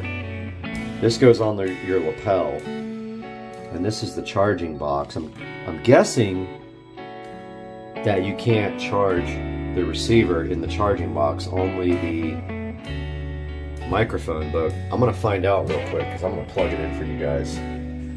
I'm enjoying this wonderful Angel's Envy bourbon that my lovely co-workers treated me to, one of my vendors actually, and I have been sipping on this for the evening after we had our pool party today. We had a little work get together here, and this is the Angel's Envy, that of which I speak of bourbonish, and it is just the loveliest thing. And we did some of these lovely tequila shots too, but yeah, it's good stuff. It's really smooth, and I am thoroughly enjoying it on a Saturday night in Jacksonville, a rainy Saturday night with a leaking patio roof. Point of clarity here, the receiver, this guy right here, that goes into the actual phone, does not charge. It uses phone power, but if you need to charge your phone, you can actually plug your phone in right there while you are using it to charge your phone. This guy charges your lapel mic, which we are going to grab a little power brick now and try that out. I'm actually kind of grateful that the leak wasn't on top of the TV there. It's just in the corner. Hopefully some of that foam will seal it, but I wanted to give you guys a look at the lighting. It's not finished out here yet. I actually got all new yard lights, low voltage landscape lighting for the stake lights that are out here. I got 12 of them on Facebook Marketplace for $50. They're old school, but I went ahead and purchased some brand new modern warm white LED bulbs to put in them. Even though these guys already have bulbs in them I could have used, I'm going to save some of these lights as well for the side of the house. Both sides, I'll probably put 4 or 5 lights on both sides, but I just wanted to give you guys a good look while we have some free time in this video at how the landscape lighting looks. And down by the water there, we have lights that go over the water. They're just lantern hanging lights, and then we have a blue LED rope light. I don't want to go out there because I got no shoes on, but a blue LED rope light over there by the dock to round out the lighting. And of course you guys have already seen the lighting we did on the patio, and those LED color changing light bulbs are in my sunroom, lighting up the pool deck pretty nice. I just love recording in the bathroom for some reason. I just like my temperature and time and weather. So we got the power adapter off of the Fire HD Pro. It's the same exact thing. It's just a USB Type-C charger. They give you a dinky little cable, but you don't need to use that one. Seeing on the bottom of this, there is a USB-C. Again, one-handed here, going to attempt to plug in this. Now, I will say it's kind of awkward why this is on the bottom of the... You know, you can't really... Now you just have to kind of lay it down. I mean, why wouldn't it be... I guess there's no good way to put it on the side, but I mean, I guess you can lay this guy over, but I don't know if you guys saw that very well, but there's a flashing red light on the bottom, meaning that is charging right now. And I'm guessing that that will go green when it's done charging. I am gonna let that charge here for a little bit and show you guys this diagram and this instructions one more time. But it's pretty simple. It just says to connect the receiver to the phone port, to your USB-C port. Press switch key of microphone. The indicator light turns green and the power is turned on.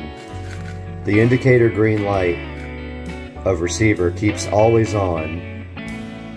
Then open the phone camera, live app or other apps, and then to use the microphone to receive sound. And then here it tells you that there's no battery inside the receiver, that you just use your phone is basically what powers the receiver here.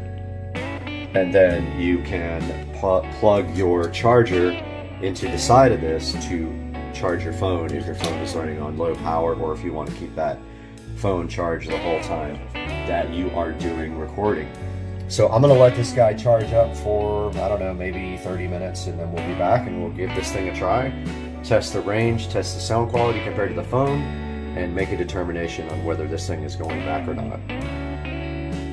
Okay, I came back about an hour later, and it's solid red, so it doesn't turn green, but it turns solid red when it is done. So we are going to now experiment with this brand new microphone and see what happens. I'm going to go ahead and plug it in the phone now.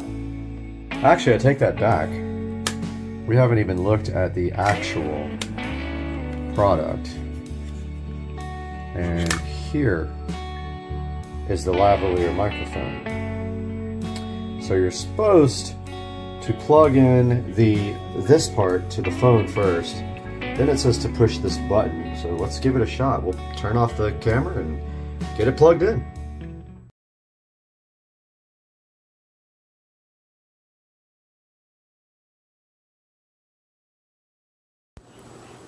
Okay, so the light is green now. I'm assuming that this guy is working. It's got a little clip here.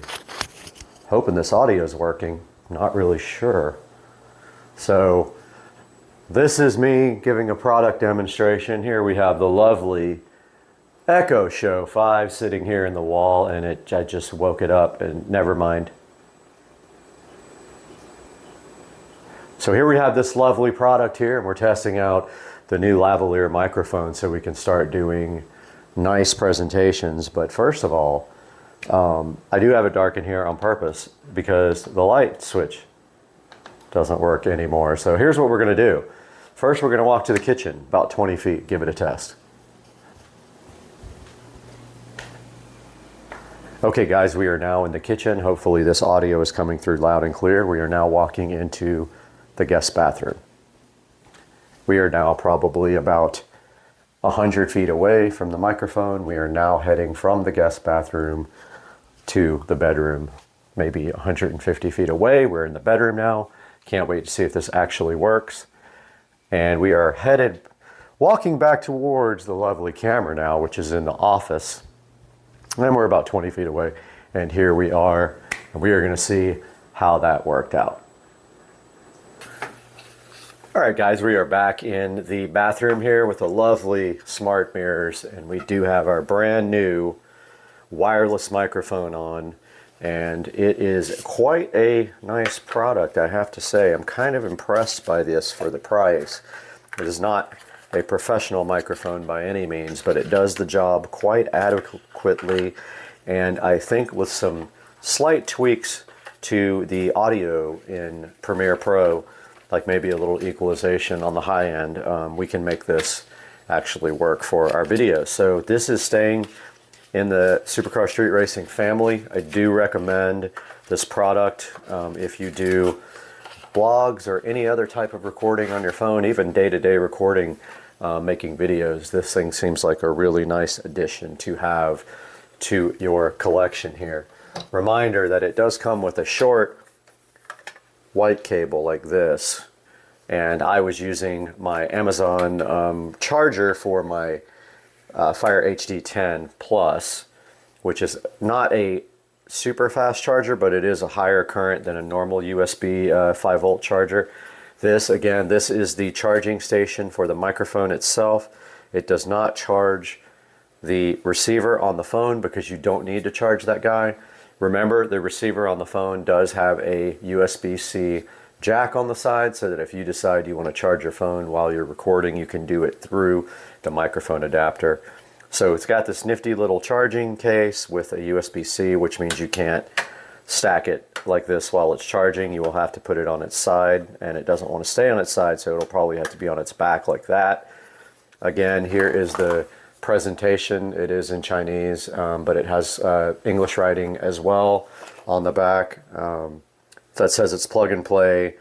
It says 20 meters of accessible reception. It says precise radio, whatever that means, clear timbre, highly sensitive and widely compatible. And I do agree that the range is extraordinary on this thing. I do believe that I could probably go into the backyard and have no issues at all with reception. I want to say it was about $35. I will put a link in the description, and I encourage you to click through my links. It helps me support the channel and bring you more high quality products like this. Please subscribe and like the video as well, and we'll have more for you guys very soon. I've got another product. I had a manufacturer contact me about reviewing a smart door lock, so hopefully I have a place to put that. I'm thinking maybe I don't know, maybe the door to the garage, but we'll see. We'll see when that comes in. That should be coming in soon. Hope you guys enjoyed it. We'll see you next time.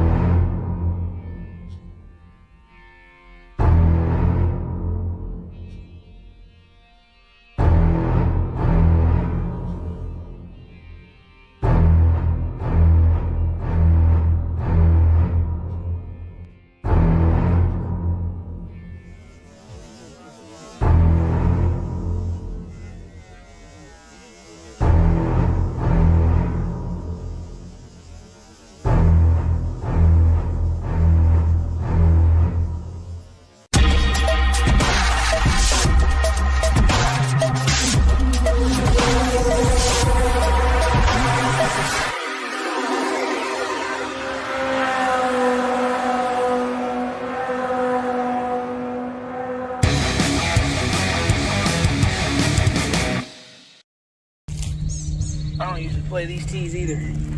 I'll take it.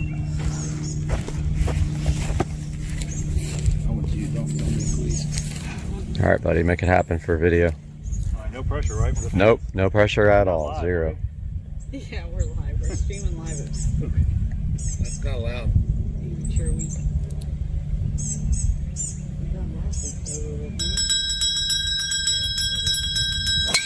Money. Oh, that's the shot, dude. That's the shot. Straight down the middle. That's a good one, Joe. Better than you. You performed on camera. That was awesome. Guys, welcome back to the channel. On a kind of a bad note, I laid this bike down a couple of days ago, right after the last video we made showing Rich and Trish driving the bike, and subsequently messed myself up pretty bad in the process. And first of all, this thumb is beyond sprained. It looks like a log now. As you can see, it's black and blue. Don't think it's broken because I can slightly move it. Does hurt like crazy. The bike took some damage. This headlight got pretty scratched up. I already touched that up with a paint pen. This fender got pretty scratched. The bike came down on this side and the peg got pretty scratched. This hand grip, this brake handle got scratched, and the tailpipe and seat got scratched. I already touched those up. I think this also got bent inwards, not sure. But I already know what happened, pretty sure. Basically, I took a turn a little bit too sharp and there was tire dressing on the edges of the tire. You saw me do it in the last video, huge mistake.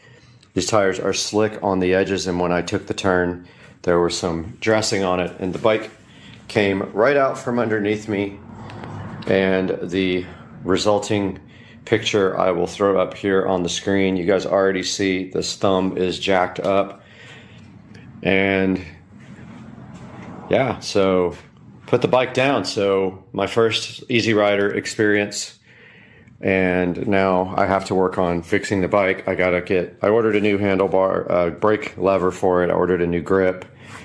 I think I just need to bend this back out.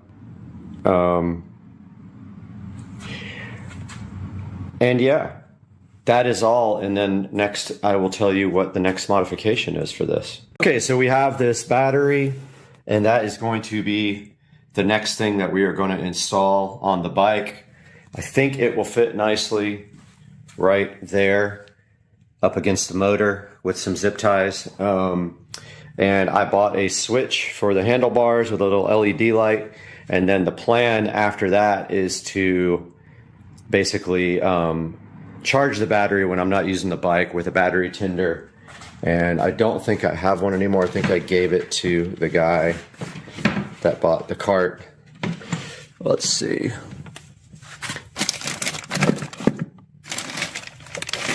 Yeah, I did. I got to order another battery tender, so we will charge the battery constantly with a battery tender. This thing does have a generator on it, but I don't know if the little LED light on the switch is going to run the battery down when we're not using it, so we'll just charge the battery when we're not using it, and that should prevent the light from flickering, but we will find out. Guys, this is going to be a short video because I am injured and I can't really work on the bike right now. My thumb is pretty messed up. And as soon as we have updates for you guys, we will get back on this, but I hope you enjoyed it. Don't do what I did.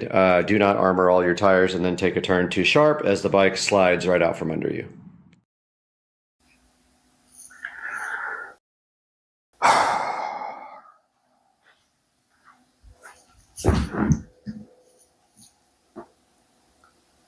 Where do I start? Good morning, everybody. This is a video that is painful for me to make, and some big changes coming in my life.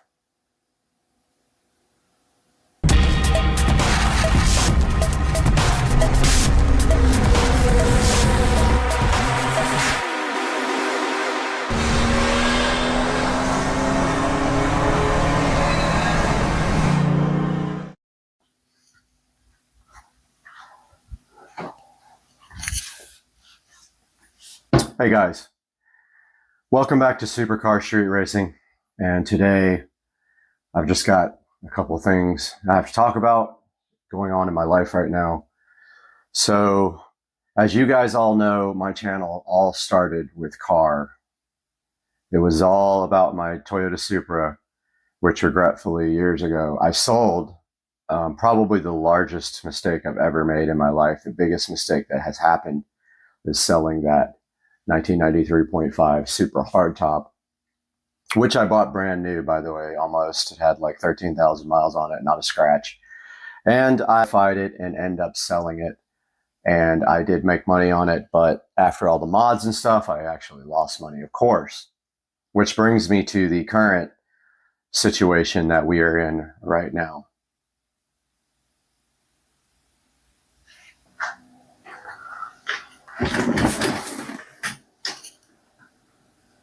So what you see right here are videos of my E93 335i convertible. We can see here some hours being put into this car. It was modified, not heavily, but modified. It did have a MHD tune running E85, E50 blend. It had a VRSF large intercooler, and it had a VRSF charge pipe. Amongst a few interior modifications, which also included the ID4 digital dash and also had the Android head unit on the inside. We have a lot of projects here on the channel, as you can see, with my 2011 335i, things like ethanol tune and running the car up to 160 miles an hour. Car has been with me for probably 7 years almost, maybe 6 years. I did buy it in 2017-ish, 2018, and I did pay $18,000 for it. At the time, it had an aftermarket warranty, which made it attractive. The car had lower mileage. I can't remember exactly how many, but I think it was in the 50s when I got it. So haven't driven it very much. And through the years, we have put content up on the channel, and the car has been with me ever since. And you can see here me doing a project on MHD on that side of the screen there.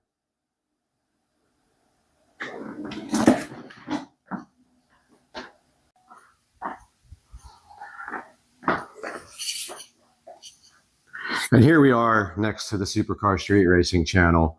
Obviously, the channel is named for car videos, but has kind of evolved over the years to also involve reviews and unboxings of awesome products to deliver to you guys, that I just enjoy doing that now. Not that I'm not dedicated to the car scene anymore. I absolutely love cars, but there's almost only a certain amount of content you can get with the same vehicle unless you want to take that to the next level. For this BMW 335i, though, for me, I didn't want to take the car to the next level because I always had issues with the car. Now, I won't say I always had mechanical issues, but the car has been kind of bad luck. I've had issues with wheels and tires over and over and over again. And of course, with the VMR V810 wheels, 2 of them got damaged by me, and I waited over a year to get replacement wheels for the car, during which time I suffered with curbed up and bent wheels. So you can see here, the car right here on the channel, it is on the banner on the channel as sort of a, an ode to my love for cars. However, the time has come to do something else.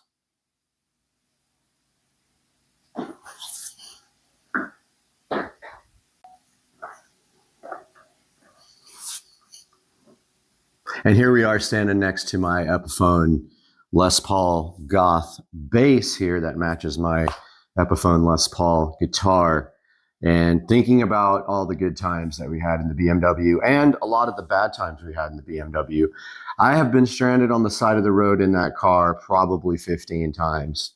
And if you know BMWs, there is no spare in that car.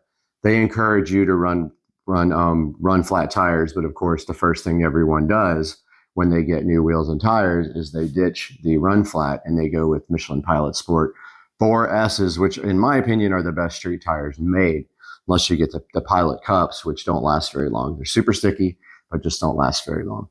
So that brings me where we are now. So I would say maybe about 4 months ago, I started noticing the car would idle, kind of like surge up and down at idle. And nothing bad, but just a little bit of up and down. It would start hunting for idle. I didn't think a lot about it, and I just continued to drive the car around. So at the same time, the car did need a PCV valve. So I did the PCV valve hack on the car, which is you actually cut out the old PCV valve and JB weld the new valve in. Now, the reason for doing that is BMW does not offer just the PCV valve. They want you to replace the whole valve cover at a cost of $500 and something for the parts, and then it's another around $1,000 for labor to put that in. Long story short, I did take the car into Sam's Automotive to get that work done.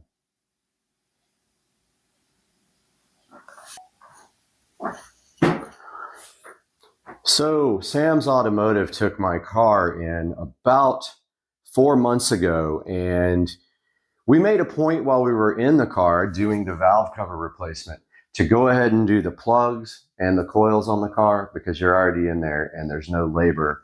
They already have to disassemble the whole car to get that valve cover out. And the reason we went with the valve cover replacement is it was leaking oil and I wanted to get all the maintenance done that I could get done on the car.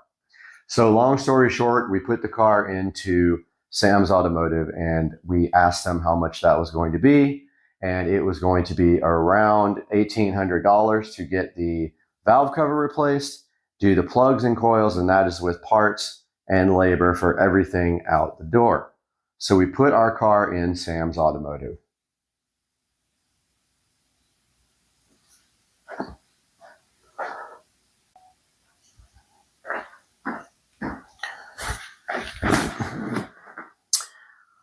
So that leads me to where we are kind of now. So we picked up the car from Sam's Automotive probably about 3.5 months ago. When we got there, we asked for the bill, and unfortunately, right before we picked the car up, we got a call from Sam's Automotive letting us know that when they went in to check everything after they had done all the work, that the serpentine belt was failing on the car and that needed to be replaced. So of course, we had no choice. We went ahead and got the serpentine belt replaced, which means more labor to disassemble the car and get that belt out and replaced. Unfortunately, that was another almost $1,000 on the bill. So they handed me a bill for almost $2,900 for the BMW. Now, don't forget, the car has just started raising in value because the car market has gone up.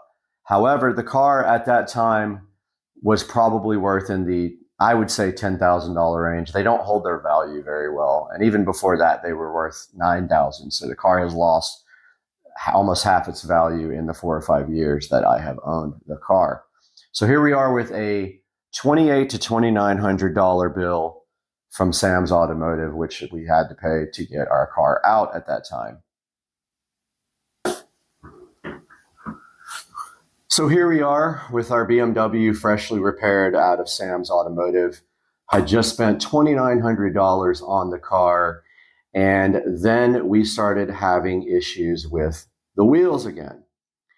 So when I just took a trip to California, and when I went, I left my car somewhere and the wheel and tire went flat. So long story short, we started doing some investigations on the car, and the wheel had a crack, a hairline crack on the back side of the lip, and we ended up stranded again with a flat tire on the BMW. So what we did at that point was we actually JB welded the crack to get the car back on the road because I don't have a spare.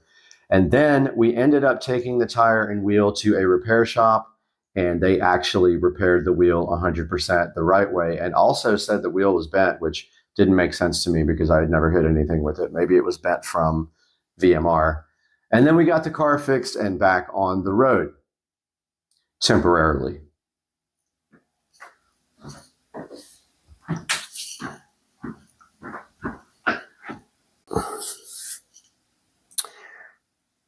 So we get the car back from Sam's Automotive at that point, and we get the wheel fixed, and everything is going great on the car.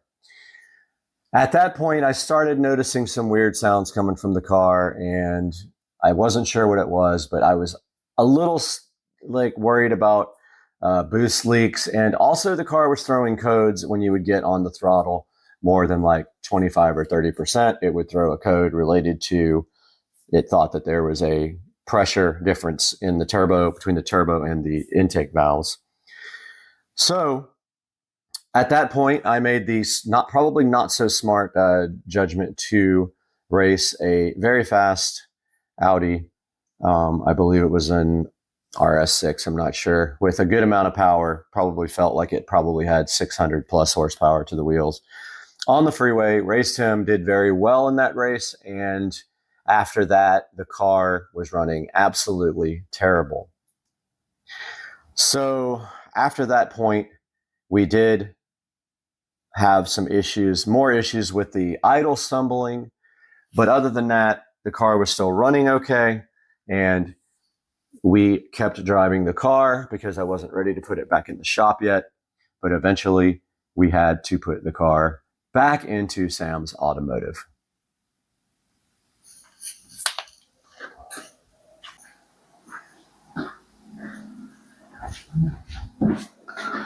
So here we are taking the BMW 335i back to Sam's Automotive for the second time, not knowing what's going on, and the car was throwing codes up until that point related to a boost leak is what we suspected. Sam's Automotive did dig into the car, and they took about 2 or 3 weeks to come up with this conclusion. They did a smoke test and found that the pipe that connects the hard charge pipe, so there's the throttle body, there's the hard charge pipe, and then there's a silicone coupler that connects from that hard charge pipe to the intercooler on the VRSF intercooler. They did find that that coupler had been rubbing on the pulley. I guess whenever there would be in boost, it would expand, and it was rubbed a hole right into the coupler. Now, I was overjoyed at this point to have found the issue, and at that point, my challenge was to get a replacement coupler from VRSF, and they are email only, so I started the process of trying to get a replacement silicone coupler for my right below the charge pipe.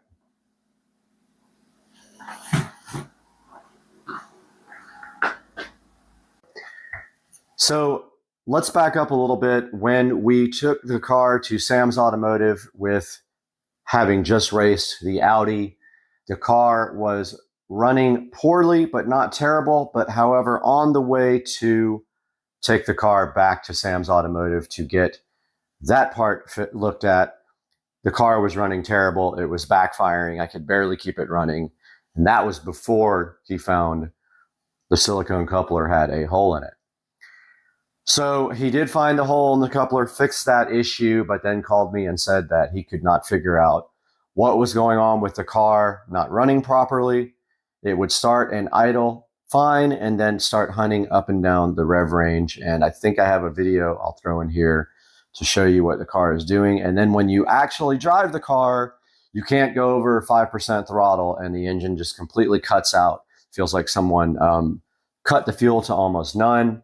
And it almost wants to go dead on you. But if you let off the throttle, it backfires and stuff and then continues moving. So after about another month of absolute ridiculous waiting for my car, I did tell Sam I needed to come get my car at that point. So I told them that I would be there that Friday to pick the car up. So I did Uber over to Sam's Automotive to grab the car from him. And the mission at that point was to then flash the car back to stock with MHD and take the car home and see if I could troubleshoot it myself related to maybe the software or the tune. That was my last resort for figuring out what was wrong with the car. So we did try to flash the car in the parking lot at Sam's Automotive, but unfortunately, Sam went to plug in my MHD CAN cable, and he forced it into the OBD slot and bent the pins on my cable and smashed the pins inside of the CAN port.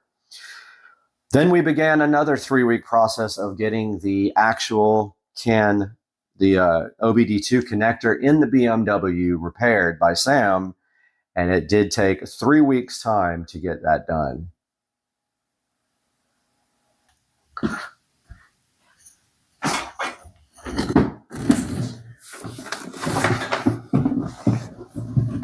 So here we have our 335i, and at that point, we have flashed the car back to stage 0 MHD, and it made no difference. So then we attempted to flash the car back to completely stock, and we were able to do that with a battery charger, which we had not been able to do before, which leads me to believe our voltage was just too low to flash over at the shop. We get the car flashed back to stage 0, and the car is still running absolutely terrible.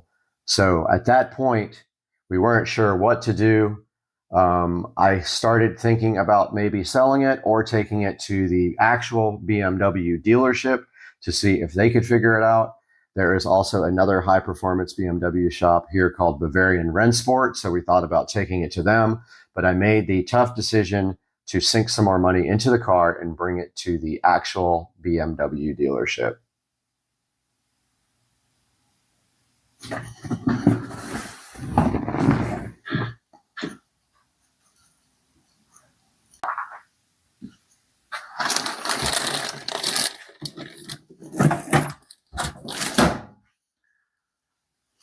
So we dropped the car off at Tom Bush BMW early on Friday morning, which was just 2 days ago. And we had explained to them the modifications on the car. So the car does have a downpipe and a charge pipe, which is not a big deal. They should still be able to work on the vehicle. And they said, okay, that they would give it a shot. Now, keep in mind, the car has stopped throwing codes completely for the last probably couple of months. And the car runs absolutely terrible, but throws no codes at all, which is very strange. I kind of thought that when I flashed it back to stock, it would start throwing codes, and it did throw one about the gas tank level, which is probably not related to that at all. And so we get the car over to Tom Bush BMW super early on Thursday morning. We had a Friday appointment.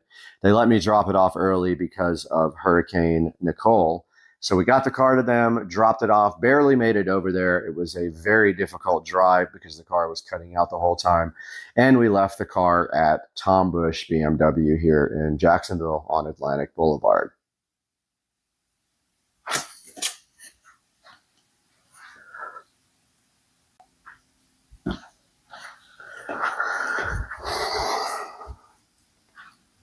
Tom Bush BMW called me first thing Friday afternoon and said, come get your car.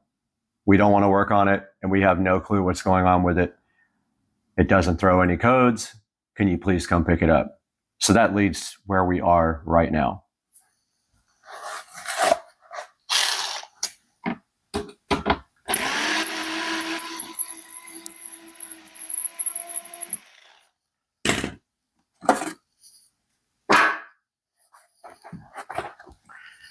This car is sold, and it will leave hopefully first thing tomorrow morning.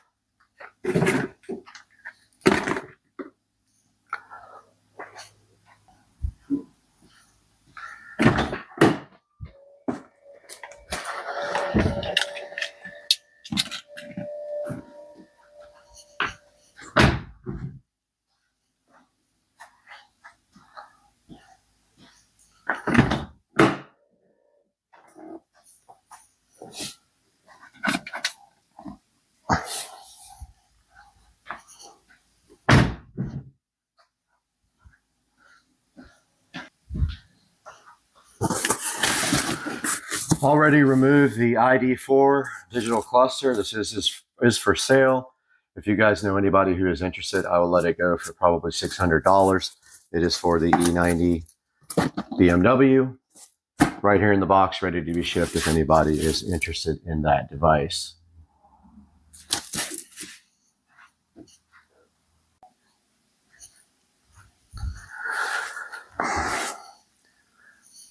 So that's where we are right now. I have sold the BMW 335i, and it will be leaving tomorrow morning between 8 and 11 a.m. Hopefully, if everything goes as planned, and I believe everything will. And so that's where we move on to the next step in this channel evolution, as we will be buying a new car. However, it won't be very soon, and I will tell you why. I have been on a mission for the last almost year to pay off my house, and that's what I intend to do. am set on this. I won't change my mind about this, and I will not buy another car until this house is paid off. Previously, we spent over $70,000 on the pool. That project has completed, which leaves me time now to start paying this house off so that when I retire, I will not have a house payment. So there will be a car coming. We don't know when and we don't know what. I have my eye on some things that are interesting. I have been considering a lot of expensive cars. I've looked at McLaren 720Ss. I've looked at 911 Turbo S Porsches. I have looked at Tesla Plaids, and I am not leaning one particular way or the other, although the Plaid is attractive to me in a number of different ways. We can make that move to electric if we do that, but we don't know yet. But you can follow the channel and keep up with what is going on our channel, and you will know as soon as I know, and maybe also you guys will look for another car with me. But that's going to do it for today. Guys, this video is very difficult to make. I am not doing well as far as my attitude right now. I'm pretty sad about selling the car, letting it go for well under what it is worth because it does not run properly, but that is what has happened. And we are going to move on and make the best out of it and maybe get a new car. So guys, I'll see you in the next video.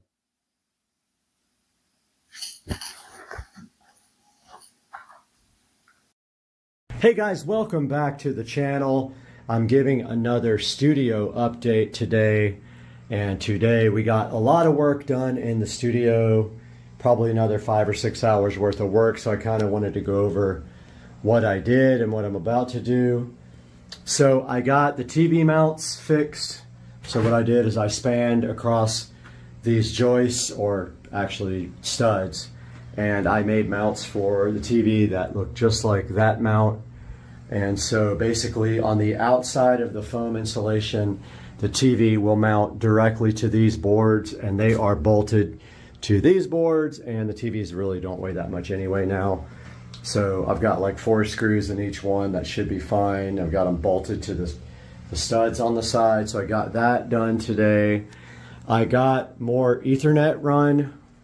So I made another run from the switch is going to be up here down to where I'm going to have an HDMI cable here running up to the 50-inch monitor and an Ethernet jack, so that you can actually plug in another computer here and feed this monitor. And I also ran Ethernet across here. It's actually down there right now. For the same thing on this side, it will basically be a Cat 6 cable and an HDMI port for that TV. So I have all that stuff now. I have all the stuff from Amazon to put that in. I actually connected power today. So I connected power there on that side to all the accessories that are getting power. I connected power over here as well, and also put the female plugs on for the speakers, the powered speakers. The Harbingers are going up here in the corner. You can see the power and the RCA cable for that. This has power in it. The ceiling has power now for the extra lights. And next I am going to be running this USB extension from down here up to that corner for our webcam that's going to be live in the studio. And that is a lot of work today. Got this HDMI also ran for the HDMI and Cat 5 jack down here that you'll be able to tie into this television if you want to. So yeah, got that all done today. It was quite a bit of work. You can see all my Cat 6 cables here for the switch. They're all labeled with numbers and then numbered on this end, and then I will label the actual boxes as I put them in. There's another HDMI and Cat 6 for that monitor to be tied into if somebody wants to park right here. And then there's lights up on the wall to feed sconces or LED type lights there. So I also just got the new Echo Show 15 in. I was waiting for the bracket so that I could make the wall mount for it. So here we have the bracket, and that is going to be how it mounts, just like that. So it will mount just like this, and the power will run right into the wall there. and then the foam will actually, this thing will be kind of flush mounted because the foam is an inch thick. So think about with the bracket on top of the foam, the bracket will be on top of the foam, and then I was thinking maybe doing it either way. I don't know if I should put the bracket in now and then cut the foam around the bracket. If I do this on top of the foam, then the actual acoustic foam tile will run up against the side of the show and kind of make it look flush mount. So I think I'm going to do that, but that is the way that is going to be mounted, and there is power for that. So yeah, just a little update. Wanted to keep you guys posted, and I'm still making progress and busting my butt in here trying to get ready to put up. I guess I'm going to do either this foam insulation next or start on the ceiling. I kind of need 2 people to do the ceiling, so I'm holding off on that. But guys, I appreciate you keeping tuned into the video and checking out all the progress on the studio. It'll just take me probably another couple of weeks to get it done, and I'll keep you guys posted. And we're constantly streaming live on the channel as I work, so please tune in and like and subscribe. We'll see you guys again tomorrow.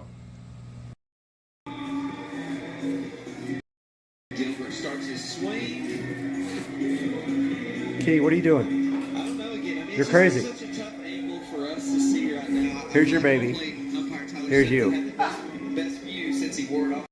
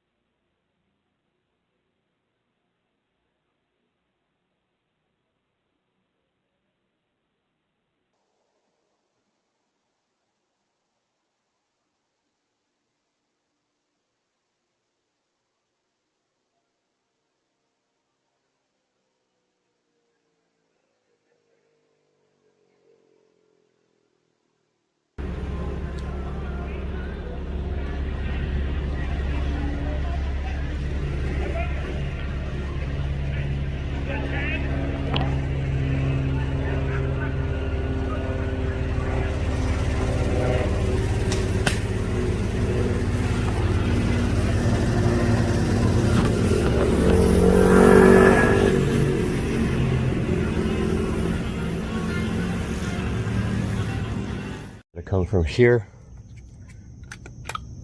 There we go.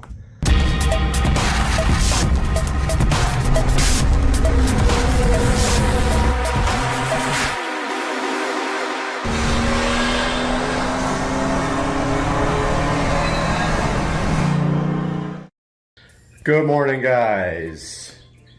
Hope you guys are having a good Sunday on this holiday weekend. We're gonna try to get some stuff done here kind of early. It's about 6:49, which is actually usually late for me, but I slept in a little bit today. But yeah, today we are going to start working on getting the pool light completely wired up and pulled through, which I've never done that before, but we're about to do it. And got some other projects here kind of pending. But out here, gonna get my bag of tools ready for pulling pool light. There's already some junk in here from last time, but yeah, using director view on the phone, which is kind of cool because you can do you can shoot both front and back cameras, which is neat. But the front camera is so close up, I hate it because you have to keep the phone far away. But yeah, let's get some tools together for this. Gonna need these workman pliers. I'm thinking these awesome little channel locks are coming through for pulling the wire through. And I'm thinking, let's see. Yeah, this director view is crazy to keep me in focus. We got to keep it way, or in the shot, we got to keep it kind of way out here. We're going to need a lot of electrical tape to tie the wires together. And I'm also thinking 2 zip ties. When I pulled the other wires through, one of the wires came off of the tape, so I'm thinking I'll put 2 zip ties on as well, like like on the actual electrical tape after I wired the two wires together to do the pull. We need wiring nuts as well. So I guess I'll just take all that zip ties out there. We need a few wiring nuts like these. And I'm going to switch this to non-director mode. It's driving me crazy. Alright guys, now we're back in normal shooting mode. We've got a couple of wiring nuts here. We're going to need more. There's only 2 in there. I like these smaller ones. I believe that's all I got as far as little wiring nuts inside this, my big toolbox. So we've got my other wiring nuts up here. Yep, I've got a whole pack of them in there. I'm going to grab those. And then we'll see you guys outside. Guys, we're back in the kitchen here. Remember this? I don't know if you saw my pool exit video when I actually ran the controller. But these are the color codes for the multi-conductor wire that I pulled. Those all have to be wired to the pool light. So let's head on outside and check out what we're going to be doing out there. Guys, here's the old pool light. I don't know if you guys know how these things work, but basically there is a niche inside the pool right there. The light actually goes through the niche and down through the PVC pipe and into the little box over there by my pool equipment. So what we are doing today is the power is off to this light. So we're going to cut the cable right here and then grab the new pool light and pull the cable right through there. But I got to grab the other pool light. Be right back. We got the pool exit light here. Now when you replace these old school lights, you have to take the bulb out of the housing here, and every time you do that you have to put a new gasket in the housing, and you risk a leak and ruining an expensive bulb. The new pool exit bulb is all self-contained. There is no real housing to leak. So that's it right there. It's the pool exit bulb. So then we're going to cut the old bulb right at the very top of the cable. Not drop it in the water.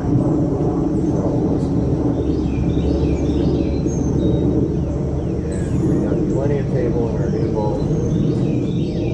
Plenty of cable. And we are going to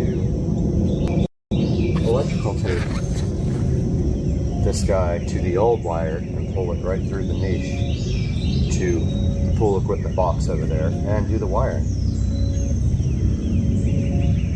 And we're not going to drop this in the pool because I can't get in the pool. And we're going to make sure this time we have enough. Yep, there's no power to that, so there's no danger in that. Now this is very